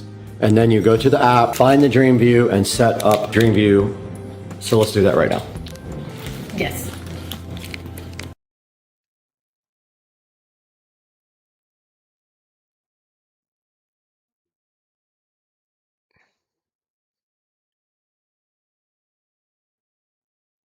All right, guys, we are live and we are here for a particular reason. And all of a sudden yesterday, this creator music beta showed up, and I think I chose to participate in it. I don't know what it is at all. I have no clue, but check this out. This is brand new. Creator music beta showing up on the channel. And then all of a sudden, if we look here on the content, we have under this, okay, so this guy was added yesterday. This guy was added about 10 minutes ago, and look now, and we have this license added. And when you click review, it shows you like the audio track and how it didn't affect anything. License global does not expire. Add tracks if they're not in there. They want you to add this to complete the licensing. What is this and why is it a thing? It's like, okay, so the way that creators get music for their channel is they either purchase music through a service that has licensing for music, or you actually can go here. If you go to, well, now I don't see the audio library anymore. So the audio library is gone. I don't know what happened to the music library. It's only available now on my other channel, which did not subscribe to this. And now I wish I hadn't have clicked this because the music is gone. If we go to my other channel, if I can find it somewhere, if we go to the brand new channel, check out the Incredible Universe channel where it says audio library, and we go into audio library here, and here is our standard YouTube audio library. But if we go back to Supercar Street Racing here, we've got this creator music beta. They want you to revenue share where there's free music out there. I get it. People have to make money off of their creations, but you make no money off YouTube anyway. YouTube is not a money-making platform unless you have millions of views. Now we have this revenue sharing thing that I don't even understand. That I guess you go in here and you click 0, and this is free music. I mean, I don't know what to think about this new creator music thing that popped up. I wish I didn't click the link there to participate in it. It came up. Now it wants to give me $15 for free when all I want to do is use free music on all my videos. There's only 15 free here. I'm so confused. Let's see, my library. I literally don't understand this. Now, thank goodness I have almost the entire YouTube music library downloaded already. I have a music folder here somewhere, and I think we can go like this, and we can see that I have, I don't know, 336 free songs downloaded already here. So I don't have to deal with whatever this is about, and I don't have to figure out what this is. But as a creator, you have to be concerned about this, the disappearing of the audio library. But let's go back to Incredible Universe where it's still available again. Here's the standard audio. This is what I want in my channel. I want the standard audio library. I don't want to buy music as much as they want to force you to. And I don't want a revenue share. If that's the case, I'll create my own music. I don't want to do this. Creator music beta. Revenue sharing tracks they want you to add to your music. Where's the free stuff?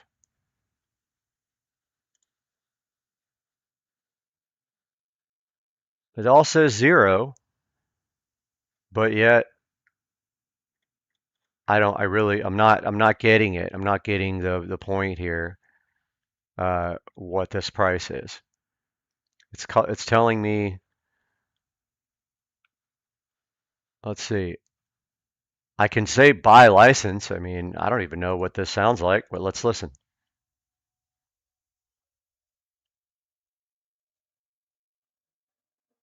This shouldn't kill our stream because it's free. Let's add to library, see what happens.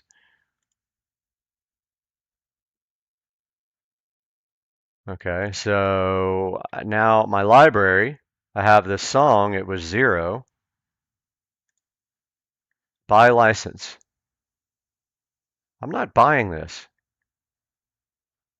This is a revenue sharing. I'm not doing this. So I don't understand this. I think it warrants, watch this. Very dissatisfied. Okay, so dislike, music is not, music doesn't, other. How about some free music? I want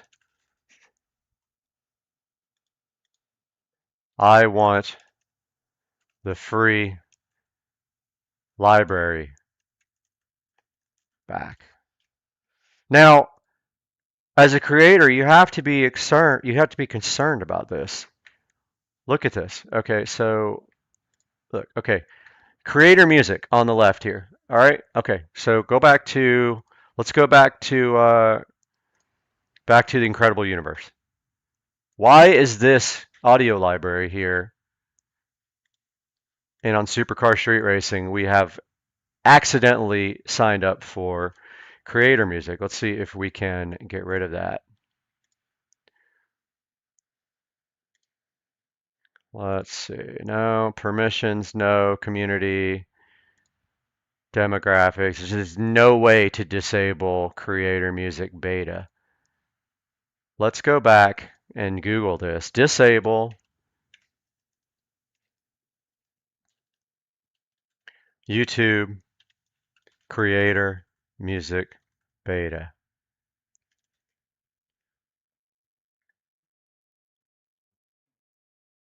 No, it's all creator music. It's all creator studio.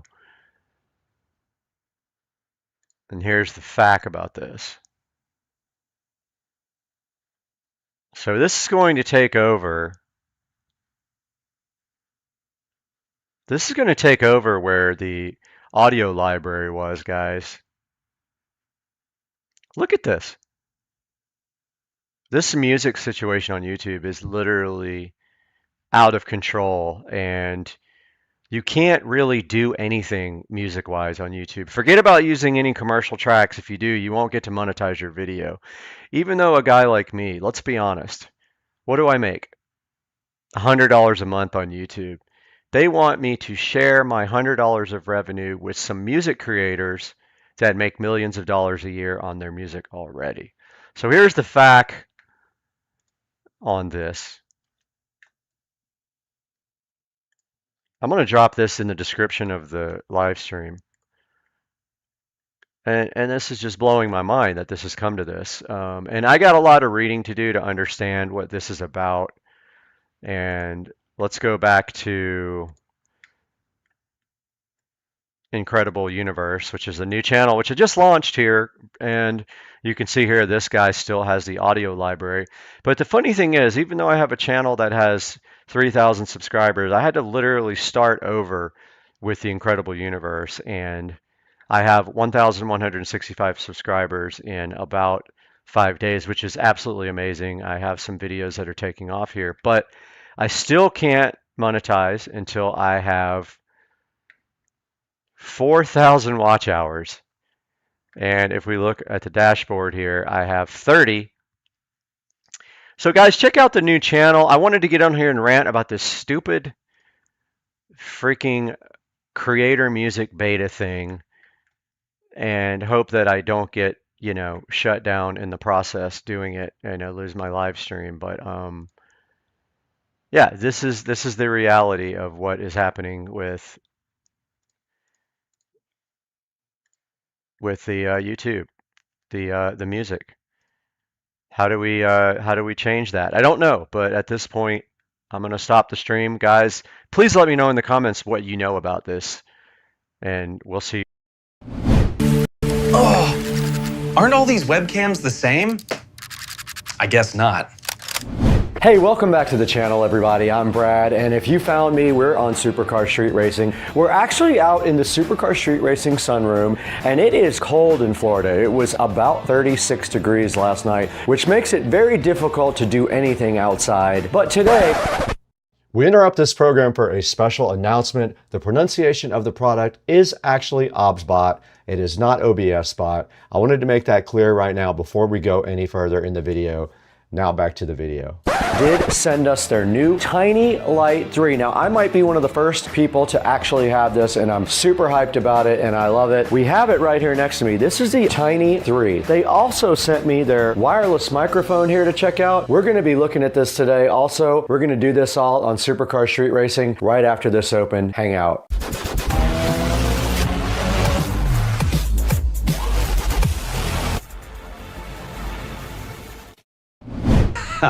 Aren't all these webcams the same? I guess not.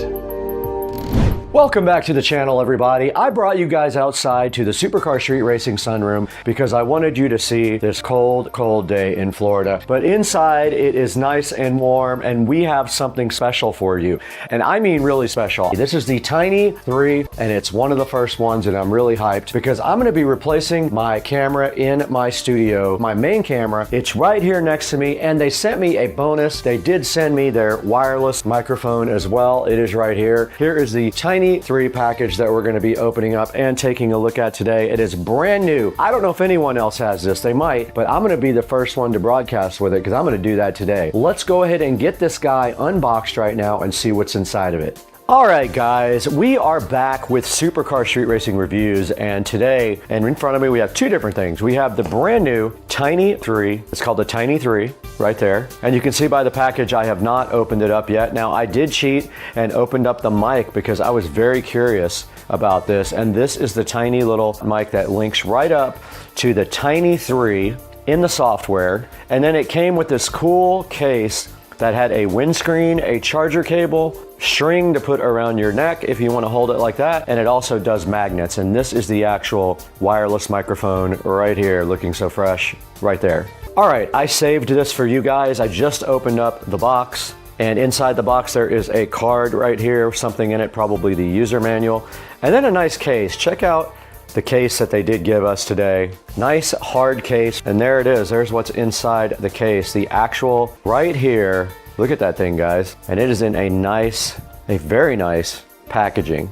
It looks like right here we have a USB Type-C cable that goes with it. It is a USB Type-C cable that will plug into our computer. And then this right here, this is actually for mounting it to the monitor. Or what's really cool is you can actually use a regular tripod. It has a threaded bottom like a standard tripod, so you can use any tripod. And this thing does auto gimbal. We need to go ahead and get all this out to the Supercar Street Racing Studio because we're gonna be replacing our old webcam. Let's get out to the studio and get it done.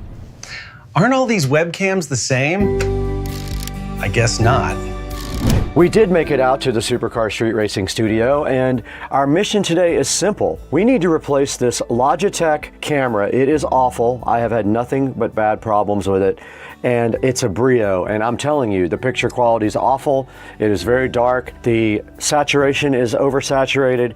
Everything I can think of about this camera I don't like. So today, we're going to be replacing it with our Tiny 3. All we have to do to actually do that is unplug the back of this. It already has a USB Type-C cable on it, so we just have to replace it with the new camera. Before I do that, I'm gonna record a sample video, and then I'm gonna show you these side by side when we get done. Let's go ahead and record a sample video with this camera. All right, we just recorded our test footage with the Logitech Brio. That means we are free now to go ahead and get rid of this thing. You can see us, we're right there on camera. Let's go ahead and get rid of it right now. And all we have to do that is unplug this right here. It's a nice thick USB cable, by the way. No complaints about that at all. There's the Brio leaving me, not sad. Now to set up the new Tiny 3, we do have to put this bracket on it. And so basically the way this works is you just sit your Tiny 3 directly onto the bracket like that, and then it sits right on your monitor like that. Now it does gimbal, so it's not important to where it faces. Let's go ahead and plug it in now. I don't think I can pick one of these without some help. Where is Supercar Street Racing Channel when you need it? Okay, we're rolling now on the PC. You can see where I'm frozen up there where we removed the Brio, but we do have to get the software. So we're gonna go to resources and download. And since this is so new, I'm hoping that the Tiny 2 Lite has the same software, or the Tiny 2. Let's try it. Our camera is asleep now. You guys can't see that. Let's see where it opens up. I did full mode, and we're gonna allow it opened up on the top. Ah, it did light up. Okay, cool. Let's do video preview. There it is, guys. We can drag the mouse here to gimbal it, and let's go ahead and see what kind of image settings we have. Let's do HDR. We did it. We're on auto exposure. Anti-flicker is off. And of course, we want to get this thing set up to 4K. It's on hardware encoding, and I changed to 4K 30 because I record at 24 frames per second. Okay, I also wanted to show you guys the Tiny 3 in natural light with no filters and no editing.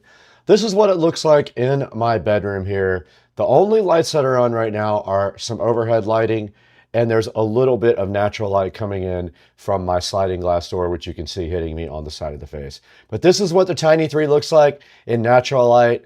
I think it's got great image quality. Now, also in the console, I wanted to show you guys the virtual camera. Now, this is used to use this device in streaming, and the beauty is also a way to go ahead and make you look better in the actual software. So you can apply different types of filters here, and the level on each filter. And of course, there are a lot of different types of filters here you can use on this.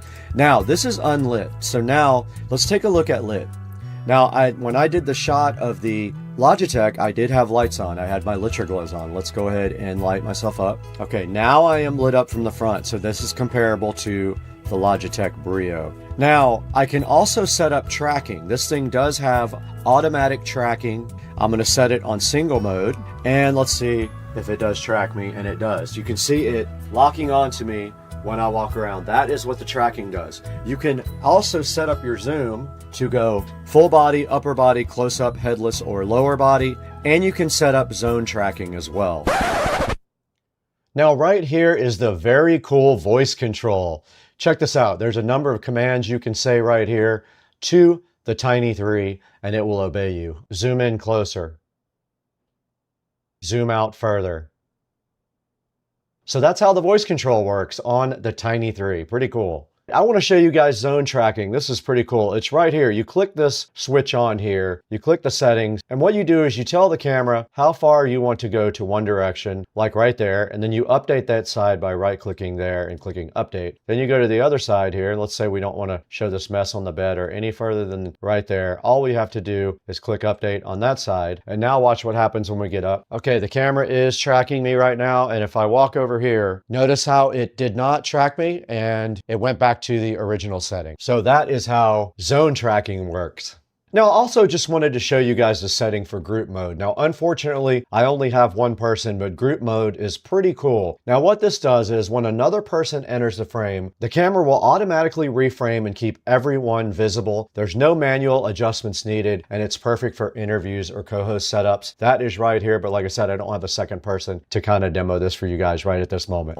Now, you also are able to put the tracking speed on normal, slow, or fast. On slow, standard, or fast. I got it on fast now. So this is me lit up. Now back to the image mode. Autofocus is on, HDR is on as well. Auto exposure is on, and the auto exposure mode is locked onto my face. There's no compensation on, and you can set your ISO just like a pro camera. Now white balance, that's off. That's on auto white balance there. And then of course you can manually adjust your contrast, saturation, sharpness, and your hue. Now, in order to use this in OBS, we have to use what's called virtual camera. Once virtual camera is on, we can import this into OBS. Okay, virtual camera is on. Let's go ahead and add a source. We have to select virtual camera. It's bigger than the screen. Let's go ahead and reduce that down and put it where we want it.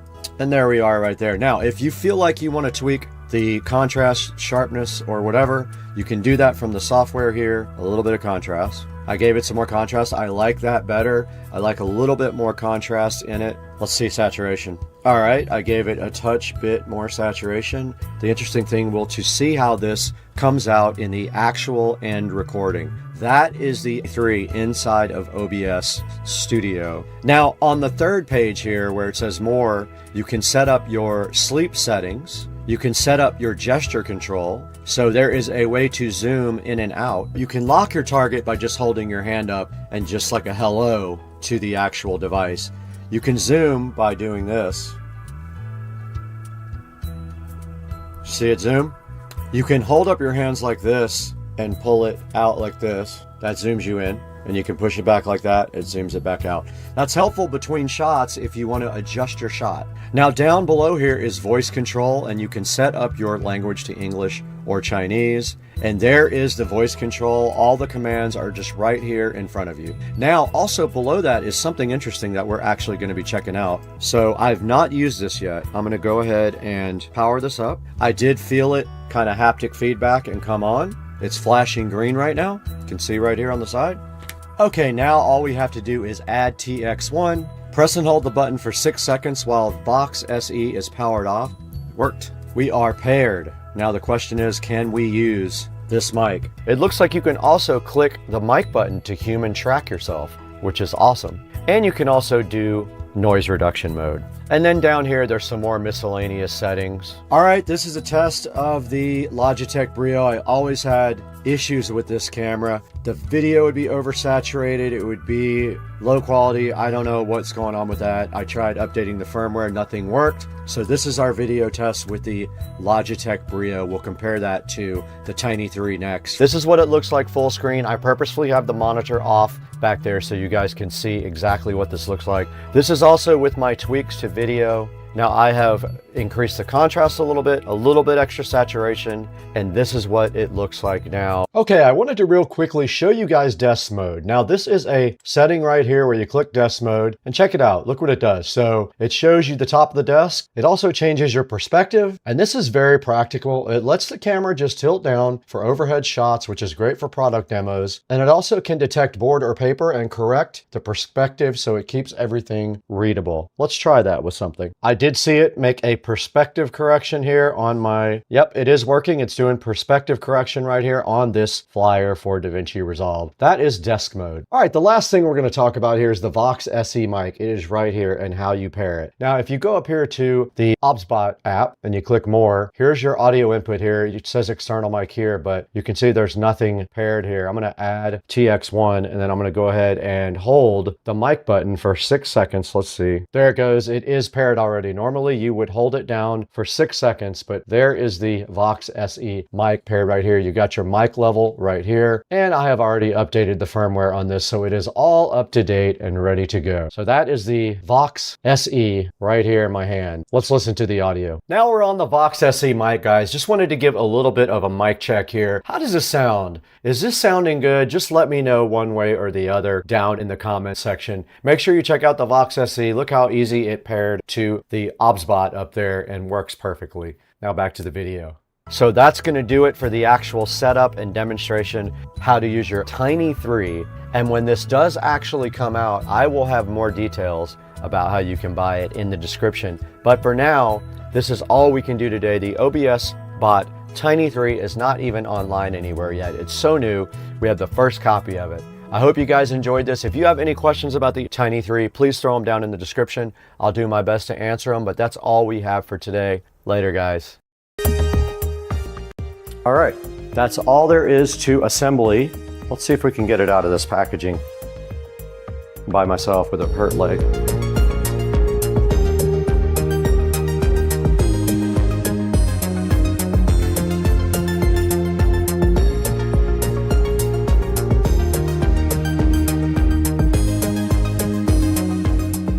We have the XT5 and the ST3 Pro sitting so fresh right next to each other being friends. Here is the charger for the XT5 Pro. We're gonna go ahead and get that thing plugged in now, get it on the charger so we can actually take this thing out for a rip. And it's just a standard charger here. Here is the plug that goes into the charger. Leaves you with this end, which is a round type end. And on the other Navi, it goes right here. This is different from the ST3 Pro. Okay, we have the charger plugged into the charge port.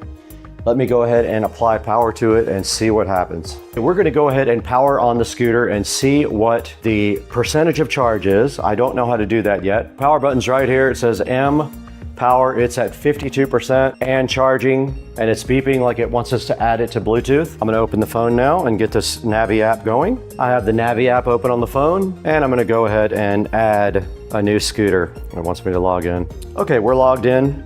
Now all we gotta do is go to add a device. It found the XT5 Pro right away. You guys could see that on the app here. I had to confirm an agreement policy, and it wants to show me a riding guide, but I'm fine. I'll watch that later. It is charging up here as well. What a cool display. All right, the only thing we can do now is let this guy charge up a bit so we can go ahead and take it off-road and learn how to ride it. Let's let this thing charge.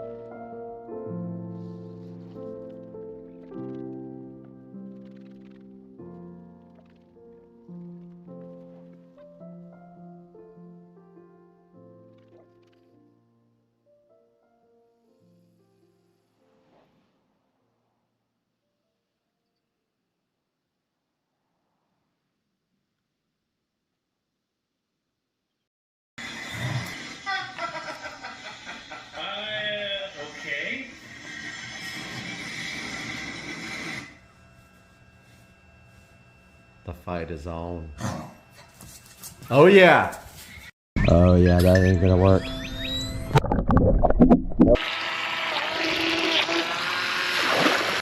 Guys, in the Supercar Street Racing kitchen, and we have this amazing RC boat that we bought. And we did buy 2 of them, one for me and one for Joe. And we are going to be unboxing this today and having a blast with this. I know it's going to be fun, and I am super hyped. Let's get it done.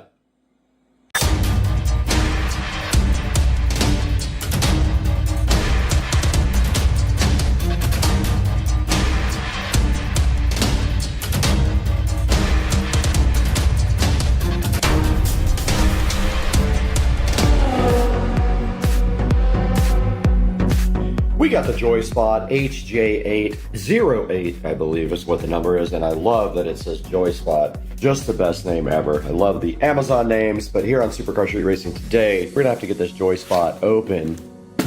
Check out the JoySpot, but to do that, we need a knife. Let's get it done.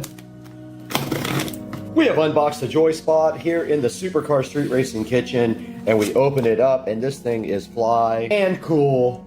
And I love it already. Check it out, guys. The 2.4 gigahertz remote control transformer here should have 2 batteries. Has something right there. I don't know what that is. The charger. It does not have a camera or an SD card, but I am going to mount the GoPro to the top of it and rip this thing in the pond. As much as it sucks, it's going to happen to not have a camera. But I looked everywhere. They don't have cameras on these things. But that is the JoySpot boat ready to be charged. Let's get the batteries on the charger. Deeper into the package for the JoySpot boat, and we did find the boat stand. We got a boat stand, guys. I'm hyped. And we got the battery plugged in. And I don't know why this indicator light's on the bottom of the USB, but it is. And there is the battery looking so fly plugged in, and the boat stand. And now you take your boat and you simply place it onto the stand, and it looks bad to the bone. Guys, check that out, man. This thing's cool. Look at the propeller on the back and the rudder. Thing looks awesome. I wanted red, but they are out of red at this point.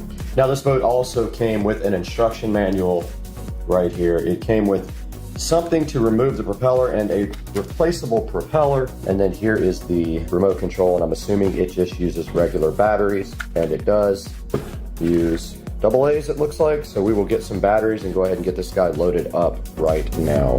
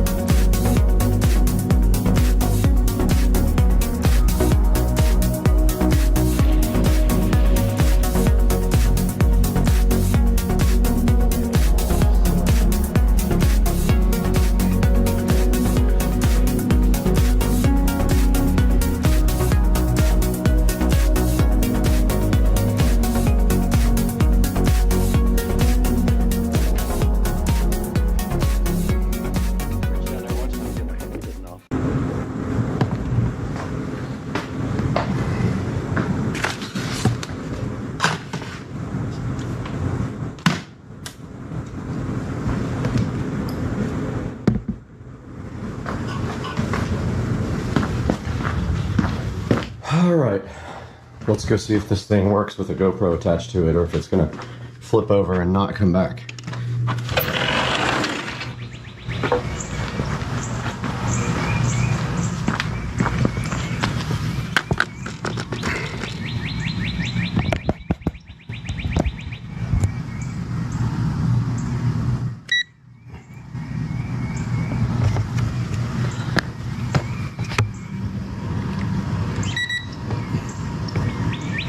Oh yeah, that ain't gonna work. Nope. Got him! It's not gonna work, it's too heavy. Too top heavy. I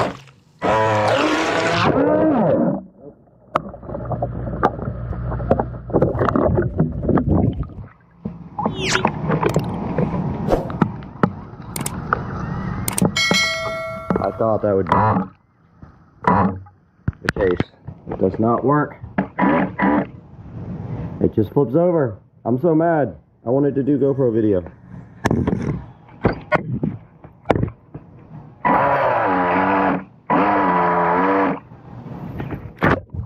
Yeah, this isn't gonna work.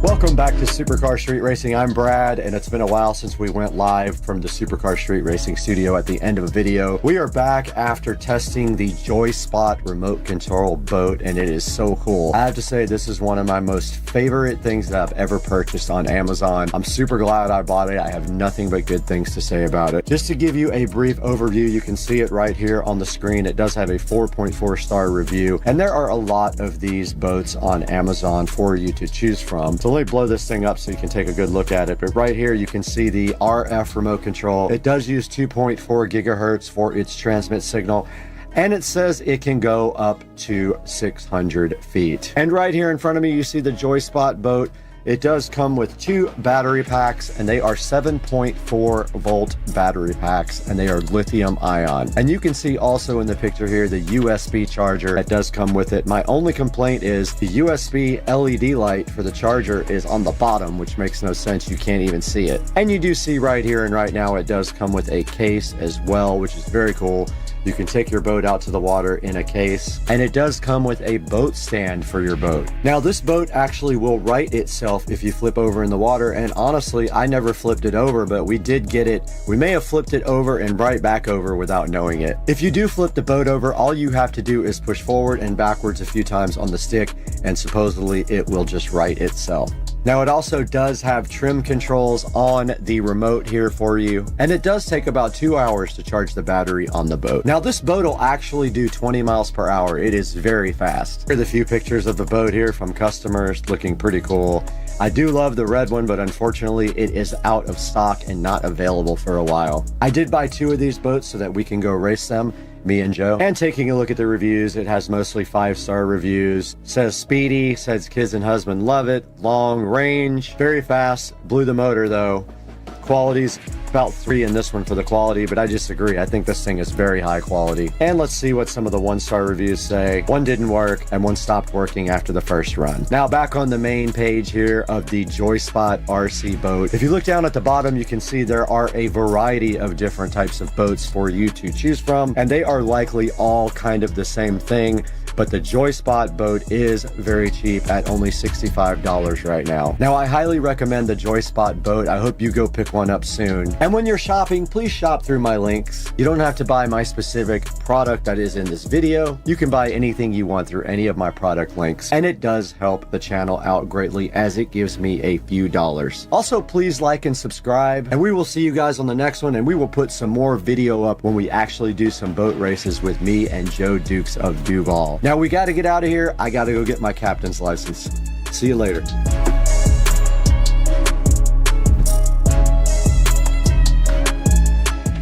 Supercar Street Racing, and today we are continuing with part 3 of me reacting to my 15-year-old racing videos on YouTube.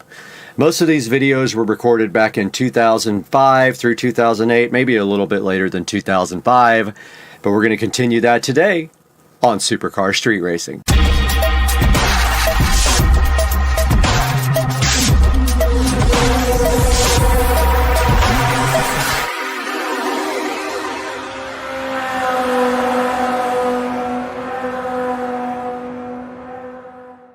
Guys, welcome back to part 3 of me reacting to my 15-year-old racing videos on YouTube. Today I've got 4 or 5 videos queued up and we're going to take a look at those and I'm going to react to them. I haven't seen them in a really long time and you guys may have not seen any of them. Some of them are pretty cool. I had a pretty nice Supra and I regret to this day selling it. So let's take a look at what we got first over here. Alright, so this says Brad's GT74 Super Crazy Burnouts at the Luxor Hotel. So basically what this is Supras Invade Vegas, and everybody was egging me on at the hotel, and so I did some crazy burnouts there.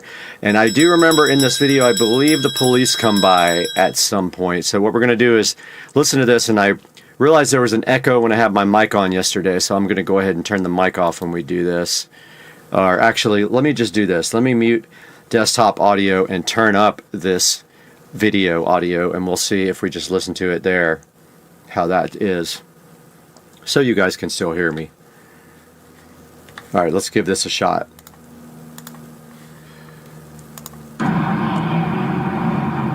Alright, that's me in the Supra. Somebody's pouring water on the tire to make the burnout a little better. This was fun, I remember this.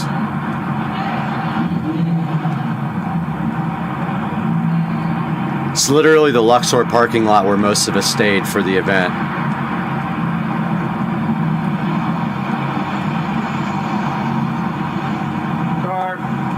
Car. Had to wait for a car to go by. I gave the thumbs up. And of course the play other video things came up at the end. There I go. Surprised it didn't kicked out, but there was cops. I believe there's a second view of this, and there was police driving by the second I did the burnout, so pretty crazy. So that's me at the Luxor Hotel for Supras Invade Las Vegas. I don't know what year, 2008 maybe, ish. Alright, so this next video, I believe the audio was removed from. This is a 2005 R1 racing me, and my buddy David, I believe, was filming, and he kept dropping the camera and I kept getting mad at him because it was a pretty rare opportunity to race a bike. So let's see what this is all about. Yep, the audio was replaced on this.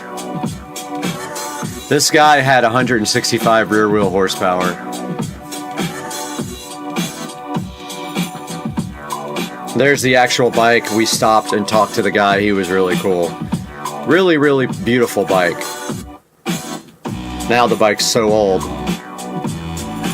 This one was modded, exhaust, tune, 165 at the wheels. Pretty fast for a bike. And there is me chasing the bike on the way to an Orange Park car show with my buddy David. Audio, of course, is removed because I didn't realize back then YouTube was going to start cracking down on the audio copyright stuff. And my buddy is freaking out because he's never been in a car. I'm like, dude, come on, man, get it on video. Terrible camera work. Also, the music is absolutely horrible on this. And I think that he tries again. Yeah.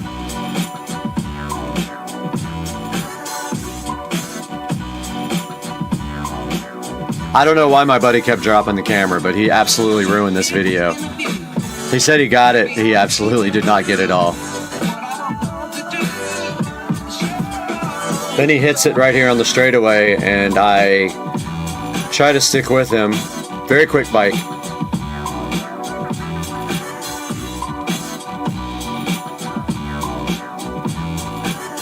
This had some Star Wars stuff in it, I know, because the bike was black and like it just reminded me of Star Wars.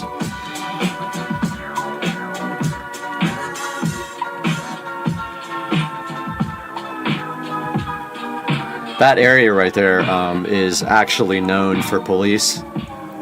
They hang out right there before you get to that bridge.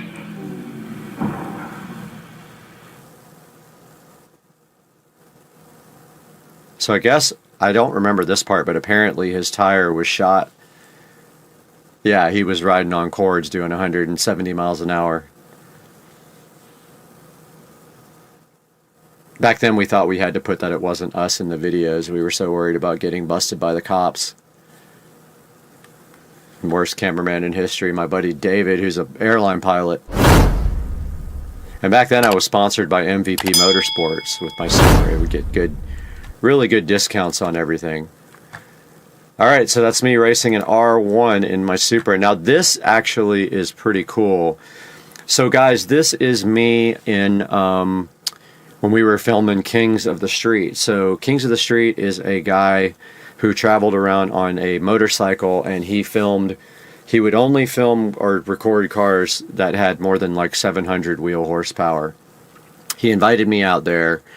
I did this run before we actually did the filming, and I had a thing of race gas sitting in the passenger seat at the time. But this is, you can barely see it, but this is GPS on my Pioneer AVIC, I think N1 or something like that. But it's GPS verified 170. Let's see. So there's my speedometer maxed out. Getting there, maxed out.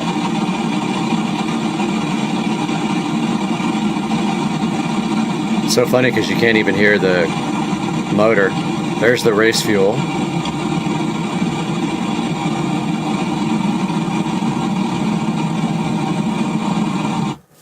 And then somebody stole this, so they dropped a advertisement at the end. They stole my video. So that's me going 170 on pump gas. I believe this one is my buddy's R6, and this was the last time I ever, I'm trying to get the words out, this is the last time I ever ran the car on the 67mm turbo. We upgraded to a GT74. We did bigger fuel injectors, and all that came after this video. This is a pretty cool video. Went to a car meet, and this is what happened. This might not have audio either.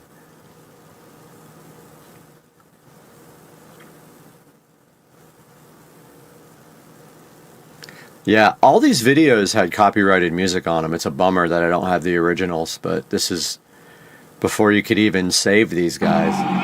Okay, well, it does have audio. Okay, there's my Supra.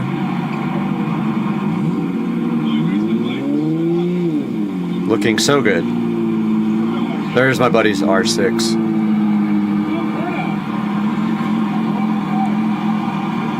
think they were telling me to do a burnout.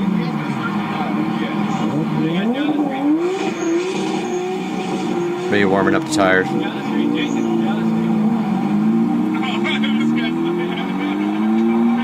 There's my buddy Dan. Missed that guy. We couldn't get quite started here. We had a car behind us too.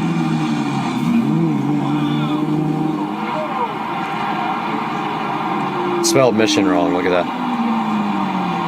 I think I got squirrely on that one. Here we go.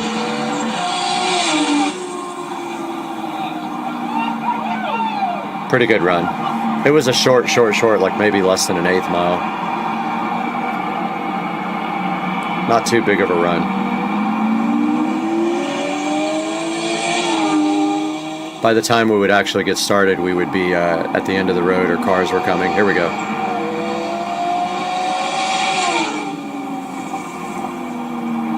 This was like on a little side road next to the freeway. And yeah, I was getting the car upgraded after that, so that was kind of cool.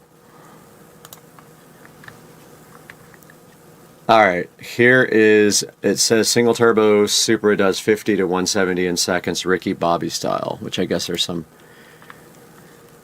Ricky Bobby stuff. Talladega Nights. Let's make sure there's no audio in this, it's copyright. Here we go. I had a boost leak during this one, 100%. You can hear it, the way the blow-off valve is slow.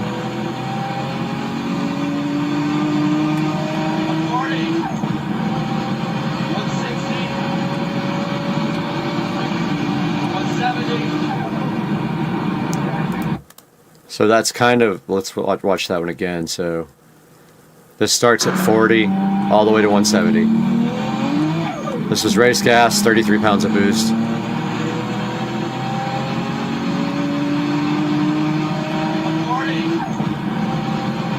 Several boost leaks.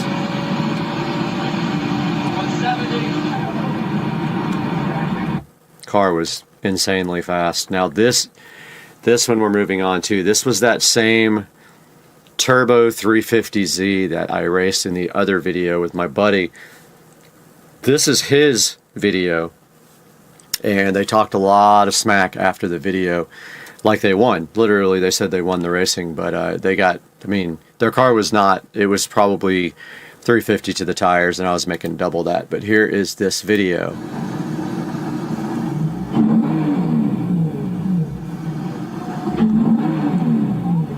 You can't even really hear the turbo on that car, but here we go. That's me pulling up beside him.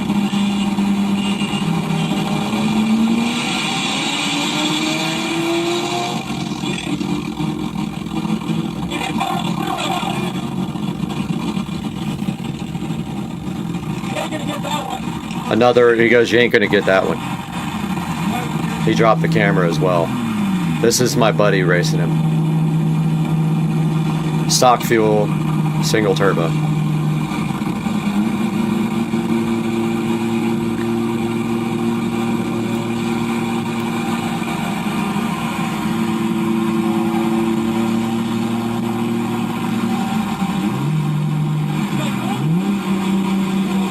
There we go.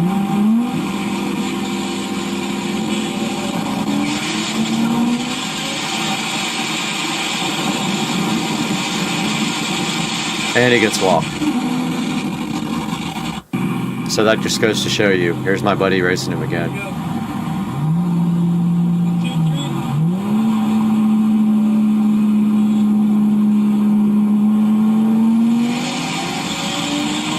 See, when they start evenly, my buddy just walks him. Try the #1 professional. And then we get an ad right in the middle of the right in the middle of the thing.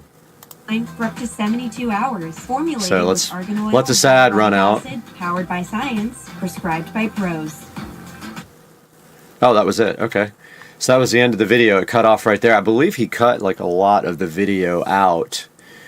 So that was the next set of videos, guys, on me reacting to my old racing videos. I hope you guys enjoyed it.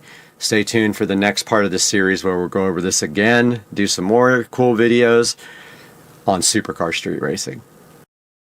Alright guys, welcome back to Supercar Street Racing, and in front of me today in the SCSR office we have something that is neither a camera or a duck, but it is a cam duck, and it did come in a plain brown box here with just this duck on top, and we can see it also right up here on Amazon if we click on that. So today our mission is simple. Cam Duck asked us to get with you guys and take a look at the cam duck and see if you like it. And I have one right here in front of me, so I am going to be opening this momentarily with you guys. Yes, this is the Cam Duck XN BK. There are two versions available up here. One is with a SD card and one is not. So let's take a look at this today on Supercar Street Racing.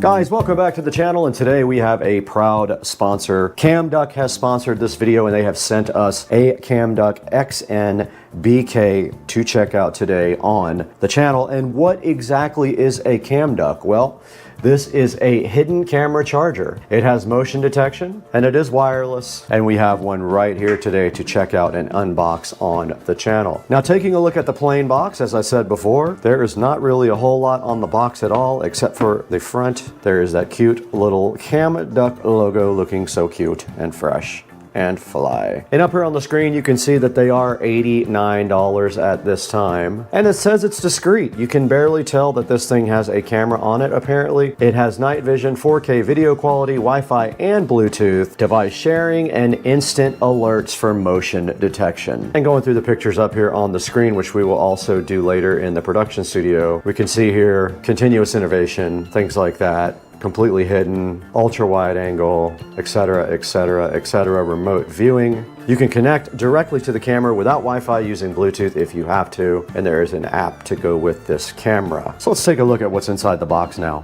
Okay, we have the Cam Duck in front of us right now on Supercar Street Racing, provided by the manufacturer to go ahead and take a look and do a review. So let's go ahead and see what is inside of the Cam Duck box here. And right on top, you do actually see the Cam Duck, and look at that. It has 4 regular 110 volt outlets on it, and they are sideways, which means it might be easier to put power bricks on it. It does have a screw hole here, so you can actually secure it to the outlet if you want to. And then up top here, it has 2 USB Type A and 1 USB Type C connector for direct connection to charging your devices. Now, looking further into the box, we do see the user manual here, which we will look at in a minute. We also have a micro SD to USB. Let's go ahead and open that. Yeah, this is just a SD card reader. You put your micro SD card right in the top. Cool. But it's only USB 2.0, unfortunately. No USB 3. Here is the screw that you can use to secure the cam duck to your actual outlet if you wish to. You have to take off your cover plate to do that. And then further inside the box here, we do have a blue. Wow, this is interesting, but it does look like this guitar pick. That's a guitar pick. And that's all that's inside the box for the cam duck. We do not have a SD card, was not provided for this, so we would have to supply our own if we want to record, I'm assuming. Now, looking at the front of the cam duck right here, there is a reset button right here, if you notice, right next to the actual camera eye. This must be audio mic, doesn't say. I know what this is for now, to take off the back plate to get to the SD card slot, which is right there, and they did not provide one, so I have one. I will go grab it now. All right, right in front of me there is a very small 4 gigabyte SD card, so that will not record for long, but this is just for testing. Okay, it just does go simply like that, and this is cool because if anybody took out this from the wall, they would never know. And then your SD card cover just does pop right back on like that. Okay, we just did insert our SD card in the hidden pocket beneath the back of the cam duck. And now continuing through the manual here, it does have an infrared lamp on the bottom. This part right here is an infrared lamp. These are all charge ports, USB Type A, USB Type A, and USB Type-C, and it does provide 5 volts and 2.1 amps. Now we will go over the lights and what they mean when we go ahead and plug in the cam duct and start configuring it, but there are different colored lights to let you know what is going on with the operation of the cam duct. Now downloading the app is pretty simple. There is a QR code provided here to download it, or you can search for the cam duct app manually. Let's go on our phone here and get that done real quick. Okay, we are now on the phone here, and all we have to do supposedly is scan. We are also recording on the phone, and it did go ahead and prompt me to open up this link, and there is the cam duct Android and iPhone download. Let's go ahead and download it and install it. And the device is installing cam duct. It says app access opening, and it does want permissions. I'm going to go ahead and grant while using the app. I'm going to go ahead and set everything allow, and we'll go ahead and start on the app. It does click the plus sign in the upper right to add a camera. We have not plugged this in yet. Let's move this whole thing to, all right, we have moved the official party to the kitchen now. And so we are going to go ahead and plug in the cam duct to this outlet here. And if you want to, you can remove the plate and you can secure the cam duct via this little screw hole right there. But let's go ahead and plug it in. Now, this is not directly facing my door. I could put it over to the left here where it is. I kind of want to check the angle. Now it is flashing blue and red. You can see the two lights there, one flashing blue rapidly and one flashing red. The blue light flashing means camera is not connected to Wi-Fi. Not sure, but it says red light on until off, SD card is recognized. Red light and blue light mean the camera factory settings have been restored. Now all the lights have gone out in the camera. Let's go ahead and click add on the app. I'm going to go remote monitor setting instead of close range monitor setting. It is now asking me for the model, and I did find the model number. It is asking me for the password. Now it says if the camera, please check if the camera was plugged in and there are lights flashed after plugged in. It wants me to power off and power back on the camera. I'm going to go ahead and do that now. Okay, I heard it reset. If blue light flash until off, please tick. And all the lights did turn off again. I am super confused. Let me look at the instructions. All right, it says turn on Bluetooth on your mobile phone. It is. Okay, it wants me to connect my phone to the camera's Wi-Fi. So I'm doing that now. Oh, I got it. I clicked back to the app at that time. It says it's connecting to Wi-Fi. I don't see anything happening on the front of the device. Okay, there it says connecting to Wi-Fi. It's at 1%. And it's counting upwards. There is no lights on the device right now. Okay, my battery's probably almost dead. And of course it did not connect to Wi-Fi. Oh, now it says it found one camera. It said it failed to connect to Wi-Fi, but then it said that it did. It's trying to connect to Wi-Fi again. It failed the first time. So let's see if it works this time. We're moving strictly to the phone now. Okay, for reasons unknown, I came back after moving it from there to there, and it instantly connected. And if we go into the settings, we go into network information, it is connected to the network, and it says it's got a good connection. So it would not connect over there. 2 feet away, it will. And here is the actual picture from the screen. And you can see down here, you can record, and I just switched it onto 4K. Okay, it is not seeing my SD card. So that part is not working. Let's go ahead and get some video recorded directly from the cam duct. Okay, obviously the SSD card has a major problem. It must be completely shot because it melted the back of the cam duct cover. It got so hot. So I'm gonna go find another SD card. This SD card has some major problems. Who knows if this will even work again. All right, I'm absolutely 1000% surprised that this actually worked, but I did put a 64 gig SD card in there in place of the 4 gig that melted the whole thing, and it actually is formatting the SD card now. So that means you'll be able to record to your SD card and go ahead and play back directly from that, and then actually record from that to your camera if you want to. So this is formatting. I'll get back to you guys when it's done. Our SD card is done formatting. These glasses look fly, and there I am right there, and it is saying it is recording in 4K. Now, it should be continuously recording, meaning I would be able to take the SD card out and get the video directly off the SD card, or if I hit record here on the phone, I think this records to the phone itself, but I have not quite figured that out. I checked the instruction manual here. There was nothing on it about where the videos say from on the phone, but let's see if we can find them.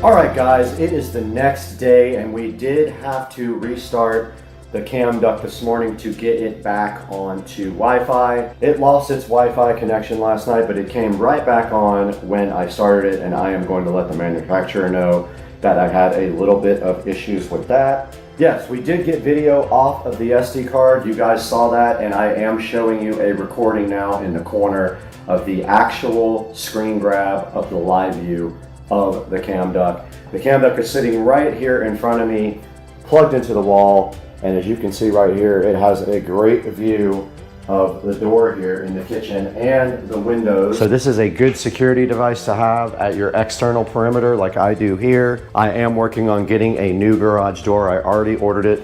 It'll be about 4 or 5 weeks before it comes in, and it is clear, so we will have a clear door to the garage, which is going to be very cool. But I am working with the manufacturer for cam duct to improve the product and work on some of the English problems in the app, because the app is hard to understand and it is very difficult to connect to Wi-Fi because you can't understand the app. And I'm going to be working with them on some of the bugs that I find and making sure we improve this product for cam duct, because they were so generous to send us a cam duct to go ahead and review for you guys and throw up on Supercar Street Racing. Guys, thank you so much for being a Supercar Street Racing watcher.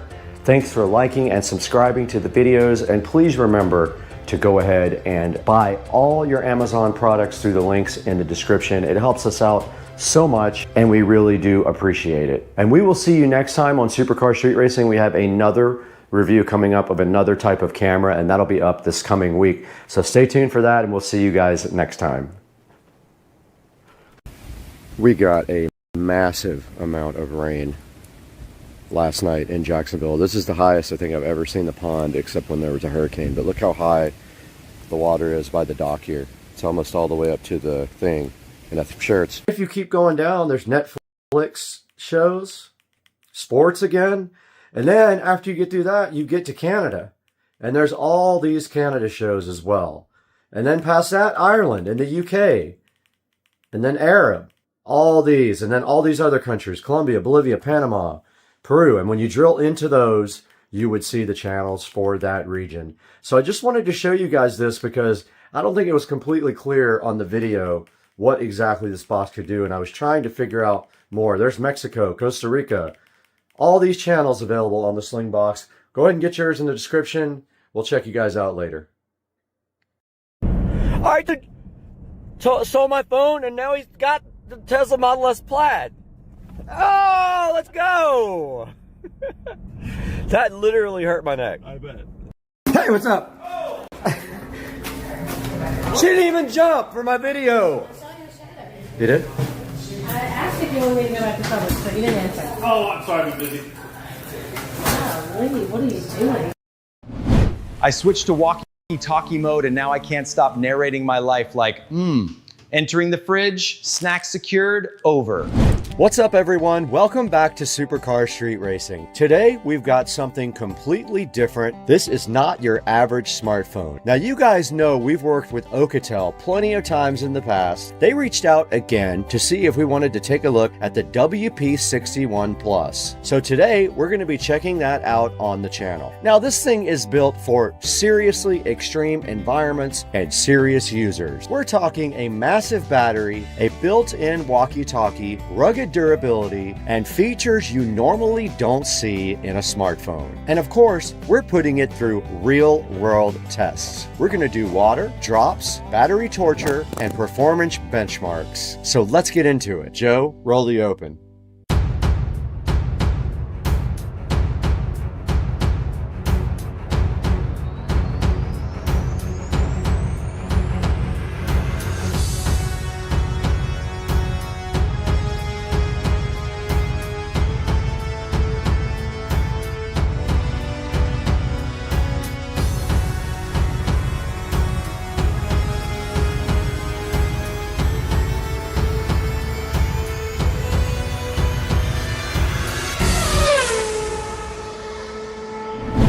right, now let's focus on the WP61 Plus. I've got it right here in my hand, and what makes this thing unique. Now, one of the biggest selling points is the walkie-talkie. You can see like the antenna right here, pretty cool. And it is detachable, you just unscrew it there. Now, this will have clearer sound than traditional analog radios. It has strong anti-interference and works in environments where you might not have a regular signal. Now, this makes it perfect for off-road convoys, construction teams, security, and outdoor adventures. Now, another huge feature of this phone is its battery and power. This has a 20,000 milliamp battery, 45 watt fast charging, and reverse charging. You can actually use this to charge other devices. This phone is basically a power bank. Now, on the performance side, this guy has the Dimensity 7025 5G processor. It comes available in multiple sizes of RAM and storage, all which is expandable, and smooth performance whether you're just working or using it daily. This phone really is packed with a lot of features.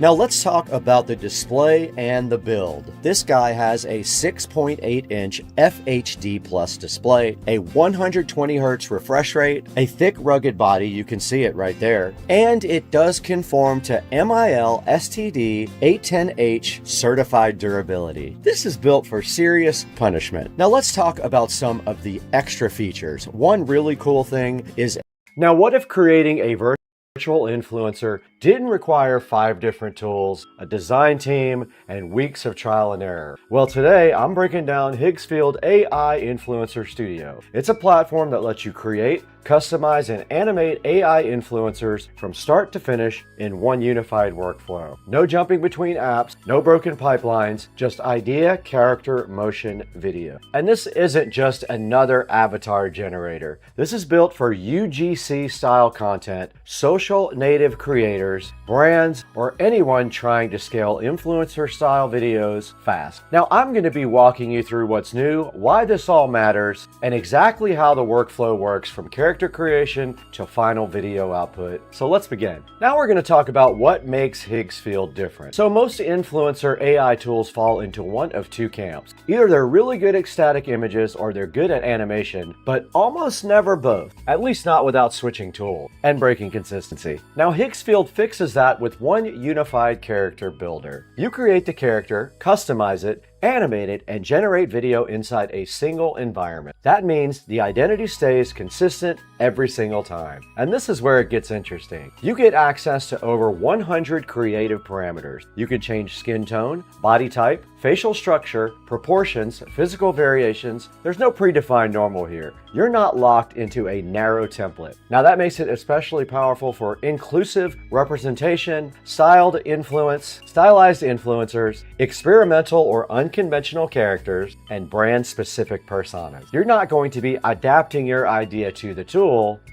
is going to adapt to your ideas. Now we're going to take a look at prompt-based editing workflow. Now one of the smartest parts of Higgsfield is how it handles prompt editing. First, you start by generating a UG-style influencer image, clean, social native, the kind of frame that actually fits TikTok Reels or Short. Now that's going to become your visual anchor. Now from there, you don't have to regenerate everything from scratch. You can directly edit and refine the prompt, dialing in the details like facial expression, style, mood, vibe, and physical trait. And this keeps iteration fast and controlled. Instead of rolling the dice every time you want to create something or tweak, you're refining an identity that already exists. That's a huge deal for creators and brands who care about consistency. So we'll start with an example here and how you build your character. So first thing over here on the right, you can do your builder, or you can actually put a prompt in on what you want your influencer to look like. I'm going to start with human. I'm going to do male. I'm going to try to imitate me as much as possible. I'm going to click European, white skin color. I do have green eyes. I'm not going to put any of the skin conditions on there. My age is going to be adult. You can actually work on your face at that point if you want to, or your body. You can have a regular human face here. You can have an athletic body, and then you can select your style here. Short hair is what I have. No tattoos or piercings necessary at this time. Let's do hyper-realistic rendering. And over here you can see it added all of these specific features to what we want. And now it says generate. Let's go ahead and click generate and see what happens. While this generates, I want to tell you about another important feature. You can actually mix your presets and your characters. You're not limited to a single preset or character type. You can mix them together, you can merge multiple characters, and you can create hybrids. Like, for example, you can make a human plus a creature, you can do stylized anatomy, you can make twins, or you can do unconventional proportion. And it doesn't feel gimmicky while it's doing that. The system is designed to let you intentionally design new personas, not just smash things together randomly. Now this opens big doors for sci-fi influencers, fantasy brand mascots, experimental fashion models, and characters that don't exist anywhere else. And if originality matters to you, this is a huge unlock. Now our character was created here. His name is Halston. You can go ahead and edit him in Nano Banana Pro if you want to, or you can create a video with him as well. Now the motion engine will bring your character to life. Once your character's locked in, this is where it stops being an image and starts being a digital personality. Your generated image becomes the start frame. That means identity stays consistent, facial features don't drift, and the character still looks like itself when it. From there, you control the motion. Now you define how an influencer behaves on camera. Subtle movements, expressive presence, body language, not just basic animation. It's designed to feel performative, like someone actually showing up on screen. You're not animating a picture, you're extending a personality into motion. Now Halston is right here that we created, and I want to show you the video output capabilities now. If you look down here, you can see if you press the camera, there are some predetermined movements here. We can pick any of these. Let's go ahead and just grab this one here. And you can see right here on the side, we have our motion here and our character. We can choose the output quality. We can do 1080p. You can choose whether you want the background to come from either the character image or the motion video. I'm going to go ahead and generate that with our character. Let's go ahead and see what happens. We are generating it now with AI Influencer. Now this is perfect for TikTok, Instagram Reels, paid ads, or influencer style promos. Their motions are going to be smooth, their expressions will be consistent, and the output is social ready, not cinematic that doesn't fit your real platform. This is content you can actually post. Now while this is generating, they also have ready to use characters. If you don't want to start from scratch, they have 10 pre-built AI influencer characters. They're fully editable, fully customizable, and perfect if you want to do prototypes fast, test concepts, or launch content immediately. You can take one of these and still make it completely your own. Now you can see this is actually using Kling 2.6 motion control to create this video. It is in the queue right now and we're waiting for it. Now while that's going, I'm going to go ahead and put another one in the queue. Let's go ahead and click this one more time and find something different. Let's try this guy here and do the same thing. This time we'll keep the background image. Let's see if we can do that. We'll do a few more here while that's still going. Do that one, generate that. We have a few more we can do, generate that. All right, we have one more we're gonna try here with our Halston. Higgsfield AI Influencer Studio is clearly built for viral scale. It's for creators who need volume, brands who need consistency, and teams who want to speed without sacrificing control. Now, instead of fighting fragmented tools, you get one clean pipeline from idea to influencer to motion-ready video. If you're serious about AI-driven content creation, and especially influencer-style videos, this is one of the most complete systems out right now. And if you want to see this in action, test characters, or push some creative boundaries, Higgsfield is absolutely worth checking out. Drop a comment in the comments section if you like Higgsfield AI Influencer. We'll see you in the next one.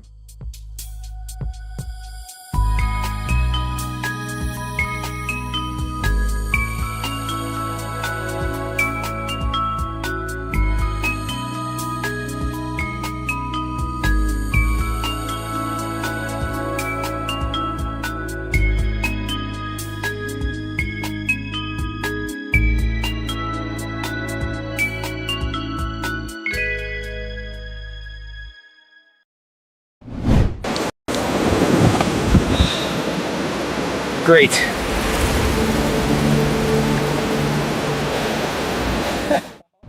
Guys, welcome back to the channel today. We're out in beautiful Studio A with something exciting for you. Right here in my hand, we have the Alcatel WP58 Pro. Now, this is a rugged smartphone designed to push boundaries. Whether you're gonna go climb mountains, work tough jobs, or just need a phone that won't give up on you, the WP58 Pro might just be the phone for you. This thing is made to survive while also keeping you in top speed. So today on Supercar Street Racing, we're gonna open this thing right up and test it and let you guys know what we think. Let's get it done.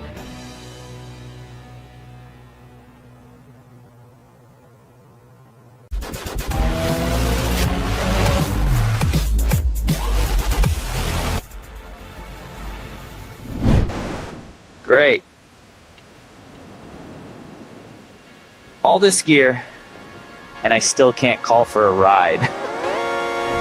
We're back in beautiful Studio A at Supercar Street Racing. This is our main editing studio, and if you haven't seen the videos on how we made this, it's a really cool thing. Go check it out. But today, Oukatel reached out to us about the WP58 Pro. I have one in my hand right here. Now, the WP58 Pro is IP68 and IP69K certified. It also qualifies for MIL STD 810H protection. That means it's waterproof, dustproof, and shock resistant enough to handle drops. Now, right on the front of the WP58 Pro, the first thing you notice here is its large 6.7-inch display. Check it out. It is a full HD Plus display with crisp colors, vibrant detail, and it's perfect for outdoor viewing also. It'll work great even in bright sunlight. Now inside, this guy runs on a very capable octa-core processor. It can have up to 24 gigabytes of RAM and up to 512 gigabytes of storage. And all this happens while it stays cool in the process. And then of course there's the battery, which is one of the best things about the phone. This guy right here has a 10,000 milliamp battery, 33 watt fast charging, and reverse charging. This thing can charge one of your other phones right out of the USB-C port. How cool is that? It's got a 64 megapixel triple camera system. You can see it right there on the back. And check that out. It's got camping lights too, 2 of them, right on the back of the phone. That is so useful when you go outside. Now it runs on Android 15, which means you get the latest operating system available. And that's great for security. It also has customizable buttons, NFC for payments, face unlock, fingerprint security, and of course, that's what you need in a modern, rugged smartphone. So whether you're an adventurer, a first responder, or just tired of fragile phones, this phone might be what you're looking for. Now we'll be testing the battery and of course the actual operating system and the waterproofness of this phone. So let's go ahead and take a look at this phone in a little bit closer way, and we'll start looking at some of the features. Great. All this gear, and I still can't call for a ride. Let's go ahead and get that guy opened right up. And inside it looks just like a normal phone. It's got a overlay on the top that we need to peel off, and it looks like volume buttons on the side here, and then a power button right there as well. And on this side, I do see a SIM tray right there, and this supposedly is your smart button. And it has instructions right here for putting in your SIM card. Also in the box, there is a user manual right here, and then underneath that, a warranty certificate. Then you have a nice orange USB cable and also a power brick right here to go ahead and charge it up. It is USB Type-C all the way through. There's the front camera right there you can see, and on the back you can clearly see the lights here and then the triple camera setup, and it looks like kind of a carbon fiber type back right here. And that's all there is to the unboxing of the WP58 Pro from Oukatel. Let's get this guy charged up and see what it can actually do. Okay, we're right in front of the WP58 Pro going through its setup right here, and then we're gonna do the almighty waterproof test on this guy. Now, unlike the other phone, this phone does not have a case on it. You can see the back of it here is just the camping light on both top and bottom, the triple camera system there, and it still says getting your phone ready. We're not gonna copy any apps and data because we're only using this phone 1 or 2 times. I'm gonna go ahead and sign in with this. All right, I went ahead and add Supercar Street Racing to the phone here. It's getting my account info. I have to go ahead and set a PIN, and I told it not to unlock with my face or a fingerprint. I told it not to back up my data and not to share myself with anybody nearby. This phone is just for testing. There we have it. We are at the top screen of the phone. We're gonna need to add a few apps to this for testing later. Now this guy has an octa-core processor, a 64 megapixel camera, dual camping lights, and runs Android 15.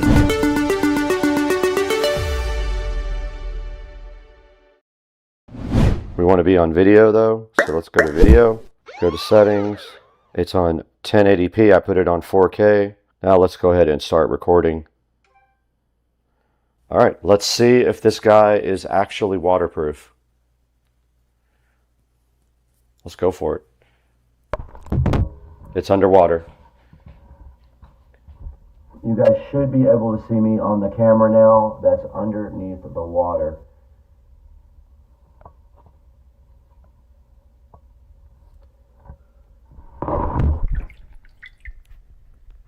Okay, the screen went into timeout, but it did record. Phone is still on. We had some great video here of underwater.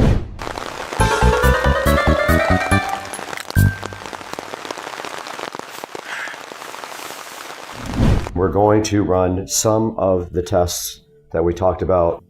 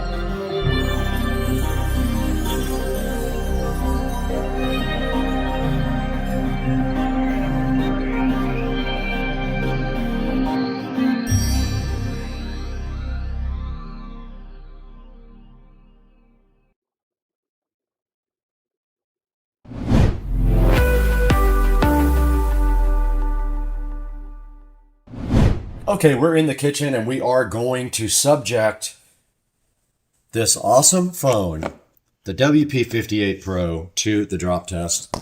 It's going to fall directly off of the counter. Let's see what happens.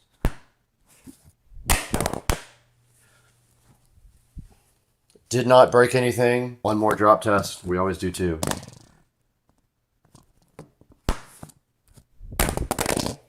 Perfectly fine. I don't see any issues at all with this phone on the drop test. All right, let's go ahead and open 3D Mark and run a compatible benchmark. Go ahead and run Wildlife. It's installing.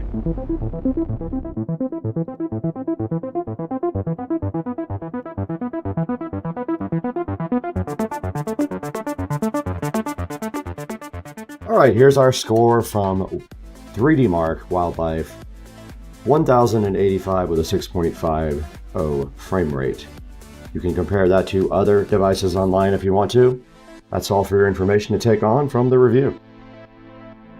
All right, we just tested the durability and put this WP58 Pro through its paces. Now that you've seen the durability and what this guy is capable of, let's throw it into Studio B with Brad and see how you can get your own from Amazon or directly from the Ocatel site. Hey, what's up everybody? Welcome back to beautiful Studio B at Supercar Street Racing. And today we have the Ocatel WP58 Pro right in front of you right here. Awesome phone with a great battery. It only used 7% battery life in 90 minutes of YouTube video playing. It's got that awesome camping light on the back. It does everything great, and it's waterproof, dustproof, and shockproof. Go ahead and pick one up from the link in the description. And thank you guys for a 1 million view video and also 250,000 subscribers. We couldn't do it without you. We're gonna show you some actual footage from the WP58 Pro now, right after this segment, but we gotta get out of here. We have to go to lunch. All right, this is a view of night vision on the WP58 Pro. We know already that the Insta360 does not handle low light very well, but here you go. Here's what this looks like directly on the WP58 Pro of my messy bedroom. And here's some foggy outdoor video. It is very foggy outside at SCSR today. This is on the 64 megapixel camera with the fog at the Supercar Street Racing compound.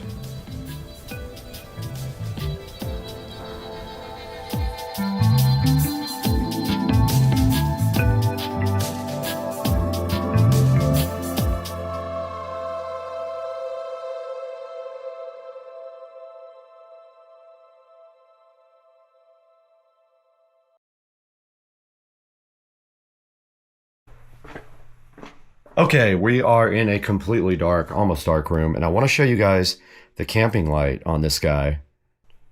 You can see on the back it has two lights, pretty bright. That's just one of the two lights as well. That's what, one half, that's at 1/4. Guys, check out the awesome Hodo vacuum cleaner. You just put this on the top. It's also a blower too, a duster, but you just stick that on the top right there, and then you just power it on like so, and then you can vacuum your car out like this. Thing is awesome. It has a boost function as well, a boost function that makes it faster and more powerful.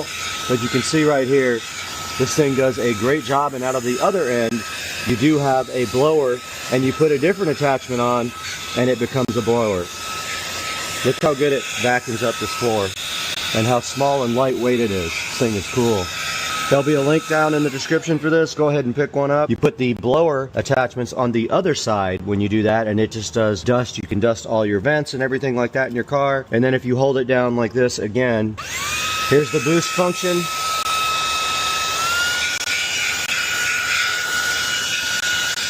You can see how good this thing cleans. And this little attachment gets right between the seats right here. Perfect for your car. You can store it in the car. It stores away nice and easy with this bag here, and all the attachments are in the bag.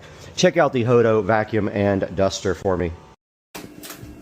Bubba, are you trying to get in shape on the scale? How much do you weigh, Bubba? I can't see your weight if you block it with your big body, Bubba. Are you on keto?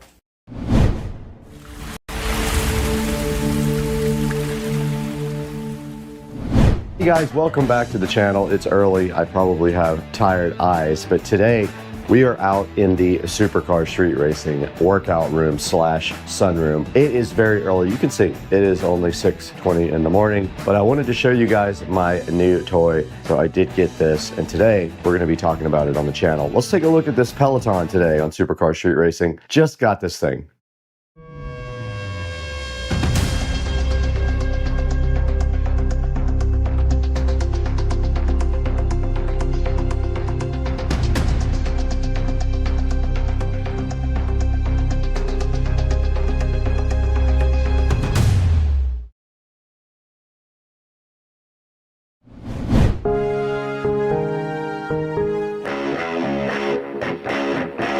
We're in the Supercar Street Racing sunroom today. It is early. I am tired, but I am trying to wake up. I have my energy drink over here. But today we're going to be taking a look at this Peloton. I have not used it yet because it came with the pedals that require clip-on shoes. My feet are so bad, my bunions are so bad that I bought the pedals that convert this into a normal Peloton bike. It will have the caged pedals. They are sitting in the other room. Let's go grab them. I think they just clip right onto the existing pedals. So these are the existing Peloton pedals. They are clip-in style. You just clip your shoes right in there. These are actual Peloton shoes. You can see right here, they strap in and there are the clips. I do not care for these at all, and I know they would kill my feet. I need to wear regular shoes when I'm biking. So let's go take a look at the things that I bought for the pedal that should just clip right on.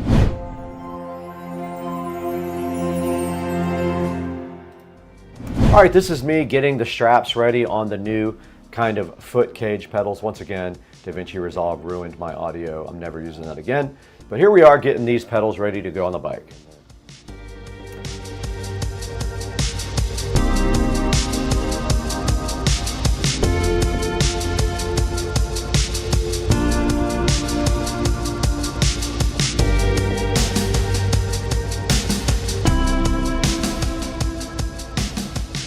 Okay, so I used AI Audio Assistant and it absolutely ruined my video, but this is me getting the new cages clicked in for regular shoes. All you do is push in and turn and they work perfect. They're way better than clip-in shoes for me. My feet hurt all the time. But yeah, DaVinci Resolve AI Audio Assistant ruined most of this video, which is why you're hearing this voiceover.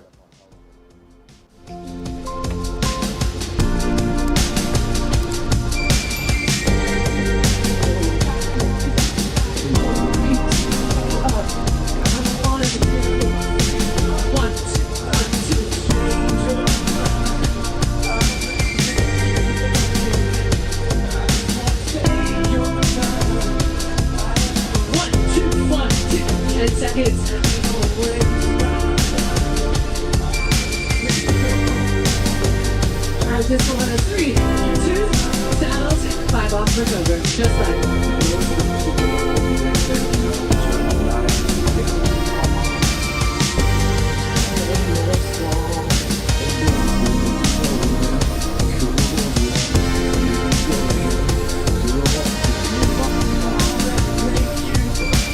This is the 45 second last time I did a saddle, third final.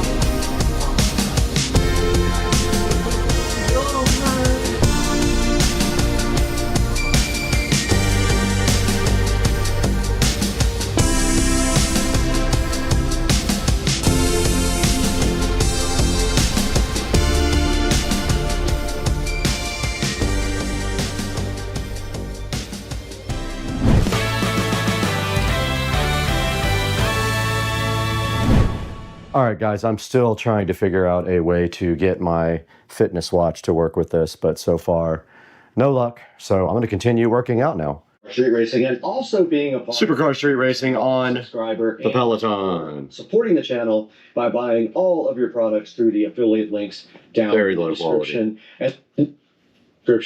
And look at this, guys. We have 61,900 subscribers today. And this is all because of you, and we owe you a huge. Please like and subscribe. It helps me out so much when you do that. We got to get out of here.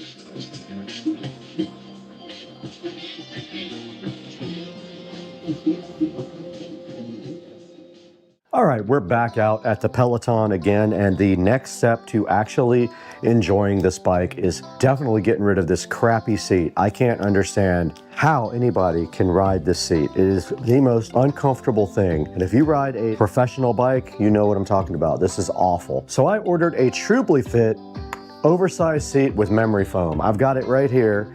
I want to try this out before I invest more money into this by getting like a heart rate monitor and stuff like that. So to take off the seat, you're supposed to just loosen it both sides. Wow, this thing is tight. Well, I need my wrenches. This is not working.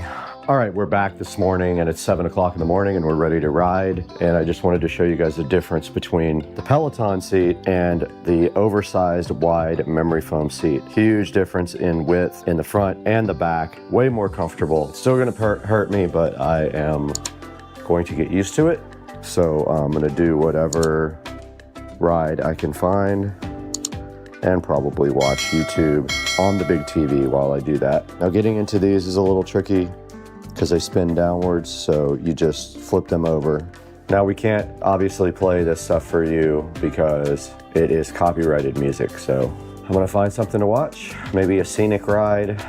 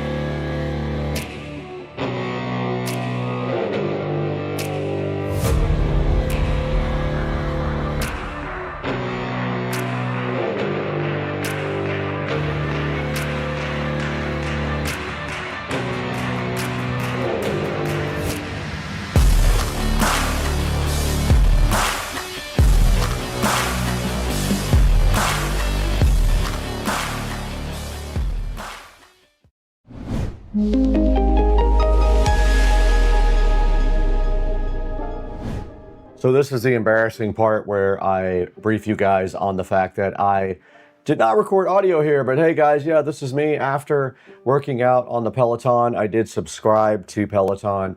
I started using their spin classes. I've been using them almost every day for an entire week. It is really kicking my butt.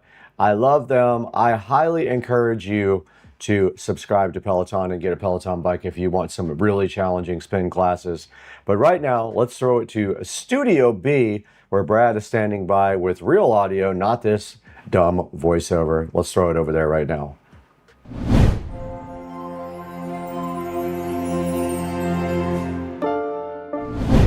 Guys, we're back in Studio B. We are in Studio B at Supercar Street Racing. You guys can see behind me, this is the office and our second studio when we don't want to go out to the big studio. And today, you guys just saw the video that I got a Peloton bike. This was given to me by a friend for 100% free. Now, you can get a Peloton and use it for free, but you cannot use any of the programs unless you subscribe. There is a thing called Just Ride, I think is what it's called, but you have to factory reset the bike. Then you can do Just Ride and it'll just show you your stats. You won't get any kind of video or anything like that. So I decided to go ahead and give Peloton a try. Why not? I mean, I'm trying to get back in shape and I'm doing pretty good so far. So I thought the Peloton might help me in this journey. So we got this Peloton. I did go ahead and replace the pedals. There'll be a link in the description to everything that I did on the Peloton. I replaced the pedals and I replaced the super painful seat. The seat is unusable for most people. But the new seat I got with the nice memory foam did go ahead and allow me to ride the Peloton. I've been doing it for a week. I've been doing spin classes too, and they've been really kicking my butt. I'll be covered with sweat from head to toe, and that's, you know, that's a good thing when you're sweating that much. The Peloton's nice. I think I have the Peloton Plus. I'm gonna put a link in the description to that so you guys can go ahead and buy your own Peloton. When you do, I wanna go ahead and bike with you guys, so please let me know. We'll go ahead and add each other on Peloton. We'll go on bike rides together. It'll be super fun. Get yourself a Peloton because it will really get you in shape. It will definitely motivate you because you have classes to choose from. You can do pre-recorded classes or you can do live classes. And when you do, you're biking with other people, so you're never just sitting there by your absolute self. So go ahead and try it out. I think you're gonna like it. If you can get over the initial cost of the bike, there's a $95 fee if you buy a used one to go ahead and activate it. So keep that in mind if you do buy a used Peloton. Guys, the Supercar Street Racing dashboard is right here in front of you, and you can see I have 160,396, or let's rephrase that, we have 160,396 subscribers. We got a couple of really good videos out right now. Please watch the Crutchfield video. It's super important that you watch that for the channel and click on the affiliate links on all my videos, especially Crutchfield. Leave a comment, let Crutchfield know how you feel about Supercar Street Racing. Thank you for 160,396 subscribers. We got to go to Joe's house. His laptop is absolutely hosed.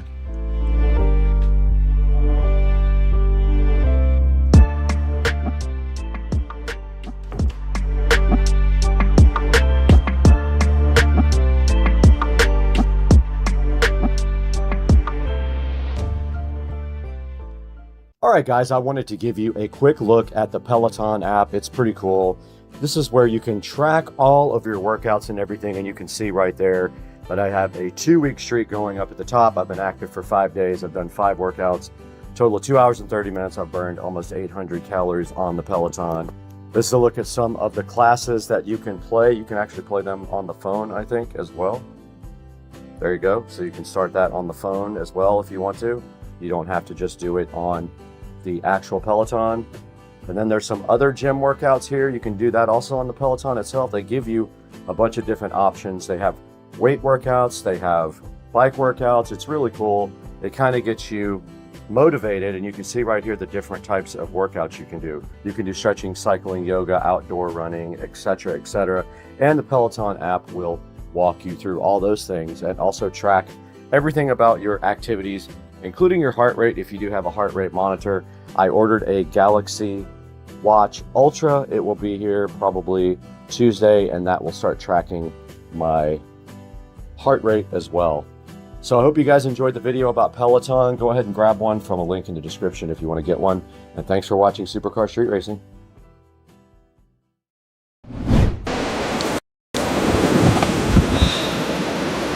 Great.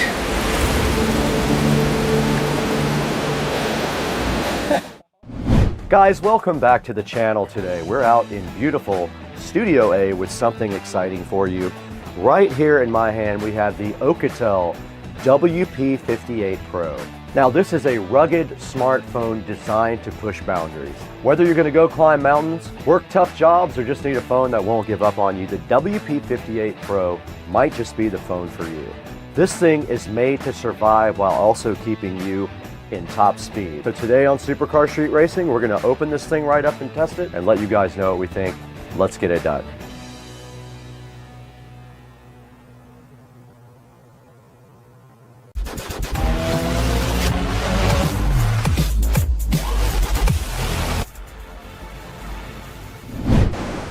Great. All this gear, and I still can't call for a ride.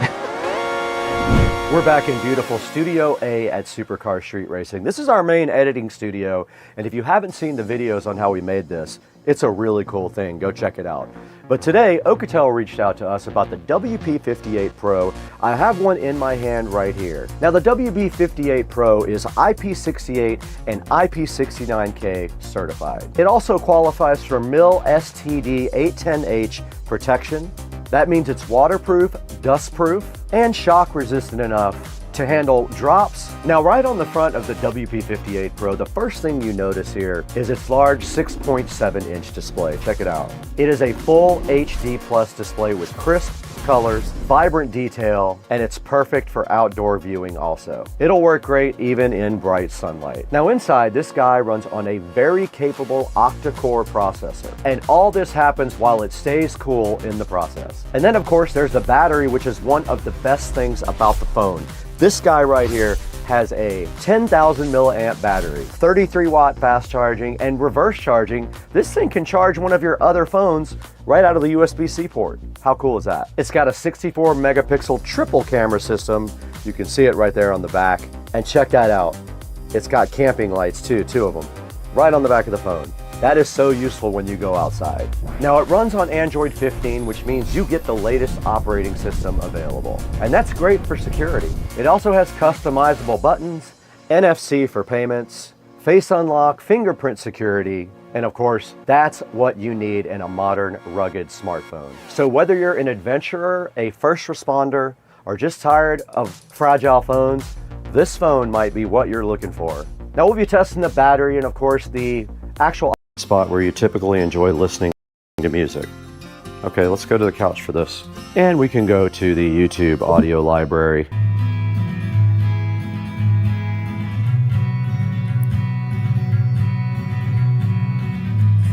And we should be able to control our sub. Okay, we were successfully able to go ahead and set up the WIM Sub Pro. It is right down here on Wi-Fi, working perfectly, no issues whatsoever. And also there are a lot of options in the app for tuning the actual sub. You can change your own crossover levels, you can change the phase, and you can also set up the room fit where it kind of measures your sweet spot and adjusts its graphic EQ to make the room sound better. It's up to you whether you want to use that. You don't have to, but if you do, it is available in the software. But yeah, this thing sounds awesome. It is going to be a good addition to the SCSR compound and the whole home audio system because it does not have to have wiring. I thought about putting it down here where the PSW10 is, but that does not make sense because then the PSW10 is wired only. This guy can actually sit anywhere. Now the next thing we are going to do is go ahead and set up this WIM Amp Ultra. And I think, not 100% sure where I'm gonna put that yet. I have to think about this. We're in the Supercar Street Racing closet where I keep the wiring. We're gonna find some wire for this WIM amp, and this stuff right here is fine. Now these speakers are currently connected to the system with these weird banana plugs that don't plug in all the way for whatever reason. This wire does have ridges on one side, and that's how you know it's positive.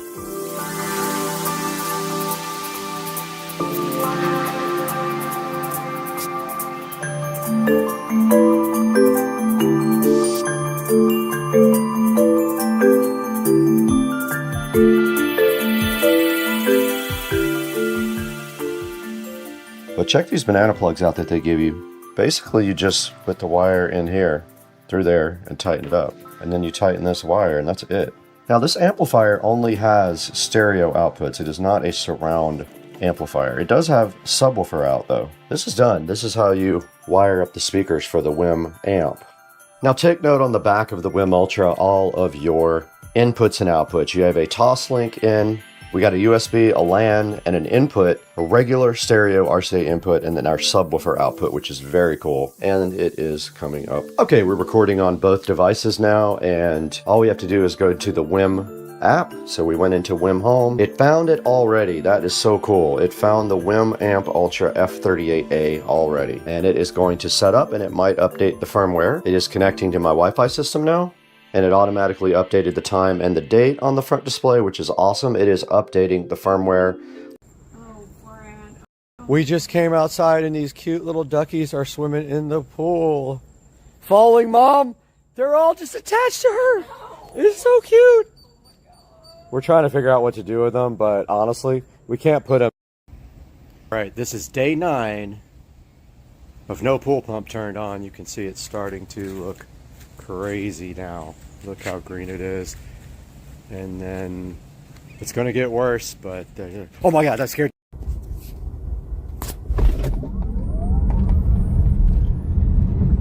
Oh dang.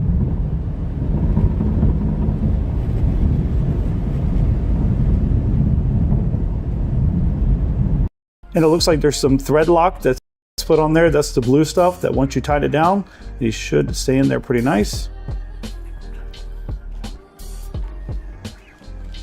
So there's 2 in the front and 2 in the back, correct? Correct. Yep. Okay. That is going to be the entire assembly, which I love that. You really don't have to do anything. I got to be honest with you, for something this nice, you know, you'd think it's going to take a while to put together. It does not. It is very quick. That is the fastest I've ever put anything together. Now there's going to be a couple more steps after that just to get this thing completely unboxed. We're going to need to go ahead and cut off your tag here and take off the plastic and the deck down here. So, all right, so we're going to go ahead and take the tag off. Okay. Here, got some plastic we got to rip off. Just underneath the wheels, huh? Yep. Okay, looks like you're going to have to take off this protective deck cover as well. Rip that off. This thing's unboxed so good. All right, looks like the display screen has a little bit of protective film on there with some information for, looks like maybe downloading the app that goes with it.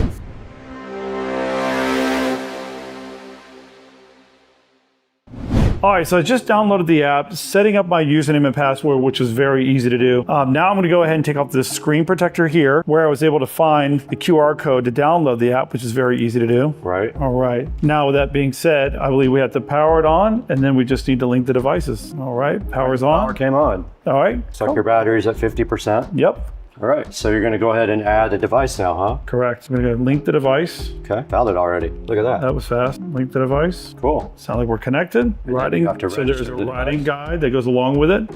You can skip that. Yep. All right, we're connected. Awesome. So you can see your scooter now and all the perimeters, right? Yep. Okay, we're out here with Joe's ST3 Pro here from Navi.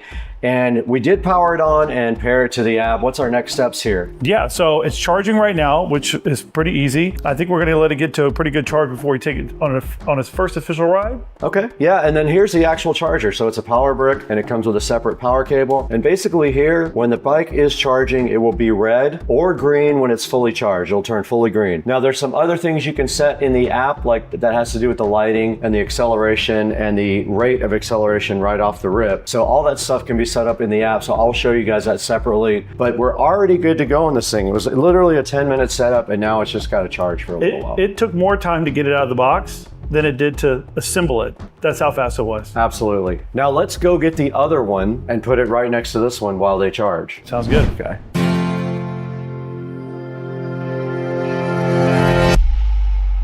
Okay, we're back, guys. Welcome back to another episode. We got the guys here starting to refinish the pool today, and so looks like they're draining the pool now and washing it down.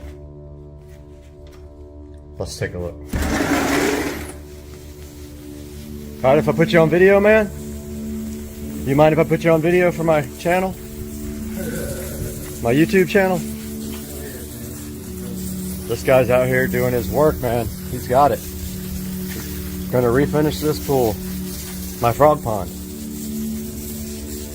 So they're draining the pool right now. So what's the next step after you drain the pool? Take it to a hollow spot, grind the spot. Okay. Then I just try to tear them out as much as possible. Uh-huh. And then if I do that, it's just start with a rinse down like I'm doing now, rinse down again. Then I bond coat it. Bond coat is like a primer for your interior of your pool. I see. Okay, gotcha. That's what I apply. And I seal it all around your little turn. See, I tip that around now.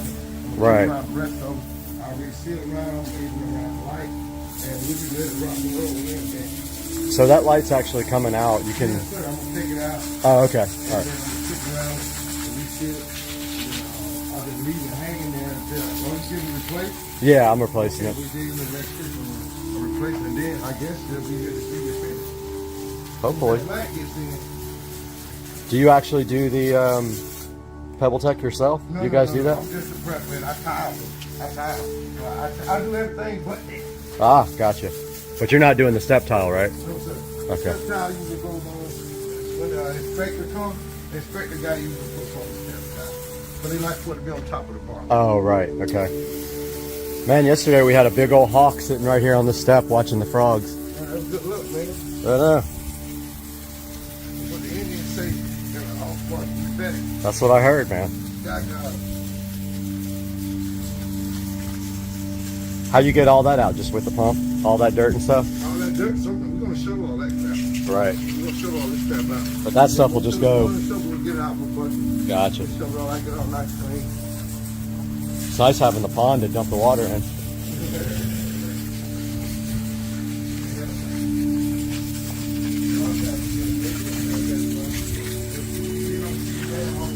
Dang. Really?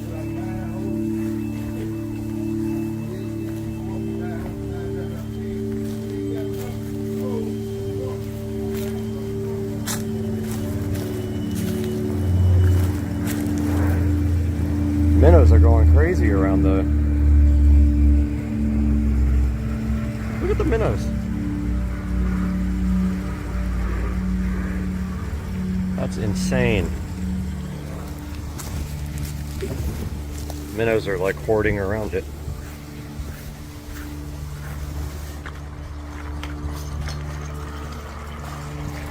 There goes the water.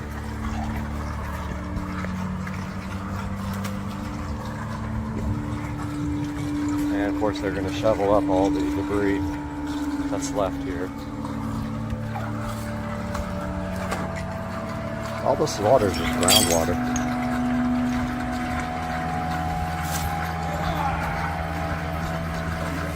Yes, sir.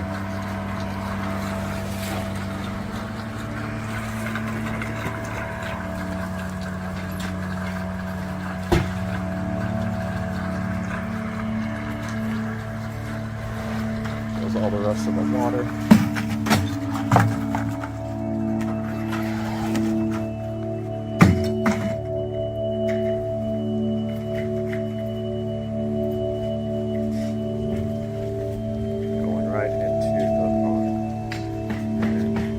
Attracting the alligator right there.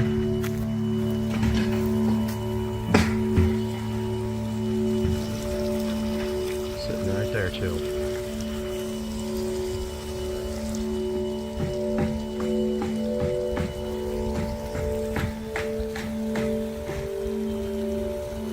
Might be another one on the bank over there.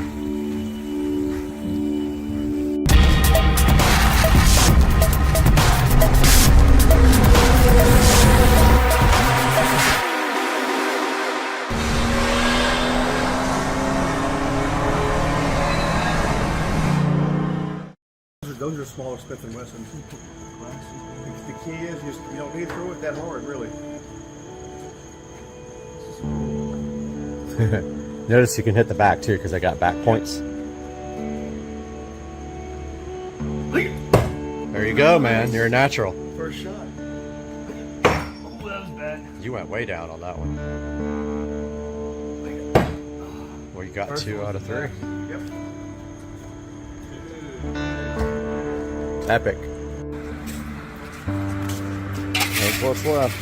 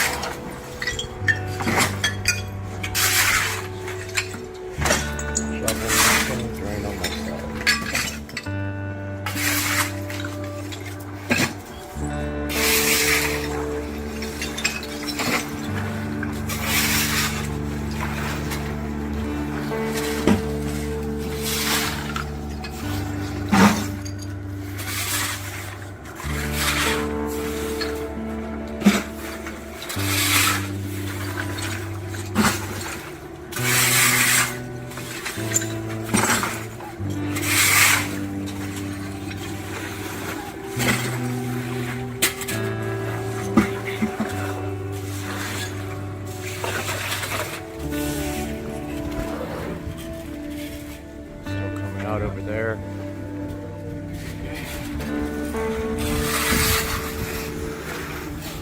He's trying to get as much of the water out as he can.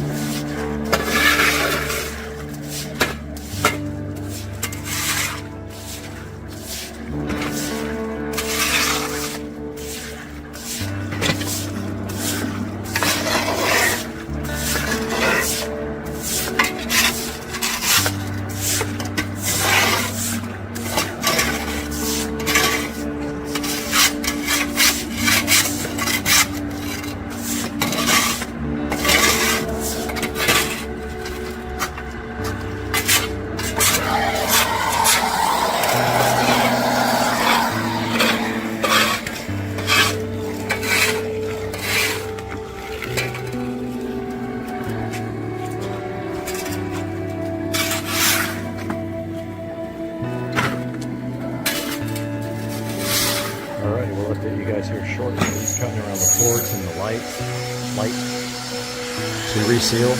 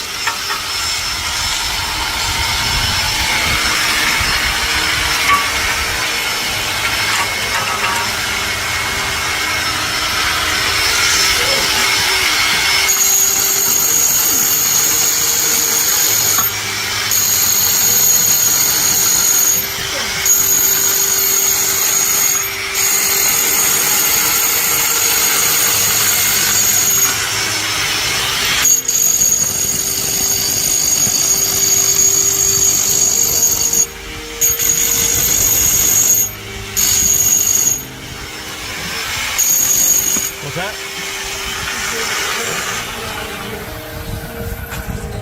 Yeah.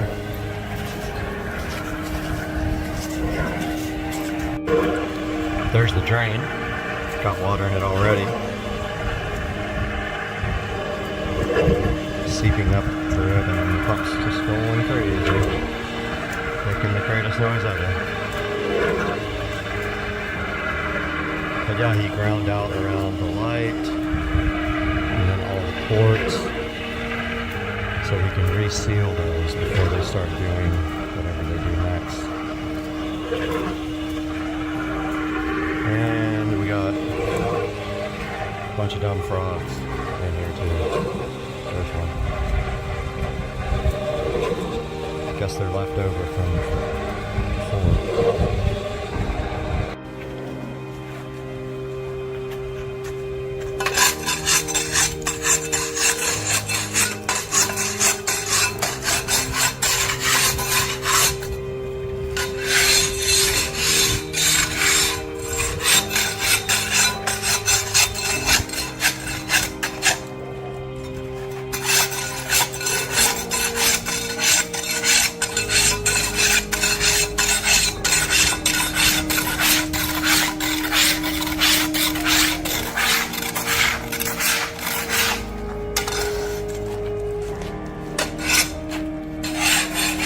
Update, he's cleaning the pool out now. Got it almost clean. Scraped everything. Now they're just going to put it all in that bucket.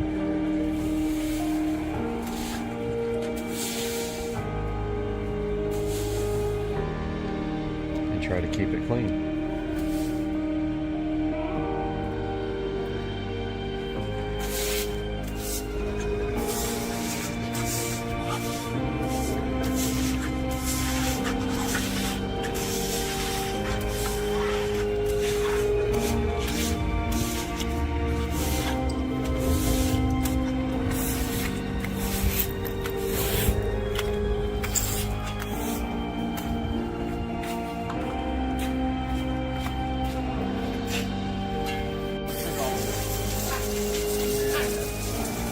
Got him. Got him. Got him. I know, man. It's a hot day. It was hot yesterday. Heck yeah, man.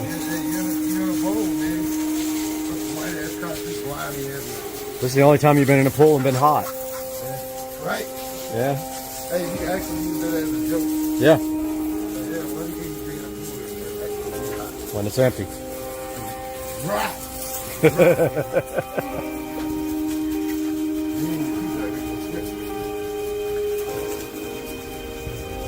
Or if it's a hot tub.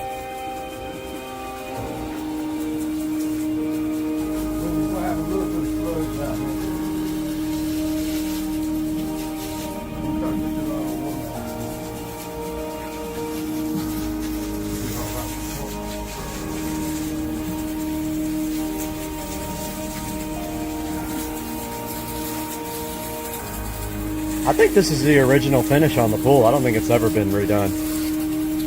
Do you? I mean, it's pretty stained.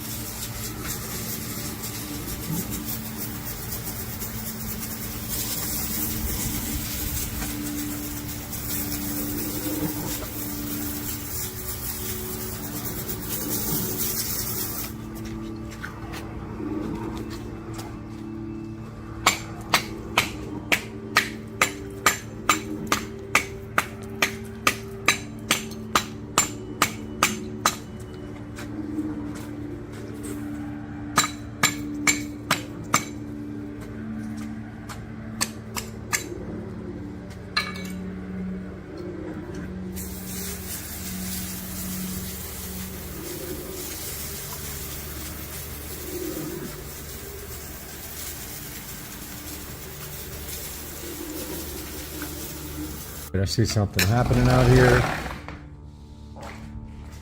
Let's see what he's doing.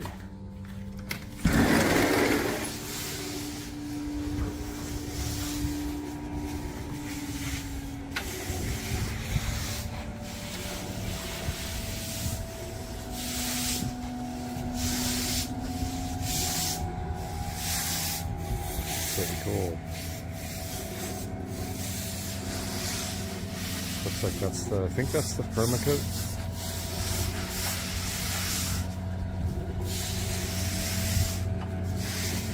That stuff.